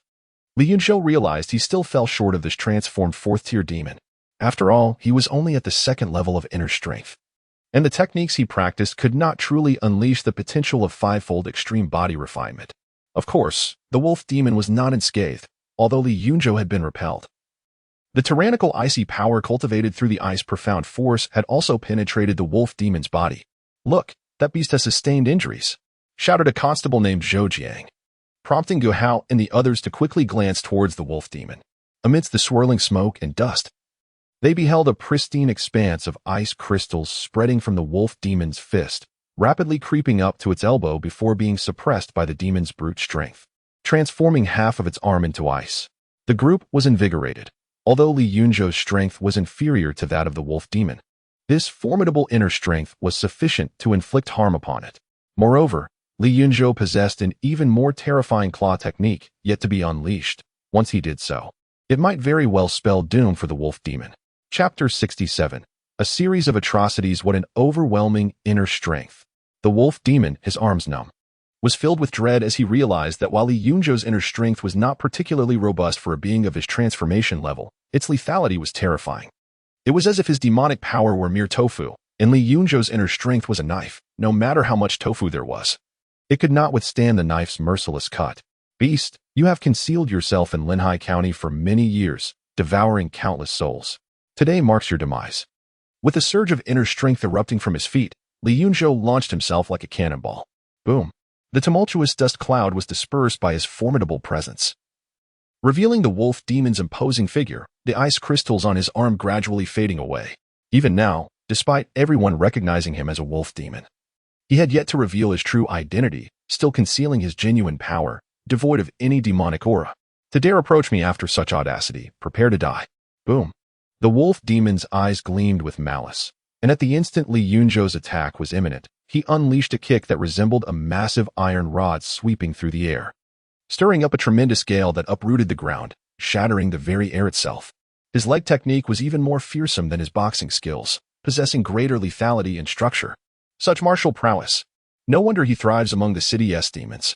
Li Yunzhou had faced shape-shifting demons before, but those encounters, such as with the boastful lion, had relied solely on brute strength, devoid of any martial finesse. However, the wolf demon before him had mastered martial arts, his strikes akin to those of a true warrior. Had Li Yunzhou not been aware of his identity beforehand, he might have struggled to distinguish whether this was a demon or a martial artist. If he had relied solely on his previous abilities, he would undoubtedly have struggled against the wolf demon today, perhaps even facing a counterattack. This was also why the wolf demon was desperately hiding his identity, underestimating Li Yunzhou. Boom. Faced with a kick that struck like a blade, Li Yunzhou did not flinch. He employed the iron mountain fist once more. But this time he did not rely solely on the eruption of inner strength. He also unleashed a portion of his physical might. Bang!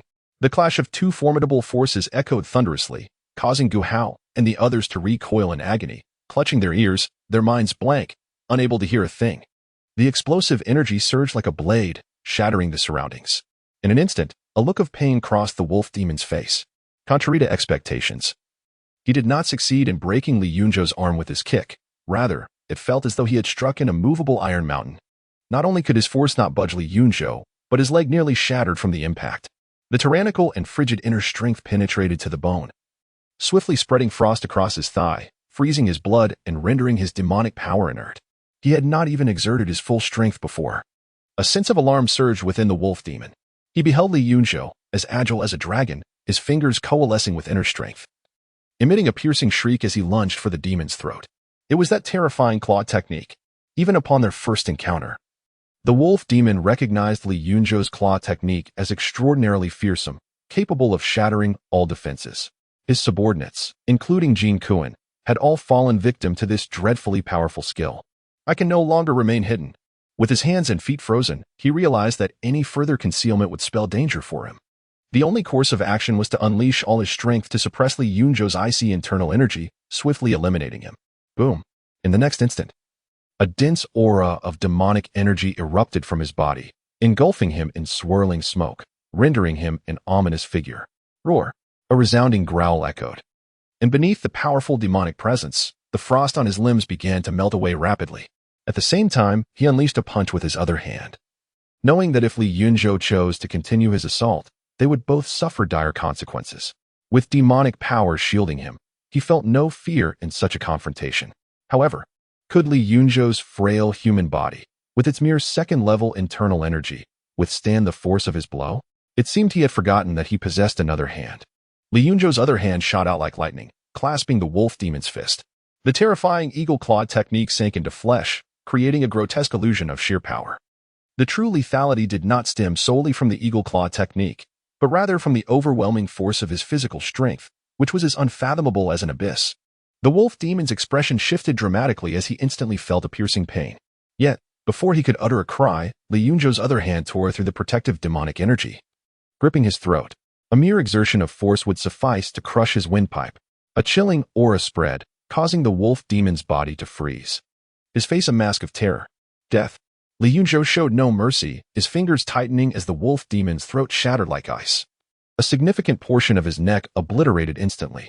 The wolf demon clutched at his neck, hot blood gushing forth, and regardless of how he channeled his demonic energy, he could not stem the flow.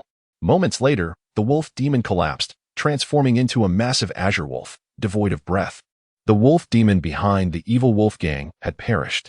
Gu Hao and the others were astounded. The formidable shape-shifting demon, who had wreaked havoc in Linhai County for years, lay dead. Initially, they had worried whether Li Yunzhou could prevail, but they never anticipated that he would vanquish the wolf demon so swiftly. Slain the 4th-level shape-shifting wolf demon. Gaining 27 years of power, current power, 71 years, with no other demons appearing. Li Yunzhou paid no heed to the fallen wolf demon and stepped into the room from which the wolf demon had emerged, his nostrils assaulted by a foul stench. The room was unremarkable, sparsely furnished, but there was an open secret door, with flickering candlelight emanating from within. Gu Hao and the others followed him. Entering through the secret door, after descending a few steps, they found themselves in what resembled a living room. Be cautious, there are others. Gu Hao tightened his grip on his knife, as the sound of clanking chains resonated from the adjacent rooms. It was the captives held by this beast. Li Yunzhou, his expression grim, opened the first room to reveal a young woman bound by chains, treated like cattle. Upon the entrance of several individuals, the woman recoiled in fear, not daring to cast a glance at them. Cursed wretches! Gu Hao could not suppress his ire, clearly indicating that the wolf demon not only devoured humans but also imprisoned beautiful women for its own vile gratification.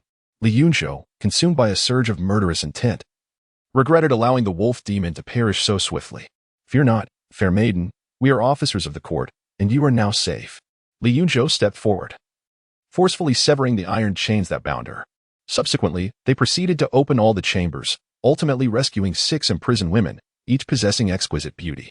In a cluttered storage room, they stumbled upon a mountain of skeletal remains. Li Yunzhou's murderous intent was palpable. Aside from the servants, slay every member of the wolf gang, leave none alive. Chapter 68. All cut down. The area surrounding the evil wolf gang was teeming with people, all of whom were aware that Li Yunzhou had led a group of constables into the gang's lair. In a matter of moments, the sounds of battle ceased, and it became evident to all that the conflict had reached its conclusion. If Master Li were to eradicate the evil wolf gang, it would indeed be a monumental achievement. The gang, notorious for its heinous deeds, had finally provoked someone beyond their reckoning. Fools! Do you truly believe that Master Li aims to annihilate the evil wolf gang merely because they have wronged him? He is enacting justice, not seeking personal vendetta. With so many lives lost, do they not fear the emergence of malevolent spirits? What is there to fear? It is broad daylight. As long as the bodies are disposed of, all will be well. Should we allow the beasts of the evil wolf gang to continue their reign of terror simply out of fear of the supernatural? After a while, a contingent of constables emerged, escorting the surrendered members of the evil wolf gang, who lined up and knelt in submission. What do you intend to do? Someone shouted in terror, clearly fearing for their lives as the atmosphere suggested imminent execution. In principle, even if Li Yunzhou discovered monstrous beings within the evil wolf gang, those who had surrendered should be judged by the magistrate before facing their fate. Silence! You vile creatures, today marks your end. Gu Hao had witnessed the horrific scene within the lair of the wolf demons, and his heart brimmed with murderous intent upon seeing the countless bones that nearly filled a room, a grim testament to the lives lost. Li Dutu is coming out. Suddenly, a voice cried out. Everyone turned their gaze inward, where they beheld Li Yunzhou emerging, dragging the corpse of a demon wolf behind him, step by step. Accompanying him were a group of disheveled individuals, most of them women, some possessing a hint of beauty. What a massive wolf! The minions of the evil wolf gang truly were pawns of the wolf demons. They had slaughtered so many innocent lives. My child, I have finally found you. Someone wailed, tears streaming down their face, though they hesitated to approach, intimidated by Li Yunzhou's formidable presence. Dear villagers, do not despair. The people have been rescued. Once Master Li has dealt with these vile creatures, you will be reunited with your children. It was evident that not everyone could simply walk away, as many of those rescued were in a state of mental disarray. Step aside. A voice suddenly pierced through the crowd. It was Inspector Zhao Cheng, arriving late and bearing an extremely grim expression. Did you not come for money? How is it that you have eradicated the evil wolf gang? He hastened to Li Yunzhou's side and demanded, Li Dutu, what are you doing? Establishing your own court is a grave offense. Li Yunzhou's gaze was as frigid as ice as he pointed to the rescued individuals, particularly the children who had not yet been sold. Look at what these beasts have done. Go to the back courtyard and see the heaps of white bones piled there. Every moment they continue to draw breath is a waste of air. If the magistrate holds me accountable, let him come to me. Execute them. I will bear the consequences. Beneath the frigid gaze, Zhao Cheng shivered, acutely aware that if he continued speaking, Li Yunzhou might very well turn his blade upon him as well. He refrained from uttering another word, extricating himself from the crowd to report the events to Jiang Yeyu. With Lord Li leading the charge, what is there to fear? A group of constables hesitated, until Gu Hao stepped forward and severed a head. Only then did the others abandon their doubts and raise their blades. One by one, heads fell, and the ground before the wolf gang's lair quickly became stained crimson with blood. No one deemed it cruel. On the contrary, they cheered loudly. Bring forth the gold and silver. Once the heads had been claimed, the next task was to deal with the corpses and the rescued individuals. In the basement of the wolf demon, another trove of wealth was unearthed.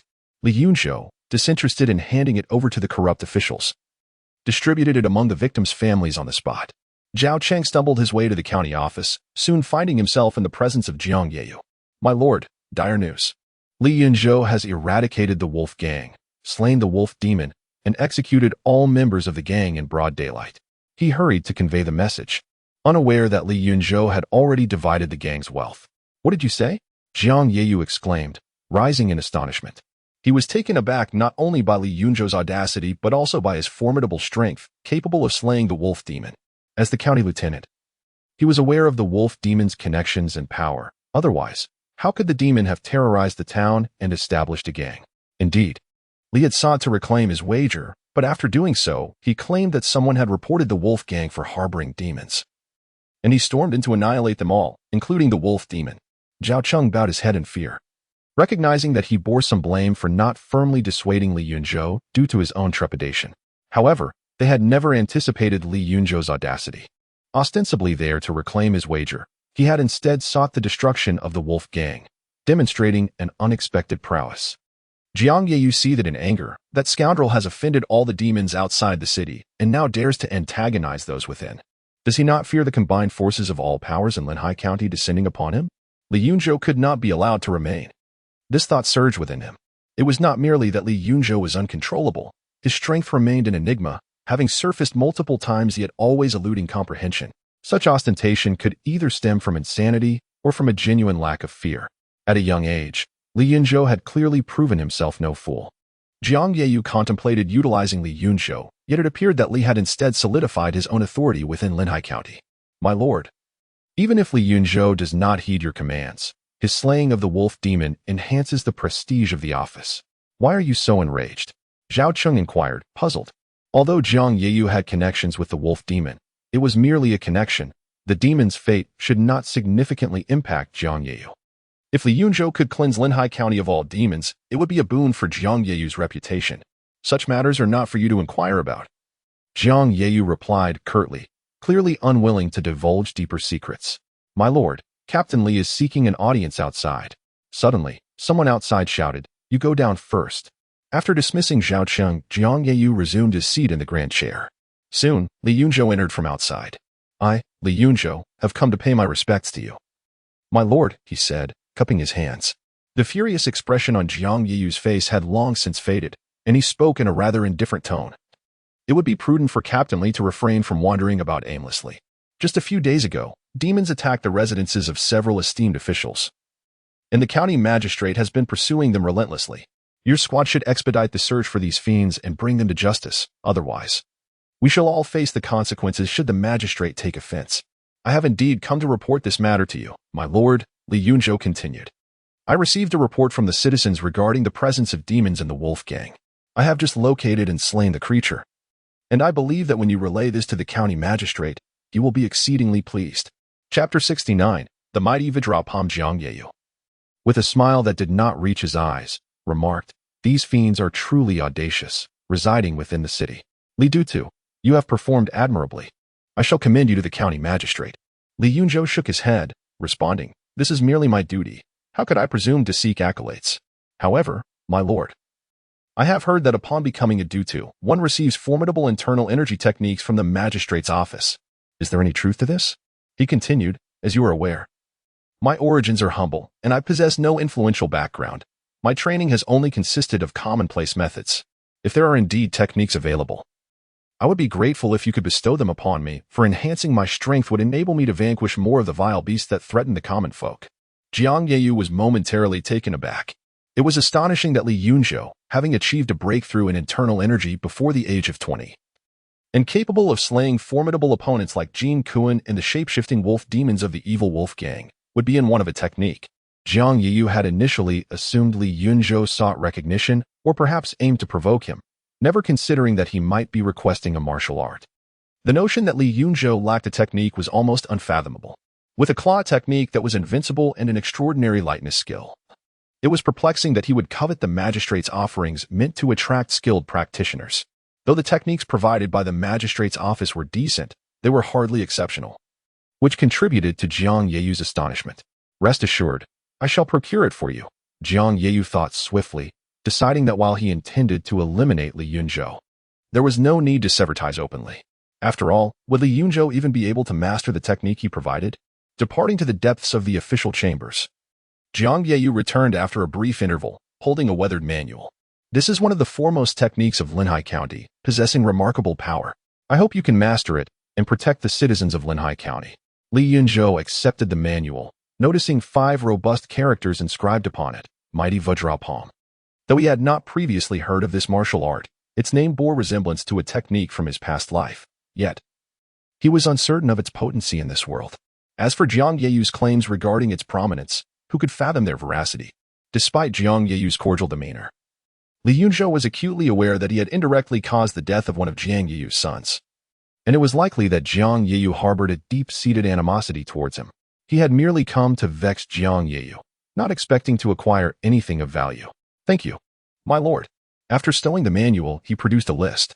"This is a record of the spoils acquired after vanquishing the evil wolf gang. I kindly ask you to review it."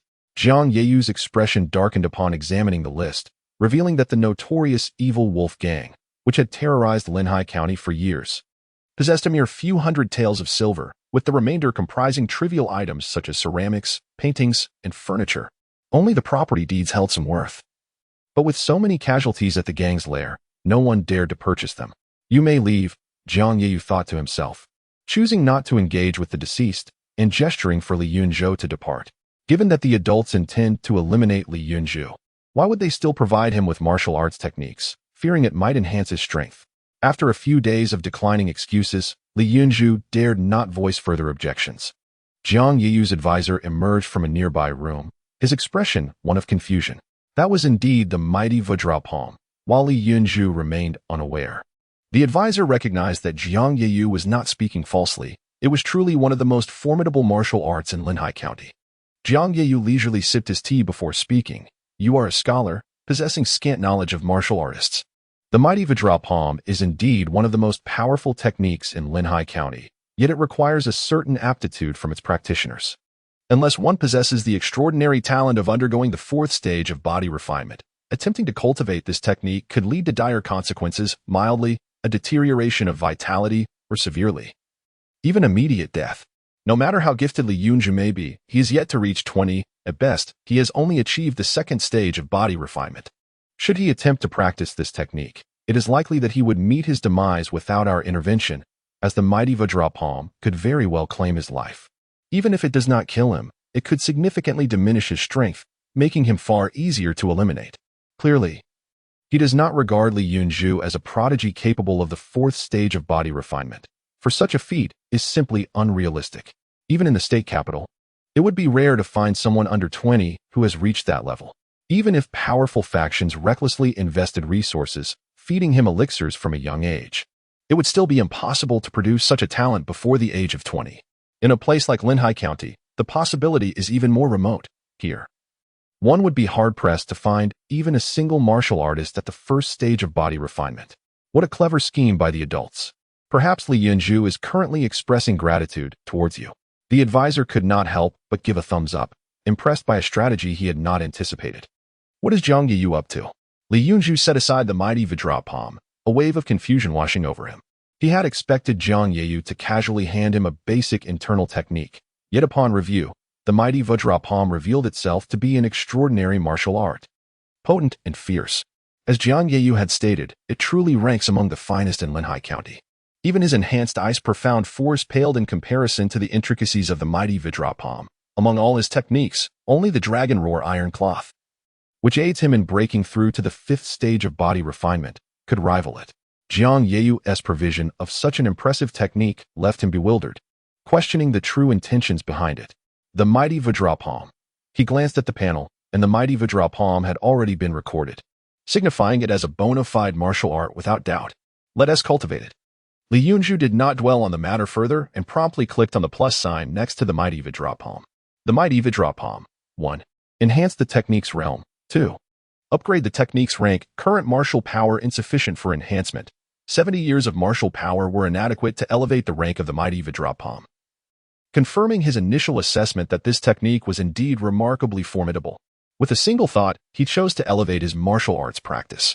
In an instant, he felt a surge of heat radiating from his palm, as numerous meridians were pierced and his flesh was tempered. His hand rapidly changed color, ultimately transforming into a blinding silver hue, while the strength in his arm surged dramatically. Simultaneously, a wealth of insights regarding the great strength diamond palm flooded into his memory, as if he had truly cultivated it for many years. 15 years of power deducted. Entry level in great strength diamond palm.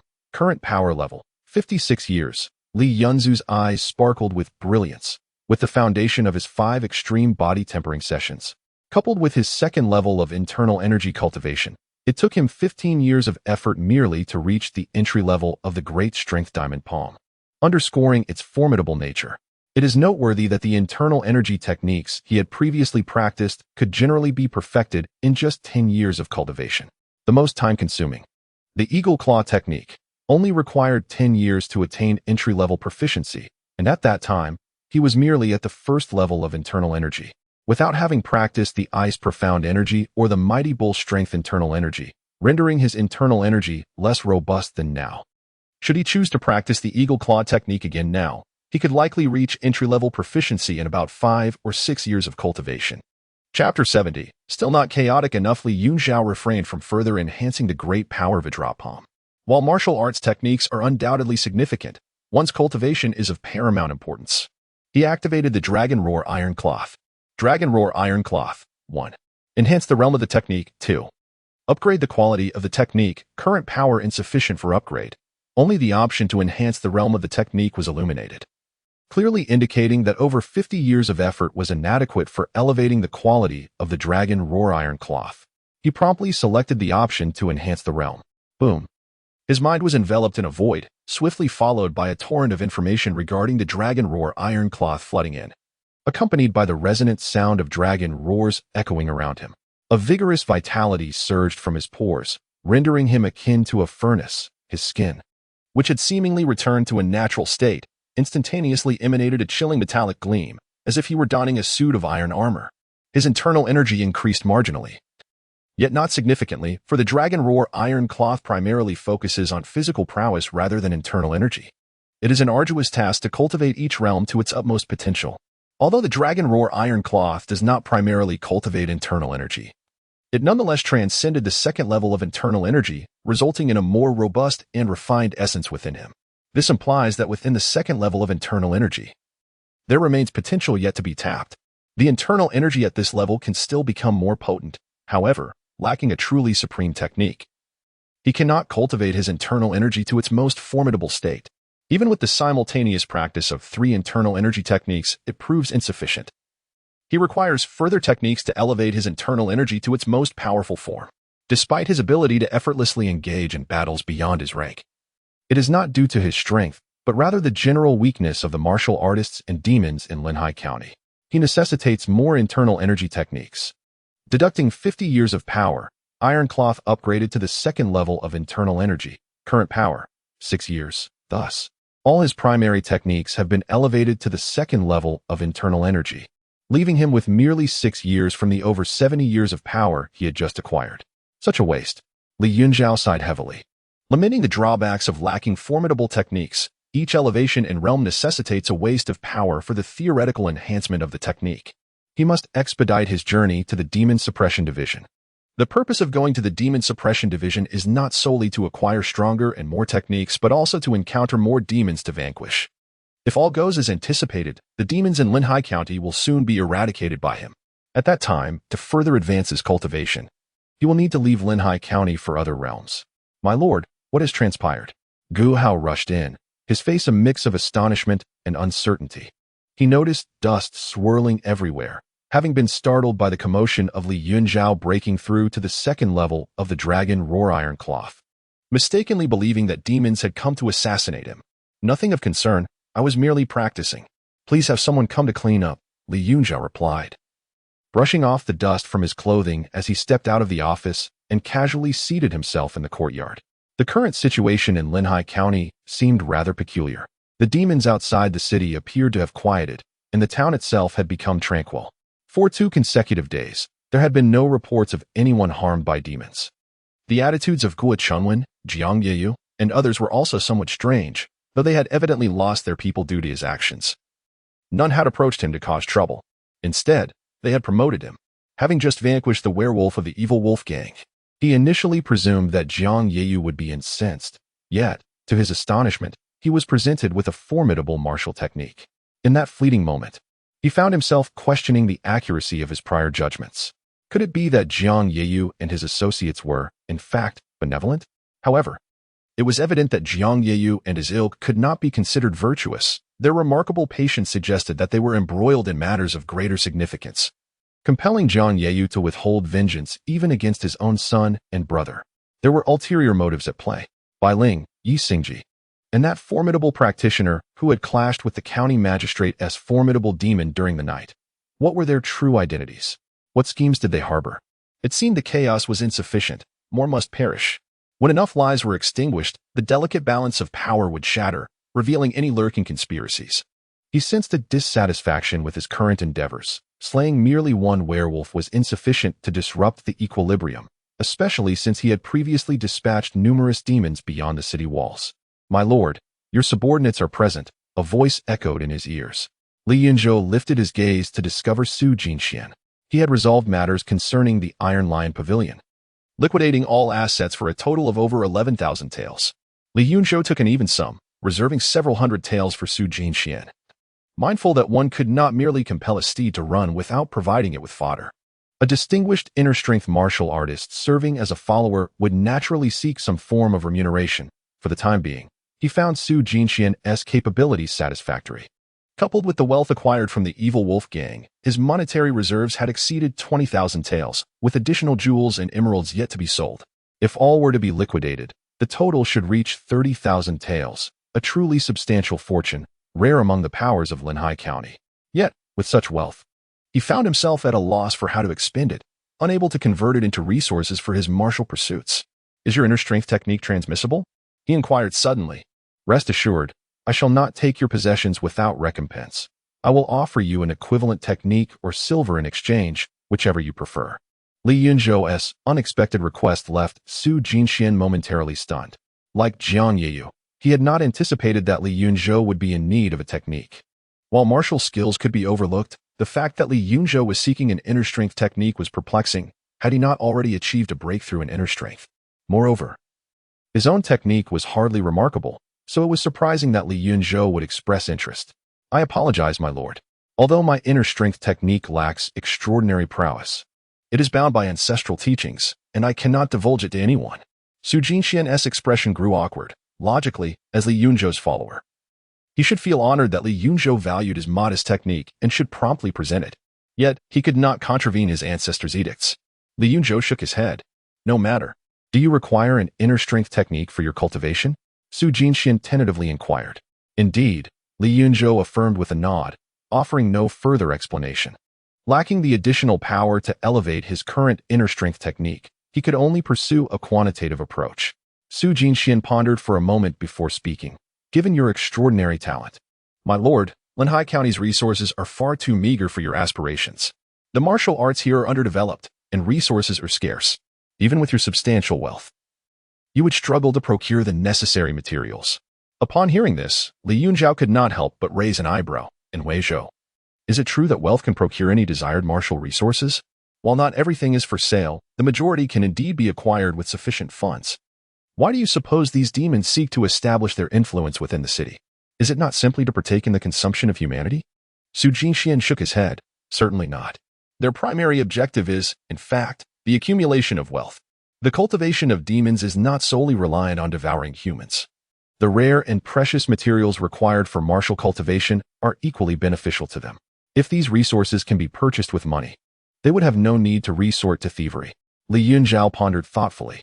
It appears that the allure of the Demon Suppression Division for martial artists may extend beyond mere techniques and encompass resources as well, such as elixirs, spiritual herbs, and formidable weapons. Chapter 71. A Constellation of Stars, the Ghost Market. Moreover, have you ever contemplated that in Linhai County, there exists not merely 100, but at least 20 or 30 shape-shifting demons? The number of lesser demons unable to transform is even greater. Logically, with such a plethora of demons, even if each were to consume but one human a day, Linhai County would witness a daily toll of at least 100 lives. Yet, as you have observed, the actual death toll remains remarkably low. This is because, to ordinary humans, high-ranking demons offer little sustenance. Thus, they refrain from feeding upon them. Excessive slaughter would inevitably attract the formidable enforcers of the Demon Suppression Bureau. Li Yunzhou pondered this carefully and soon grasped the crux of the matter. It is not that the demons have turned over a new leaf, but rather that ordinary humans hold no value as nourishment for them, as consuming them does not enhance their cultivation.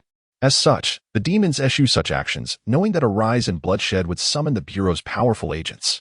Su Jinxian nodded in agreement. Precisely so. Upon reaching the shape-shifting realm, unless one is a practitioner of inner strength, ordinary humans are of little use. Consuming a few will yield negligible benefits. A significant slaughter of the common folk would only provoke the might of the Bureau or the intervention of renowned heroes. Those skilled in inner strength cannot simply kill at will.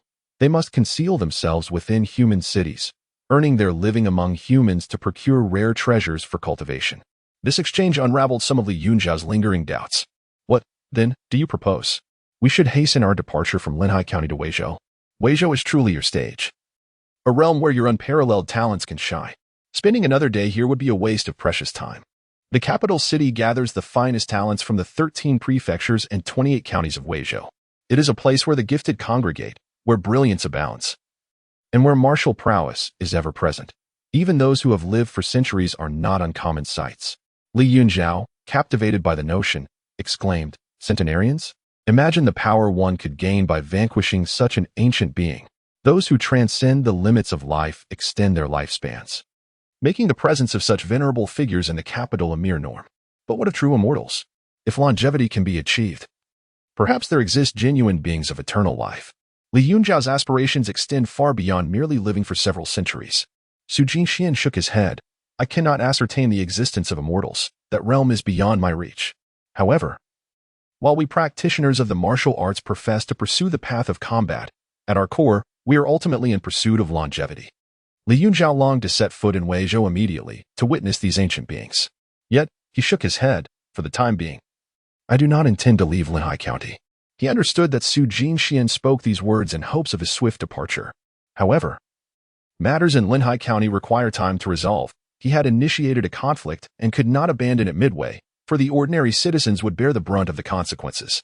Of course, this period should not be excessively prolonged, at most a month, and at least 10 days. He believed he could resolve all issues within Linhai County, eliminating all those he wished to dispatch. Su Jinxian responded. Although Linhai County may be backward and devoid of places to procure martial resources, from my experience, smaller cities, due to resource scarcity, often give rise to spontaneous trade markets between local practitioners and demons, despite the absence of top-tier powers engaging in business here. If one is in urgent need of martial arts techniques, they might inquire with the masters of Linhai County, where a ghost market likely exists. Alternatively, I could consult Wu Yun, who is likely to possess some knowledge on the matter. Li Yunzhou's pupils constricted. A market formed by the transactions between warriors and demons? Would they not come to blows? Su Jinxian nodded. Indeed, there is a possibility of conflict, which renders such places inherently unsafe. Some demons, devoid of any transactional needs, may take human form to enter the ghost market, seeking to slay peers for the consumption of their flesh and blood. Naturally, there are also warriors who venture to these locales in search of shape-shifting demons, aiming to procure demon bones for profit. Such markets, even if one successfully acquires desired items, do not guarantee safe return. Li Yunzhou's eyes brightened. Such a place is invaluable, for it is rife with demons. Even if he fails to obtain martial arts techniques, slaying a few demons to enhance his prowess would suffice. He called for Gu Hao, who, having served as a constable for a considerable duration, was well acquainted with the local populace and would certainly know of any ghost markets in Linhai County. Upon inquiry, Gu Hao promptly confirmed the existence of such a market. Indeed, there is one. Where might it be? Why have I never heard of it? Li Yunzhou pondered, as a native of Linhai County. How could he remain oblivious to such a place? Gu Hao nodded. It is not unusual for you to be unaware. I learned of the ghost market only a few years ago by chance from an inner strength master. Generally, few are privy to its existence, as only warriors of the 9th layer of body refinement and above are permitted entry. Those below this threshold, even if aware, cannot access the market and would find it perilous. Where exactly is the ghost market? It even has entry requirements? At Luyan Cliff. Upon hearing this name, Li Yunzhou immediately understood why those below the 9th layer could not enter the market. Luyan Cliff, located outside Linhai County, rises over 100 feet, surrounded by sheer cliffs where not a single bird can be found. Even if a body refinement warrior could manage to ascend, descending would pose a challenge.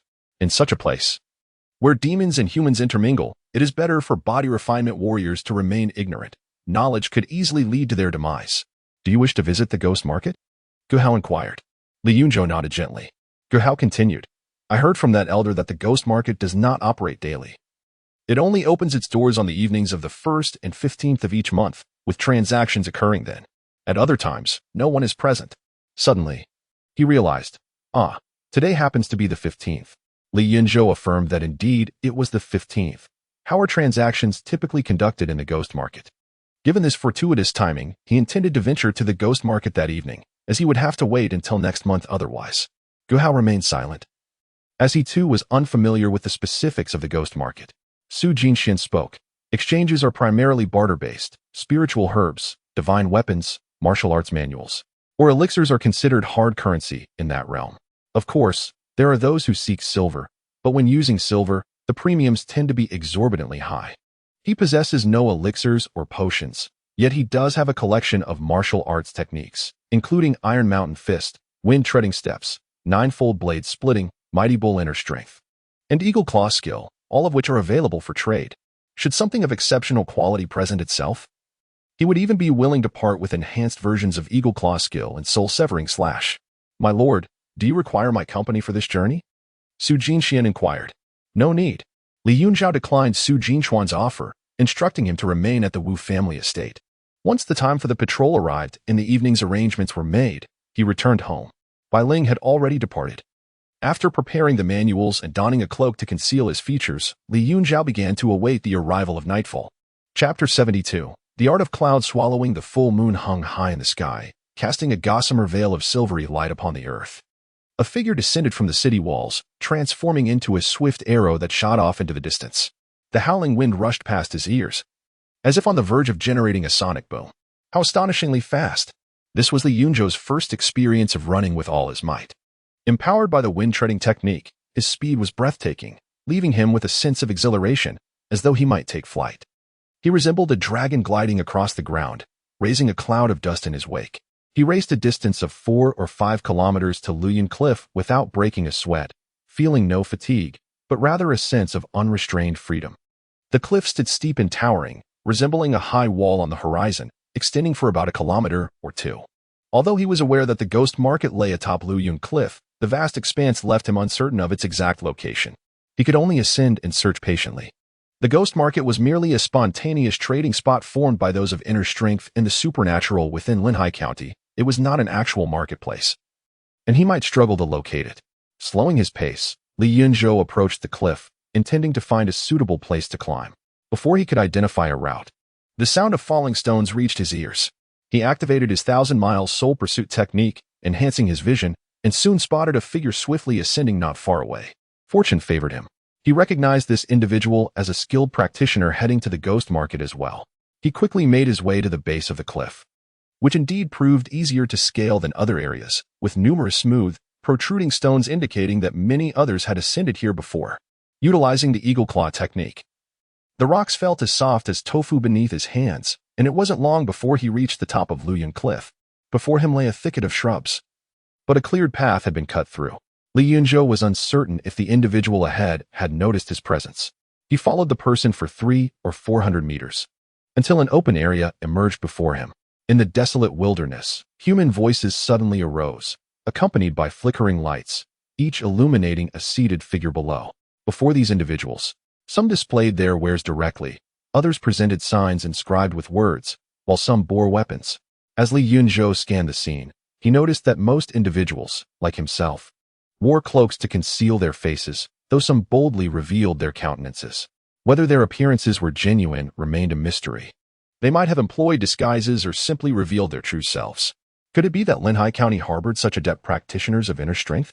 Hidden within this modest ghost market were no fewer than 30 or 40 individuals of considerable skill.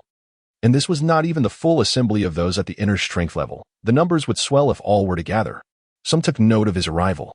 Yet the practitioners present exuded an air of aloofness, refraining from initiating any greetings. Most merely cast him a cursory glance before returning to their affairs. As Yunzhou ventured deeper into the ghost market, he observed that transactions involving martial arts techniques were surprisingly scarce. The majority were trading spiritual herbs or precious ores for weapon forging. Trouble loomed ahead. At this moment, he recalled his ignorance regarding spiritual herbs and ores, aware that he lacked comprehension of their effects. Even if a herb capable of enhancing cultivation were to appear, he would be unable to identify it. Upon returning, he resolved to remedy this deficiency in knowledge.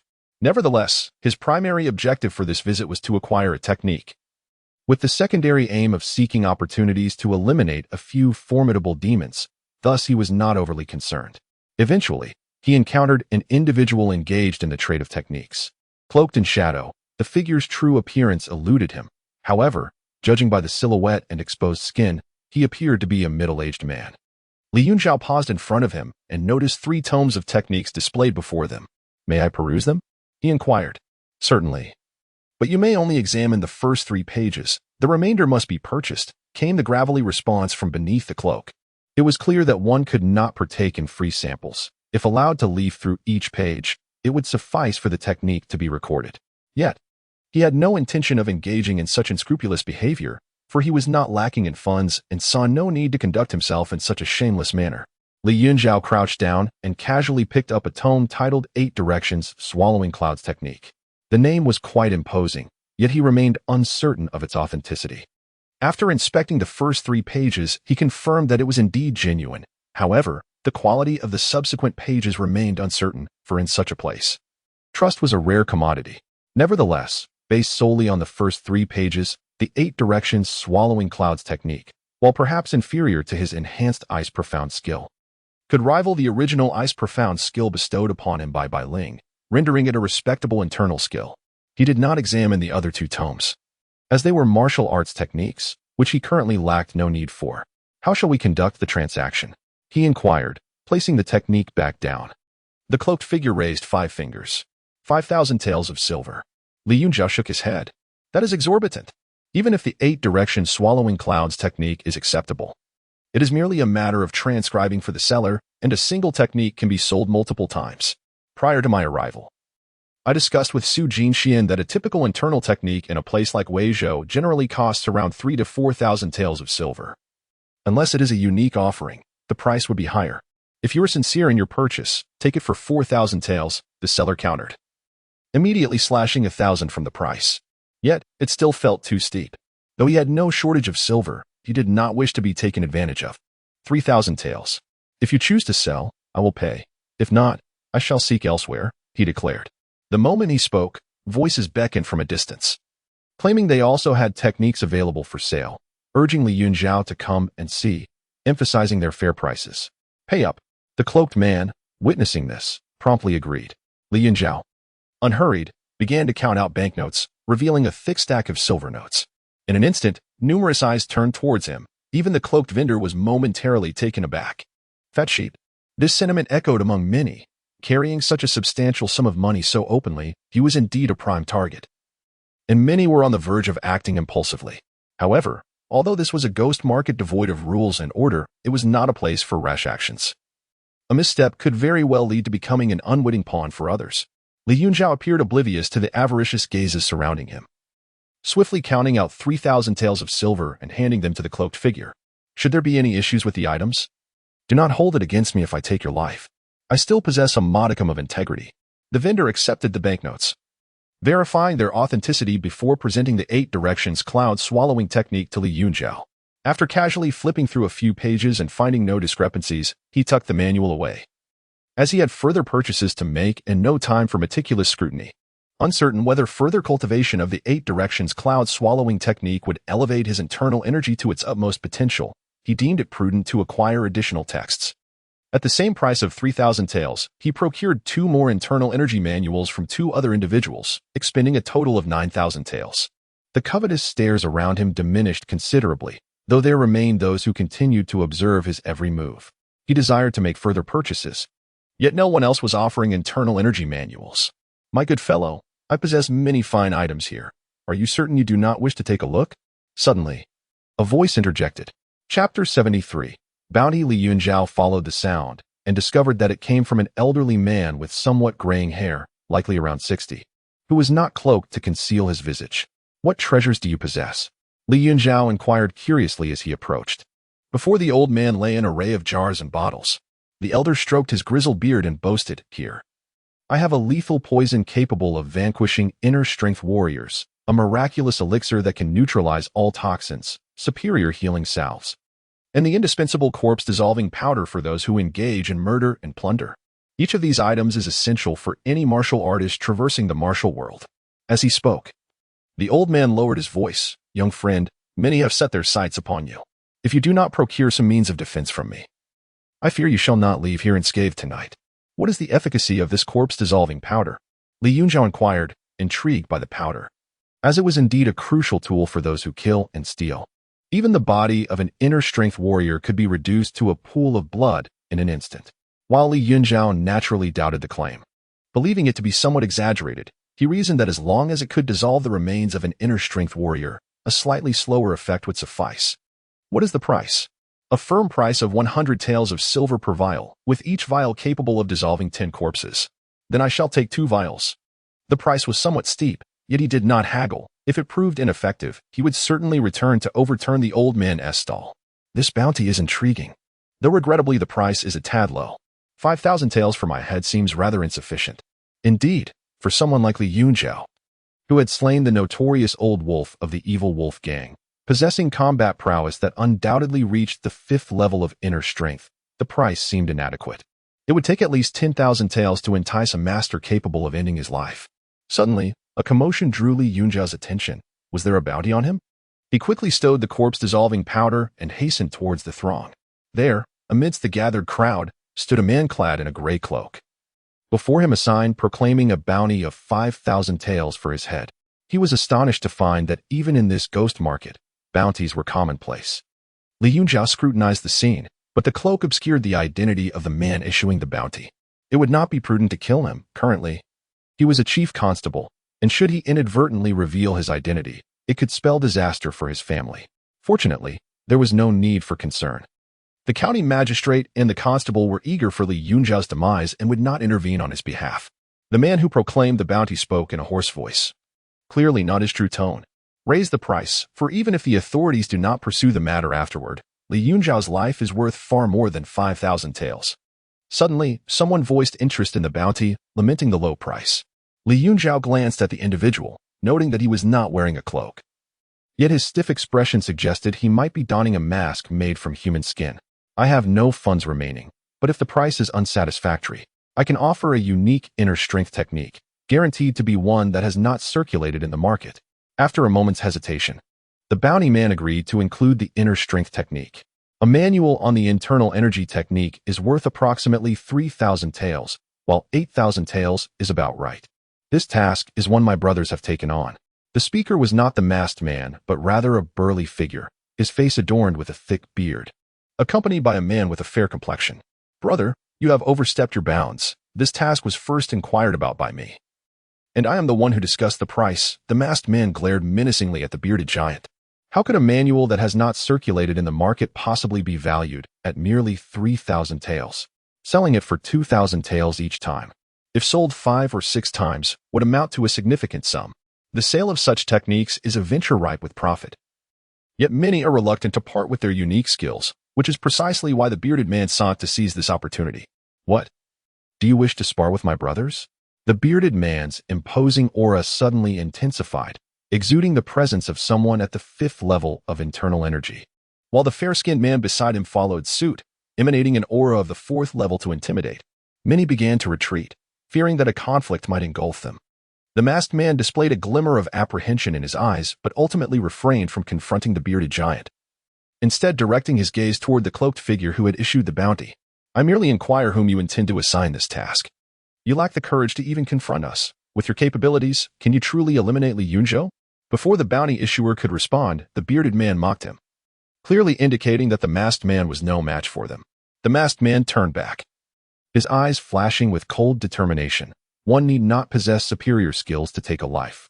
His unwavering confidence left no room for doubt regarding his sincerity. "You two need not quarrel. I shall not designate this bounty to anyone in particular. Whoever is able to bring me the head of Li Yunzhou shall receive the reward. Those interested in the bounty may act individually or collaborate. I simply require Li Yunzhou's head." The bounty issuer spoke up, diffusing the tense atmosphere. "Are you implying that we must kill Li Yunzhou and then seek you for the reward?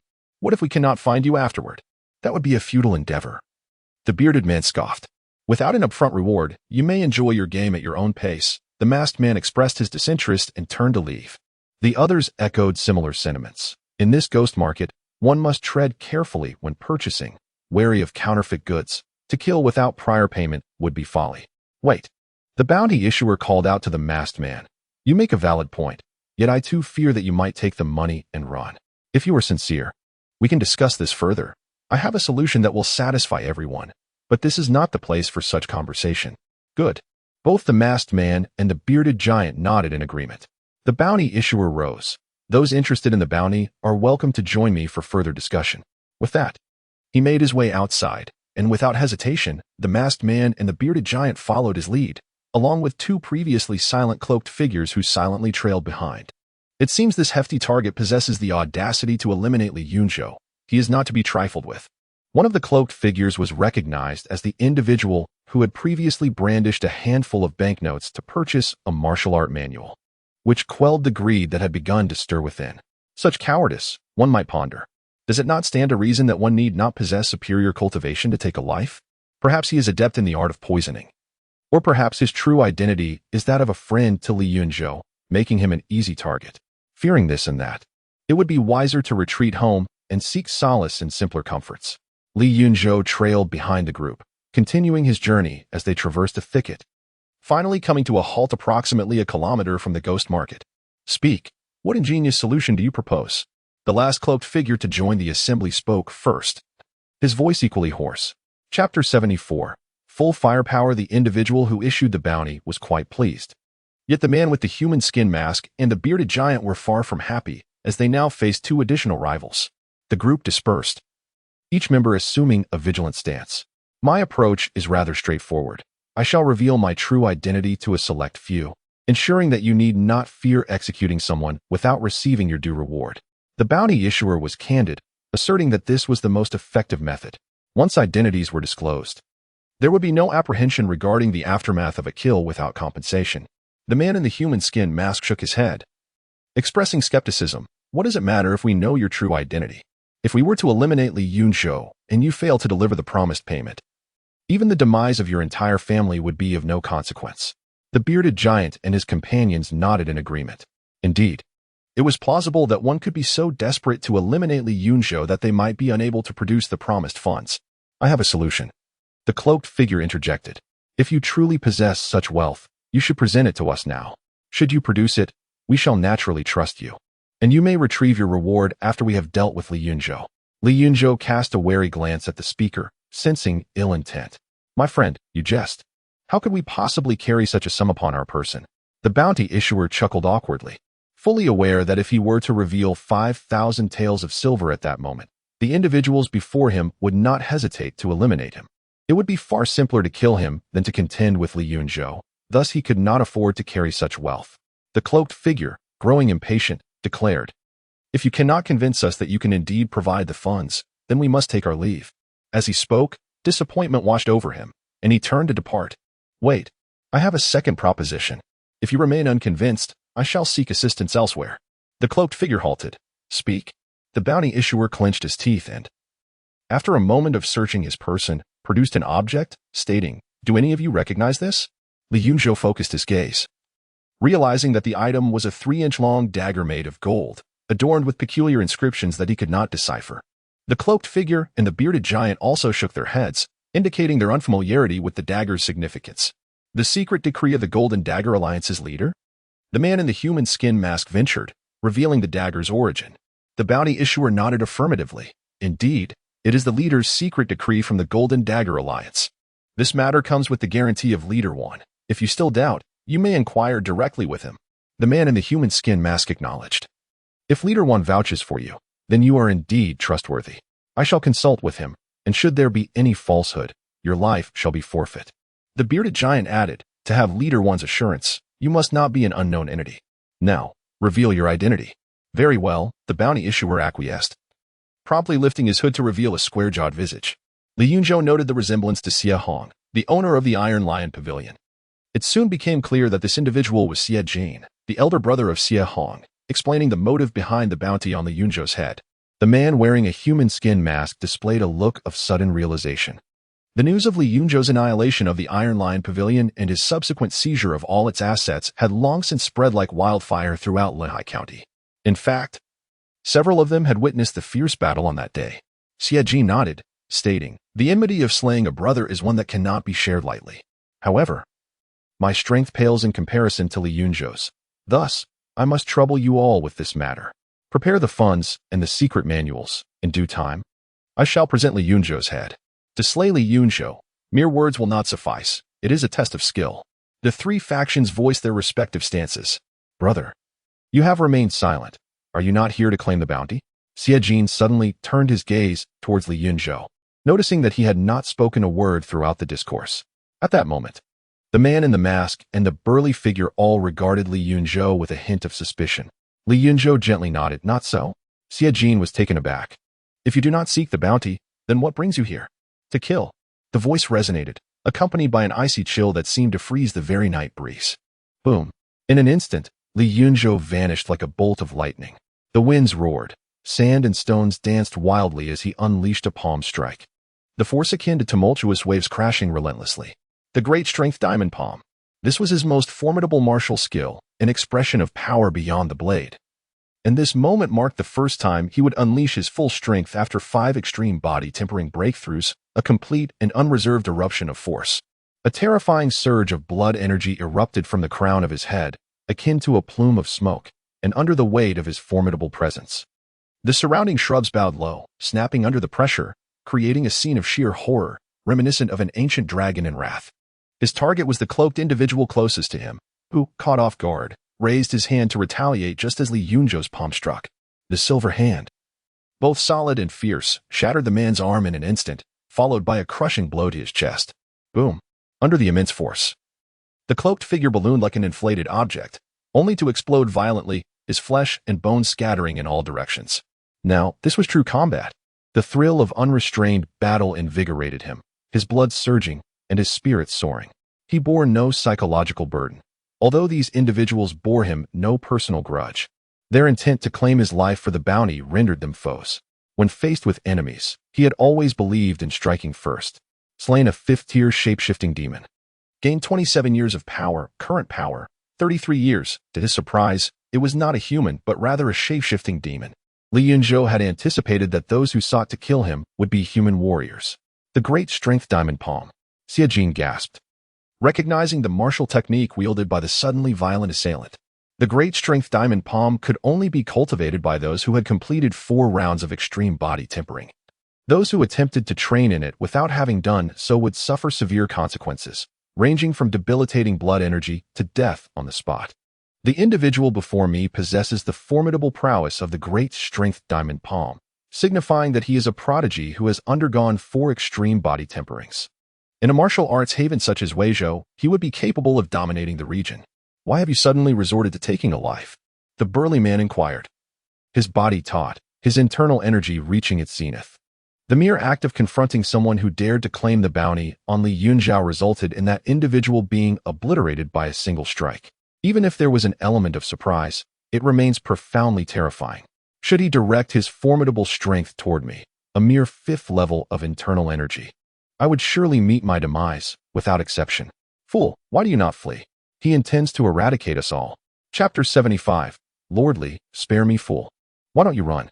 He intends to slaughter us all. The man adorned with a human skin mask bellowed, the sharpness of his murderous intent pricking at him like thorns. In an instant, he comprehended that the individual before him sought not merely one life, but the annihilation of them all. The formidable aura, akin to a tempestuous storm, was overpowering. He sensed that even if they all united in their efforts, it would lead to a certain demise. The sheer terror of this force rivaled that of a practitioner at the 8th level of internal energy. Calling out to the others, he wasted no time in fleeing. Yet, his motivation was not rooted in altruism. It was the collective escape of all that afforded him the slightest chance of survival. If he attempted to flee alone, he would undoubtedly be met with a cataclysmic blow. Could he escape? Li Yunzhou vanished like a flash of lightning, reappearing before the masked man, his palm wielding a power reminiscent of raging waves. Before his hand even descended, the fierce gust of wind had already shattered the human skin mask, revealing a pallid, bloodless visage beneath the silvery glow. The masked man was struck with terror. His cultivation was merely at the 3rd level of internal energy, and his combat prowess was lacking. His audacity to attempt the assassination of Li Yunzhou stemmed from his reputation as one of the top assassins in Linhai County. However, he was not adept at direct confrontation. 5 Poison's Palm. Though not skilled in this technique, he had no choice but to confront the life-threatening situation head-on. He realized that his hasty response had made him a target. His palm burst forth with a dark radiance, exuding a foul stench. As he aimed to evade Li Yunzhou's attack and strike at his chest, hoping to force Li Yunzhou to abandon his assault. Dragon Roar Iron Cloth Shirt. A thought sparked within Li Yunzhou, prompting him to activate the Dragon Roar Iron Cloth Shirt. Unfamiliar with the lethality of the 5 Poison's Palm, he decided to fortify his defenses entirely for safety's sake. In an instant, a series of dragon roars resonated within him, causing the underbrush to tremble. His body shimmered with an eerie metallic sheen, his muscular contours accentuated, and his strength surged as if he were clad in iron armor. Nevertheless, he was determined not to let the 5 Poison's Palm strike him. The prospect of being poisoned was too dire. With a sudden acceleration, he pressed down heavily upon its wielder before the 5 Poison's Palm could make contact. The sound of shattering bones was followed by a burst of blood mist, reminiscent of fireworks blooming in the night sky. Slaying an enemy at the 3rd level of internal energy gained 14 years of cultivation. Current cultivation, 47 years. Bang. Bang. At that very moment, the bearded man and his companions, along with Xie Jin, unleashed their attacks upon Li Yunzhou, all of which landed solidly. What? The 3 shouted in unison, the dragon roars ringing in their ears, causing a painful ringing sensation. To their horror, their strikes met Li Yunzhou's body. Yet he exhibited not a hint of reaction. All their internal energy was rebuffed. What kind of martial art is this? The bearded man gasped, the resounding dragon roars revealing to him that this was an exceptionally terrifying technique. He wielded his weapon in an assault, yet when his treasured blade sliced through clothing, it merely sparked without penetrating, the fearsome recoil almost shattering his arm and rolling the edge of the blade. He was a formidable practitioner of the 5th level of inner strength. Even without having undergone extreme body tempering, he could cleave through solid stone with a single strike. Yet now, he found himself unable to pierce even a person's skin, a truly horrifying realization. In stark contrast, the 2nd level inner strength practitioner, Xie Jin, fared even worse. Although he attempted to attack Li Yunzhou, his palm was shattered and rendered in a pitiful state.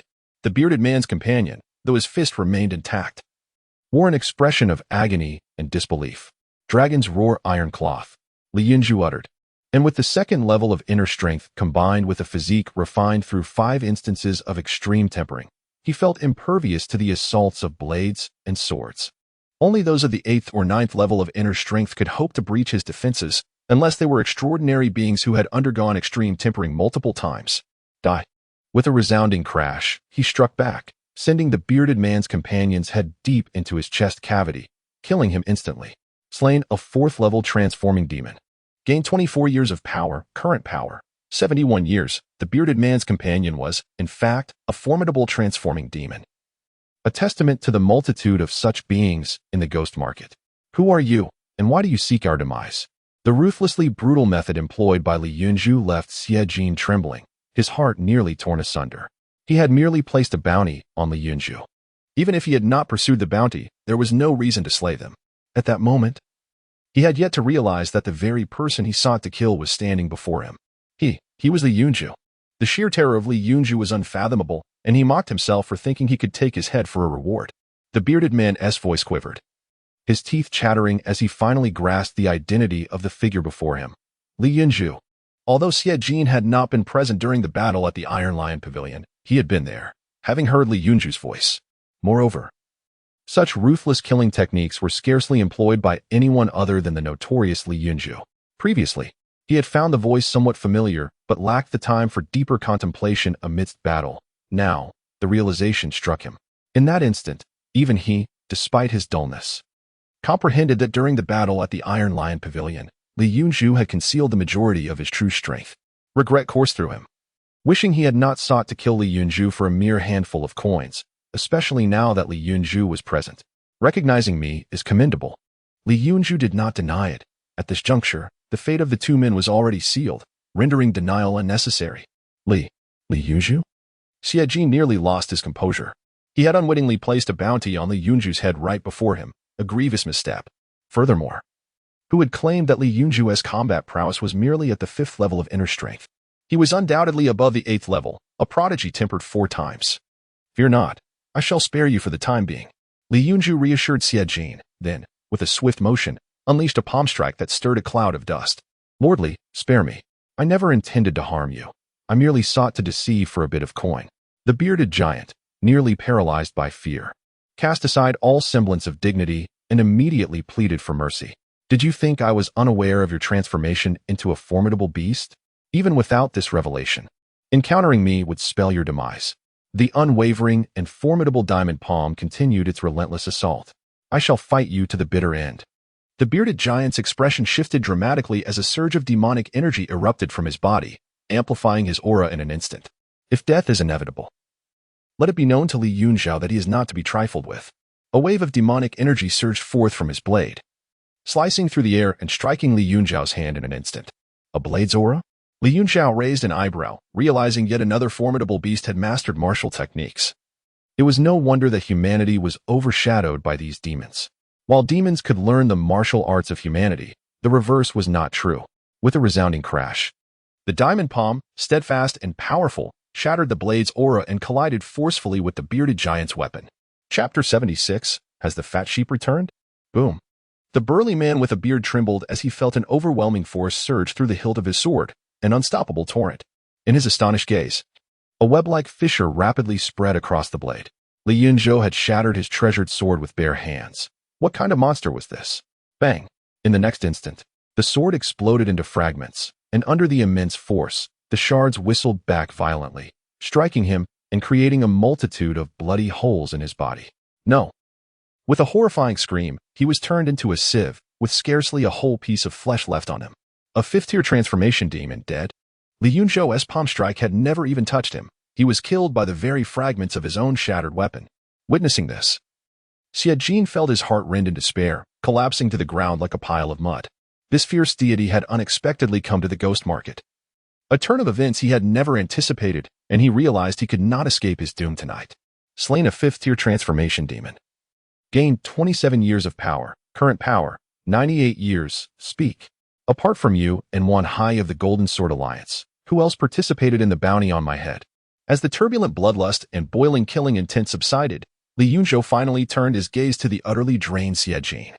This was the most exhilarating kill he had experienced since beginning his cultivation, allowing him to unleash his full power against formidable foes, finding great satisfaction in the battle. If you wish to kill or torture, do it. You shall not extract any information from me. Xie Jin's face turned ashen, but he still maintained a semblance of defiance. Acknowledging his imminent death, he had no intention of betraying anyone. Such resolve. Li Yunzhou gave a thumbs up, initially. It was merely the Iron Lion Pavilion seeking me out for conflict, leading to the demise of Xie Hong and the destruction of the Iron Lion Pavilion. I had no intention of troubling the Xie family further, nor did I seek to eradicate them entirely. However, since you have come to find me, I must eliminate every last member of the Xie family. None shall remain, young or old. His tone was calm, yet Xie Jin shivered. If you were a true hero, you would kill me. The rest of my family has nothing to do with this. What worth is it to pursue them? Do you not understand the rules of the martial world, which dictate that family should not be implicated?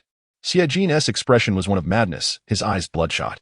He had never considered the consequences of failing to capture Li Yunzhou. Consumed by hatred, he was solely focused on avenging his brother, Xie Hong. Li Yunzhou's words drenched him in cold sweat. Given Li Yunzhou's ruthlessness, he could undoubtedly annihilate an entire clan. You dare to secretly place a bounty on me, and yet presume to discuss the rules of the martial world? This is your last chance. Either you speak, or I shall eradicate your entire family. A chilling killing intent emanated from Li Yunzhou. Xie Jin's expression shifted, and after a moment of deliberation, he ultimately relented. There are also the family of Yang Lin and County Officer Jiang Yeyu. They contributed a portion of the funds. He did not fear death, but he had to consider the lives of the elderly and children. Besides, these individuals merely sought to use him to kill Li Yunzhou. It was unnecessary to sacrifice his entire family for them. Why did one high of the Golden Knife Alliance choose to involve himself in this matter? Li Yunzhou scoffed. He could comprehend Iron Fist Yang Lin's family situation, and it was only natural for County Lieutenant Jiang Yesan to seek his demise. After all, even if he was unaware that Jiang Yesan had been slain by him, he remained an indirect perpetrator. However, there was no conceivable connection between him and one high of the Golden Knife Alliance. After being seized by his vulnerabilities, Xie Jin appeared ashen. Devoid of spirit, I am not entirely certain, but it likely pertains to the great demon behind the Golden Knife Alliance. Li Yunzhou nodded in understanding. Indeed, while the leader of the Golden Knife Alliance may seem formidable, he was, in reality, akin to Jin Kuan of the Evil Wolf Gang, a mere hound under the dominion of a greater demon. Without the endorsement of such a formidable entity, even with tenfold courage, one high would not dare to provoke him. Well, it matters not. Since you do not intend to kill me, I shall eventually see to your demise. Xie Jin slumped on the ground, raised his head. I have divulged all I know. Grant me a swift end, and I hope you honor your word to spare my family. Li Yunzhou nodded. Rest assured, I am not a man of great credibility, but I shall soon facilitate a reunion for your family. Xie Jin exhaled in relief. In that case. Yet, in the next instant, he realized that Li Yunzhou spoke of reuniting his family, and his eyes widened in horror. Li Yunzhou, you shall not. Bang! A palm came crashing down, and Xie Jin's curse was left unuttered as his brain splattered. Slain an enemy of the second tier of inner strength, gained 14 years of power. Current power, 112 years. Bending down, Li Yunzhou began to search the corpse, ultimately discovering approximately 7,000 taels of silver, a cultivation manual, and 2 reasonably good quality demon bones. Indeed, it was true that one reaps what one sows. After entering and exiting, he nearly recouped the money he had previously expended, particularly with the unexpected delight of the inner strength technique. His primary purpose for venturing into the ghost market was to acquire such techniques, yet sadly, there were few sellers, leaving him with silver but no means to purchase. Having gathered all his findings, he consolidated the bodies and produced a vial of corpse-dissolving powder, accompanied by a waft of green smoke and a foul stench. The bodies began to disintegrate, in no more than the time it takes to brew a cup of tea. Only a heap of white bones and blood remained on the ground. Truly effective. Donning his cloak once more, Li Yunzhou returned to the ghost market. After such a delay, the market was no longer as bustling. The crowd had noticeably thinned. Ah, I thought this plump sheep had departed, yet he dares to return. Heaven has favored me, for they did not dare act when they were numerous, but now the opportunity has arisen. As Su Yang reappeared, many began to stir with anticipation. They had clearly observed that Su Yang's worth was no less than 20 to 30,000 taels, although he had spent 8 or 9,000 on worthless items. He still possessed at least 10,000 taels of silver. Brother, did you not negotiate with them? Naturally, some were merely curious about the prior events and approached to inquire. Negotiate? All the people have been sent away. Li Yunzhou shook his head. That person could not ensure that he would receive the money later, so everyone dispersed. After taking a leisurely stroll around the ghost market, he finally exited into the thicket. soon followed by 3 or 4 groups of individuals who trailed him from the market into the underbrush.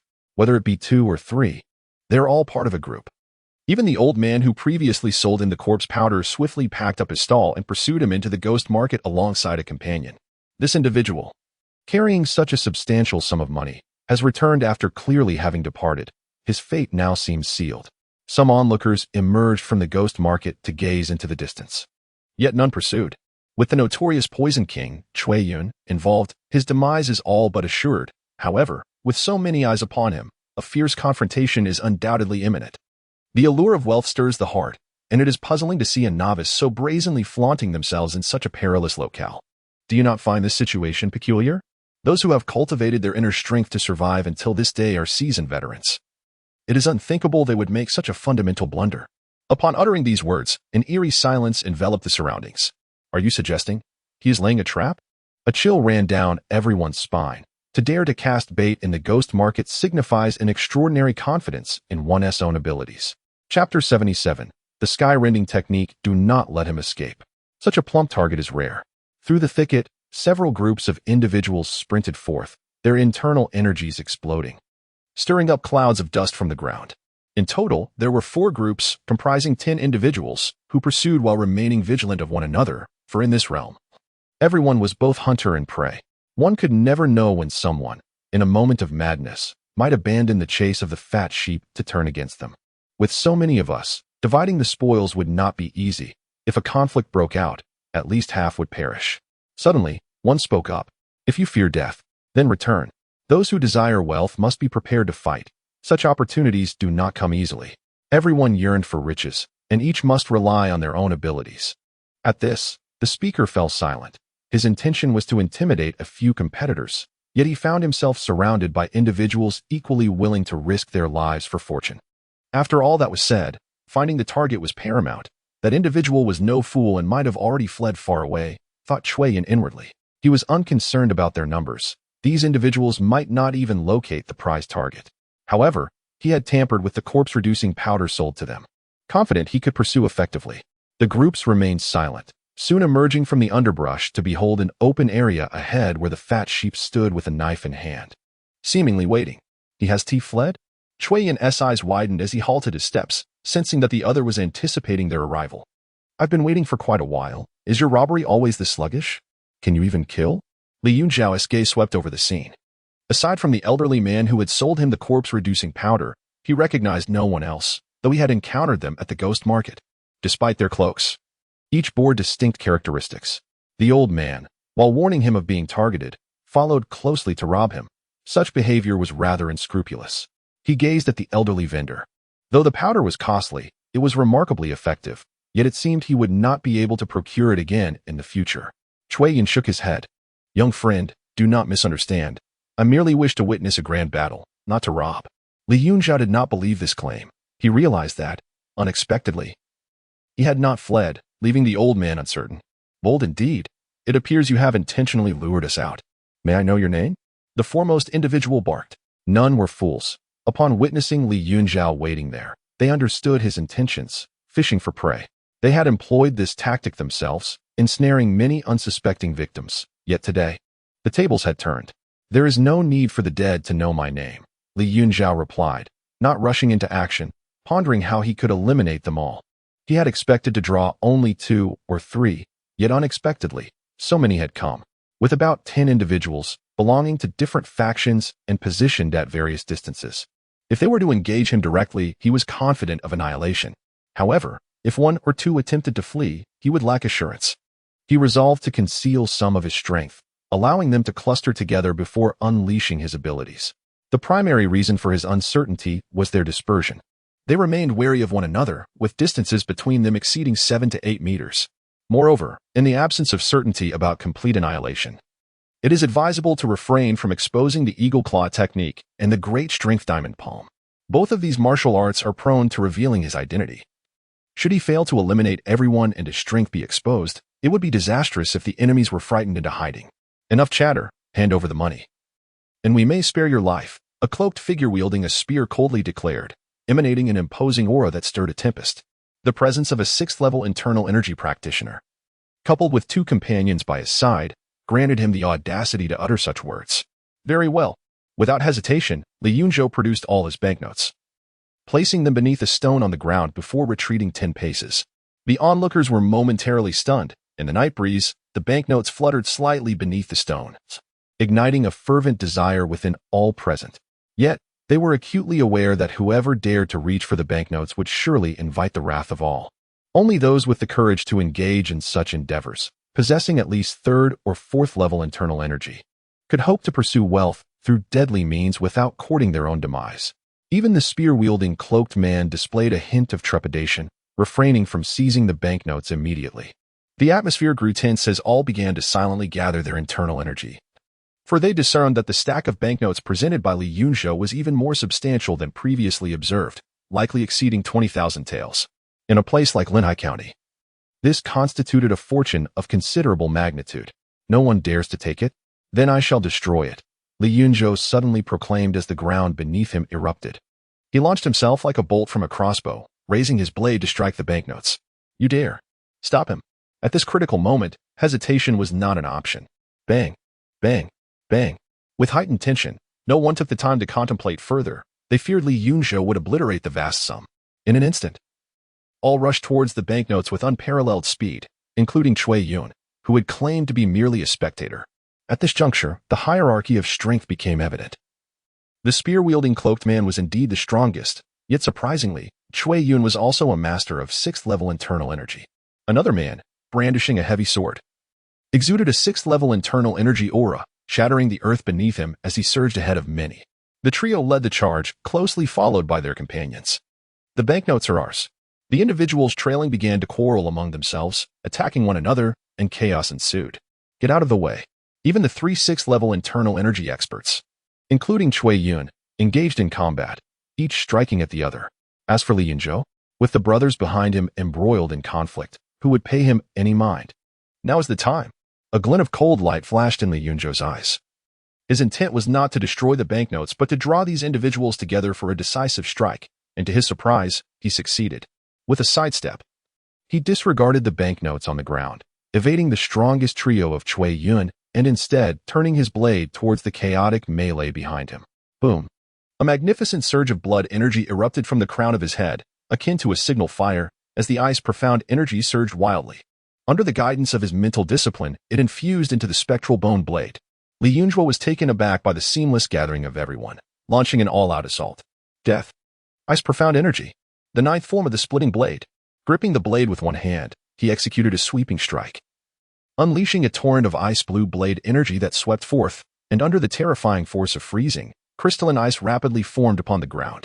Not good. Be cautious. It's blade energy.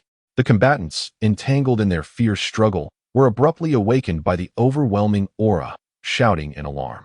Unfortunately, their realization came too late. The ice-blue blade energy flashed like lightning, slicing through the 2 individuals in an instant. There was no eruption of blood. Instead, the moment they were cleaved in twain, they transformed into ice crystals. Boom! The blade energy detonated in the distance, sending clouds of dust and ice crystals soaring into the air. All present felt their pupils constrict and a chill creep down their spines. Such a terrifying blade energy was beyond the reach of anyone lacking inner strength of 5 or 6 levels or more. Chapter 78. All means deployed, cursed be it. First, eliminate him. As realization dawned, a murderous intent enveloped everyone. Damn it! The long spear-wielding cloaked figure, enraged, tore off his hood, revealing a scarred visage. He disregarded the silver notes and turned to slay Li Yunzhou, for among the 2 slain by Li, one was his companion. Kill. Simultaneously, Li Yunzhou executed the wind-treading step, maximizing his speed, akin to a thunderbolt, slicing through the air, trailing the blade's aura into the throng. With a flourish of the ghostly bone blade, a head soared into the air, transforming into shimmering ice crystals mid-flight. Slayed an opponent of inner strength level 3. Gaining 16 years of power, slayed a transformed great demon. Gaining 27 years of power, slayed a transformed great demon. Gaining 24 years of power, current power, 179 years. In this cursed market, the prevalence of demons was alarmingly high. Having slain merely 3, 2 were already transformed great demons. They all deserved death. Li Yunzhou's killing intent blazed. Even if they did not come to kill him, Their collusion with demons warranted their demise. The demonic calamity in Linhai County was dire, and many of these so-called experts were inextricably linked to the demons. Not only did they fail to eradicate the demons and safeguard humanity, but their complicity with the fiends was utterly despicable. Bang! Bang! Simultaneously, several attacks struck Li Yunzhou, both weapons and fists. Yet, he completely forsook defense against his formidable physique, unless faced with inner strength level 5 or 6 experts wielding divine weapons. Their strikes could not breach his defenses. Moo! The roar of a dragon reverberated as he activated the dragon roar iron cloth. His body enveloped in a layer of iron armor, glowing with a chilling metallic sheen. His garment shredded, revealing muscles forged like molten iron. Li Yunzhou remained immobile. These assaults not only failed to harm him but rebounded upon the attackers. What? A scream pierced the air as one assailant found his fist shattered upon impact with Li Yunzhou. He was an inner strength level 3 expert. Yet his own bones fractured in the encounter. Was the figure before him man or demon? Others stared in astonishment.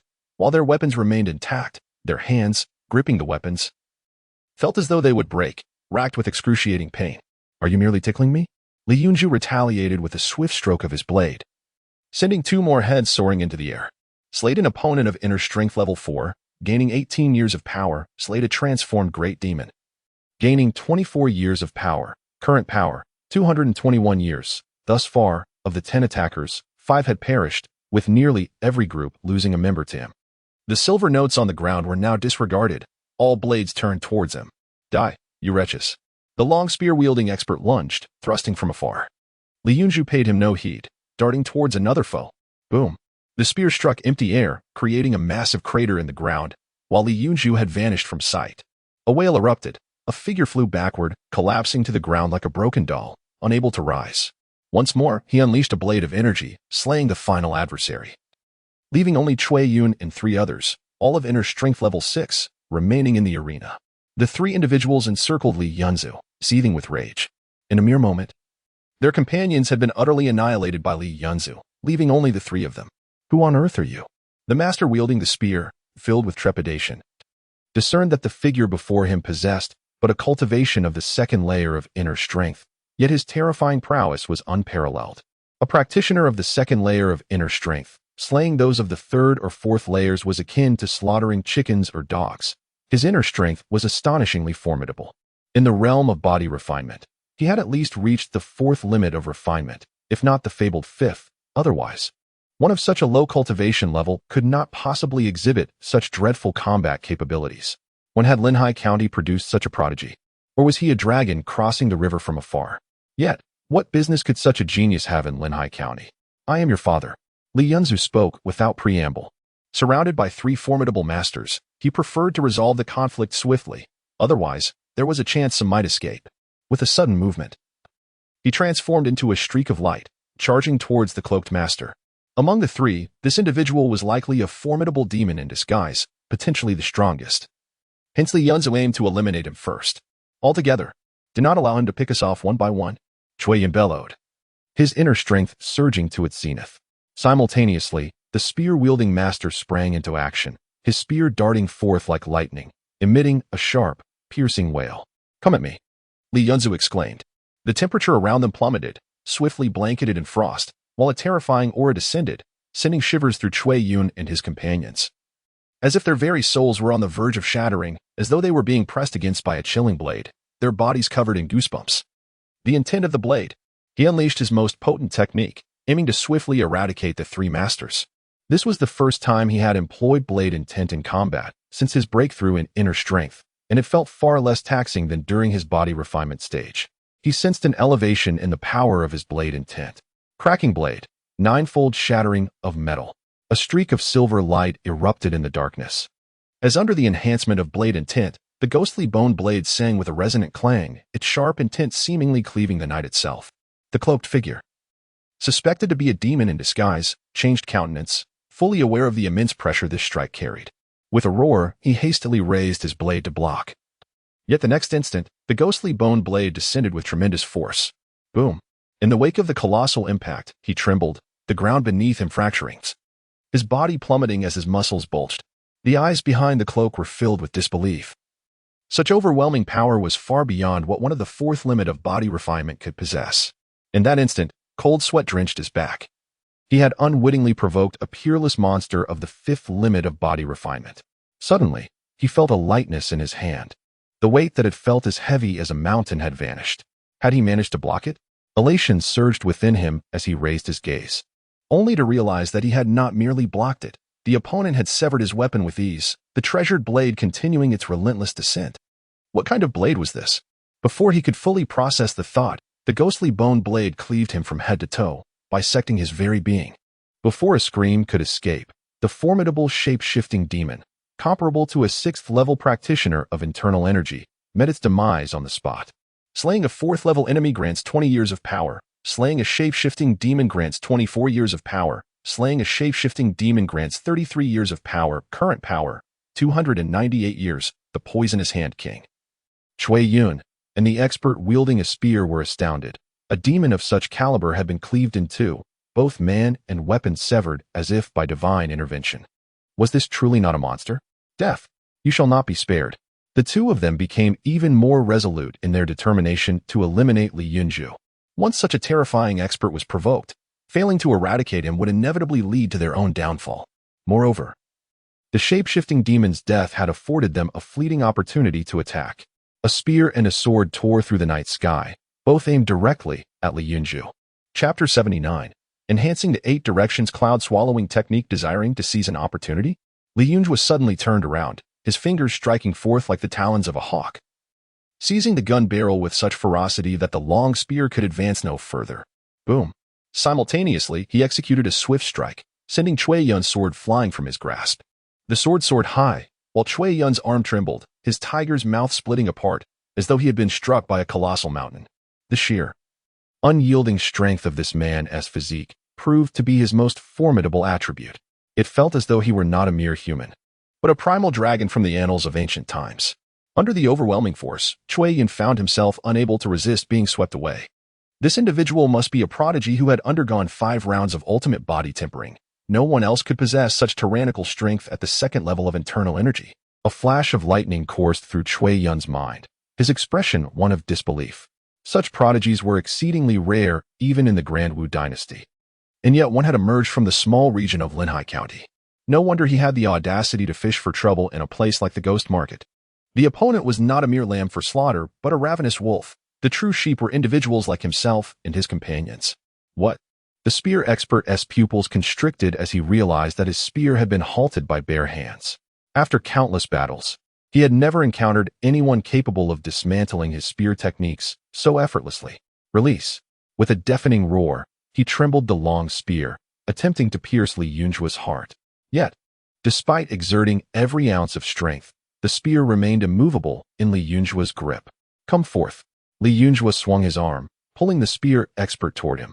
The man's countenance shifted dramatically as a tidal wave of force surged forth, propelling his body uncontrollably towards Li Yunzhou.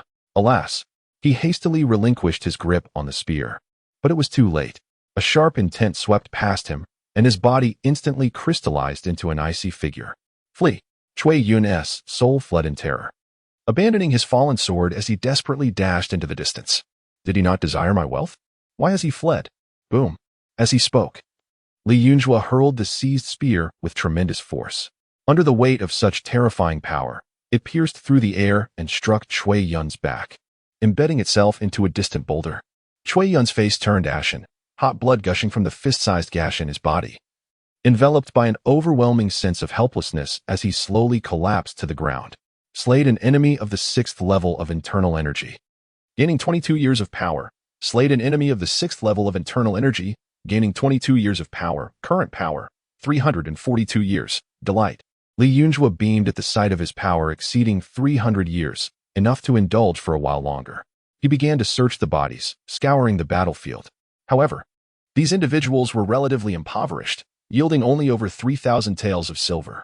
Beyond that, he discovered several varieties of poison capable of slaying internal energy warriors, as well as a few bottles of corpse disintegrating powder.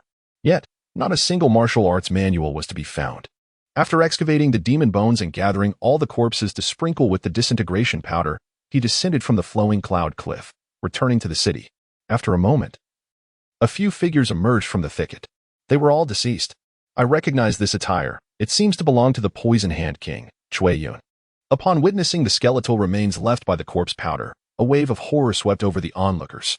All had perished, every soul that had ventured out from the ghost market. Be they human or shape-shifting demon, had been reduced to a heap of bones. This was not merely the fate of one or two individuals, but rather a grim toll of over a dozen formidable experts, each possessing internal strength of the third or fourth tier. We must leave at once. That malevolent spirit may return, they urged hastily, fearful of the cunning trapper's imminent return. In the morning, at the county magistrate's residence, Jiang Yeyu was enjoying breakfast with his wife and concubine when his assistant rushed in, breathless with urgency. My lord, there is grave news.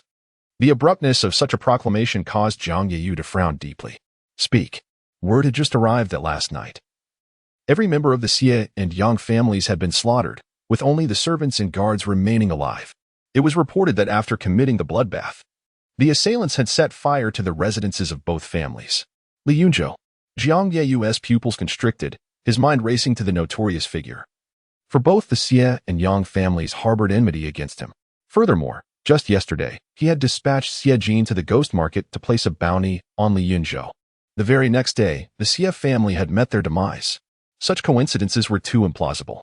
It was clear that Li Yunzhou had learned of the bounty and retaliated against both families. I must eliminate this threat swiftly. A surge of murderous intent surged within Jiang Yeyu. External forces would not suffice to vanquish Li Yunzhou. He would have to rely on his own strength. What of Xie Jin? Has he also fallen? The assistant shook his head. No trace of Xie Jin has been found. According to the surviving maid from the Xie household, he left last night and never returned. Never returned? Jiang Yeyu was momentarily taken aback. If Xie Jin were still alive, could it be that Li Yunzhou was not responsible? Indeed, Xie Jin had headed to the ghost market last night. What were the odds that he would cross paths with Li Yunzhou? It seemed more likely that another enemy of the Xie and Yang families was behind this. Issue a command to the constables to thoroughly investigate the perpetrator, Jiang Yeyu ordered. Relieved.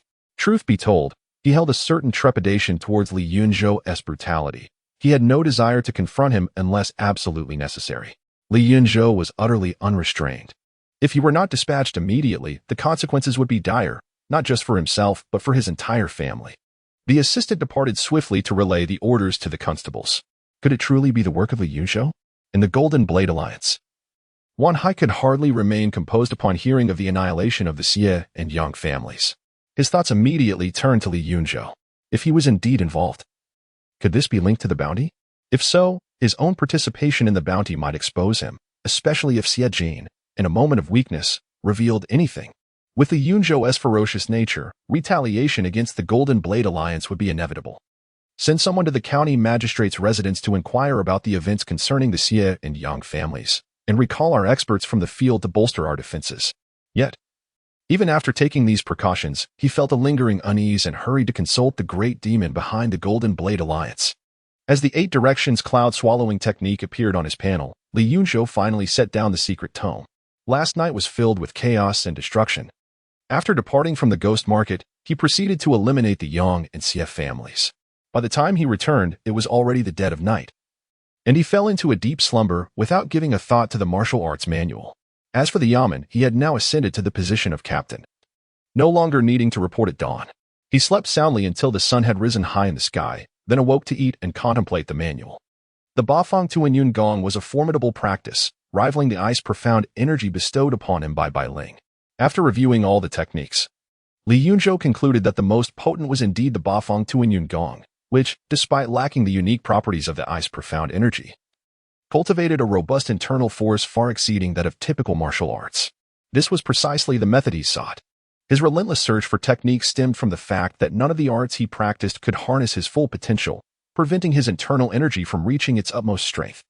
Although the Bafang Tuanyun Gong might not achieve that pinnacle, with some enhancement to elevate its rank, it might render unnecessary the pursuit of various other disparate techniques. Chapter 80. The Might of the Dragon. Opening the interface, Li Yunzhou swiftly selected the enhancement option for the 8 directions cloud devouring technique, deducting 80 years of cultivation. The 8 directions cloud devouring technique has been upgraded. Current cultivation, 310 years in an instant. A fresh version of the 8 directions cloud devouring technique emerged in his mind. The investment of 80 years was indeed worthwhile. As he meticulously reviewed the newly refined technique, A smile graced Li Yunzhu's face. Although the previous iteration of the 8 Directions cloud-devouring technique may have lacked authenticity, the new version undoubtedly deserved the acclaim associated with its name. The upgraded technique not only enriched his internal strength but also possessed the capability to expand his dantian and meridians. After dedicating 3 years of cultivation, he successfully attained the first level of internal strength. With an additional 5 years invested, he nearly augmented his internal power by a 3rd level. Logically, given the caliber of the 8 Directions cloud-devouring technique, such an increment seemed insufficient. My internal strength has reached its zenith, thought Su Yang, suddenly enlightened. There was no longer a need to pursue other martial arts. The Dragon Roar Iron Shirt, combined with the might of the bull's strength and the enhanced ice profound energy along with the 8 Directions cloud-devouring technique, had fully realized his potential through 5 rigorous body tempering sessions. Although he had squandered a bit of wealth, he remained indifferent, preferring to over-prepare rather than risk insufficiency. The last thing he needed was trouble. Furthermore, he was not short on riches, and a few thousand taels of silver were easily expendable. With his internal strength at its peak, he was now poised to break through to the 3rd level of internal strength. However, before proceeding, he aimed to enhance the level of the Iron Shirt. The significance of defense was undeniable. The previous night, his ability to single-handedly dispatch numerous foes relied on his formidable defenses, granting him the freedom to unleash his lethal prowess without hesitation. Yet, he sensed the Iron Roar Iron Shirt still lagged behind in rank. Previously, he lacked sufficient cultivation to elevate its level, but now, with over 300 years of power, it was high time to advance the Iron Roar Iron Shirt to new heights. Dragon Roar Iron Shirt 1. Enhance the technique's realm 2. Upgrade the technique's level. Without hesitation, he selected the enhancement option for the technique's level. The interface dimmed momentarily, deducting 250 years of cultivation. The Dragon Roar Iron Shirt has been upgraded. Current cultivation, 60 years. In the next moment, a brand new version of the Dragon Roar Iron Shirt appeared in his consciousness. Li Yunzhou savored it carefully, feeling that the upgraded Iron Shirt was nothing short of extraordinary, standing as his most formidable skill. Eagerly, he realized that the remaining cultivation was sufficient to elevate the Dragon Roar Iron Shirt to the 3rd level, deducting 60 years of cultivation. The Dragon Roar Iron Shirt has broken through to the 3rd level of internal strength. Current cultivation, 0 years in a flash. Nearly 400 years of cultivation were expended. A torrent of immense power surged within him, refining his flesh and bones, causing his internal strength to double in an instant. A vigorous vitality erupted from his pores, enveloping him in a fiery aura. At that moment, an exalted dragon's roar resonated within him. Compared to before, this dragon's roar was more authentic, accompanied by a subtle yet palpable aura of dragon might. A formidable pressure descended, as if an ancient dragon had emerged from the mists of time. The ground beneath trembled and creaked, and the entire house seemed on the verge of collapse. Splendid. Li Yunzhou could not help but exclaim. The previous dragon's roar was merely superficial, characterized by its loudness. However, this newly enhanced Dragon Roar Iron Cloth exuded a genuine spiritual intimidation, imbued with true offensive power, truly deserving of the title Dragon Roar. Naturally, the improved Dragon Roar Iron Cloth not only manifested the majesty of a dragon, but also exhibited enhanced defense and strength. Li Yunzhou felt a surge of confidence. Within the realm of inner strength, unless a prodigy of 5 extreme body refinements appeared, he feared no one. Even against a 9th-level inner strength practitioner of 4 extreme body refinements, he felt assured in a confrontation. The apparent difference between 4 and 5 refinements was but a single step. However, one could only comprehend the vast chasm separating them upon reaching the 5th level. Is the captain at home? A knock echoed from outside the courtyard, and Li Yunzhou recognized the voice as that of Guhao. Adjusting his attire, he opened the door to find Guhao accompanied by 2 constables. We pay our respects to the captain. The 3 hurriedly cupped their fists in greeting. And Guhao stepped forward, saying, Captain, a grave murder occurred in the city last night. The county magistrate has sent people to urge your presence at the station. Very well. Su Yang understood that this was likely due to the massacre of the Yang and Xie families. This was his first foray into such ruthless acts. Sparing neither the young nor the old, he harbored no sentimentality had he shown mercy. The remnants of the Xie and Yang families might have placed a bounty on his head, armed with the ghostly bone blade. He listened intently as Guhao reported the circumstances. Indeed, they were related to the massacre. County Constable Jiang Yeyu had tasked the officers with swiftly apprehending the perpetrators. This fellow likely remained unaware of Li Yunzhou's involvement. How could he investigate himself? For now, Li Yunzhou dared not eliminate Jiang Yeyu, as he knew too little about Linhai County and the dynamics between Jiang Yeyu and the county magistrate. If they were adversaries, it would be manageable. However, if they were allies, given the magistrate's influence, he would be ill-advised to confront them without being at least at the 8th or 9th level of inner strength. An entity surpassing the transformation realm and a master of the transformation of energy were merely the visible strengths of the magistrate's household. It was uncertain what other forces lurked in the shadows, not to mention the numerous practitioners of inner strength. Bring forth the case files. Upon arriving at the station, Li Yunzhou immediately commanded the retrieval of the case files regarding the massacre of the Xie and Yang families. The documents contained numerous details, including the coroner's findings, testimonies from surviving servants, and the interpersonal relationships within the Xie and Yang families. His intention was not to genuinely investigate, but rather to seek an opportunity to eliminate Wan Hai of the Golden Knife Alliance, one of those who had placed a bounty on him. He had refrained from storming into the Golden Knife Alliance alone, fearing that he could not dismantle the entire organization single-handedly, which was why he had spared them the previous night.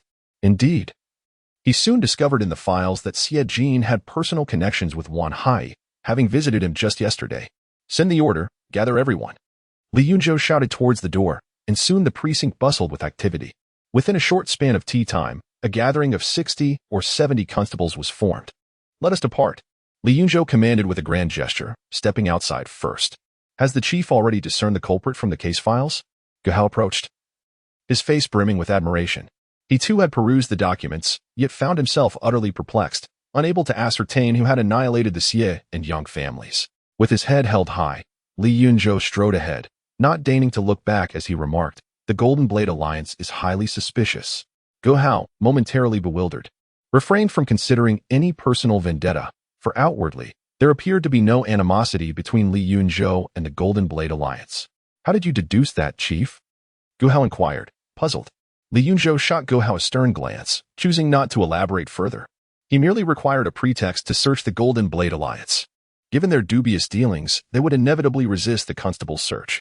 Should Wan Hai dare to refuse, he would seize the opportunity to eradicate the Golden Blade Alliance. With a just cause, even the county magistrate would have no grounds for objection. Chapter 81. No mercy. The Golden Blade Alliance does not occupy less territory than the Wolf Gang, however. It is distinct from the latter as it is an amalgamation of various minor factions in Linhai County. Yet, beneath this facade lies the true reason, the formidable shape-shifting demon that supports the Golden Blade Alliance. Behold, that is the Captain Li Yunzhou, who has ventured out of the city multiple times to vanquish demons and has even eradicated the Wolf Gang, a genuinely virtuous official. A group of 50 or 60 solemn-looking constables parades through the streets, swiftly capturing the curiosity of the populace. As the latest figure of intrigue in Linhai County, Li Yunzhou becomes the center of attention. Is that Captain Li Yunzhou? I had envisioned him as a burly figure, yet he appears so refined. Is Captain Li leading such a large contingent to exterminate demons again? Perhaps not to exorcise demons. It seems he intends to take action against the Golden Blade Alliance. Amidst the murmurs of the townsfolk, Li Yunzhou halts at the entrance of the Golden Blade Alliance. The onlookers exchange glances, realizing that he is indeed here to confront the Alliance. Surround them, not a single one must escape. Should anyone resist, act without mercy. Li Yunzhou commands with a sweeping gesture, and the fierce constables disperse to encircle the Golden Blade Alliance from all sides. The few guards stationed there, having never witnessed such a display, especially upon seeing the notorious Li Yunzhou, immediately abandon their posts, fleeing in terror. Master, it's bad. The officials have come to raid us. Upon hearing the commotion, Wan Hai's expression shifts dramatically. It cannot be Li Yunzhou. The only official bold enough to disturb the Golden Blade Alliance without any prior connections is indeed Li Yunzhou. He had been worried whether Li was aware of the Alliance's involvement in placing a bounty on him, and now this unexpected occurrence has transpired. Follow me. Wan Hai commands sharply. Casting a glance at the elite fighters beside him, he feels reassured. Fortunately, he had anticipated this, summoning all the formidable members of the Golden Blade Alliance back. Should Li Yunzhou wish to wreak havoc, they would simply engage in open conflict. Killing Li Yunzhou would merely necessitate a change of face, and the Golden Blade Alliance would remain intact. As he leads a cadre of experts out of the hall, they are met head-on by Li Yunzhou and his entourage, who have already entered. Wan Hai's gaze turns icy, Might I inquire the purpose of Captain Li's visit to our Golden Blade Alliance with such a multitude? The Golden Blade Alliance is not the Wolf Gang. The latter was dismantled piece by Li Yunzhou. Now, with all the elite fighters of the Golden Blade Alliance gathered, unless the 3 captains from the government join forces, Li Yunzhou alone cannot topple their establishment. What he fears is that Li Yunzhou might resort to underhanded tactics, attempting a nighttime assassination. The Golden Blade Alliance, with its vast resources, cannot afford to provoke such a lunatic. They have no fear of open combat against Li Yunzhou. Official business. Li Yunzhou's eyes scan the area. Noting the numerous experts surrounding Wan Hai, at least 5 or 6 possess inner strength, with even more at the 8th or 9th level of body refinement. Compared to the Wolf Gang, the overall strength of the Golden Blade Alliance is superior. Instead of feeling alarmed, he is filled with elation. The more experts present, the greater the power he could acquire from their defeat. Having enhanced all his techniques, he now only needs to focus on elevating his cultivation level. If he can obliterate the Golden Blade Alliance, he might ascend to the 5th or 6th level of inner strength in one fell swoop. What official business? Wan Hai inquires. Li Yunzhou cast a glance at Wan Hai. Last night, the CF family and the Yang family in the city were exterminated. The county magistrate has ordered me to solve the case promptly. Upon reviewing the records, it was discovered that Xie Jin from the CF family is not dead. Wan Hai was taken aback. Xie Jin is alive? Why have you brought people to my Golden Knife Alliance? Stop pretending. Xie Jin met with you yesterday. And that very night, the CF family was annihilated. What a coincidence. The magistrate suspects that Xie Jin is the perpetrator behind the massacre of both the Xie and Yang families. He may be hiding in the Golden Knife Alliance, and the magistrate intends to search this place. Wan Hai nearly laughed in exasperation. To create such a ludicrous excuse in an attempt to trouble the Golden Knife Alliance was absurd, even if Xie Jin had lost his wits. He would not eliminate his entire family himself. The other members of the Golden Knife Alliance were indignant. It was clear that Li Yunzhou was deliberately seeking trouble. Xie Jin had met many people yesterday. On what grounds could they presume he was hiding in the Golden Knife Alliance? It seemed that the magistrate was intent on stirring up trouble for them. As he spoke, Wan Hai began to gather his internal energy discreetly. If Li Yunzhou could concoct such a flimsy excuse, it appeared that today's affair would not end amicably. Li Yunzhou placed his hand on the hilt of his sword. Enough of the nonsense. Will your Golden Knife Alliance comply, or not? Upon hearing this, both sides tensed up, and the hands of the officers instinctively moved towards their blades. Everyone knew Li Yunzhou's temperament. Should Wan Hai refuse to allow the search, conflict would undoubtedly ensue. With so many skilled fighters in the Golden Knife Alliance, a clash would likely result in numerous casualties. Wan Hai sneered. Get lost. You think you can act recklessly in the Golden Knife Alliance? You are still too inexperienced. Go back, gather the 3 magistrates, and then return to cause trouble here. Get lost. Do not mistake my Golden Knife Alliance for a mere band of wolves. Li Yunzhou, this is not a place for your tyranny. Clang, clang. The sound of weapons being unsheathed echoed as the members of the Golden Knife Alliance drew their blades in a show of intimidation.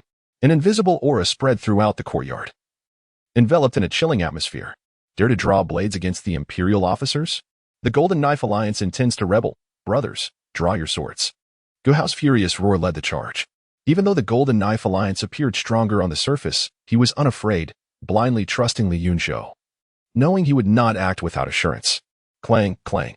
As he unsheathed his sword, the officers followed suit, and other officers did not dare lag behind, each drawing their blades in unison.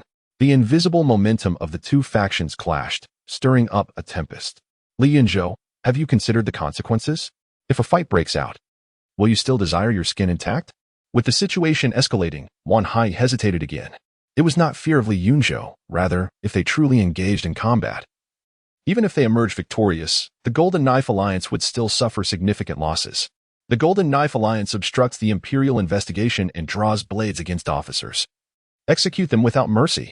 Li Yunzhou responded to Wan Hai with decisive action. With an excuse in hand, he ceased further discourse, unsheathing his ghostly bone sword and charging forth like a whirlwind. Brothers, let's exterminate these scoundrels. We shall divide the spoils later. Guhao bellowed, following suit into the fray. Nothing can invigorate morale quite like money. Those who have followed Li Yunzhou are well aware that he is exceedingly generous. Previously, the evil wolf gang received a substantial share. The Golden Blade Alliance possesses even greater wealth. If Li Yunzhou were to dismantle the Golden Blade Alliance, he would undoubtedly reap significant benefits. In an instant, all the constables' eyes gleamed with excitement as they brandished their blades and charged forth. With a swift motion, blood splattered, and cries of anguish erupted. As Li Yunzhou struck, a wave of blade energy surged forth, severing countless minions of the Golden Blade Alliance in a single blow. They fell as if they were stalks of wheat, crying out in despair. Slaying an enemy at the 7th level of body refinement grants 3 years of power.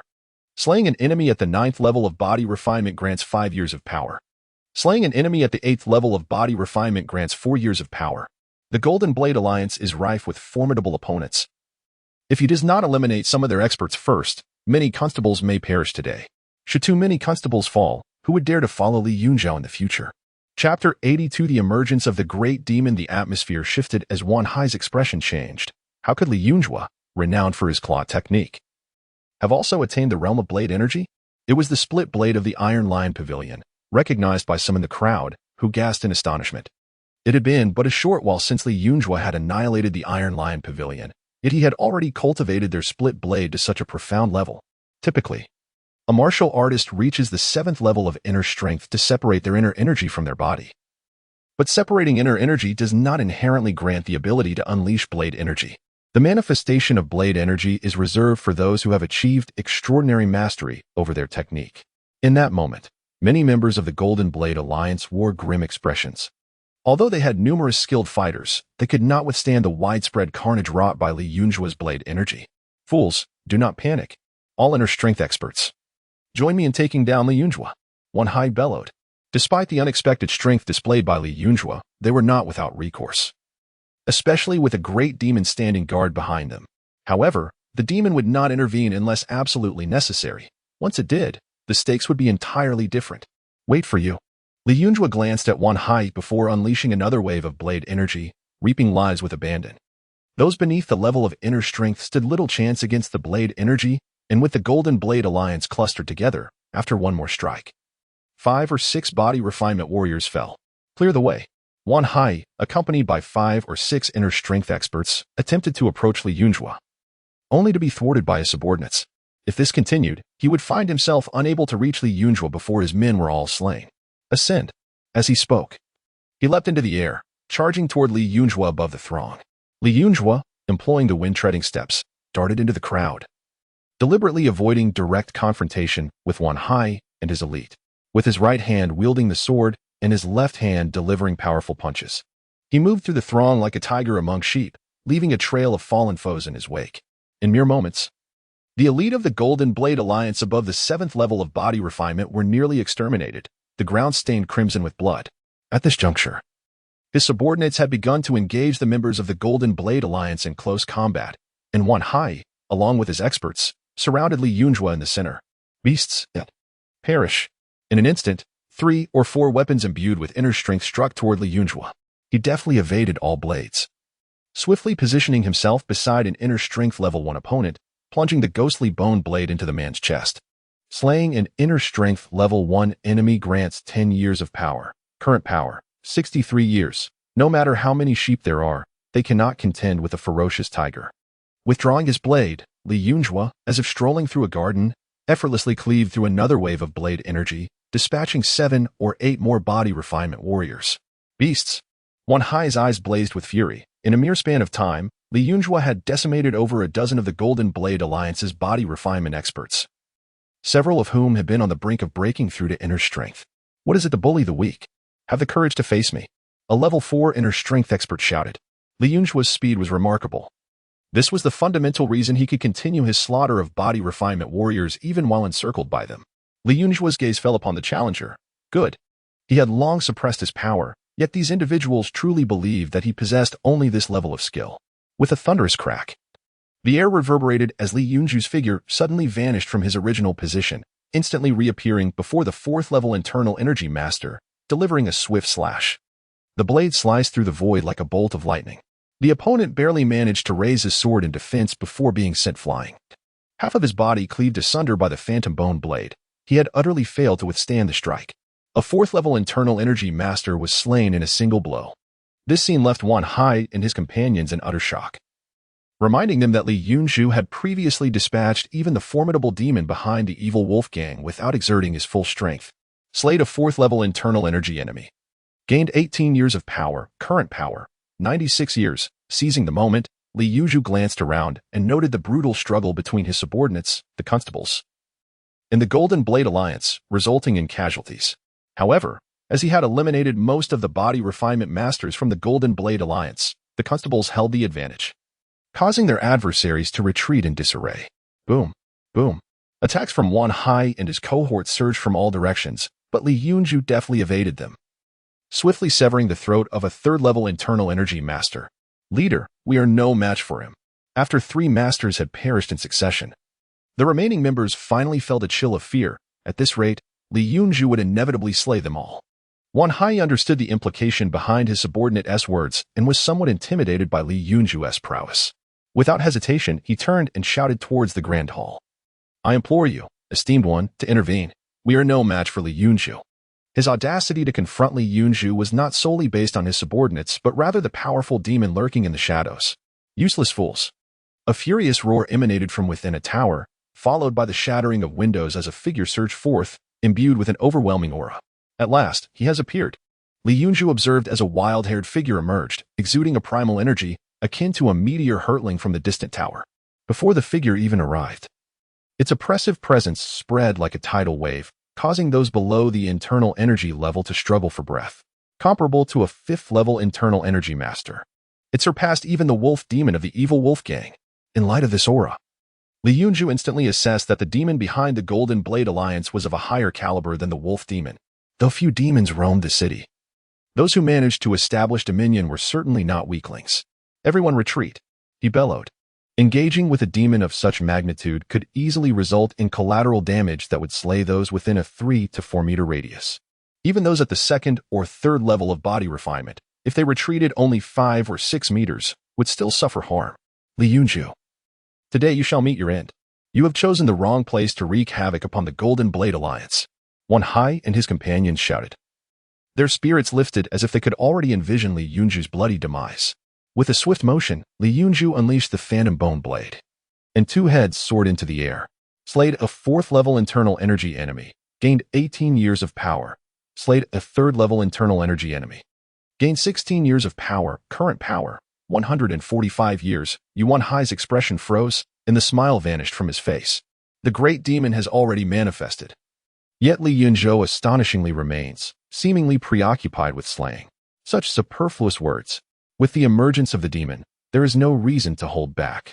Li Yunzhou transformed into a streak of light, launching forth with a slash that shattered Wan Hai along with his weapon, blood gushing from his orifices. Cursed be this fate. The great demon roared, eyes gleaming with malice, as his subordinates fell, leaving him devoid of future profits. After secretly observing for half a day, he had not anticipated that Li Yunzhou was merely concealing his prowess, revealing his full strength only upon the demon's arrival. Get down. The ground beneath him erupted, and Li Yunzhou soared into the air like a majestic bird, unleashing a wave of blade energy mid-flight. This transformed demon, evidently skilled in the art of the blade, wielded a 9-ringed broadsword. Upon seeing the blade energy approach, he grasped his sword with both hands and cleaved through the attack, dispersing the energy. As a result of this obstruction, he plummeted from the air, failing to land at the heart of the battlefield. Chapter 83. Do you wish to devour me? The formidable demon behind the Golden Blade Alliance gazed intently at Li Yunzhou, his eyes glimmering with desire. Although Li Yunzhou's aura only reflected the 3rd level of inner strength, he had already achieved the remarkable ability to project his blade energy, a feat typically reserved for those who had undergone 3 extreme body refinements. 3 extreme body refinements result in a physique of unparalleled strength, with a robust essence of blood and vitality. Making it a potent elixir for demons, consuming one is far more beneficial than devouring 10 of equal rank. Is the head of the Li family truly a genius of 3 extreme refinements? Upon hearing the words of the transforming demon, many of the constables stared at Li Yunzhou in astonishment. They recognized his strength, yet the specifics eluded them, as their understanding of inner strength levels was superficial, rendering them incapable of gauging his true prowess. What exactly is the 3 extreme refinements? Indeed, some were entirely oblivious to the concept of extreme body refinement, casting puzzled glances at their companions. Soon, explanations ensued, and they grasped the significance of extreme body refinement, their shock palpable as they turned to Li Yunzhou, including those still alive from the Golden Blade Alliance. In Linhai County, it is a rare occurrence for a martial artist to achieve even a single extreme body refinement. let alone a genius of 3 extreme refinements. Such tales were merely whispers in the wind. No wonder Li Yunzhou carried himself with such audacity. He possessed the credentials to do so. Do you wish to devour me? Li Yunzhou discerned the demon's thoughts merely from his expression. Just last night, he had been at the 2nd level of inner strength, yet managed to slay a demon comparable to the 6th level with a single strike. Had he not concealed his true abilities, he could have dispatched it with a mere flick of his hand. The transforming demon nodded without hesitation. Had I known of your extraordinary talent, I would not have needed to summon you. Consuming such a genius may enable me to surpass the transformation realm in one fell swoop. As he spoke, he surged forward like a tempest. His 9-ringed blade cleaving through the air, the atmosphere resonating with a piercing shriek. Even before the blade arrived, a fierce gust of wind billowed Li Yunzhou's robes. He shook his head inwardly. The demon's swordsmanship was formidable, undeniably domineering. However, to someone like him, who had already cultivated a sense of blade intent, it appeared as a mere display of clumsiness, riddled with flaws. He could easily end it with a single move if he so desired. Yet, he chose to continue concealing his strength. Revealing too much would deter his adversaries from daring to confront him. By gradually unveiling his capabilities, he could ensure a steady stream of foes sought to challenge him. Bang! As his horizontal blade met the attack, an explosive force radiated outward, uprooting sections of the floor and shattering them midair. Li Yunzhou feigned retreat, taking 3 steps back, mirroring the demon's actions. Indeed, as a genius of 3 extreme refinements, he could contend with me despite the 2 minor realms that separated us. The demon from the Golden Blade Alliance grew increasingly exhilarated. The greater Li Yunzhou's strength, the more substantial the benefits he would gain upon consuming him. Roaring, he exclaimed, I cannot take him down alone. Suddenly, the previous floor erupted once more, releasing a fearsome presence that soared forth. 2 transforming demons. The ones controlling the Golden Blade Alliance were 2 formidable transforming demons. At this revelation, the expressions of Gu Hao and the other constables shifted dramatically. Could Li Yunzhou truly face 2 opponents? Was this still a city of humanity? Li Yunzhou momentarily fell into silence, surrounded by formidable demons. These shape-shifting beasts could not enhance their cultivation by devouring ordinary humans. Otherwise, the residents of Linhai County would have long been consumed. Jiang Yeyu and his ilk were truly despicable. Even more contemptible were Jiang Yeyu and the county magistrate, who not only failed to eradicate the demons but even colluded with them.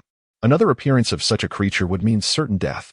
Li Yunzhou took the initiative, stepping forward as the spectral bone blade transformed into a myriad of blade shadows, enveloping the first demon. With the split blade S9th form, the countless blade illusions blurred the line between reality and illusion, each strike imbued with tremendous lethality. Such trivial skills, scoffed the shape-shifting demon. With such dispersed inner strength, what does it matter if you conjure 1,000 blade shadows? It is but a facade. With a sweep of his 9-ringed broadsword, he shattered all the blade lights, dispersing them into nothingness. Suddenly, his pupils contracted as a fist, encased in ice and snow, broke through the layers of energy and struck with ferocious force. He attempted to retreat, but it was too late. The fist slammed into his chest. In an instant, ice and snow spread across him like a contagion. Simultaneously, a terrifyingly potent chill surged into his body, freezing his blood and inner energy. His demon power, comparable to the 5th stage of inner strength, crumbled under this overwhelming force. As realization dawned upon him, he understood that this was Li Yunzhou's true strength. Even in their previous confrontation, Li Yunzhou had not exerted his full power. Such a formidable inner strength was not merely a 3rd breakthrough in body refinement, but rather a 4th, or even an extraordinary 5th. He wished to shout, to warn his approaching comrades, but a flash of blade light swept across his neck, and hot blood gushed forth, silencing him forever. The chilling frost rapidly engulfed him, and in the blink of an eye, he was transformed into an ice sculpture. Captain Li is magnificent! Gu Hao and the others shouted, ecstatic with joy. Against the odds, Li Yunzhou, with his terrifying icy inner strength, had swiftly slain the first demon, severing its neck. To the onlookers, it appeared that Li Yunzhou did not merely defeat the demon through skill, but rather immobilized it with his fearsome chill, thus creating the opportunity to strike. Brother, the second demon, arriving on the scene, let out a heart-wrenching howl, its eyes blazing red with fury. Its murderous intent surged, emanating a palpable aura of malevolence as it dashed across the rooftop, leaping high and swinging a wolf-toothed club with the force of a mountain. Its massive form, wielding such a heavy weapon, resembled a small mountain crashing down, casting a shadow over the ground, causing Gu Hao and the others to hold their breath in apprehension for Li Yunzhou. With a thunderous crash, Li Yunzhou evaded the attack, not daring to confront it head-on. The wolf-toothed club struck the ground with immense force, causing the surrounding buildings to tremble, the earth to crack, and dust to rise like a storm. Die. The second demon, undeterred by its missed strike, charged at Li Yunzhou like a frenzied bull, its eyes ablaze with rage. His skills were remarkable, comparable to that of a fifth-tier inner strength master, much like the first formidable demon. A suffocating aura of malevolence enveloped the surroundings, akin to a house engulfed in flames. With a resounding crash, the wolf Fang club sliced through the air, stirring a tempestuous gale. His combat prowess even surpassed that of the initial demon. You have overstepped your bounds. Li Yunzhou evaded the attack, delivering a swift strike that opened a wound, yet he refrained from immediately dispatching the second demon. Having already encountered an unexpected turn of events once, he was wary of another, fully aware that treachery lurked. Exercising patience, he engaged the second demon in over 100 exchanges, inflicting numerous lacerations before finally slaying it. Nevertheless, this feat inspired awe among all the constables. Their gazes towards Li Yunzhou filled with admiration. Slaying a transforming demon. Gained 30 years of power, current power, 228 years, Chapter 84. You will not survive the night, please spare me, Li Du. We surrender. I know the location of the Golden Knife Alliance's treasure and can lead you to it. It was the Alliance leader. No. It was Wan Hai who had sent Xie Jin to annihilate the Xie and Yang families. With Wan Hai dead, and all the inner strength experts of the Golden Knife Alliance perished, even the formidable shape-shifting demon behind them had been slain. The remaining members of the Golden Knife Alliance were thrown into a state of panic. The air was filled with the sounds of dropped weapons and pleas for mercy. In a desperate bid for survival, some began to heed Li Yunzhou's words, casting blame on the deceased Wan Hai for the destruction of the Xie and Yang families. To dare draw a blade against the constables is akin to rebellion. They must all be executed. Li Yunzhou remained expressionless as he unleashed a blade of energy, instantly cleaving 7 or 8 to death. The constables surged forward, commencing a brutal slaughter. There was no consideration of mercy. Many had been wounded in the previous skirmishes, and comrades had fallen. Sympathy for the Golden Knife Alliance was non-existent. Had Li Yunzhou been defeated, the Golden Knife Alliance would have shown no mercy either. May you suffer a wretched demise, Li Yunzhou. Such bloodlust makes you a true monster. Even in death, I shall return as a vengeful spirit to seek retribution against you. As pleas for mercy fell on deaf ears, the air reverberated with curses directed at Li Yunzhou. After a flurry of blades, the ground was strewn with corpses, a thick layer of congealed blood coating the earth. The stench of blood rose to the heavens, and a malevolent aura seemed to coalesce into a blood mist above the Golden Knife Alliance, the temperature dropping ominously. The number of dead was staggering, at least 70 or 80, the least among them being body-tempering warriors. Had it not been daylight, a terrifying phenomenon would surely have manifested. Hurry and dispose of the bodies, Li Yunzhou commanded. Even in daylight, if these bodies were not dealt with promptly, they could give rise to something horrific. Everyone sensed the shift in the atmosphere and hastened to comply. Some sought carts, while others fetched water to wash away the bloodstains. Upon receiving the news, the inspector Zhao Cheng rushed over, only to be met with a scene of carnage. Bodies of the Golden Knife Alliance littered the ground, not a single living soul in sight, causing his vision to blur. As a subordinate of Jiang Yeyu, he was acutely aware of the relationship between the Golden Knife Alliance and Jiang Yeyu. Li Yunzhou's assault on the Golden Knife Alliance had concluded before he even received word. As an inspector, he felt a profound sense of failure. Why did Li Du eradicate the Golden Knife Alliance? I demand an explanation. Zhao Cheng's expression was grim. Li Yunzhou's audacity was growing. Making such a significant move without reporting it. Do you dare question me? Li Yunzhou shot a cold glance at Zhao Cheng, an overwhelming aura emanating from him, causing beads of cold sweat to form on Zhao Cheng's forehead. At that moment, he recalled the terror that was Li Yunzhou. Yet he fought to maintain his composure and spoke, with so many lives lost, as the inspector, I ought to know what transpired. Only then did Li Yunzhou temper his imposing presence. It was not the right time to sever ties with Jiang Yeyu. A light reprimand would suffice. And he could not execute Zhao Cheng in broad daylight. We have uncovered that the Golden Knife Alliance was responsible for the destruction of the Xie and Yang families.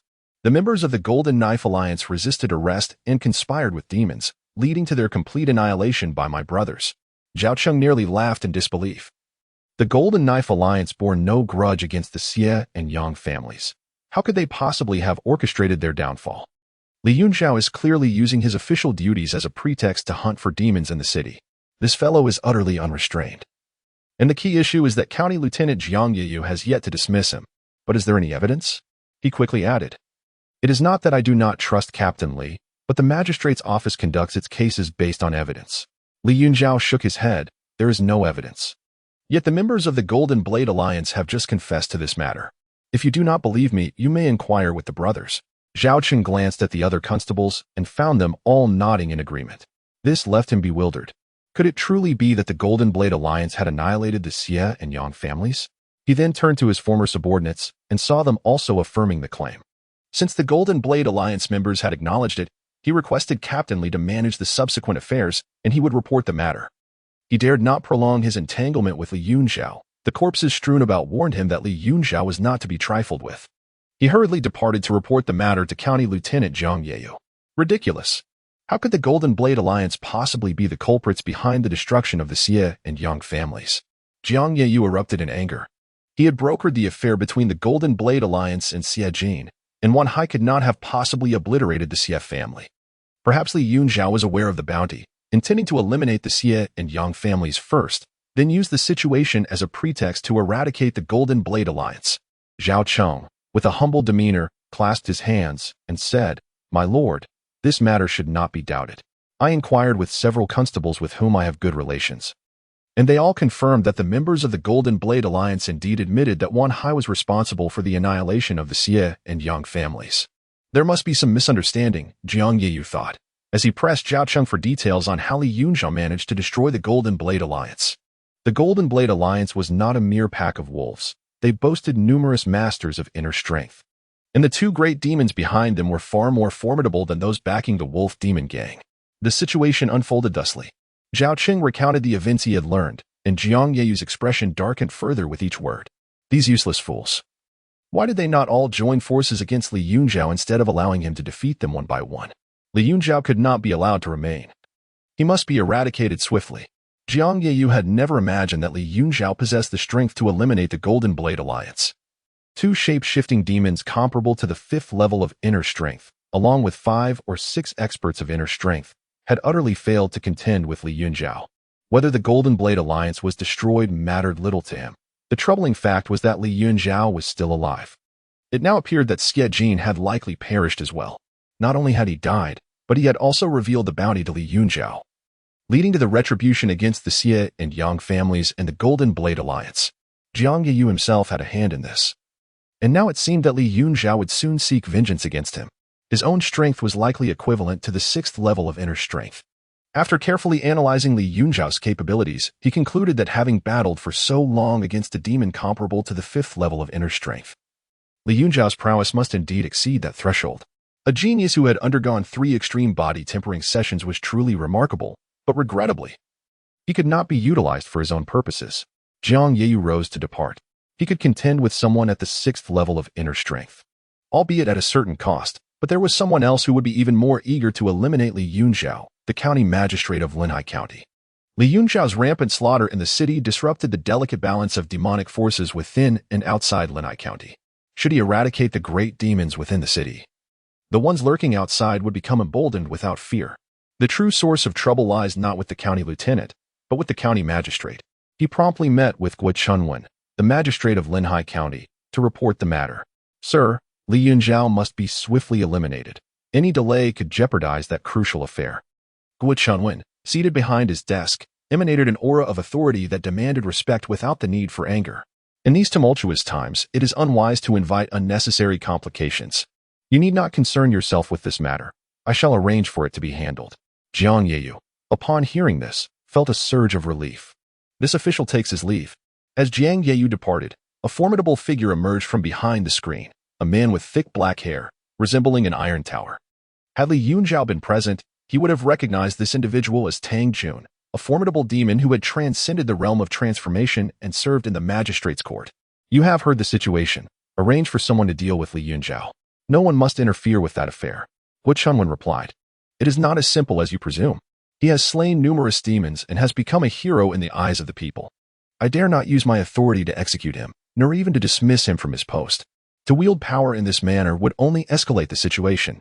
He shall not survive the night. Tang Jun, seemingly understanding, radiated a chilling aura of menace. Gu Chun furrowed his brow. You cannot act personally. Your presence is still required here. I understand. A prodigy who has undergone the extreme body refinement thrice, I truly wish to consume him myself. Tang Jun declared before retreating behind the screen, vanishing from sight. Chapter 85. Such limited means as carts laden with corpses were drawn outside the city for incineration. News of the Jin-Dao Alliance's obliteration by Li Yunzhou spread swiftly throughout Linhai County, eliciting resounding applause from the populace. The citizens, particularly incensed upon learning of the two formidable shape-shifting demons backing the Jin-Dao Alliance and the discovery of numerous bones in a secret underground chamber, voiced their outrage vehemently. Before the aftermath could be fully addressed, a considerable number of citizens flocked to the vicinity of the Jin-Dao Alliance. Most of these individuals were there in search of loved ones who had mysteriously vanished, hoping for a stroke of luck. However, the number of those rescued was scarce, amounting to merely a handful of young women, all of whom had been subjected to unspeakable horrors. In response to their plight, Li Yunzhou instructed the constables to provide ample monetary compensation. I must return to my post. In the Wu Mansion, Zhang Zhihing's eyes turned red upon hearing of Li Yunzhou's actions against the Jin-Dao Alliance. Having missed such an opportunity twice, he feared that if he delayed any longer, all the demons in Linhai County would be vanquished by Li Yunzhou before he could return to the magistrate's office. Furthermore, he had heard that during Li Yunzhou's previous endeavor against the evil wolf gang, everyone had received a share of the spoils. This time, he was certain there would also be a distribution of wealth, and once again he would forfeit a chance to prosper. While Gu Hao had already attained the position of captain, he remained merely a foot soldier, and his injuries rendered him incapable of recovery. Focus on your recuperation, Wei Yan urged, restraining the restless Zhang Zhiheng. His brow furrowed as he continued, a talent like Li Yunzhou, shining brightly amidst the forest, is bound to attract the winds of envy. Does he not recognize the necessity of concealing his brilliance? He is inviting the wrath of all factions in Linhai County upon himself. Having a deeper understanding of the situation here, I see that while his actions are exhilarating, they are fraught with peril. Both human and demon alike cannot abide such a disruptor of order. He turned to Su Jinqian, my dear brother Su. I implore you to counsel him to depart from Linhai County at once. It may be his only chance for survival. When all forces in Linhai County conspire against one man, even a formidable practitioner of the transformation stage faces danger, let alone Li Yunzhou, who is merely a practitioner of internal energy. Su Jinqian shook his head. The master has his own plans. I have already advised him. Yet he remains resolute in his decision to stay. In the conference hall of the Jin-Dao Alliance, Li Yunzhou sat composed as crates of gold, silver, and jewels were brought forth. Compared to the evil wolf gang, the Jin-Dao Alliance was considerably wealthier. In addition to precious metals, there were antiques, calligraphy, medicinal herbs, and more.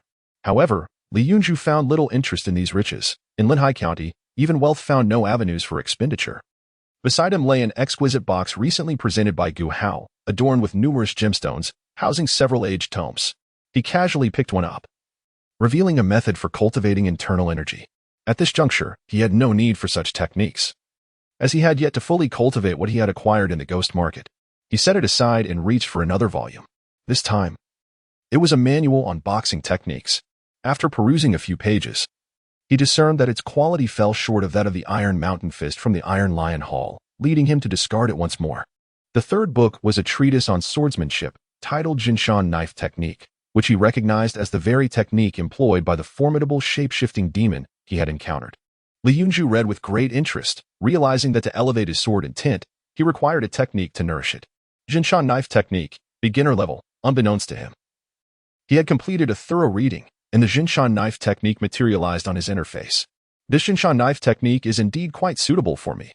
The techniques of the Jinshan Blade method are not particularly intricate. This martial art emphasizes a grand approach, relying on overwhelming strength to conquer multiple adversaries. The more formidable the practitioner, the more domineering their prowess becomes after training.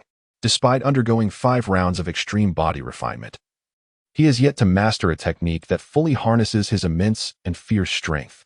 The Great Power Diamond Palm is one such skill, yet it still falls short. Upon expanding his capabilities, he opted to elevate his martial arts proficiency, achieving the pinnacle of mastery in one decisive moment. 10 years of power deducted. Jinshan Blade method perfected. Current power, 229 years. A torrent of insights surged within him, his aura becoming overwhelmingly imposing, and his comprehension of the blade techniques significantly enhanced. The remaining techniques pertained solely to body refinement, which Li Yunzhou found unworthy of his time. "Boss, we've nearly collected everything at this moment," Go Hao entered, reporting that the total value of the spoils from the Golden Blade Alliance amounted to roughly 40,000 taels, 2 of which were in silver notes. Li Yunzhou, showing no hesitation, promptly stowed the silver notes in his satchel. He decided to distribute the remaining spoils among his comrades. Each uninjured member would receive 50 taels. The wounded would receive 100, and the fallen would be honored with 500 each. The martial arts techniques would be kept under his guardianship, and anyone wishing to learn could be provided a copy. He believed that those who partook in the feast must also share in the broth, otherwise, who would follow him into battle? Today, when he issued his command, no one hesitated, and this was precisely the reason. Moreover, surrendering a portion of the money would merely benefit the likes of Jiang Yeyu and Guo Chunwen, the parasites of their society. Keeping a portion for their own was merely a gesture. At this juncture, he and Jiang Yeyu, along with others, were on the verge of confrontation. With nothing left to hold back, if necessary, he could relinquish his position as captain. Even after generously distributing such a sum, it amounted to only 7 or 8,000 taels, leaving over 10,000 taels for contribution. Boss is magnificent. The brothers vowed unwavering loyalty to Captain Li. The constables were euphoric. Previously, under other captains, they had not only failed to amass wealth, but had often been deprived of their basic rights, with any gains required to be surrendered. Now, with the Yunzhou, they were not only exempt from such obligations, but were also entitled to a share of the earnings. This occasion allowed them to receive 50 taels each, akin to 4 years' worth of salary. Once the distribution concluded, and after sealing all properties belonging to the Golden Blade Alliance, Li Yunzhou felt no inclination to confront Jiang Yeyu, delegating Guo Hao to handle the remaining items for submission. Unbeknownst to him, as the day drew to a close, he organized the night watch before the sky began to darken, eventually returning home. "Let me go, you beasts," a woman cried. "Do not shout, my dear, soon you will find comfort," one of the men replied, relishing the evening's fortune. In the dimly lit alley, 2 men were forcefully disrobing a frail woman, who, with disheveled hair and hands pinned against the wall, was powerless to resist, her mouth covered by one of her assailants. Suddenly, a voice rang out from behind them, causing the 2 men to startle and turn. Before they could discern what was happening, a blade sheath struck them, causing blood to flow from their mouths and noses. "Spare us, Great One," they pleaded, their desires swiftly extinguished as they knelt in supplication. "Begone!" The command was like a reprieve, and the 2 men, covering their bleeding mouths, hastily fled. The woman, in a flurry, adjusted her clothing as the mountain trembled, revealing a face of exquisite allure beneath the night sky. It seemed that she had been so overwhelmed by her plight that her legs weakened, causing her to tumble into Li Yunzhou's embrace. In a frantic motion, her hands grasped at his neck, leaving her suspended against him. What a robust physique he possessed. With a soft gasp, the woman shyly lowered her gaze. Unable to meet Li Yunzhou's eyes, her ears flushed with crimson. As she breathed heavily, a wave of warmth surged against his chest. "Might you lend me your support, sir? I find myself devoid of strength." Her voice was sweet and tender, almost like spun sugar. Li Yunzhou stood tall and unwavering, as though he bore not a person, but a mere stalk of straw. In a deep, resonant tone, he replied, "Is this all you are capable of?" Chapter 86. The 4th level of inner strength. Is this all you are capable of? In his arms, the delicate figure visibly stiffened, her alluring expression revealing itself as she lifted her gaze. "My lord, hold me. I am utterly exhausted." Li Yunzhou glanced down. The woman in his embrace was undeniably exquisite, possessing unparalleled attributes in every regard. Were she an ordinary woman, he might have indulged in a fleeting romance. Alas, he harbored no such perverse inclinations. "Your charms may work on the average person, but you fall short of ensnaring me." The woman's pupils constricted sharply, all traces of seduction evaporating as she retreated with the swiftness of a startled creature. Boom! A hand shot forth, shaped like an eagle's claw, striking like lightning against her swan-like neck, pinning her against the wall. Crash! The wall trembled, a cloud of dust cascading down. Yet the woman displayed not a flicker of pain. "No wonder you are a genius who has undergone 3 extreme body refinements. How did you discern that?" Her eyes narrowed slightly, her expression one of astonishment, as if Li Yunzhou's revelation was a feat of unimaginable proportions. "Are you unaware that I specialize in hunting creatures such as yourself? Your tricks before me are akin to a child's play." His 1,000-mile soul pursuit is an extraordinary technique meant for tracking demons. The Fade, the demon before him deemed foolproof, was detectable from dozens of meters away. Additionally, he wielded a blade intent that shielded him, rendering the allure ineffective once she employed her seductive arts. It was as if she were proclaiming her true nature as a demon. Moreover, the two men he had previously encountered were also riddled with flaws after he struck them. Their expressions revealed they were not wicked souls, merely victims of enchantment. Such tactics were familiar to him. How could he fall prey to them? Initially, he had intended to absorb her essence for maximum effect. It seemed he would have to eliminate her first before consuming her. Suddenly, the woman's hand transformed into a furry claw, sweeping towards Li Yunzhou's throat. But before she could strike, the ghost bone blade, unsheathed unbeknownst to her, became a streak of light, pinning her claw to the wall. The woman's expression twisted in pain, fear manifesting in her eyes. She had not witnessed Li Yunzhou draw his blade. It had flown from its sheath of its own volition, impaling her claw against the wall. Blade intent. Controlling the blade with will. The woman was filled with terror, a chill coursing up her spine, surging towards her crown. Li Yunzhou was not merely someone who had breached the third level of extreme body refinement. He was a prodigy who had comprehended the essence of blade intent. To attempt to seduce such a genius with allure was truly a futile endeavor. Had she known this sooner, perhaps foregoing her charms might have afforded her some semblance of a chance. But now, roar. She opened her mouth to unleash a furious growl, her body emanating an inky demonic aura, striving to transform into her true form. Yet, Li Yunzhou's fingers, like iron pincers, grasped her throat. Should she attempt to forcibly revert, the outcome would be her immediate demise at his hands. The depths of his power were immeasurable, far beyond what a sixth-level shape-shifting demon could withstand. Li Yunzhou's strength was akin to an unfathomable abyss. Claims of battle prowess comparable to the sixth level of inner strength were utterly nonsensical. He surpassed even the eighth or ninth levels. Do not act rashly. Tell me whether you belong to the city or the outskirts, and who sent you to kill me. I belong to the outskirts. You are not being truthful. With a gentle tightening of her 5 fingers, a crackling sound resonated, distorting the woman's face in agony as she felt her neck might be crushed by Li Yunzhou's grip at any moment. Throughout, Li Yunzhou maintained an air of nonchalance, as if extinguishing her life were no more challenging than squashing an ant. Spare me, and I will divulge everything you wish to know. The pressure around her neck suddenly eased, and the woman gasped for breath. Speak, do not test my patience. It was Tang Jun. Tang Jun sent me to kill you. Crack. As he twisted his arm, her neck snapped instantly, disbelief flooding her eyes. She had spoken the truth. Why then did Li Yunzhou still choose to end her life?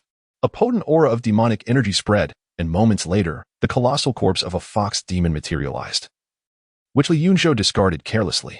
Tang Jun? He believed the fox demon was still lying and had decisively slain her, for he had no knowledge of anyone named Tang Jun. However, the demon's final expression suggested she had indeed spoken the truth. Slayer of the transformed great demon, gained 36 years of power, current power, 265 years, come forth.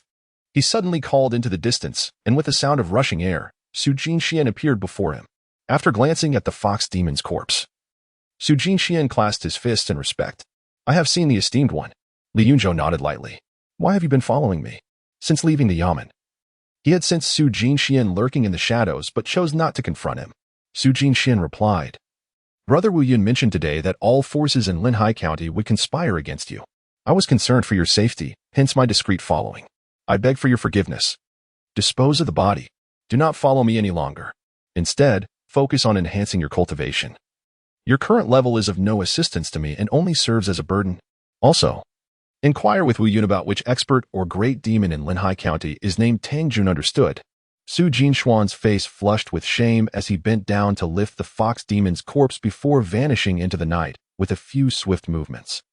Dragon Roar Iron Cloth, Inner Strength Level 3, Man Bull Strength Inner Force, Inner Strength Level 2, Ice Profound Technique, Inner Strength Level 2, All Directions Cloud Swallowing Technique, Inner Strength Level 2, Knife and Tint, Beginner, Wine Treading Step.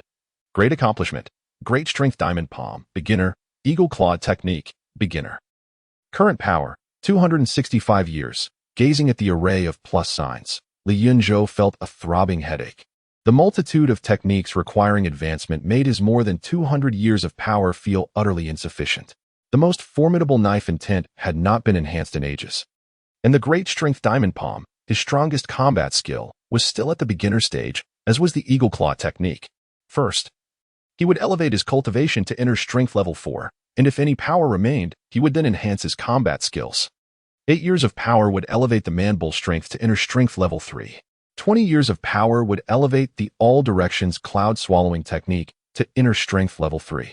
15 years of power would elevate the ice profound technique to inner strength level 3. The 3 doors of internal strength have each transcended the 3rd level, resulting in an almost twofold enhancement of his internal energy, which now permeates his entire being. This widespread distribution of internal energy marks a significant advancement, rendering his defenses impervious to vulnerability. With 223 years of cultivation remaining, Li Yunzhou continues his pursuit of breakthroughs. Wu Yundong is acutely aware of the peril he currently faces, and he certainly recognizes this truth. However, aside from the 2 formidable experts at the county magistrate's residence, he remains largely unconcerned. He seeks to elevate the Dragon Roar ironcloth shirt. Without hesitation, he activates the enhancement feature on the garment. All fears stem from inadequate power. Once his cultivation reaches new heights, he could effortlessly vanquish any formidable beast that surpasses the transformation realm with a mere slap. The display dims, and an overwhelming force surges through his limbs and bones. Li Yunzhou radiates brilliance, as if rivers were rushing within him, his internal energy surging, fortifying every inch of his flesh and blood. The resounding roar of the dragon reverberates through the night sky, exuding a majestic aura, startling countless birds into flight amidst the darkness. Deducting 80 years of cultivation, the Dragon Roar ironcloth shirt breaks through to the 4th level of internal strength. Current cultivation, 143 years. Chapter 87. The subtlety of blade intent. The surging power compelled Li Yunzhou to exclaim in exhilaration, having achieved a breakthrough to the 4th realm of inner strength, particularly through the mastery of the Dragon Roar iron shirt, a technique focused on physical enhancement. He felt as though his very essence had undergone an evolution, a profundity that eluded verbal expression. He reigned in the tumultuous flow of his vital energy, allowing the resonant dragon roar to subside. The authenticity of this dragon's cry intensified, its pressure growing ever more formidable, as if a true dragon were gestating within him. In terms of inner strength, unless faced with an exceptional being at the 5th level, he now possessed the capability to overpower anyone. This newfound confidence stemmed from his advancement to the 4th realm. The latent potential of his physical form was further unleashed, doubling his inner strength. Having engaged in combat with those at the 6th realm, he realized their vigor paled in comparison to his own. Moreover, he boasted not only the terrifying power of his blade intent and 5-fold body tempering, but also the unmatched prowess of the Dragon Roar iron shirt. However, this might also be a mere illusion, for in the small town of Linhai, he had yet to encounter any noteworthy geniuses. As for martial techniques, they were all but worthless. After resuming his seat, he expended 60 years' worth of energy to elevate the 8 directions cloud-swallowing technique, the Mighty Bull inner strength, and the Ice Profound technique to the 4th realm, at which point Li Yunzhou ceased his ascension and cultivation. With his cultivation enhanced, it was imperative that his combat skills also evolved correspondingly to fully harness the power of his ethereal form. Observing the myriad techniques that required enhancement, Li Yunzhou fell silent for a moment before resolutely deciding to first advance his blade intent. Blade intent represented his most formidable method and could not be neglected. With the deduction of 80 years' worth of energy, he reached the minor completion of blade intent, leaving him with merely 3 years' worth of power. Unexpectedly, after practicing several blade techniques, he discovered that elevating his blade intent to minor completion demanded a staggering 80 years of energy. Yet, he felt no remorse. The greater the energy required, the more formidable his skill would become. Boom. Li Yunzhou felt a tremor in his mind as a torrent of insights regarding blades surged forth. In an instant, his aura sharpened, akin to a drawn blade, his garments billowing without a breath of wind. A palpable sharpness emanated from him, transforming into invisible blades that sliced through the air with a sound like a whispering breeze. With the minor completion of his blade intent, his sensitivity to his surroundings heightened. A mere thought seemed to transform into a tangible blade, capable of cleaving through the very fabric of existence. Li Yunzhou formed his hands into a blade and struck out across the void. A blade of light rapidly materialized in his hand before shooting forth. Puff! The nearby floor was silently sliced, leaving behind a smooth gash. Compared to the previous blade chi, the lethality of the blade light was far more terrifying. Its force more concentrated. Where the previous blade chi would dissipate into pure energy after reaching a certain distance, the blade light generated from his minor completion of blade intent would travel over 10 yards without disintegrating. Most importantly, he was no longer confined to the blade.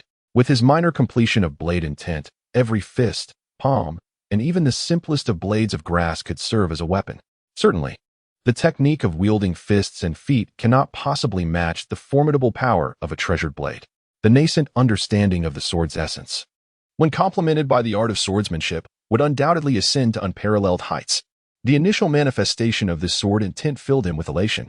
The surge of sword intent within him made him yearn for a worthy opponent to engage in combat. Although he was not inherently belligerent, the essence of the blade, with its inclination towards violence, influenced him, necessitating an outlet for such impulses. However, at this late hour, where could he possibly find someone to challenge?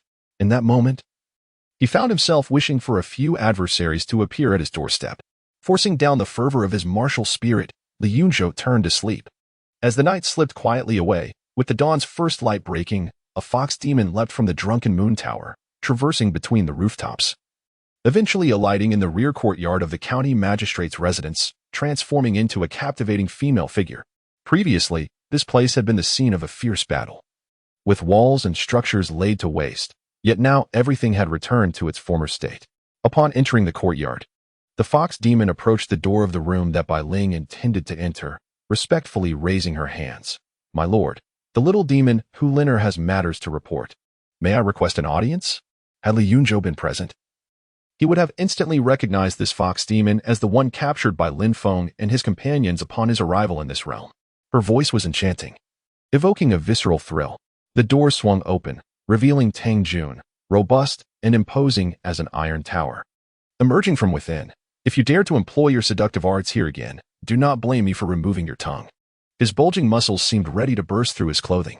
Such a formidable figure left Hu Liner drooling. If she could cultivate a close relationship with him, her own powers would surely flourish.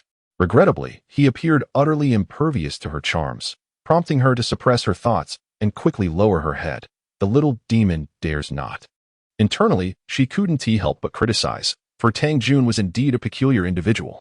No wonder he was so infatuated with a human woman that he had forsaken his position as a mountain king, spending his days in servitude to Guo Chunwen. Any other demon encountering her exquisite allure would have been unable to contain themselves. Yet, Tang Jun, instead, exhibited disdain towards her. Was he still truly a male? "What is it? Speak." Tang Jun's voice was frigid. "My lord, my fifth sister departed last night at dusk as per your instructions to eliminate Yunzhou. But she has yet to return. I fear she may have encountered misfortune." Tang Jun's gaze sharpened. "Did you not check near Yunzhou's residence?" Hu Liner shook her head. "My fifth sister has fallen.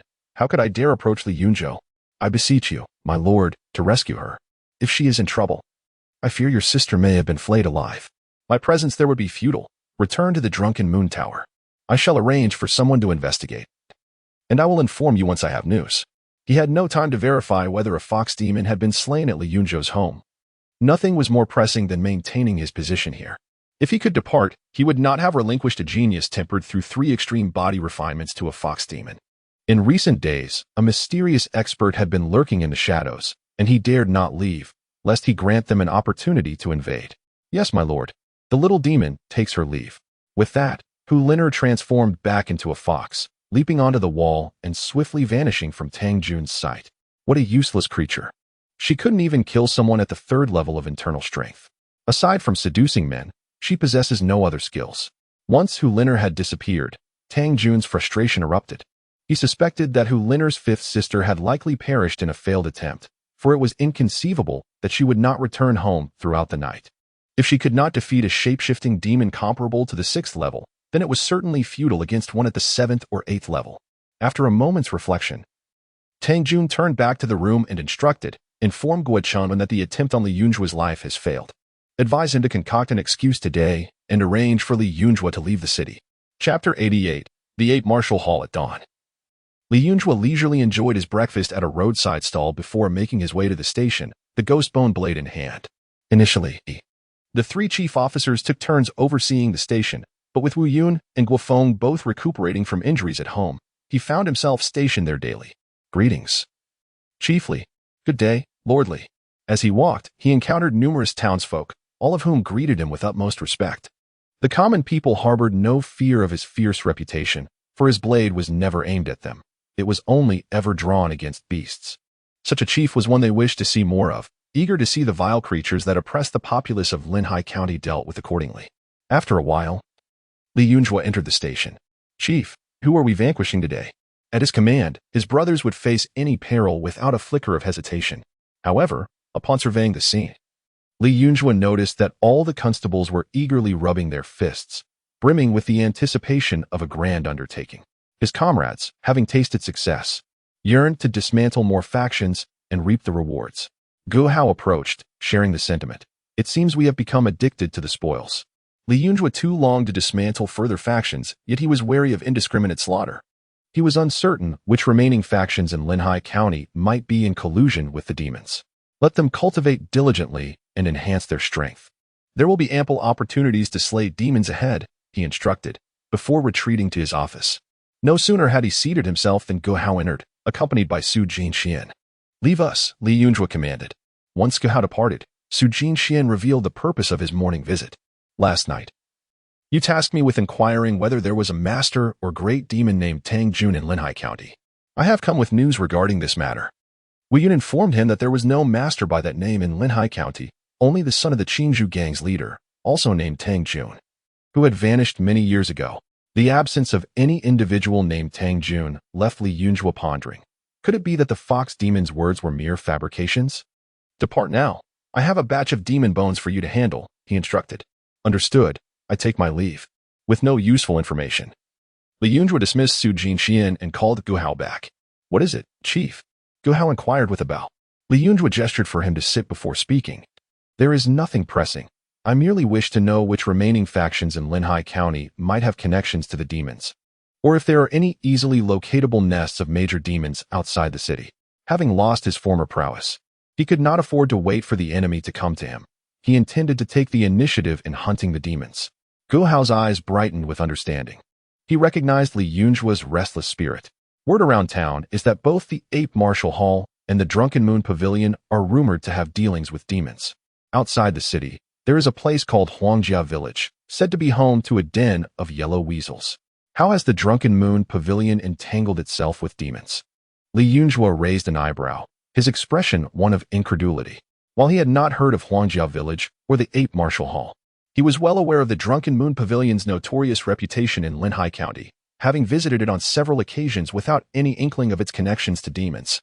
Gu Hao cast a skeptical glance at Li Yunzhou, questioning whether the leader was unaware of the fox demon's penchant for male beauty, their practice of yang replenishing yin. Whether seducing individuals in their homes or luring them in the wilderness, such endeavors were certainly more convenient than engaging in brothels. Not only could they enhance their essence and cultivate their paths, but they could also profit from it. Li Yunzhou suddenly understood, as long as no lives were lost. The brothel was akin to paradise for these fox demons. Those who frequented such establishments were invariably affluent individuals. In this realm, wealth equated to martial prowess, infused with abundant essence and vigorous yang energy. Gu Hao remarked that this information circulated only among a select few, and he himself was unsure of its veracity. After all, with so many dignitaries and young masters in Linhai County drawn to the likes of Yunzhou Tower, if it were true that a few of the women there were fox demons, it would not deter the throngs from visiting. Li Yunzhou shook his head, speculating that perhaps these aristocrats were indeed drawn to such perverse attractions. Having experimented with countless vices, it was only natural for them to seek out forbidden thrills. This might well explain the establishment's undeniable popularity. He noted Yunzhou Tower for future reference, but had no intention of confronting it just yet, as it was under the jurisdiction of the county magistrate, and now is not the time for a direct confrontation. "What is this Yunzhou Hall?" "I have never heard of it," he inquired. Gu Hao replied that it was normal not to have heard of it, for Yunzhou Hall was a martial arts academy. Unlike the Taisher Hall or the Nyoemo Fist Hall, Yunzhou Hall did not accept students merely for a fee. Instead, it actively sought disciples. If one caught the eye of the old master, even a penniless individual could be granted entry to learn martial arts, with provisions provided. Li Yunzhou was perplexed as to how such a place could be associated with demons.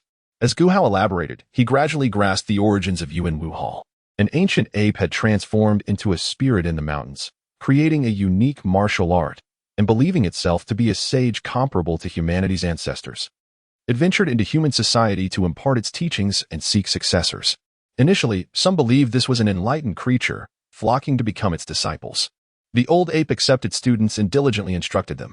However, as time passed, People began to realize that despite its ability to speak, it was still a beast at heart.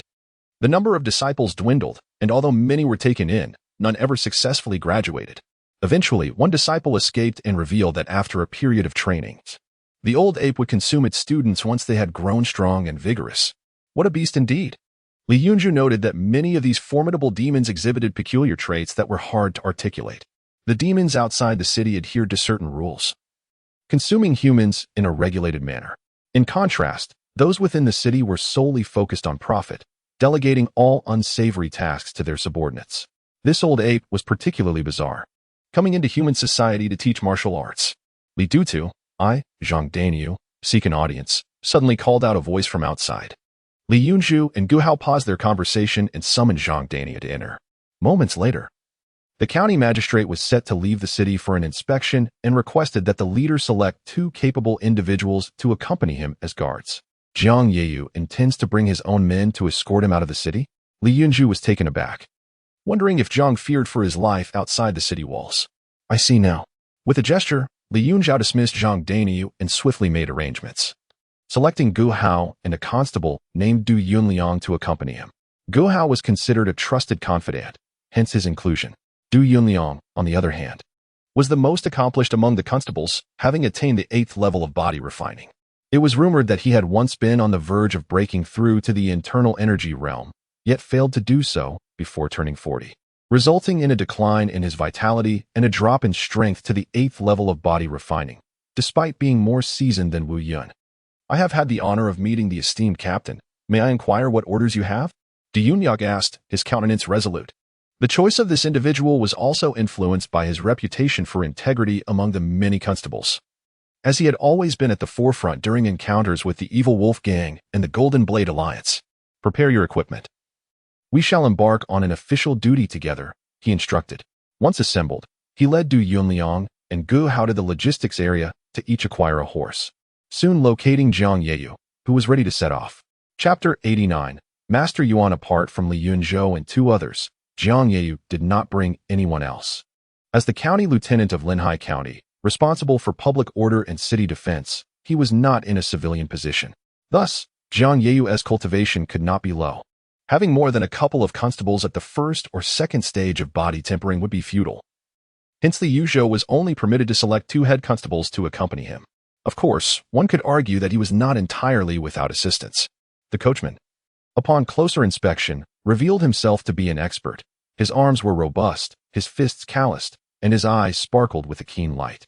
Although he had not yet engaged in combat, Li Yunzhou could discern that he possessed at least inner strength. The 3 trailed behind the cart, and Jiang Yeyu did not disclose their destination. After exiting the city, they proceeded northwest along the official road, seemingly en route to Shiyang town. Li Yunzhou rarely ventured outside the city and was unaware of where this road led, but the elder constable Du Yunliang recognized it. Gu Hao's expression soured. Shiyang town was quite distant, and if they lingered there, they might not return tonight. Although they were mounted, Jiang Yeyu's cart moved at a leisurely pace, taking a couple of hours to reach Shiyang town. With midday approaching, a round trip could very well necessitate an overnight stay in Shiyang town. The landscape gradually became desolate, with increasingly tall weeds and no sign of pedestrians, as Linhai County faded from sight. After a while, they traversed a path nestled between 2 mountains, and suddenly the vista opened up to reveal a landscape adorned with wildflowers. Under the green canopies, beside a babbling brook, wisps of smoke curled upward. A stone hearth, constructed from scattered rocks, held a large pot filled with boiling water, while several individuals busily tended the fire and added fuel. They appeared human at first glance, but upon closer inspection, a few possessed furry tails protruding from behind. Not far off, a table and a reclined chair were set up, where a robust figure lounged. A man without a tail, holding a fan, was fanning the figure in the chair. This was a rather unsettling encounter with old demons enjoying a spring outing. Gu Hao felt a chill run down his spine. The presence in the chair was undoubtedly a formidable entity, likely a patriarch among these creatures, as evidenced by the throng of lesser demons attending to him. A gentle breeze carried the mingled scents of smoke and a foul odor. "My lord, we must leave at once," Du Yunliang urged, spurring his horse forward. However, he noticed that the coachman remained unfazed by the scene, continuing to wield his whip until they halted beside the hearth. The coachman dismounted, set a stool on the ground, and respectfully announced to the cart, "My lord, we have arrived." The curtain lifted, and Jiang Yeyu emerged, casting a cold smile back at Li Yunzhou before stepping down from the cart. Was he in league with these demons? At that moment, even Gu Hao and Du Yunyang, though slow to react, realized that this was no accident. Jiang Yeyu had deliberately brought them to meet these creatures, specifically to bring Li Yunzhou before them. In an instant, both men wore grim expressions, retreating to Li Yunzhou's side, hands resting on their sword hilts. Just then, the water reached its boiling point. A deep and resonant voice echoed, and the robust figure reclining in the chair rose, akin to a small mountain springing to life. Upon closer inspection, although the being appeared humanoid and was clad in garments, its head and exposed areas were entirely covered in white fur, with a sharp snout and a simian visage. Indeed, it was a white ape. Jiang Yeyu stepped forward swiftly, clasping his hands in a gesture of respect, exclaiming, "Ah, it is Master Yuan who has come to intervene. Thus, Li Yunzhou is undoubtedly doomed." "How perceptive of you." The white ape seated in the chair displayed an air of self-satisfaction, reveling in the title of master. This was troubling. He was none other than the elder ape of the Ape Martial Hall. Du Yunliang's expression shifted dramatically. Only an old captain like him comprehended the terrifying prowess of this sage who descended from the mountains to impart knowledge.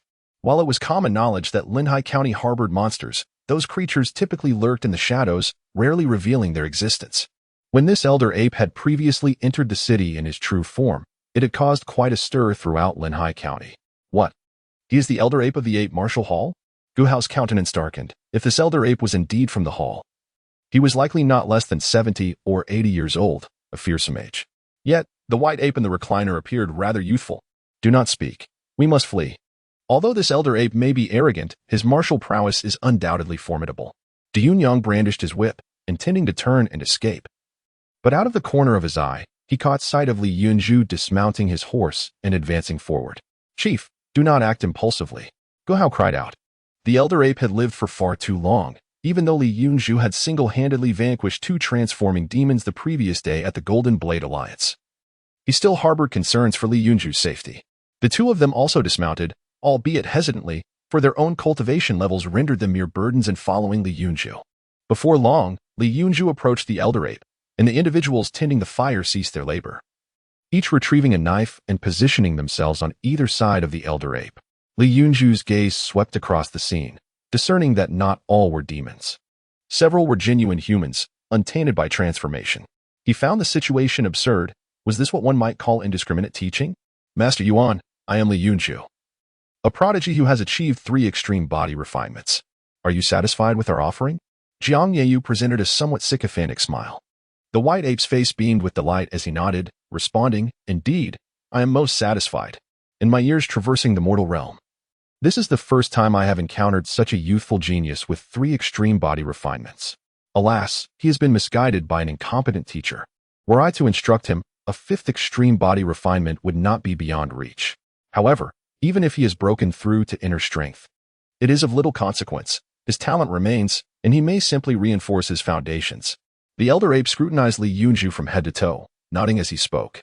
His tone suggested he did not intend to kill Li Yunzhou, but rather to take him on as a disciple for guidance.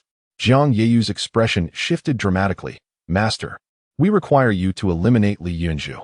He sought to eliminate Li Yunzhou, not to appoint him a mentor. This elder ape was truly deranged.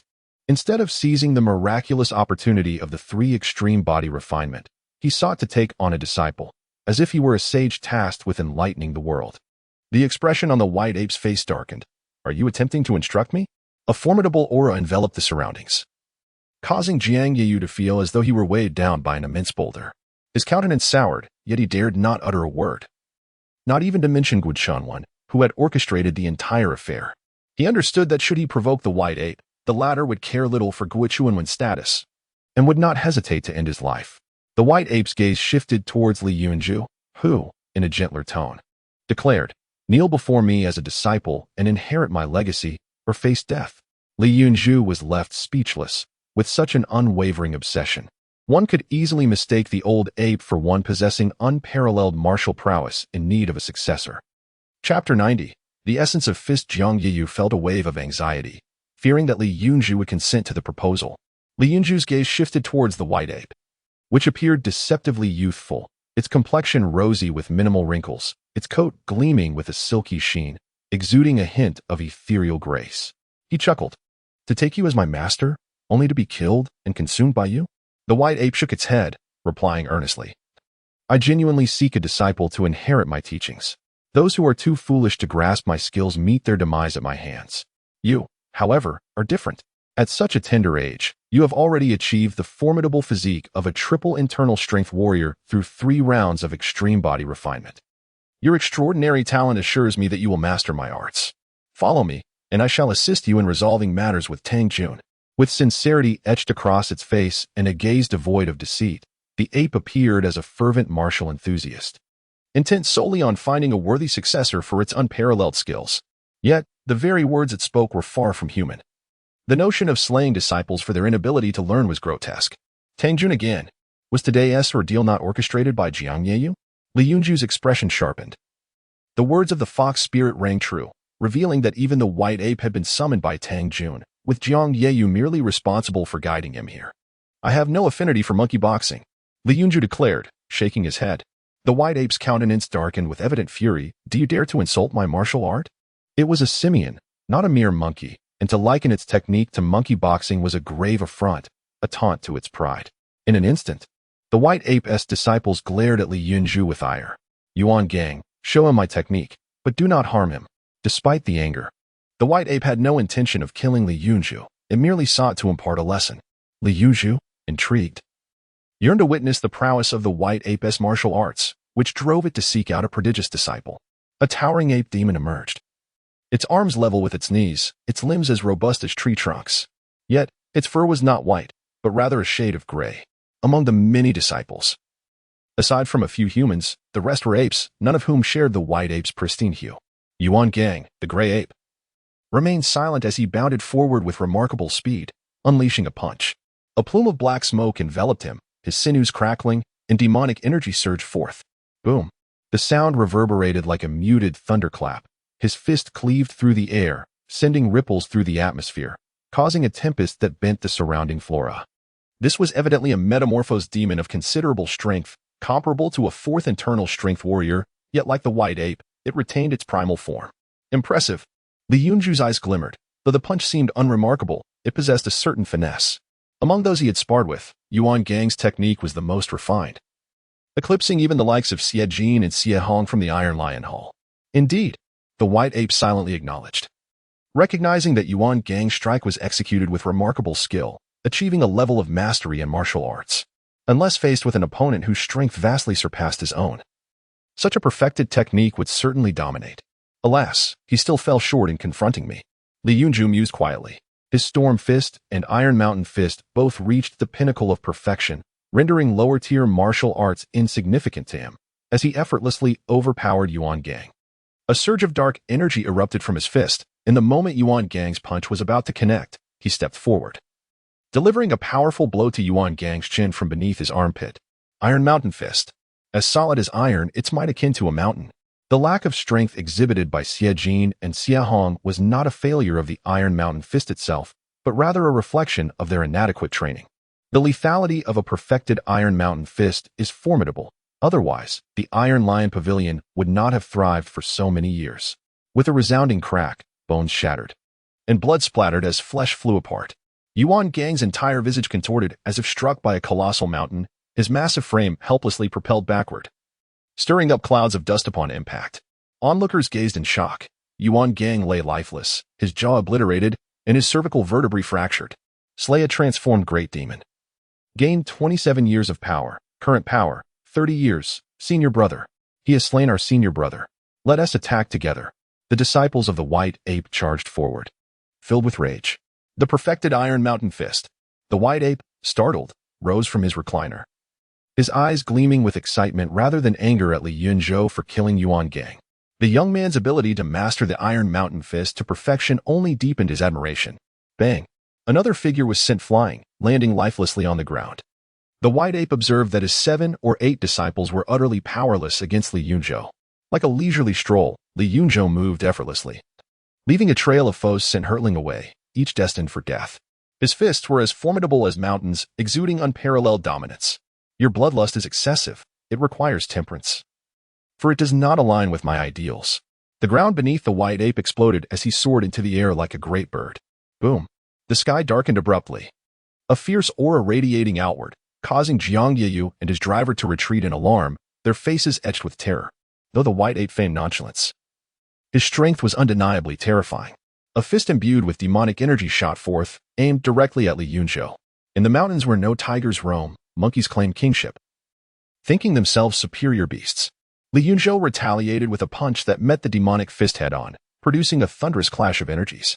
The two surviving white ape disciples screamed in agony, blood gushing from their orifices as they were sent flying. He pursued one, delivering a fatal blow that severed the neck. Slay a transformed great demon. Gained 21 years of power. Current power, 154 years. Just as he aimed to eliminate the last one, the white ape arrived at his side, forcing him to relinquish his pursuit. While he verbally dismissed the white ape, the latter's formidable prowess was indisputable, undoubtedly reaching the pinnacle of transformation. A further ascent would elevate him beyond mere transformation, aligning his strength with that of true great demons comparable to the formidable human warriors of the realm. In terms of martial cultivation, this equated to the zenith of the 9th layer of inner strength. Moreover, this old creature not only possessed a high level of cultivation but also exhibited remarkable mastery in martial arts. Although their confrontation was merely an exchange of blows from a distance, he had already sensed a formidable intent within the white ape's technique. Had it not been for the intent of the blade that shielded him, he would not have been able to withstand that punch so effortlessly.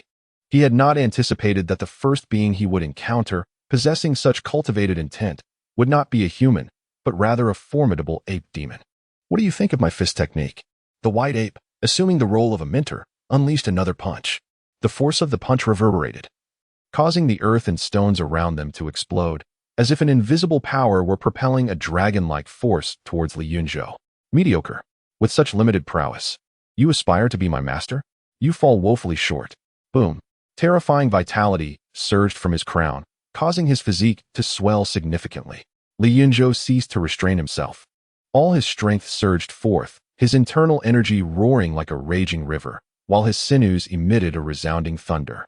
Faced with the ancient demon who had already mastered the intent of the fist, he found no need to conceal his abilities. Perfectly poised to test his own body that had undergone 5 rounds of extreme tempering against a formidable opponent at the 9th level of internal strength. Chapter 91. Slaying the white ape. The scene at this moment was nothing short of astonishing. Blood and energy surged skyward, an overwhelming pressure swept through the air, and a terrifying gale formed around Yunzhou as the ground cracked incessantly beneath him. He resembled a war god, exuding an unparalleled aura. He had essentially unleashed all his power, save for his divine combat talent and sword intent, releasing every ounce of strength from his body. His internal energy surged dramatically, coalescing into his fists and radiating a blinding dark light. You are not at the 3rd level of internal energy, but rather the 4th. The white ape's voice quivered slightly.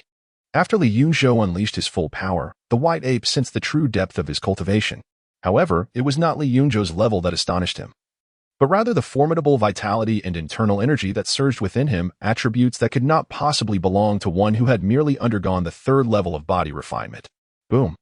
Yunzhou's fist struck out with a force so pure and ferocious it resembled a colossal wave.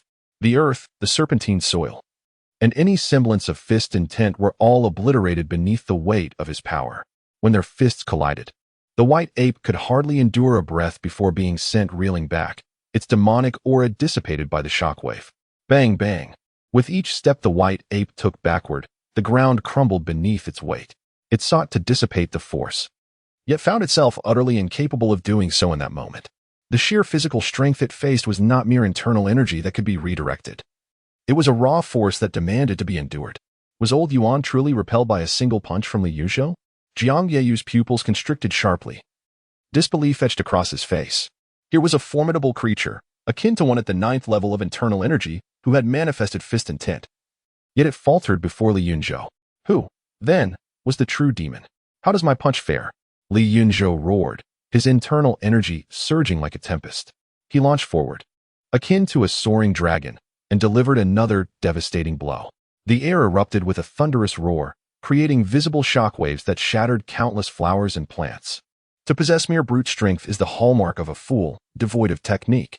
if you were to comprehend the true essence of my martial arts, this punch would be sufficient to bring about your demise, the white ape bellowed. Even at this juncture, it refused to abandon its desire to take Li Yunzhou as a disciple, hoping to impart its own martial techniques. 5 times body refinement.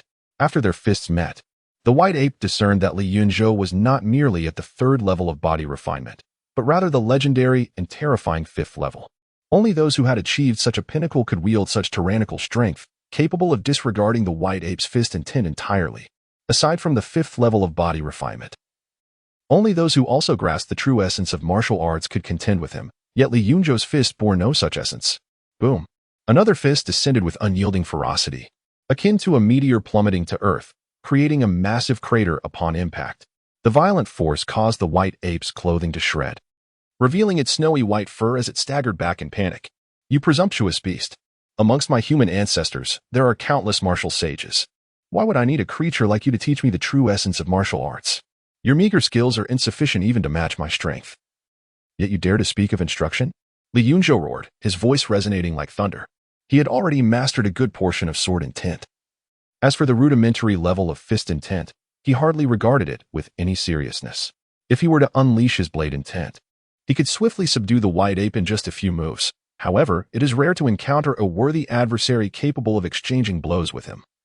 And thus he hesitates to deliver a fatal strike. With a thunderous roar, he surged forward like a celestial dragon, breaking through the shroud of dust.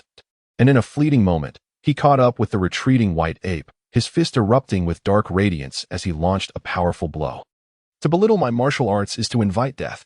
The white ape bellowed, swelling up in fury, his form rapidly ascending to a towering 3 meters.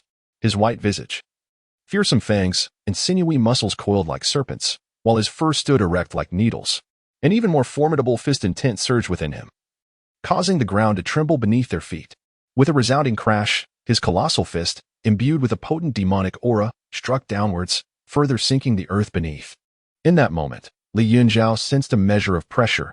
Indeed, the ancient demon, having lived nearly a century, possessed formidable prowess. Yet that was all there was to it. Now was the perfect opportunity to test my dragon roar iron cloth. With a mere thought, the dragon roar iron cloth activated, enveloping him in a chilling metallic sheen, as if he were clad in iron armor. Boom! A surge of overwhelming power erupted from his flesh, shattering the air around him and dissipating the pressure exerted by the white ape. Simultaneously, an exalted dragon's roar resonated from within him, as if a true dragon were awakening inside his being. A terrifying aura emerged, causing the white ape's advancing fist to falter. A look of palpable fear etched across its face. What kind of technique is this? The white ape exclaimed in astonishment, a primal dread stirring within its heart, diminishing its imposing presence by a third. At that very moment, Li Yunzhou unleashed his fist. Bang! The strength, magnified by the dragon roar iron cloth, cascaded forth like an avalanche, and with a single strike, the white ape's fist shattered, its 3-meter frame launched away like a mere hillock. What? Jiang Yeu screamed, her face a mask of horror. The white ape's ultimate technique proved utterly futile, as the battle godlike Li Yunzhou sent it flying, its bones reduced to splinters. Boom! The white ape howled as it crashed to the ground, creating a deep crater, its visage filled with terror.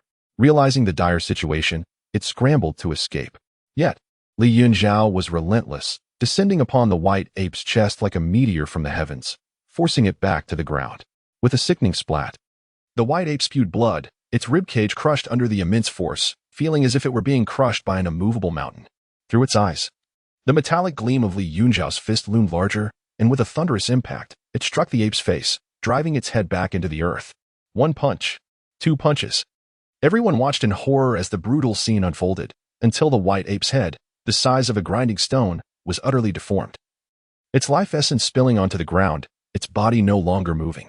Only then did Li Yunzhou rise to his feet. Spare me, Great One. The surviving disciple of the white ape trembled, falling to his knees.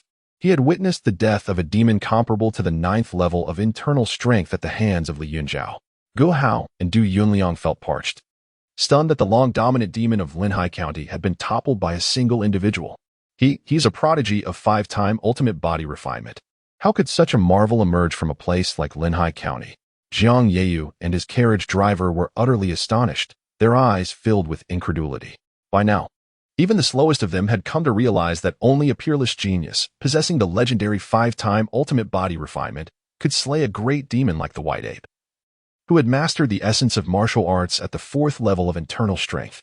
Such unparalleled power was beyond the reach of even a 3-time or 4-time ultimate body refinement practitioner. Slaying the transformed great demon. Gained 60 years of cultivation, current cultivation, 214 years, his eyes gleamed with brightness. Based on past experiences, defeating the White Ape would typically yield no more than 40 years of cultivation, yet it conferred 60 years. Was it due to the essence of martial arts? Slaying the transformed great demon. Gained 21 years of cultivation. Current cultivation, 235 years, with a swift motion. He crushed the skull of the last disciple of the old ape with a single slap and approached Jiang Yeyu. What do you intend to do? I am the county lieutenant of Linhai County. Should you kill me, your entire clan would face annihilation. Jiang Yeyu retreated repeatedly, his voice laced with authority and trepidation. Chapter 92. The night reign of Jiang Yeyu was engulfed in fear, yet he refrained from attempting to flee. Before a formidable opponent like Yunzhou, the prospect of escape was futile. He was terrified, believing that summoning the White Ape was an overreach, only to realize that Yunzhou had been concealing his true power all along. At this moment, he could only hope that his identity would instill a sense of dread in this fierce adversary. Tell me, who is Tangjun? A powerful pressure enveloped the air, accompanied by the resonating roar of a dragon. Jiang Yeyu felt as though a ferocious dragon had set its sights on him, causing beads of sweat to form on his forehead. As the county lieutenant of Linhai County, he possessed considerable strength, having reached the 6th level of inner energy. Yet he sensed that Yunzhou could easily crush him with a mere slap. He was the son-in-law of Guo Chunwen, under the weight of impending death. Jiang Yeyu wasted no time divulging what he knew. Do you dare to deceive me? Yunzhou's gaze turned icy, and a murderous intent surged forth. He had been in the Yamen for a year or two, but had never heard of County Magistrate Guo Chun and having a daughter or son-in-law. I am not lying. Tangjun is indeed Guo Chunwen's son-in-law, Jiang Yeyu screamed, overwhelmed by the intense killing aura that left him trembling. The county magistrate did indeed have a daughter, but rumors had long circulated that she had died many years ago and had never married. Is that so? Yunzhou was taken aback, for he was too young to be aware of many matters concerning Linhai County. Du Yunliang approached, casting a disdainful glance at the terrified Jiang Yeyu. The sight of someone who had plotted to kill Yunzhou, only to exhibit such cowardice afterward, was repugnant to him. Jiang Yeyu, filled with gratitude, looked toward Du Yunliang. No, she is alive and married to Tangjun. Tangjun is her husband. If she is indeed alive, why proclaim her death to the outside world? Moreover, who exactly is this Tangjun, and why has no one in Linhai County ever heard of him?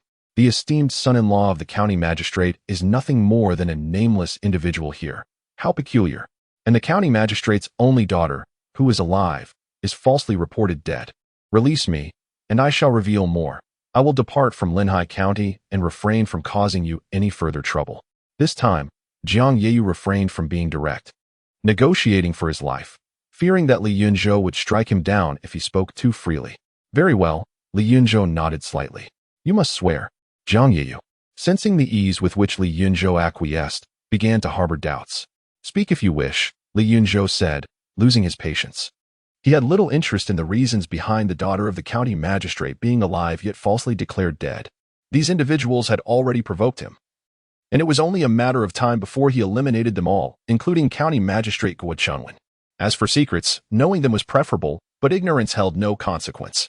Stepping forward, he unleashed a powerful punch, the force akin to crashing waves, accompanied by a resounding dragon's roar. No, Jiang Yeyu screamed in terror. But his words were cut short as Yunzhou's fist collapsed his chest, sending him hurtling backward in a spray of blood. Despite his mastery of the 6th level of inner energy, he could not withstand even a single strike from Yunzhou. Upon hitting the ground, he met his demise, slaying an enemy of the 6th level of internal energy, gaining 22 years of power. Current power, 257 years. Withdrawing his fist, he spoke coldly. We encountered a demon ambush, and County Officer Jiang Yeyu fought valiantly to the death, perishing alongside the fiends. Gu Hao and Du Yunyang were struck dumb, their faces etched with horror. They were well aware of Yunzhou's audacity, but to dare slay a county officer was beyond reckoning. This was not merely a demon, but a 9th-rank official. Killing an officer, if discovered, would be deemed treason. Both assumed Yunzhou would spare Jiang Yeyu, despite the latter's collusion with demons to eliminate him. For Jiang's status was paramount. Officer Jiang died heroically. His bravery in combating demons is worthy of our emulation. In the next moment, both regained their senses. Stepping forward to draw their blades, one striking Jiang Yeyu's lifeless body. "Spare me, lordly." Jiang Yeyu's coachman, pale and trembling, pleaded for mercy. "I am merely a guard to Jiang Yeyu. Grant me my life, and I shall depart Linhai County, vowing never to speak of this." "You cannot be spared." In a flash, Li Yunzhou unleashed his strength, and a sound of bones snapping echoed as the man was sent flying, lifeless upon impact. Slaying an enemy of the second level of internal energy, gaining 14 years of power, current power, 271 years, exhilarating. Such stratagems, Li Yunzhou hoped for more, otherwise. Fighting these demons would prove arduous. He felt that Jiang Yeyu's demise was premature, a waste. The officer ought to have summoned more to their doom. However, Jiang Yeyu was aware of his 5 extreme body refinements, leaving no choice but to eliminate him. Were Guo Chunwen to learn of this? The ensuing terror would not be mere shape-shifting demons, but true, formidable fiends. Thankfully, Guo Chunwen and Tang Jun remained. Tang Jun. Li Yunzhou had begun to suspect Tang Jun's true identity. Remaining low-key as the son-in-law of the county magistrate suggested that he might indeed be the true-formed demon residing within the magistrate's estate. If the magistrate's daughter wed a demon, Guo Chunwen would not have concealed such a scandal. His head would have rolled 18 years prior. "Chief, what shall we do next?" Gu Hao and Du Yunyang approached, their faces filled with dread. If things went awry, their families could face extermination. "We must sever the head of the ape demon and return it alongside Jiang Yeyu's corpse." The two felt a chill run down their spines. After killing a county officer and returning with the body, were they not inviting scrutiny? Fear not. Today's massacre was orchestrated by Guo Chunwen. Even if we do not return Jiang Yeyu's body, Guo Chunwen knows I am responsible for his death. Noticing their ignorance of the deeper context, Li Yunzhou elucidated. He was confident that Guo Chunwen would not dare to confront him overtly. Both sides were equally compromised, and subtlety was the wisest course. Furthermore, he was no fool. Should Guo Chunwen seek to apprehend him, he would only incite Li Yunzhou's defiance, complicating matters for Guo Chunwen further. Gu Hao and Du Yunliang exhaled in relief as they inflicted some false wounds on Jiang Yeyu's corpse to simulate an attack by demons. To enhance the realism, they even marred their own bodies with a few superficial injuries. Li Yunzhou meticulously extracted all the demon bones and severed the heads of the ape demons, allowing the headless bodies to be sprinkled with decomposition powder, which swiftly transformed them into a heap of white bones. After a moment's contemplation, he tossed 2 of the least valuable demon bones to Gu Hao and Du Yunliang. Having an abundance of demon bones rendered them virtually worthless to him. Thus, as the leader, he believed it prudent to share a morsel with his subordinates while indulging himself. "Thank you, boss," the two exclaimed with unrestrained joy. For what held little value to Li Yunzhou was akin to a fortune for them. They could easily sell them for at least 200 taels of silver. Such funds could be utilized for weapon forging, potentially crafting a treasured family heirloom. Let us return to the city. He was eager to witness the expression on Guo Chunwen's face upon learning of Jiang Yeyu and the White Ape's demise. Chapter 93. Provocation. Li Yunzhou has once again vanquished a demon. At the entrance of Linhai County, the sight of a cart laden with the severed heads of ape demons left all present in a state of astonishment. Some recognized the identity of the old ape from the ape martial hall, and despite the grotesque deformation of his head, his distinctive white fur was unmistakable. Is Li Dutu going to hang these beasts' heads on the city wall again? A few soldiers stationed at the city hurried over, eager to assist in procuring ropes. No need. These beasts have slain the county lieutenant. Their heads must be presented to the county magistrate. Li Yunzhou declined their offer, leading the cart into the city, leaving the soldiers dumbfounded. The news of County Lieutenant Jiang Yeyu's demise erupted at the city gate. All eyes turned to the cart, revealing a somewhat distorted corpse inside. It was indeed Jiang Yeyu. Many had never met him, yet recognized the official garb of the county lieutenant.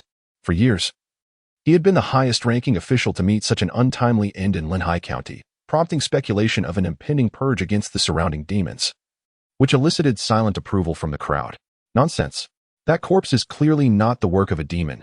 Yi Xingji shook his head, his keen experience allowing him to discern that Jiang Yeyu's injuries were not inflicted by a demon but had been fabricated post-mortem. Is this the infamous Li Yunzhou you speak of? He truly possesses audacity, daring to slay even a county lieutenant. He glanced at the tall, freckled woman beside him, whose presence was unmistakable. It was none other than Bai Ling, cloaked in disguise with a human mask, though her alluring figure could not be concealed. Do you assert that he is the murderer of Jiang Yeyu? Bai Ling expressed disbelief, questioning whether the Li Yunzhou she knew could be so bold. Even if he is not the killer, it is evident that Jiang Yeyu could not have been slain by a demon. I can still differentiate between human and demon slayings. Yi Xingji was confident in his judgment. Most would lack such discernment. But as a formidable force of the transformation realm, his martial intuition was acute, enabling him to perceive what others could not. Should we pursue him? Of course, why not? Jiang Yeyu was no paragon of virtue. Had he not been slain, I would have eventually dealt with him myself. However, it is not Li Yunzhou we seek, but rather those who stand behind him. To have vanquished the white ape, his backers must be formidable, worthy of partnership with us. At that moment, he had yet to recognize that Li Yunzhou was the same individual he had encountered at the Golden Bamboo Hall that fateful night, where both had concealed their identities beneath masks, leaving them unrecognizable to one another. Li Yunzhou sensed a piercing gaze sweeping over him and instinctively turned, only to find a crowd of people behind him, obscuring the identity of the observer. Did he perceive my scrutiny? Yi Xingji pondered. However, he quickly dismissed the notion, reasoning that amidst such a throng, a mere inner-strength martial artist could not possibly detect the attention of a transformation realm expert like himself. Bai Ling inquired curiously, "Is that white ape truly formidable?" Yi Xingji nodded. "Among peers, it is considered invincible, a peak transformation demon. Would you not agree it is impressive?" Bai Ling gasped in surprise. Then behind Li Yunzhou lies a formidable master of the transformation realm? The white ape can only be slain by a formidable expert. What gives it the audacity? Yi Xingji shook his head and remarked, "You are not a resident of Linhai County, so you cannot fathom the terror of this white ape. It has cultivated itself in the mountains, honing its martial arts and achieving a profound understanding of its techniques. It compares itself to ancient sages, descending into the city to establish a school and impart its unique martial arts, having previously vanquished all martial artists in Linhai County. Later, upon encountering our human martial arts, it learned of our 5 stages of body refinement and resolutely abandoned its original cultivation to embark anew on the path of human martial arts. Unfortunately, the martial way of humans does not suit demons. At least, the path of ultimate body refinement is one reserved solely for our kind, leading to a significant waste of time. Had it not been for this, it might have already attained the status of a true great demon, or perhaps even stronger. In human martial arts, the contest among equals primarily hinges on the number of ultimate body refinements one has undergone. The more times one has refined, the stronger one is deemed. Rarely does a practitioner who has undergone 2 refinements triumph over one who has undergone 3, unless the former possesses exceptionally formidable combat techniques. Generally speaking, a genius capable of 3 refinements cannot have inferior techniques compared to someone with only 2. Their innate talent must be at least on par. Furthermore, the essence of martial arts is of paramount importance. In the realm of internal energy transformation, it is heralded as an invincible technique among equals. Only those who have also grasped the essence can contend with others of similar mastery. Otherwise, even a genius with 4 refinements cannot hope to prevail against an opponent of the same rank who has mastered the essence of martial arts. Bai Ling wore an expression of astonishment. "You managed to cultivate your own martial essence?" While she was unaware of others, Yi Xingji, before her, was a renowned genius in Weizhou, having only achieved his martial essence after guidance from his master post-transformation. Had the white ape not strayed from its path, its current accomplishments would indeed be difficult to ascertain. Such enlightenment is something even she cannot match. Let us go. We shall meet this friend of yours tonight.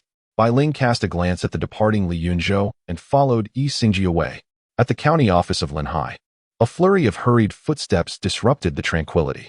An officer rushed into Guo Chuanwen's office, intruding impolitely. "Sir County Magistrate, it is dire news. Captain Li Yunzhou has reported that Lord Jiang has been attacked by demons during his patrol and has been slain. Captain Li seeks an audience in the court." "What?" Upon hearing this shocking news, Guo Chuanwen stood in disbelief, crushing the teacup in his hand, his face a mask of incredulity. Wasn't Jiang Yeyu the one who led Li Yunzhou to confront Master Yuan? How could it be Jiang Yeyu who has perished? Which great demon is responsible for this? He was utterly bewildered, suspecting foul play from other great demons outside the city. "I do not know. But it seems Captain Li returned with a cartload of ape demon heads," the officer reported. "The white ape is dead." Upon seeing the deformed head, the size of a millstone, Guochunwen instantly recognized its owner as the very white ape that Tang Jun had summoned to slay Li Yunzhou. Yet now, not only had the white ape met its demise, but Jiang Yiyu had also fallen. As the instigator of the events, he naturally did not believe in the tales of being attacked by demons. Rather, he suspected that Li Yunzhou had retaliated against the white ape and Jiang Yiyu, audaciously bringing back the corpse to provoke him. Was it Li Yunzhou who killed the white ape, or was there a formidable figure behind him? Guochunwen felt no anger, only a profound sense of trepidation. Regardless of the scenario, it indicated that Li Yunzhou was not to be trifled with. To eliminate Li Yunzhou would not be an easy task, even with Tang Jun's involvement. Moreover, Tang Jun was currently unable to intervene. My lord, this is the ape demon responsible for the death of Lord Jiang. I implore you to take appropriate action. Li Yunzhou pointed to the head of the white ape, and Guochunwen's expression darkened. They both understood the implications of the situation, yet Li Yunzhou still insisted on having him deal with it. The white ape was either an ally or a servant of theirs, and if he were to display the ape demon's head, he would surely offend other powerful demons in the city. Since it is dead, how to dispose of it? Someone, take this demon's head and bury it. As Li Yunzhou had surmised, Guochunwen was aware that he was responsible for Jiang Yiyu's demise, yet he dared not pursue the matter further. Li Yunzhou was a solitary figure. Provoking him would only invite trouble upon oneself. Before long, a group of Jiang Yiyu's wives and concubines arrived, weeping and wailing. Upon observing, Li Yunzhou noted that none of Jiang Yiyu's offspring were present. Only his wives and concubines had come. It seemed that the roots of the issue could not be eradicated at this moment. With no desire to linger for farewells, he departed with Gu Hao and Du Yunliang. Chapter 94. The Xuanjia army. With a grim expression, Guochunwen watched Li Yunzhou depart before turning to seek out Tang Jun. To recount the incident of the slain white ape, it seemed that either Li Yunzhou had concealed his true strength, or there existed a formidable expert behind him. I leaned towards the latter. After a thorough analysis, Tang Jun concluded that it was improbable for Li Yunzhou to have killed the white ape, given his youth. Despite his extraordinary talent, it was inconceivable that he could possess the power of a Huagong-level warrior in a place like Linhai County, where martial resources were scarce. Among the multitude of human warriors, what could drive them to collude with demons, if not the lure of martial resources? If merely dedicating oneself to arduous training could forge a master, the martial world would not be rife with conflict. Nor would the demon suppression department stand as a coveted sanctuary. At present, if one were to eliminate him, it would fall upon me. However, with the white ape deceased, I lack confidence in the endeavor. Tang Jun remained composed. Whether concerning the white ape or Jiang Yiyu, their deaths did not incite his anger. His sole concern was the potential impact of Li Yunzhou on their plans. Patience was key. Once the grand undertaking was accomplished,